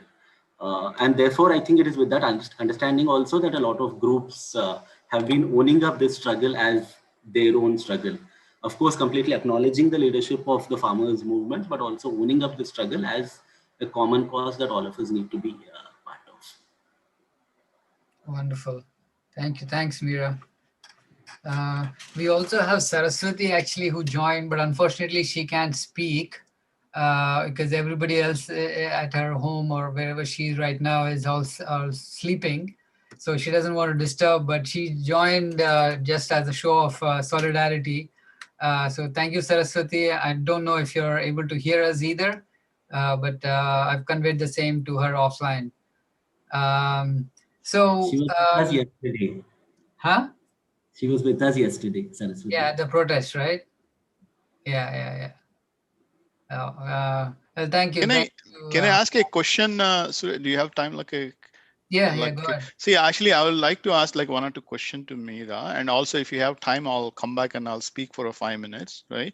So, Meera, I mean, I seen this couple of days ago, Ravi Kanaganti and All India Kisan Sangh, they organized a meeting at the Dharna Chowk, right? I mean, I'm sure you would have attended it. Like, what are the outcomes of that meeting? I mean, did you get a chance to listen to some of those speeches? And I also heard that somebody came as a guest speaker from Delhi or Punjab, right? Somebody, Yes, some farmers yesterday there leader. was Yeah. yesterday there was a farmers leader from Punjab actually. Yeah. I don't And think on the previous days. Yesterday there was. And I mean, obviously you are on the ground, right, in the south or from Telangana. Are you seeing any response, right, like be it from farmers, working class, or student, on this farmers movement per se, in this context? Are you seeing any movement or not? No, of course there is a movement. Just that we would wish it to be even larger, given the challenge that we are faced with. But because of the times, I mean, there is COVID and all of these things, so there are some of these limitations. But beyond that, I think Hyderabad has also seen a huge organizing on these things, and constantly. I mean, people have been organizing constantly, not just from the 14th, even on many previous dates prior to 14th as well. We've been having protests in Hyderabad. I mean, yeah, In districts as well. I mean, regularly in all the districts, like from the northern Adivasi districts of Adilabad to Nizamabad to so many other districts, people have been organizing regularly. And what is your opinion in bringing the mainstream political parties also engaging them? Do you think this movement it is a beneficial or is going to be deviate, inviting the mainstream politicians into this? These are issues that everyone should take a stand on. Right? So, I mean, the movement is, of course, independent. The movement has very focused demands on what it seeks at this particular moment, right? In terms of repeal of the 3 laws, in terms of repeal of the electricity bill, and asking for a legal guarantee around MSP and such things. Whichever political party supports these demands, I think they definitely, there should be space for them to also. But the challenge with a lot of political parties is that. Of course, yeah, it's also different from party to party, but some of them are making a certain effort to also mobilize, but many of them are not really, क्या बोलते हैं अपना cadres को जमीन पर उतारना कहते हैं ना, to deviate. They're not actually. So you need to mobilize around the demands, right? Just paper solidarity is not something that would move in times where you actually need. Parties to mobilize and bring their cadres on the ground on these issues and also politicize. Right. So I think there is So definitely Meera, can you throw some light on the southern parties, regional parties? What are their stands? Is you'll be able to talk about? See, KCR, for instance, TRS in Telangana, until recently, in fact, this is one of the things that we've also been stating, that along with, of course, the other problematic aspects of these 3 farm laws and also other laws, there is a certain pattern to a lot of laws that are coming, that have been coming off late, right? Whether it's the education policy or the environmental, EIA amendments, etc. The powers of the state government, the federal nature is being adversely affected, and the powers of the state governments are being taken away. And therefore, this should not be just a people's struggle, but it should also be an issue that the states must be raising with all their force. It happens on certain occasions. I mean, certain parties have taken stands at certain points, but then there has been a bit of back and forth. Like, for instance, in Telangana itself, you see, until recently, our chief minister here did take a stand. I mean, on the electricity amendment bill, of course, there was a very clear stand since the start. On the farmers' issues as well, until recently, they did question, and they almost took a position that this is not in the interest of farmers, etc. also to a certain extent participated in the Bharat Bandh that was called on 8th. But post meeting the Home Minister recently, there has been a very clear change in the position of the state government here in Telangana, now saying that now that the central laws are in place, we will not procure stuff like that. No, that we are not business entities to be procuring food grains from farmers. So, which is, I mean, this is actually very disappointing, right, by the state government over here. So yeah, I mean, mainstream political parties always have their own arithmetic in terms of how much they will, uh, uh, I mean, own up these agendas entirely. And in fact, even in our dharnas, I'm giving the specific example of Telangana because that's where I also belong to, and I think can speak with some more specificity. Not just around the three central laws, but also there have been lots of issues in Telangana, whether it's the recent impacts because of the floods, whether it's the whole question of, I mean, so many farm suicide families who uh, the compensation for those families has been accepted by the government, but the disbursement is yet to happen. So all these issues are the question of tenant farmers not being recognized as farmers, or I mean, this whole Raitu Bandhu scheme of the state government. Uh, RSV groups like RSV and other groups have also done enormous work to point out how the even the minimum benefit under Raitu Bandhu is not reaching the actual cultivators. One is the actual cultivators are not being recognized as equal farmers. Their predicament is not being brought on board and addressed with policy measures. The minimum support of Raitu Bandhu is not going to the actual cultivator, but is going to the owner of the land who isn't necessarily the cultivator or is not living off farming.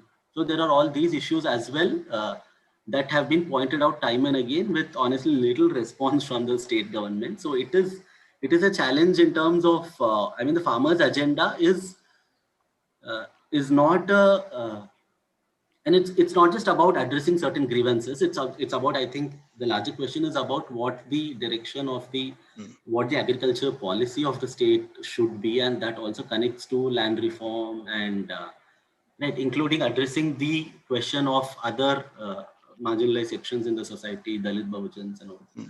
So yeah, there are these larger questions that farmers organizations at the state level have been raising for a long time, along with opposing the central laws as well. So sometimes, I mean, honestly, one feels that, I mean, even for upholding the federal spirit of the constitution, this is something that the state government has to be fighting more upfront. But that thing also falls on to people's organizations and people's movements to be raising. This is something that the state government can certainly do. Yeah. Yeah, I have a quick. Okay. Electoral politics is a difficult terrain, as we all know. Yeah. I have a quick comment on your points narrated. The fundamental question is the farmers is independent or not, right? Yeah, I mean, it is, when politics is not a bad word. Politics means governing the policies, right? Definitely, because there's a famous historian in United States. His name is Howard Zinn, who is the author of People's History of United States. He made a quote: "You can't be neutral on a moving train." Right, you're going to yield one way or other, right? So obviously people can take any position, right? You can be neutral, or you can support ruling establishment, or you can support a people's perspective, right? It is farmers movement has, I mean, I was talking to somebody, farmers movement, honestly, bluntly speaking, is supported by Gandhian supporters, supported by, right, Marxist-Leninist supporters, Maoist supporters, right, whoever it is, right? But the only problem is the Gautse supporters is the problem, who are responsible, right, killing the Mahatma Gandhi, right? There could be various political ideologies and differences, but as long as we can work on a common cause, right, definitely it is a helpful. So we don't have to, right, state, neutral. People can be any political ideology orientation, as long as they believe in the cause, they Yeah, can and they support are. it. They are. Yeah. And second point is the electoral political parties, our friend Vikas, right, has, right, political parties have often shown a tendency of political opportunism, right? Like if they are in power, Like, for example, take the Congress party. When they are in power, they have advocated, they lobbied the same old policies of abolition of, APMC mandis. But now they are changing it, right? They are, keep on changing their position, right, based on the political mileage. But Right. what happens is, because I mean, since I've been in activism for a long time, over a period of time, the politics or people's politics is always should be a persuasive, game, right? How do you persuade somebody who don't buy in, agree with you, right?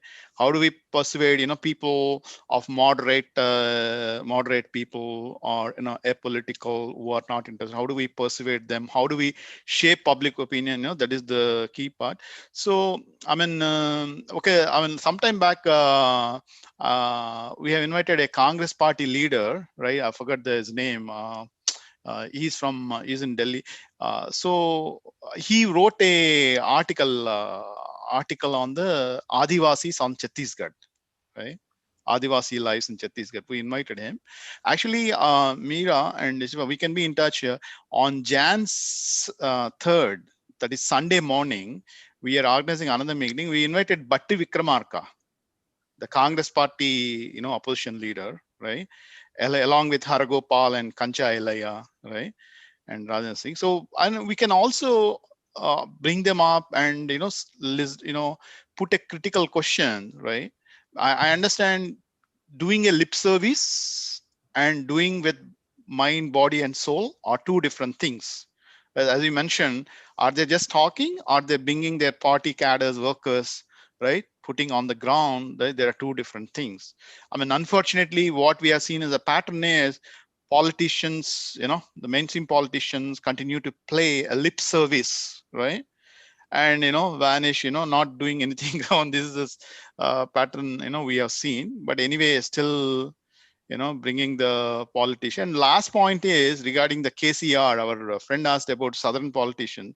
KCR is playing this double game, right? A month ago, he opposed, right, these formulas, right? After Delhi visit, he started supporting. He's lost his, mental stability. Keep on. And I don't think state governments no more believe in the federal spirit, right? Federal spirit, because the BJP is country. If you see a pattern, they're consistently centralizing the power, right? Be in the game of GST, all the financial tax revenues have been centralized, and NIA, right? The policing agency that has been centralized, right? Everything, agriculture is a state subject, right? But they've been overruling the state governments and they're making laws, right? So we have seen a consistent pattern. So some of these political parties in southern states, because since he is from Punjab, in southern regional parties, right, have more impact, right, on electoral politics, like be it TRS, DMK, right, and Karnataka also there. So these regional parties have always developed a tendency of political opportunism, right? Right, constantly changing their loyalties, they keep on Right. changing. So that is the pattern we have seen. But I So think, yeah. just to ask a very specific question, like so far Kerala government, Punjab government, Delhi government, and I guess Uttarakhand, they have passed the bill against these laws, at least the resolution. Has any other state, are you aware, in the southern side, or maybe in Odisha or somewhere, they have taken any attempt to pass Not a yet. resolution? The best of my information. See, Karnataka is obviously BJP, so you wouldn't expect that to. Right. Andhra is, no, they wouldn't go against the Modi government easily. So you can't expect it from there. Nah, yeah. Telangana is, yeah, you just saw this recently. Tamil Nadu as well, Anna DMK in power. Of course, I mean, the parties that are in opposition definitely have been raising their voice and trying to create as much political noise around this. And that also they do largely because farmers organizations and they all are constantly behind them. That's how even the opposition actually keeps rising up constantly. But the ruling party in power in most of the southern states hasn't actually. We at least, for instance, I remember in the whole after a lot of noise in the context of the NRC CA struggle, there was a resolution that was passed, a very clear resolution in the state assembly, Telangana. But I mean, I have one reservation because see, when you talk to a state regional party, right? They don't want to do anything about minimum support price. They always say, "Oh, this is the center responsibility," right? These people are playing this blame game. See, in Kerala, they have done this recently passed a resolution, which is a welcome gesture, but they got to do beyond this, right? I mean, for example, in Kerala, there are no APMC mandis, right? Obviously, as a state in power, definitely they can, incorporate, start these APMC mandis, right? They can also make a law minimum support, because since the agriculture is a state subject, they can as well, right, Taji, write a law. just to add over there, Uh-huh. the information about Kerala is you do not need MSP over there because most of the crops are commercial crops and they are getting much higher prices. So you would have to actually go in details. They are doing much better because most of their crops are like the kali mirch, the black pepper, cashew nuts, coconuts, which are very commercial crops, and they have many other trade organizations. And the way it is handled, they have a different process, and they are getting, yes, they do not have MSP, but they are getting much better prices by the processes they have. Just to let you know. Yeah, I mean, see, I agree with you. There is a lot of difference between traditional crops and commercial crops, right? Agree. But the APMC mandis, right, may not be a perfect solution, but definitely, it's working on the ground. At least in case of Punjab, you have seen effectively how it is working. And also you have seen, right, what happened in Bihar after abolition of mandis. So farmers today, whether it be in Punjab or north or south, they are supporting APMC mandis, which can guarantee to sell their produce and also provide certain guarantees for payments for this procurement, right? So it's working. So there is nothing in harm if they do it in Kerala, because Kerala has to behind, right? If Kerala, I mean, I understand CPI, CPM are doing, but they have to do beyond, right? They can, I mean, definitely the minimum support price today for the 21 or 22 commodities crops, right? But they can expand it. At least they can, emulate this system, and they can also make a legislation. Because I mean, correct me if I'm wrong, in India there are only a few agricultural states, right? I mean, successfully agricultural states, right? Like Punjab is one of them, right? One of the leading, agricultural state, right?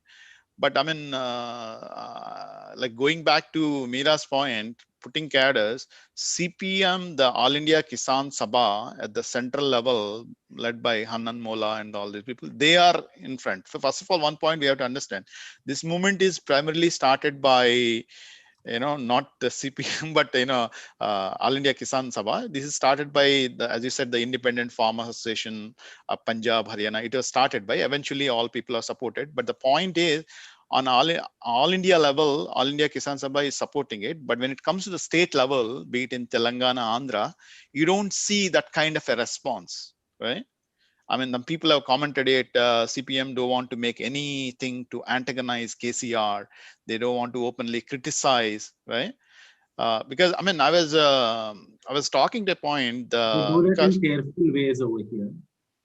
It's not that they don't entirely do it, but it's also not that they do it in the way that independent organizations do. I mean, just to conclude a It few works seconds. with other parties. That's the thing. I mean, beyond CPM, I mean, work with the other parties as well in opposition. Yeah. I mean, one quick point. It might be interesting to Mira and Vikas, because actually the South, the Telangana region has a lot of history of strong farmers movement, specifically the Telangana Raitanga Poratam, Telangana peasants armed struggle, right? It was a legendary. It happened, before the independence time, right? In 40s or 50s, right? Telangana peasant struggle. It was the major movement which has shaped the politics in South and entire India, right? So that was the moment. And the second is in 80s, maybe we have seen the Raitu Kuli Sangam, Jagitchala Jaitri Yatra. That was another movement. But I mean, honestly, in South, there is a decline of, farmers movement. And, because from the history of Telangana peasant struggle and Raitu Kuli Sangam, Jaitri Yatra, now it is a completely decline, right? That is what, pattern we are seeing it, right? But anyway, I hope, there is I was also having this conversation with Ravi and other people, Ravi Kannaganti and there. So now there is a vacuum. Right? Political parties are doing this, double claim. So we have to find a space and how we can bring all the scattered, be it the farmers unions and, people's organization, bring them in one platform, right? Work with some new tactics and strategies. Yeah. All right, folks, I think this is, the end of 8 hours of our solidarity call. You have 12 hours. And you have 12 hours, right? Huh? You have 12 hours on your calendar. You mark 12 hours. Yeah, but I think we have decided to cut it short because quite a few of the speakers who were supposed to join us, they did not respond to us. So we don't know how long we can sort of continue this. We have kept it open. You got one more speaker, I think, Arvinda. I see Arvinda. Not Hi, a If it's about Arvinda. speaker. commitment to keep, most of us can take 1 hour slot if we come Yeah, about speaking. we'll continue for as long as we see speakers coming in. No, I'm not a speaker. I'm just here to share in the solidarity. I wasn't really clear on what the nature of the program, but I just wanted to share in the spirit of solidarity. Yeah, that's exactly what the event is about. So you just join us, share your solidarity message, and keep the conversation going. And I think there have been a lot of interesting conversations throughout the day in pockets. Some very vociferous speakers were there. Some very we had a few discussions where people had views against or in support of the farm laws rather. So we had all kinds of discussions throughout the day. And there have been good learnings and some takeaways. So that's the whole idea of how to solidify the solidarity movements and so. Yeah, but I mean, can you introduce yourself and can you just talk about what is your views on this farmers movement, Arvinda ji? My name is Aravinda. I have been working with aid for a long time and got to know about the struggles the farmers were facing almost since the early years of aid. This is not a new issue, but it's been a lot more in the news in the past 10 years, and especially in the past 2 years, and even more intensely in the past few months. But we have been following it since the late 90s, and it's a little startling and disheartening to me that people might still be not understanding or not supporting the cause of the farmers after so many decades of suffering and so much awareness that has come about, like through journalists like Sainath. And even if you're not working in the farmers issue per se, our partners in other organizations like Sati, working in health, was finding that the agrarian distress is also exacerbated by the high cost of health expenses. So, the link is, you don't have to search very far to see how connected this is. And, the same would apply to education. And obviously it's linked to health in multiple ways, whether it's via the toxic, the toxins that the farmers are exposed to, or the toxins that the consumers are exposed to, or the impact on the climate and the environment and the resources. So there's no angle that doesn't lead you to the kind of the crisis that in which the farmers are on the front lines. And the kind of mobilization that we've seen in the past few months, it's something that the whole world has taken note of. And it's not so yeah, it's here we are at the so-called new year. We're supposed to of course it's just a day on the calendar, but still it's a time to kind of reflect and take stock. And I hope that this incredible movement and the strength and the insights that the farmers have shared just about about everything, about democracy, about the nature of life, about what is the purpose of everything that we're doing, and that if we really mean that we respect life and respect farmers and respect the earth and just care for humanity or India, like what do we mean by any of these things if we're having such trouble supporting the farmers in a time like this? So I I'm would just like to be more hopeful. I'm struggling. That's why I had to come here to gain some inspiration from all of you. Yeah, let me ask you, Ravi, right? Actually, I met Ravi, right? Mhm. Ravi and some of the folks at AID organization in Dallas, Texas, right? Of course, But yeah. I see AID was one. I mean, I'm not criticizing, but AID was very active like a decade ago, specifically in terms of civil rights. Even I have seen like they did a Binayak Sen campaign, right, Yeah. massively. Mhm. But I mean, are they doing anything right now, or like the AID? Because AID has a chapters, organizational structure in North America. Yeah, so I mean, not officially. So a lot of volunteers are certainly involved, but being a U.S. based organization, it's yeah, just that the way that the dynamics are such that we don't.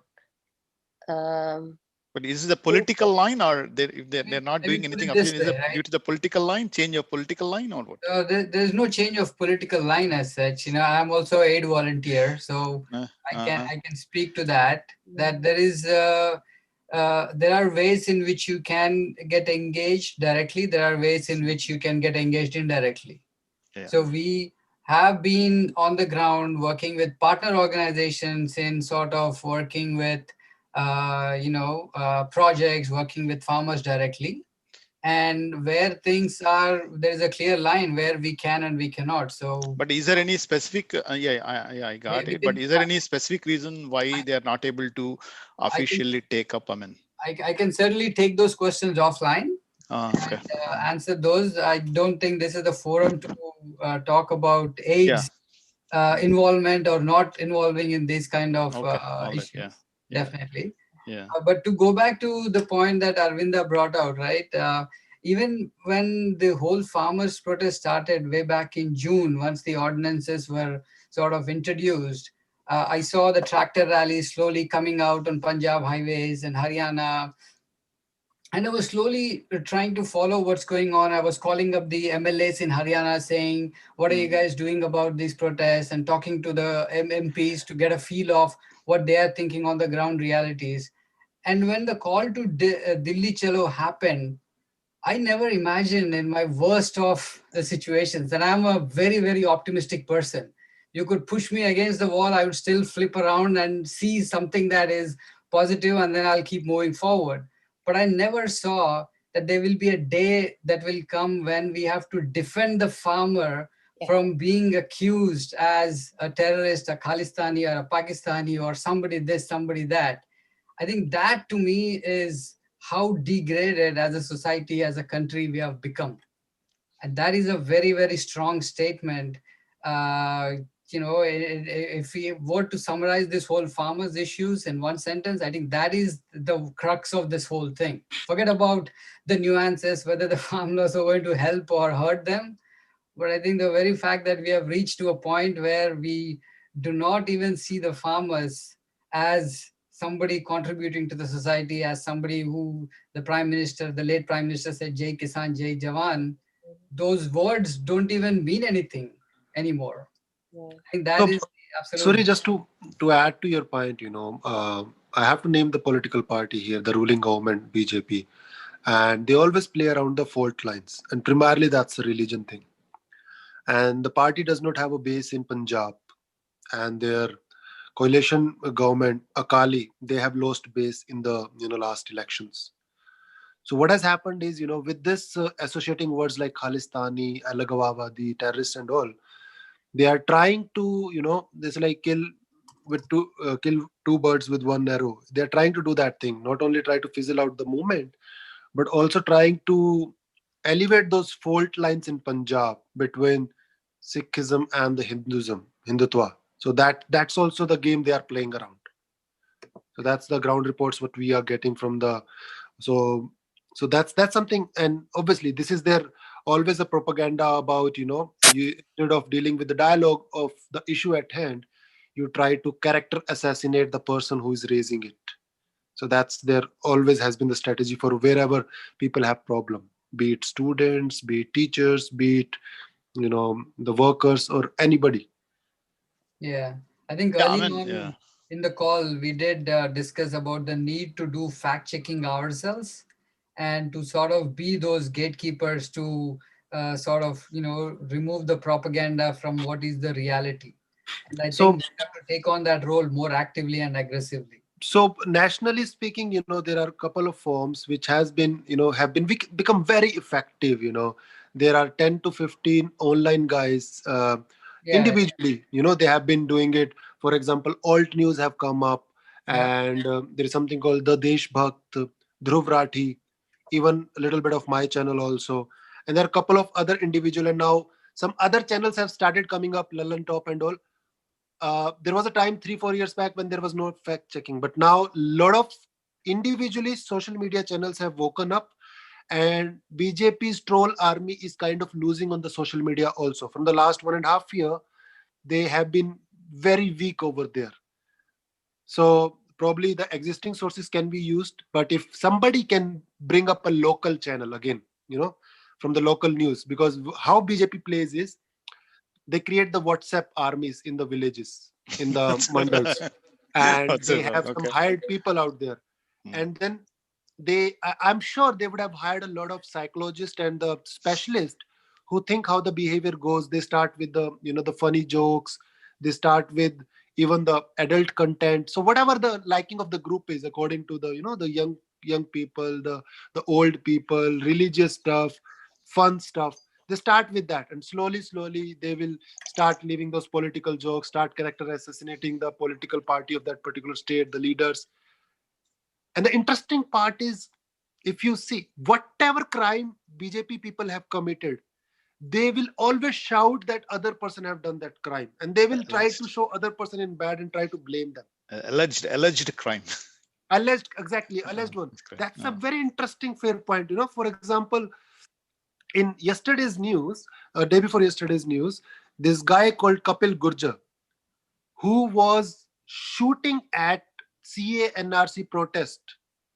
And at that time, all the BJP troll army, all the BJP ministers, everybody was saying that is associated with the Aam Aadmi Party. This guy is bad. He's bringing violence into the protest, and the police and everybody. And then suddenly, when AAP exposed them online, that no, this is not associated with them, that guy went away underground for 1 year.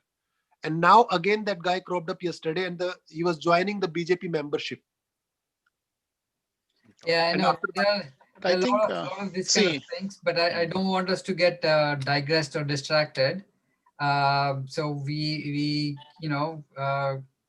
have joined here for a particular cause, so we'll stick to that, and then see how we can sort of help build the forces together to join hands and right, sorry, add some value. sorry, I was just trying to highlight on the fact, that Yeah, these are few of the tactics, the dirty tricks which they try. And the last one in their bucket, or I won't say the last one, but at least the currently what they are trying to do is they are trying to create farmers versus farmers. So they are trying to create pick some farmers here and there, and trying to say, those are the fake farmers. So whenever the protest or something is happening, the teams, online team, individual team, they try to see where they can play around. yeah, That yeah. is very important. We need to see where they can play on the fault lines. Right, right. So, I I think mean, we got I one more just speaker, wanted right? Suresh, Venki is also there. no. We have Venki. already spoken and Oh, we've Venki. already done all that. No, Venki, Suresh. Yep. Venki is also joined, I think. No, that's what Saji. He has already spoken. Oh, He dialed in several times during the oh, day. okay. Oh, okay. Got it. Okay. Yeah. Don't worry about it. Yeah. Okay. Well, I should go, but I also just wanted to say hi to Mira. It's been such a long time. It's very early. Kada kada. It is almost 4:45. Yeah. Yeah, okay, that's good. Yeah. 4:45 Yeah. a.m. But I'm in Suresh, can I ask you one question, since everybody, right now in this movement, this is a farmers movement is a more militant, uncompromising movement. They brought these new tactics of economic boycott of few corporations that support this political regime, right? So I'm just wondering, what is your opinion on it, and how it is, how people are perceiving this economic boycott? No, I think we have to be careful on using these terms, the militant, protests or economic boycotts or these kind of very broad generalizations. But do you see? Okay, the farmers movement, Samyukta Kisan Manch, has officially gave a call for economic boycott, whether we like it or not, No, right? no, That no. is the official. No, it's not called economic boycott. All they're saying is boycott Jio and Reliance. Okay, what is it called? Economic boycott? Did not. No, they're saying boycott Jio, boycott Reliance, and few Okay. other companies. Okay, so Right? okay, does it fit in the definition of economic boycott or not? No, economic boycott is much bigger. Here they're targeting very specifically. Yeah, okay, business corporation. Yeah, but anyway, in the history of the crony capitalists. Yeah, right? but in the They are see in the the crony capitalists who have benefited immensely from the government, and hence they have a clear connection between the farm laws and these companies, and hence there is an open call to boycott them. It's as simple as that. Okay. But if you see the history of even these farm protests, which started since June, they did not set out to boycott them. They did not set out to... But Suresh, what do you think about this specifically, boycott in your own definition, right? Boycott of Ambani and Adani business corporation. What is your opinion on that, and is it creating any impact or not? What's your opinion? I agree to that. If the government is doing favors to these companies in lieu of the farm laws, then definitely the farmers have every right to boycott them, because they see a direct connection and the government has not proven otherwise so far, right? So they have every right to do that. And even if people want to boycott Reliance and Jio, they should definitely support the farmers in doing that. Because at the end of the day, you can clearly connect the dots all the way from 2015-16 onwards. How, for example, Adani has been working behind the scenes, building these large storage silos, for example, or how Jio came into the market out of nowhere. It wiped out the competition, and it captured such a big market. They have some 6.5 lakh towers. When compared to, I think, Airtel, they have about 4 lakh towers. So that's a huge market capitalization. All happened within no time. Okay. So I think they have every right to do that. Okay, yeah, that's good. I mean, the people on the ground, right? I mean, do you think, is it showing how people are perceiving this boycott of business corporations? I mean, Reliance certainly, I think Meera can add more. Meera and Venki, I think, since you are on the ground. If Meera has more information from on the ground, but Reliance certainly, or Jio certainly has raised it up to the government or to the authorities there, complaining that they cannot do that or something along those lines. So they are definitely feeling the pinch. So what do you think, Meera and Venki? Boycott of business corporation. Kind of, second, Suresh, on the need to boycott these huge corporates, which, I mean, the linkages are too obvious, right? I mean, there's no pretension as well anymore. It's very clear. It's very clear. So, and therefore, rightfully so, the farmers have chosen to boycott and also target where actually the power is, right? I mean, sometime back there was this joke on WhatsApp, the farmers were saying कि हम दलालों से बात नहीं करेंगे, हम सीधा अडानी अंबानी से बात करेंगे. So which in a way was pointing to where actually the power is, the clout is. So I think this entire this design to boycott also comes from this understanding as to who wields maximum power. And as Suresh was rightly saying, they've captured huge markets already, not just in telecommunication, but also, I mean, their forays into agriculture would actually then mean an irreversible impact, right? So I think farmers of Punjab have obviously are leading it and have been doing it on a very large scale.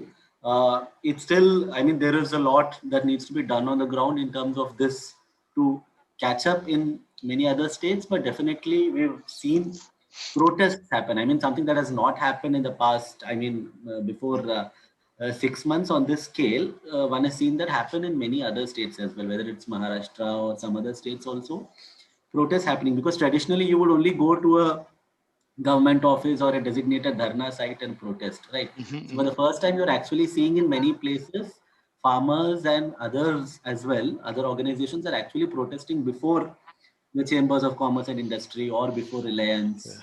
That is an important indicator of changing nature of mobilization and targeting who is actually abusing their power and wealth.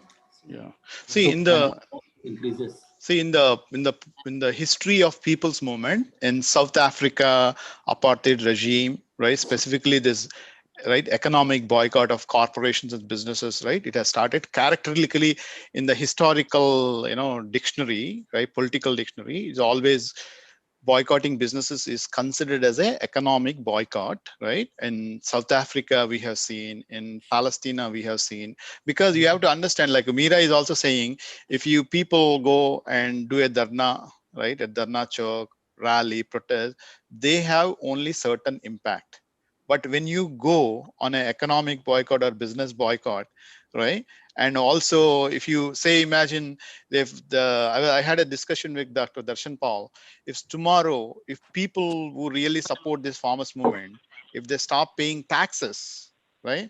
How many days this regime is going to survive in power, right? I mean, but anyway, the point I'm trying to make is people who are interested in people's politics and people movement, we have to do a critical analysis. What are the tactics and strategies? What tactics are creating impact and what not, right? The moment you go on their economic support, right, like taxes and this thing, it is going to pinch, because this regime has an absolute majority in the parliament, right? They're not going to be intimidated. We should not underestimate this regime, right? Completely a fascist nature. So obviously you have to take a very critical perspective. You have to invent, right, new methods and strategies, right? Right. I was talking to Darshan, I was saying that even there are corporations like Ramdev Baba Corporation, right, is a supporter of this regime, and Jay Prakash Industries. You have to select few more, right? Because farmers are dying on the ground, right? Right now, I think 40 or 45 farmers. This cannot continue. And Saji, you might be pleased to know that, day before yesterday, there was a call to boycott Ramdev Baba's products also, because he has been a proponent of the current regime.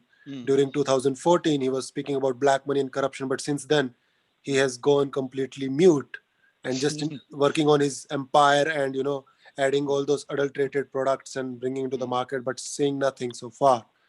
So farmers are speaking and started boycotting their products also. Yeah.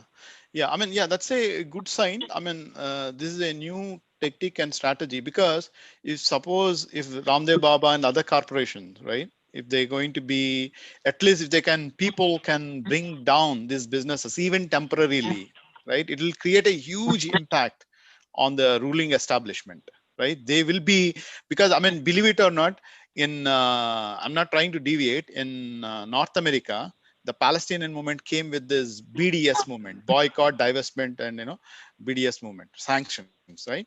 So you believe it or not, it has huge impact in the sense these politicians are scared to death, right?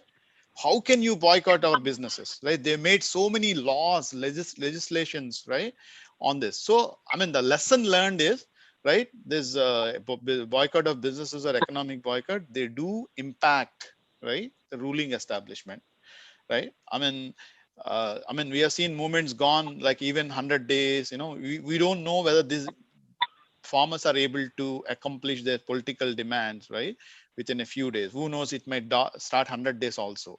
So obviously, you have to go with new tactics and strategies, right? Right. I mean, because even in Indian independence struggle, right, Gandhi also gave a call for Sahaya Nirakarana, non-cooperation movement, right? Asahयोग आंदोलन. Right? Yeah. Can you say that again? Asahयोग Andolan. Okay, yeah. So in Telugu, it's called yeah. So these are tactics are also adapted during the Indian independence struggle. So if the current government cannot respect and resolve the legitimate demands of farmers, right? Obviously, you have to you have to adopt, like, give a call. Who knows, boycotting, taxes, right? All government, revenue, whatever the people give, provide, revenue sources, from people to the state, that needs to be, blocked as a political demand. Then it will create, because see, look at the South Africa, right? South African experience. This economic boycott of South Africa had made a huge impact, right? The apartheid regime has collapsed. So there are lessons to be learned. That's what I meant. So what do you think about Venki in this? Yeah, I just want to put this on that.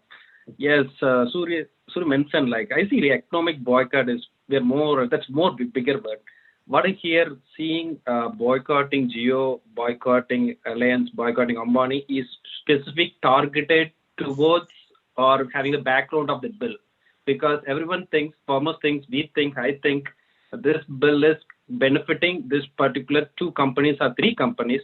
We are just trying to oppose those 2 companies. Don't get into this business. Don't get into the farmer. Don't impact the farmers. It's nothing different from where Tamil Nadu went during the Sterlite problem in Tuticorin. The same problem. It's against one corporation which trying to by any way it is trying to harm or disturb the society in any way. So during the Sterlite, it was disturbing that one particular Tuticorin, and only it is narrowed down to one industry or one corporation. Here in these farmer bills, it was targeted to only 2 corporations. Maybe it's bigger. It's the most biggest one. Now it may think like it's going to impact economy a lot, but still the motive behind boycotting the Jio or Ambani Adani in this thing is just purely based on they are the only benefiters of these farm bills. I don't see it as an opposition to government. Okay, stop the central government. Don't pay taxes. We are not going to support you. Not going to cooperate with you. If that's the case, if the GST should have brought those things, state won't pay taxes to you. Yeah. So I think there's a difference between the economic boycott and what's the motive behind boycotting these companies. So that's why I don't term this as economic boycott. It is more towards those companies who's getting benefit out of it. So you mean to say, I'm just trying to put it, you are opposed to the economic boycott, but you are supportive of corporation of one business corporation. Is that what you're trying to say? In this context, in this farmers bill context, yeah. I say that one. But if you go with the GST, if you want to talk about different policies, different things, that's totally different concepts. But let me ask you one devil's advocate, because if suppose 100 days is going to be passed, right? The establishment, the ruling party is not relenting. So what would you do? What that context, what is the way out? So I still stick to the ground route, but personally, what I feel is it's still back with it's still with the farmers. The boycotting, it's not, they're not to implement this law. At the end of the day, the farmers need to cooperate. There is no way they can execute it without farmer support. Or they gives out commodities out. Are they able to kind of agree, sign the agreements? So there are a lot going in. So the more participation. So here in this case, what I feel the next step is going to be, instead of pushing to the central government and do that one, still or each state put the pressure on the state government, and the state government needs to go together behind it. I don't think as a country as a whole be able to organize or protest some common platform to go against the federal. It needs to be more towards each state. It needs to be go against the state government to get the power of this agriculture or all the basic necessities. State should have the power. Federal should act as more on the economy side. But the basic commodities like food, agriculture, food, shelter, medical needs to be comes under state control. So we should be putting pressure more to the state government and take our MPs or MLAs or who is governor state to the central, even it may be from BJP or from Congress. Anyway, we don't need to non-political biased. Put the pressure on them and take from there. So basically, you protest in your land, in your place, and make sure, because we are the kings in our land. You are king in your land. I am the king in my land, and we have more strength there. So take it like baby steps, get together and go from there. In case like this 100 days, it's going beyond, because I don't think there is any way from people from South India, Tamil Nadu or Telangana is going to spend like a 1 month or 2 months or 3 months going and sitting in the roads in the Delhi and going to protest. If maybe Punjab, it's okay. Yep, they may be like 4 hours of travel. Yep, I come to Delhi, like I take a shift a week or week and I can do it. But it's not going to happen as a country as a whole. Hey, in the interest of time, I'd like to ask everybody their ending comments, and then we can bring the call to a logical conclusion. So just take a minute or two, and then if you can share your ending comments, I think that will be great. And then I'll go last. So I'll start with the folks I'm seeing on this chat window in that order. Karthik, are you still with us? Karthik, 1, 2, 3. All right, we'll come back to Karthik later if he's still around. Mira, you can go next. I'll come in a while, maybe I'll listen to it. Okay. All right, so let me pick somebody. Inderpreet, you're there. If you can please share your ending comments, and then we can sort of conclude the event. So any concluding remarks you may want to share? We can't hear you. You're on mute. Hey guys, thank you very much. So first of all, let me thank you all. Awesome effort for you guys put in here, raising awareness for the farmers' cause. This is really super. This is what needs to be done by more folks. I think we are getting together, united. I think we have already, I won't want to say, victorious already, but I think we have come far and we can see the victory, within our sight. Nobody had earlier thought that the farmers can pull in so much, Earlier they said, oh, they are just few folks from Punjab. What can they do? Then Haryana, then the whole country has got united. This is awesome. Not just the farmers, but everyone, all the citizens, the NRIs, not only Indian citizens, but even the farmers from other countries are united. So this is really changing. This is a big movement in itself. So proud of our farmers who have actually not only shown us how we need to fight for our rights in a democratic way. They have really shown the whole world, what strength means. And I can only say, this has actually united the whole country together. This is a great movement. We just need to stay focused on their farmers' cause, not get diverted. I know there's a lot of game being played here to divert the attention into small stuff. So let's stay focused. And again, we just pray that the farmers' cause, we are able to make these laws repealed. And I see that happen soon.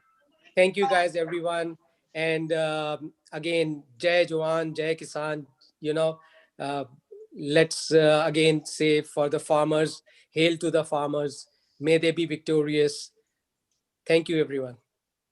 Thank you, Inderpreet. Jai Kisan indeed. And you brought up a very interesting, very valid point that I think we all should take a lot of strength and courage from the fact that the farmers initially were dismissed as a bunch of, whoever Khalistanis, this and that. Now the government ended up revoking 2 of their bills, ordinances that they have passed. And they have agreed to tone down their voices in these meetings also. So there's a lot of demeanor change that has also we have seen. So let's hope this trend continues. And Inderpreet, to your words, "Aapke muh mein ghee shakkar," the farmers should emerge victorious. So thank you very much for that reminder. We'll go to Venki. You want to add your concluding remarks? Yep.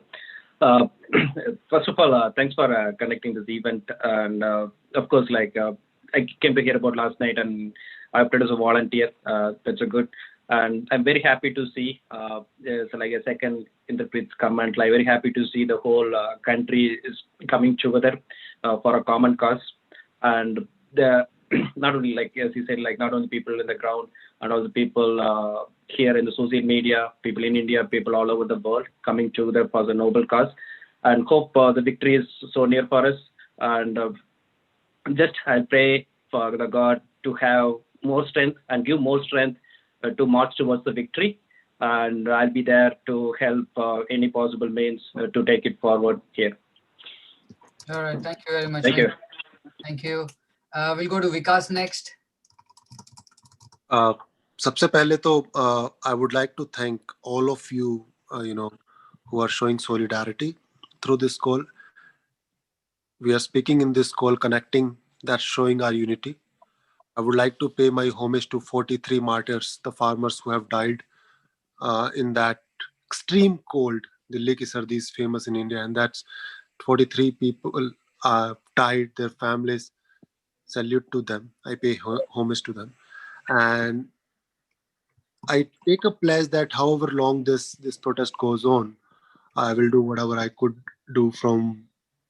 I know I can't be locally over there, but from being here, however I could support in terms of speaking for them on different platforms, from the social media, and wherever possible to assist for all the good work. I take a pledge for that. Thank you. Thank you very much, Vikas. We look forward to working with you. And thank you for also sharing some very insightful comments and suggestions. Thank you. Moving on to Malik. Malik, you're still with us? You're on mute. Malik, you're on mute. Okay. Hello, everyone. Thank you for everyone for taking time to join today and sharing your thoughts. So today, I think we heard from different dimensions. Until now, we only had like limited knowledge about the overall protests, who are protesting, why they are protesting, and what are the things that are happening on the ground. So hearing from people, especially from people sharing different stories from different states and regional languages, that was also really good. So it kind of provided a feeling that we are all in this together, because all the time there is this one kind of agenda pushed on the media that this is the issue related to only Punjab and Haryana, because those farmers are only protesting. And it's also a BJP versus other political parties. But in this discussion, we heard that it's related to farmers, even though political parties play a role. It's an issue, farmers issue. And if it's a farmers issue, it's also, there is a responsibility for everyone to get involved, because we eat 3 times a day. And there is somebody else, there is somebody over there in the field who is growing those grains, which we are eating every day. So we have some connection established. And also there were a couple of youngsters, like children, who showed up and gave us a bit of smile and cheer. So that was wonderful. And I'm really looking forward for more sessions like this to hear from people and learn more. Thank you. Thanks, Malik. Saji, you can go next. Yeah, can you hear my voice? Yeah. Yeah. Friends and comrades, right? Thank you for organizing today's meeting about the farmers' rights. I think the ruling party BJP, without talking to the farmers, without talking to the farm workers, and even without consulting the farm unions, they brought these draconian laws, right? Obviously, this regime, having been elected in elections to represent the people, right, now has taken a part, behaving as if like a broker for big billionaires like Ambani and Adani. Right? That is what they are doing it. I mean, the fundamental point is based on the neoliberal economics. This government want to withdraw completely any role in agriculture. They want to abolish APMC mandis, right? And eventually Ambani and Adani will become like a Cargill or Arthur Daniels, like in US, right? Big business corporation. They want to completely monopolize, right, this agricultural commodities market. So Narendra Modi has done these laws to benefit his his friends and Ambani, Adani, and other corporations, right? So that is the only. It's very important for us. See, we the people who attended this meeting, or or at least the Indian diaspora, or NRIs and so on, we are all scattered. So it is very important for us to unify, right, on a common platform, and also connect to the mainstream movement, right? Mainstream movement. And moreover, we have to connect to the movement as well, the farmers movement as well. And don't underestimate the ruling establishment, right? I mean, those days have gone, non-violence, satyagrahas, Gandhis, right? We all respect Gandhi and all that.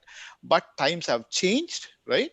Right now we are, what we are experiencing is a fascist regime which does not respect Dalits, it does not respect minorities, it does not respect the rights of LGBT community or anyone, right? They want to have established a Hinduatva fascist state, right, where all the minority rights will be suppressed, right? So we have to do a critical analysis, right? Any political activist or any civil rights activist, any person who has some compassion on the farmers, right? We have to do a critical analysis, invent new methods and strategies, right, to counter this fascist regime, right?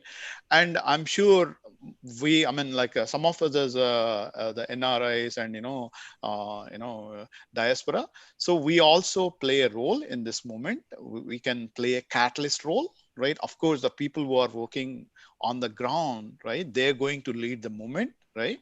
But we can play a catalyst role in shaping the public opinion, right? Public opinion. Once these rulers, be it Modi, because you see the lesson of Trump, right, who also another fascist dictator, right? Whether we like it or not, whether we believe in the electoral politics or not, the American people are able to defeat a fascist dictator like Trump, right? That is a lesson to be learned, right? So, it can be definitely the Indian masses with the political consciousness and activism, they can also, right, support the farmers movement, at the same time defeat a fascist regime, right, in India as well. So I would like to humbly appeal to all of you, right, even though we come with different political orientations, right? Right. But it's very important to unify ourselves, right? Unify our voices. We are scattered today, and express our solidarity, right? And also we need to be in constant touch with the Samyukta Kisan Sangathan, right, led by Dr. Darshan Bal and Rajendra Paul Singh, Deep Singh Wala and the movement, and also respond whatever the calls they give, right? And if this government, I all respect your views, if this government is not resolving the farmers demands, we have to intensify, we have to use every channel, every platform, right, to put a pressure, because if in the New York Times, the international public opinion also matters for business corporations investments, right? I mean, just I want to just give a very small example. There is in the American media, there is a person called Bill O'Reilly, right, who is a very hate monger, racist hate monger. He was intensifying the attacks on immigrants, demonizing Mexicans and all that. So what happened is, some of the organizations and business corporations, right, they made a decision, right, not to support, not to sponsor hate, right? So completely has thrown out it. So in the similar way, right, in India also, we have to see which are the business corporations, which are the political parties supporting the farmer movement, which are undermining it. We have to select them, right? And we have to give a call, not only farmers, but all the working class, workers, teachers, professors, writers, and the LGBT community, everybody, we have to unify, right? And give this call for, I mean, obviously the farmers will give the cause, and we have to support, this, business corporation. If this government does not resolve these issues, right, within a time, if the farmers continue to die on the streets of Delhi, right? Even there is a boycott of paying taxes to the, right, the central government also have to be evaluated in the worst case scenarios, right? We have to prepare for all, situations, right? So that is what, so unify. And one last thing is, Telangana Vidyavantula Vedika, North America and Fresh Perspectives will be organizing another meeting on January second and third. For India, people in India, it will be Saturday, Sunday morning, and here in North America, it's Sunday. So for North America, it's Saturday, and in India, it is Sunday. So the speakers will be Professor Haragopal, Dr. Kancha Elaya, and Rajendra Singh Deepwala, who was one of the key leader in the farmers movement, representing Samyukta Kisan, Morcha, right? And also we have a politician, right? Batti Vikramarka, opposition leader in Telangana. These people will join. Please, attend that meeting as well, and you can, question. And in this, I mean, always feel in this meeting, we should always have a freedom, right? And to critique ourselves as well. It is not with the, intent, but, any political activist, has to, sustain for critiquing. So just unify, continue our, struggle, right? Till the farmers achieve their demands, right? And we have to morally, ethically, resources, we have to support full-heartedly, right, this moment. In that way, farmers can really accomplish, right? And one clarification is, like, when we say militant movement, right, there's really nothing wrong. Militant means uncompromising. Like if you look at the dictionary, right, often words are being abused and misused, right?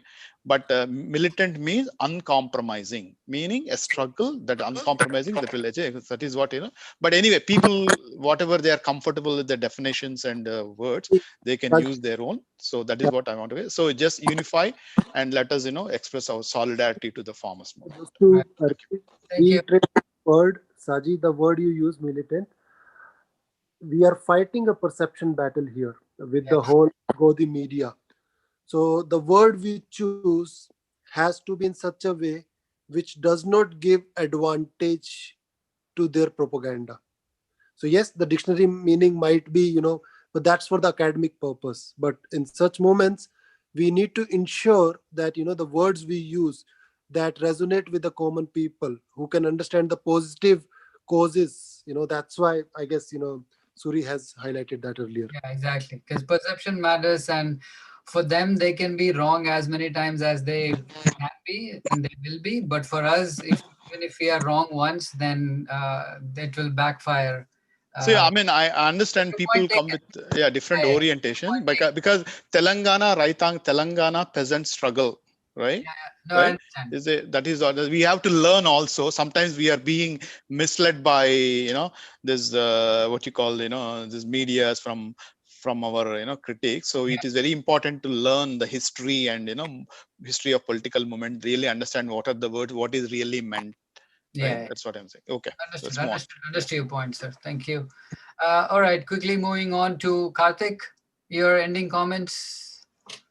Yeah. Maybe a minute or two. Thanks, Suri. Thanks for pulling such a nice event. It was definitely a great brainstorming, hearing from different people from different verticals, different lives across US and across India, of course, and hearing from farmers, particularly what what is this laws mean from their shoes, at least from the few farmers that who follows and understands this.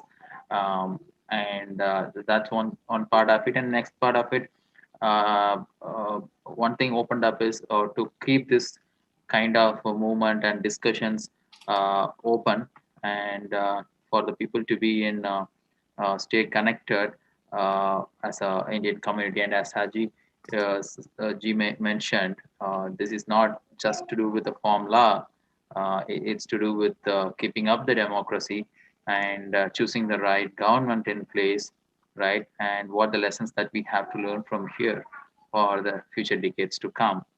And as everybody mentions, like Interpret G Singh mentions, we'll have to keep this open and take it to the next level. So we have to find an opportunity to continue to work together and have some visions and missions and to continue our support. We little started losing the hope on the government working for the people, right? And it gives more responsibility as the government is trying to staying away from its responsibility by just giving the things to corporates and taking back foot on the responsibilities. Now it's our responsibility to stand up and uphold whatever we should. And thanks again, everyone, for all the speakers, viewers, and people who commented on the Facebook. Um, yes, and thanks again. Thank you, Karthik. Ruby, you're still with us? Yep, I'm right here. Okay, Thank you, go ahead. Suri. Thank you, everybody who joined us today. It's such an important um, session that we had today to bring awareness among other community members. And why we are here is to support farmers. And farmers are they're the ones who are the backbone of economy. Somehow everybody of each one of us here is deeply connected to the farmers, because I know my background, my grandparents, they were farmers back home.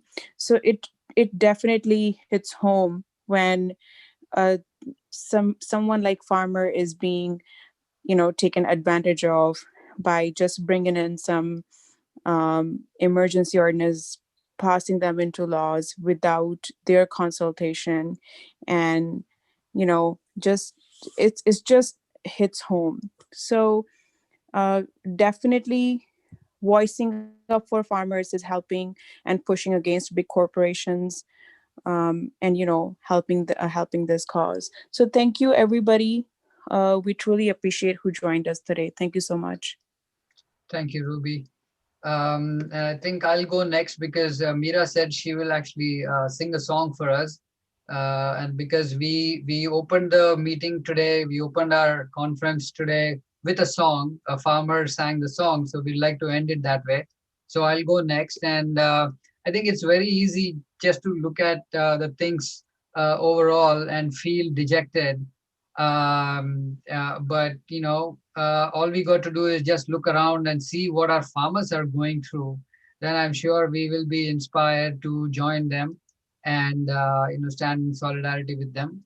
And one request for all of us, given that we have been exposed to different views and perspectives, it's now our responsibility to fight this fight of fake media, propaganda, and use the information, the facts that we have to sort of negate this propaganda online and everywhere. So that's the only message. And if anything else, I'm always accessible. So just give me a buzz, write to me. Before we go to Mira, I think Vikas, you said you had something to add real quick. Yes, thank you, Suri. I've heard most of the participants. One point which I feel, at least I haven't heard in the last 1.5 hour, I want to touch base on that. While farmers are the backbone, they are the foundation of this protest altogether.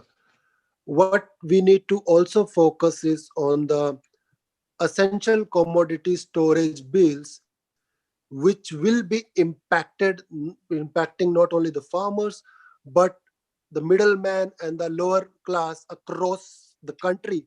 Because of those essential commodity storage, the black market will increase the price to the skyrocketing level. And there is a clause where the government is actually giving the permission to increase the inflation. The idea in that is you can the prices can go up to double in a year. So for example, if a particular vegetable or a crop is 20 kg for this year, it can go up to 40 rupees for this year. Then the government will collapse. It happens, the government will collapse. In the next year, it will be 40 to 80. In the next year, it will be 80 to 160. So that itself, the government is kind of allowing that through these bills, essential commodities. And to address to Saji's point, Saji, because of the propaganda right now by the media, the government might not, if Notbandi can happen and still they can, they run the propaganda and everything, all they would do is they will kind of take away, instead of Garibi Hatao, they will be removing the poor. You know what I mean? So I guess we need to address that point while we are talking to the people among our class, when we are talking to people who are associated with us. So it should not be only farmers' issue. Yes, their plight should be brought forward, but it should tell how it is directly impacting to you also, or it is going to impact in the future. Right, right. Yeah, very valid point. In fact, we did touch upon it very briefly early on, that unless the customers feel the pinch, they won't be out on the streets. And that is Right. also part of our campaign that we have to focus on. I think that's a very important reminder, Vikas. Thank you for that. With that, Meera, over to you. It's all yours now. Okay, yeah. So thanks, Suresh, and thanks all of you who organized this. I'm sorry I have not been able to listen to the entire thing, but yeah, the past 2 hours, at least I think I was there for 1.5 to 2 hours, and it was quite engaging with a lot of queries and also insights from friends who've been on this call. Yeah, there are many significant points which have been made very briefly.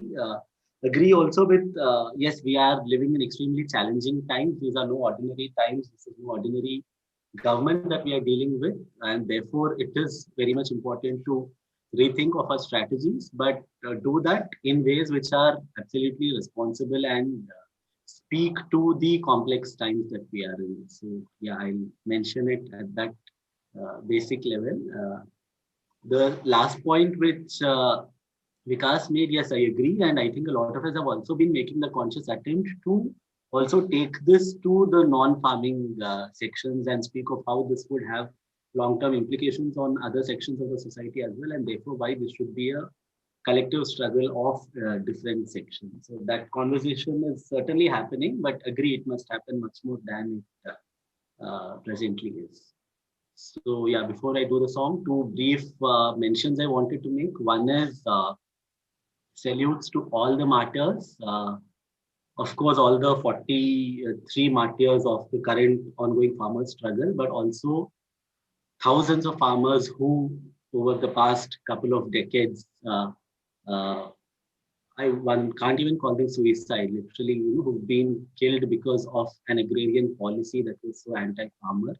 So we salute each of those farmers, and in so many instances in the past 3 decades, whether it is, I'm just naming a few, but there have been so many such instances, whether it is Multa in 1998 when 24 farmers in Madhya Pradesh were killed, or many years later in 2017 when in Mandsaur farmers were gunned down, after which the whole Akhil Bharati Kisan Sangharsh Samanvay Samiti process started. So I think we remember each of these farmers, each of these struggling people. I'm assuming Venki is from Tamil Nadu, so and he spoke briefly about Thoothukudi, when that struggle, that anti-corporate struggle, people lost their lives in the Thoothukudi struggle.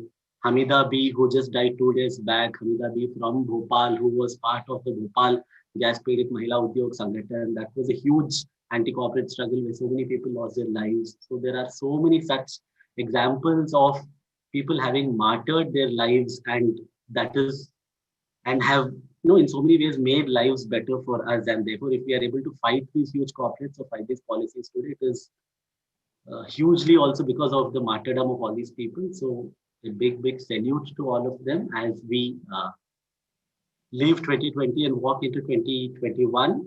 And in 2021, yes, the Inspiring Farmers struggle is taking us forward. Meera, we seem to be losing you. Your voice is not coming through. Yeah, am I audible now?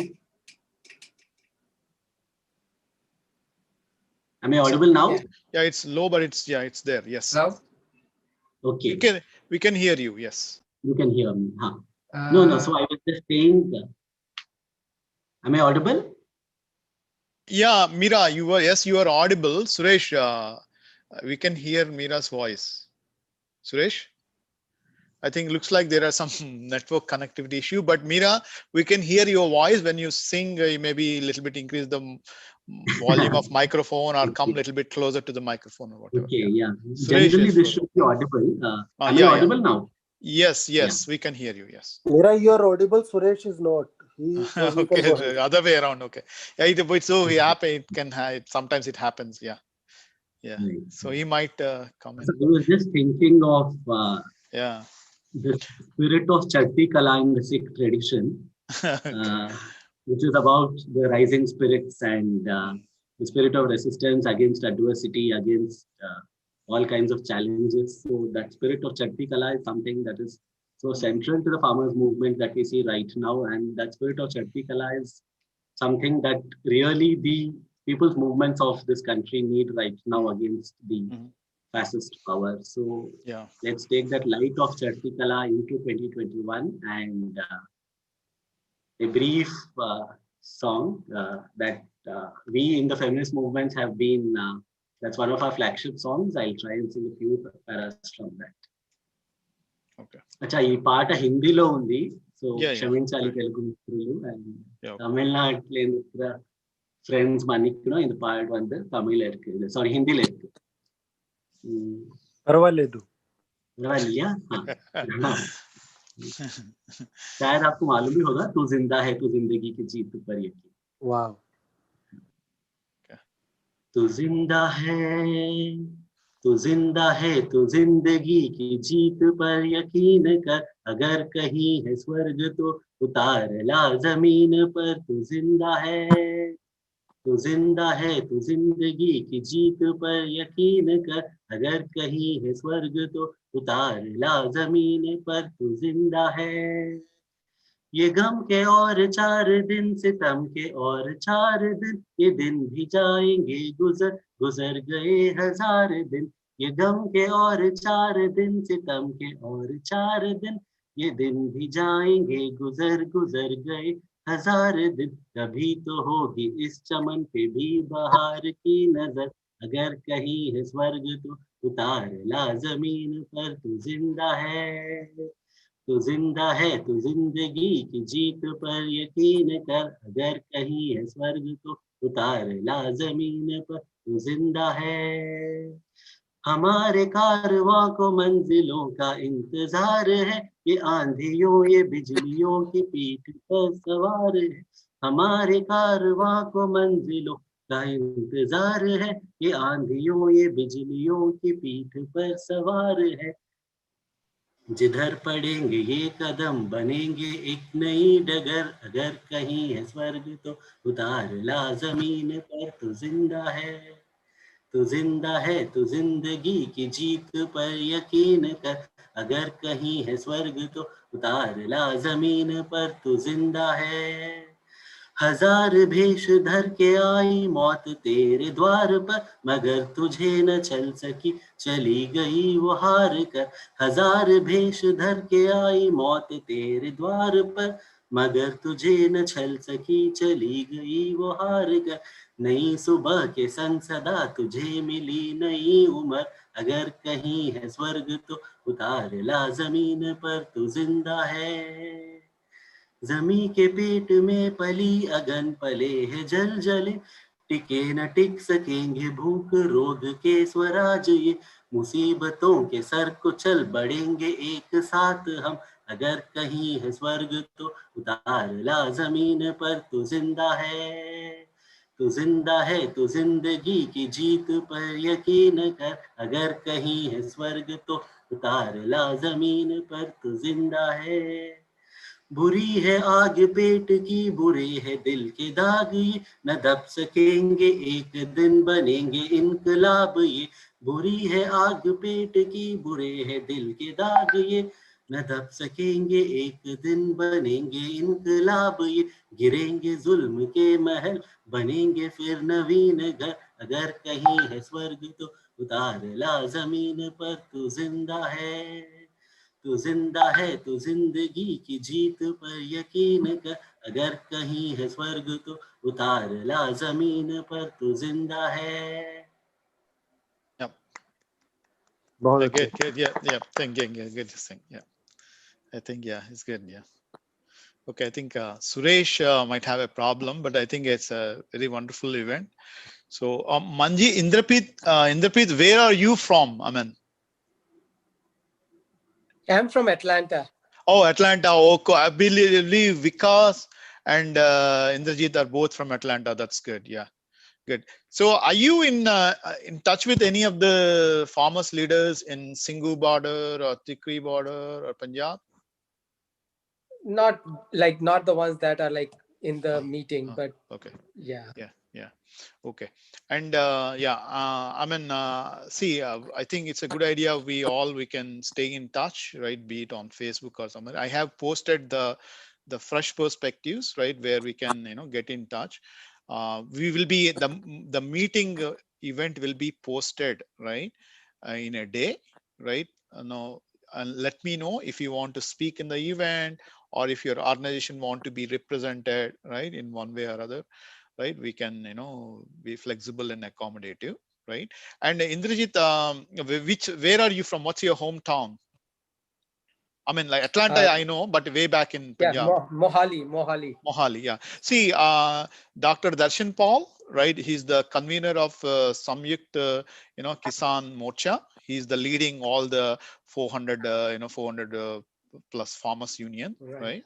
Last week we have invited Telangana Vijayawantala invited. Next week, probably you would have seen in the media at least Rajendra Singh Deep Singh Wala, who is the vice president of Kirit Kisan Sangathan, right?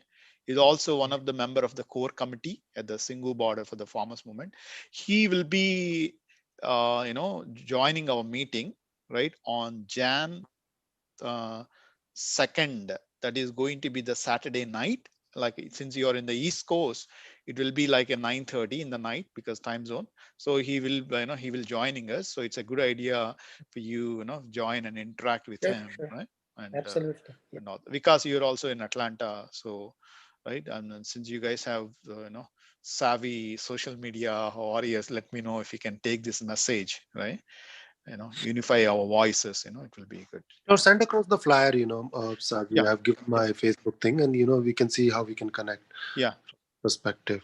Yeah. And, Yeah. In first perspective, if you can, like, then we'll post the event.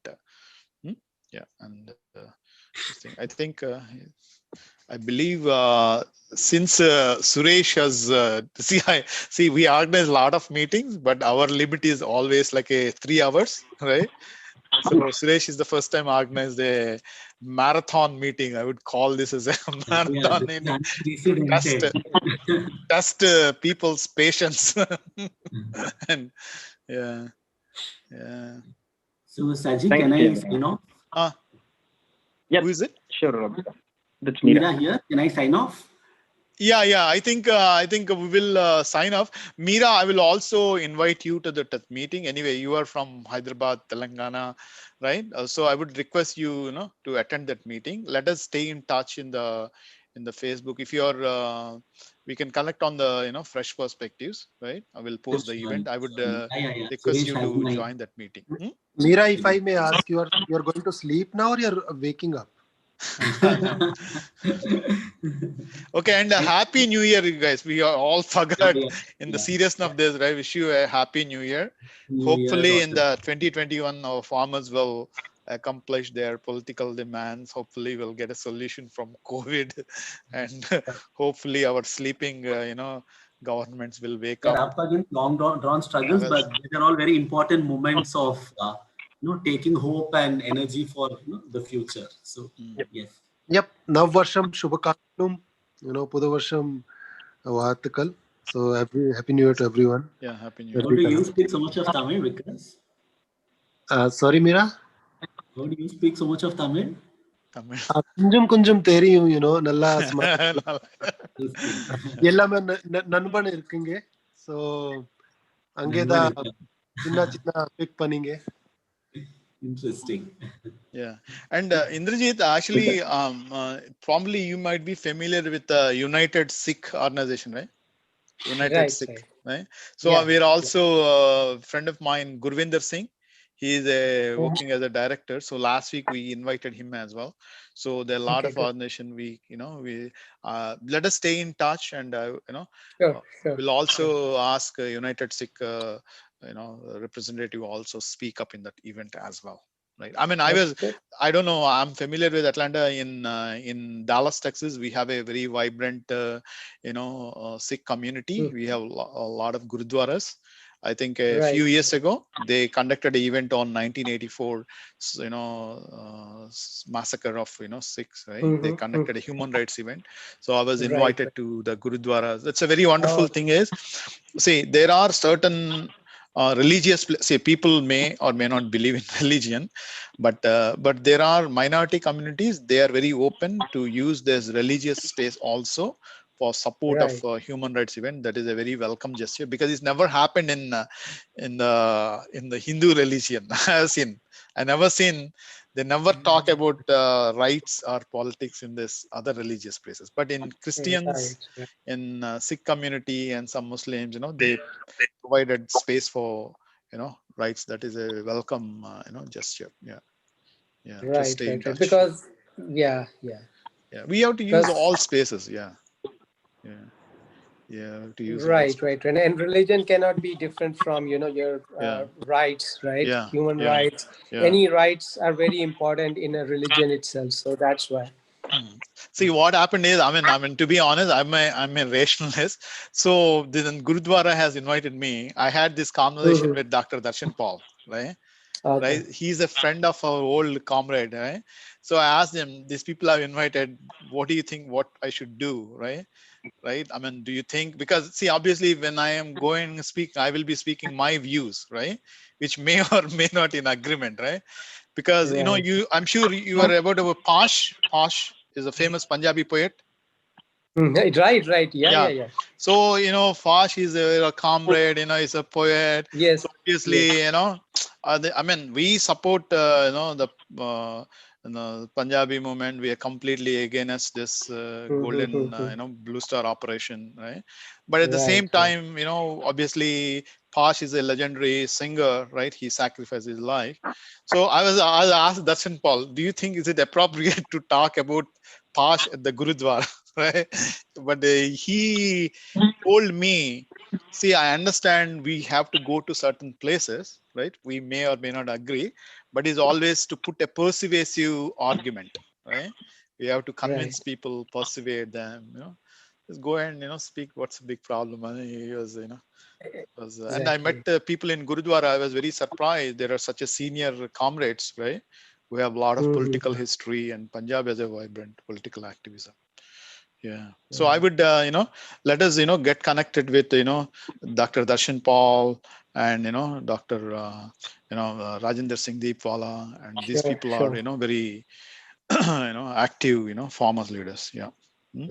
Okay, I think Vikas, you might have a lot of right, Facebook, right? Let us get connected and see how we can synergize our energies, how we can shape public opinion. And also our space is always, since we are here, our space is North America, right?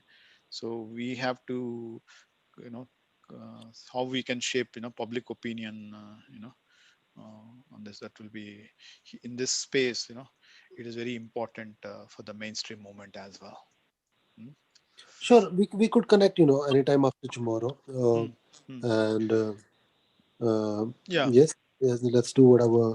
I mean, I have posted the fresh perspectives on my ID, so I'm a little bit poor in the social media space, right? But I connected in that way, right? We can be in touch and all that. Okay, I think we are only, I think, Vuval, if it were. So I guess the closing ceremony, Indrajit also have to sing yeah. Please go ahead and No, I think I think what did you mean by closing? Sakti, do you want to give closing comments? And Indrajit, I could see in the agenda there is a song written in front of your name. Good one, Vikas. So where are you guys in Atlanta? Marietta or suburb? Where are you guys? I'm in suburb called Cumming.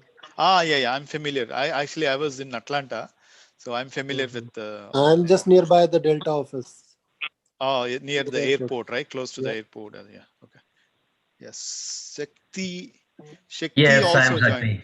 Yeah. I'm part of like Venki and myself. Like we are part of that for the moderating, just helping from my side. I think since everybody has spoken, why don't you speak for a few, like a minute or two? We'll conclude with Shakti. Sure. Okay. So I am basically from Tamil Nadu, from the farming community. So we are still doing farming back home. So We've been doing all these, whatever we are talking about Mandi. We are directly selling our crops to the corporates. I mean, it's like we have a sugar. We have a sugar can which we are selling it to the sugar can, the factory, sugar factory, where we have a direct contract with them. And then we do the turmeric. Turmeric, we have that Oh, Mandi. turmeric. Oh, okay. See, So there is, turmeric. can you, there's a lot of dark. We can't see your faces. Is it change possible light source or something? Okay. Yeah, okay. It's Okay. okay. Okay. Okay. Yeah, it's better. Yes. Yeah.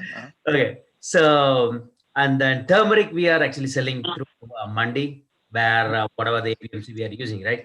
So we have the brokers and all these things that's happening. And then we have the other sources, like we have a coconut, where the private people directly coming to our farm and then they are getting it. So we are kind of like using all the modes that we are talking right now. I mean, kind of, I'm not sure about like how that Punjab currently dealing, because like they mostly selling through the APMC, I mean the mandi. Mandis. So in my perspective, what happened was like we are the sugar can, we are giving the contract, we are selling it to the sugar factories, but sometimes it will be good because like we don't have money because they give everything like at the base sugar can, and then they give the subsidize, I mean, urea and everything. So it's all like they are adding all the money, but they pay in the end. So they give like fertilizer, they give all these things they will give. Okay. And then it will has to cut by 12th month or 13th month. But what they do is like, if there is a lot of, demand is there, they will come and cut it immediately. I mean, 11th month itself. If there is no demand, they will not come. They will come like 13th month or 14th month. So what will happen is like when you keep the crop for a long time, you lose the weight. So basically like we are losing the money. Okay. But that is actually the bad part. The good part is like, I mean, for the small farmers, like we'll get money. I mean, you don't have like investment to put the initial money. So that will be good. But the current thing, what my personal take is like, it's a state, the rule supposed to be with the state. I mean, my state should tell what I need to do. I don't want my central to tell me what we have to do. Federal system you're talking about. Exactly. Yeah, because like every state or every region have their own type of crop, and we have our own way of like doing the business, farming business. I don't want people who don't know anything about my farming, and then they don't want them to come and dictate. But unfortunately, just a comment, in South, in Tamil Nadu or in Andhra, Telangana, these regional parties are like acting like a proxies to the center. They don't have the independent, state, that is the unfortunate, development, right? Because the Tamil Nadu also, the current regime is completely operated by, So basically, like when you lose the strong people, right? Automatically, like if you don't have a power, they feel that okay, I don't have a power. I have to rely on these central people, right? So that's what it's happening. But it's not always. It'll come back. I mean, it's a people's mindset, right?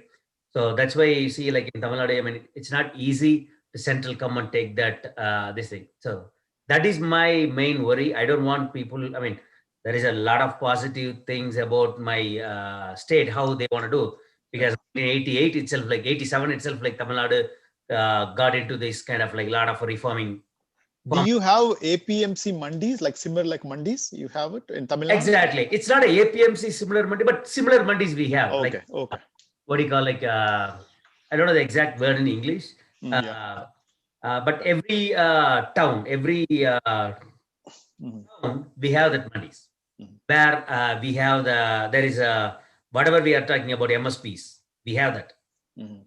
So where all your local retailers, they come and purchase it from there. So it's kind of like it's a mini farmers market. You can put it this way, but it's controlled by the government. Okay. So is DMK, is it supporting, since DMK is a dominant opposition, and are they supporting farmers movements right now or not? Yes, exactly. Yeah, they are supporting farmers movement. Yes. To your point. Yeah, go ahead. Yeah, I just want to quote that word. Manilathil Suyachi Mathil Kootachi. That's what you want to insist. Correct. Yeah. So one thing is like almost like except BJP and ADMK right now, ADMK is nothing but it's kind of like their puppet, BJP's puppet. So even though the chief minister of Tamil Nadu, current chief minister, is from the farming background. Yeah. See, I mean, what? Okay. Yeah. Go good. I mean, VSEC. There is a one MP, right? I don't remember the name, but there's a member of parliament from VCK.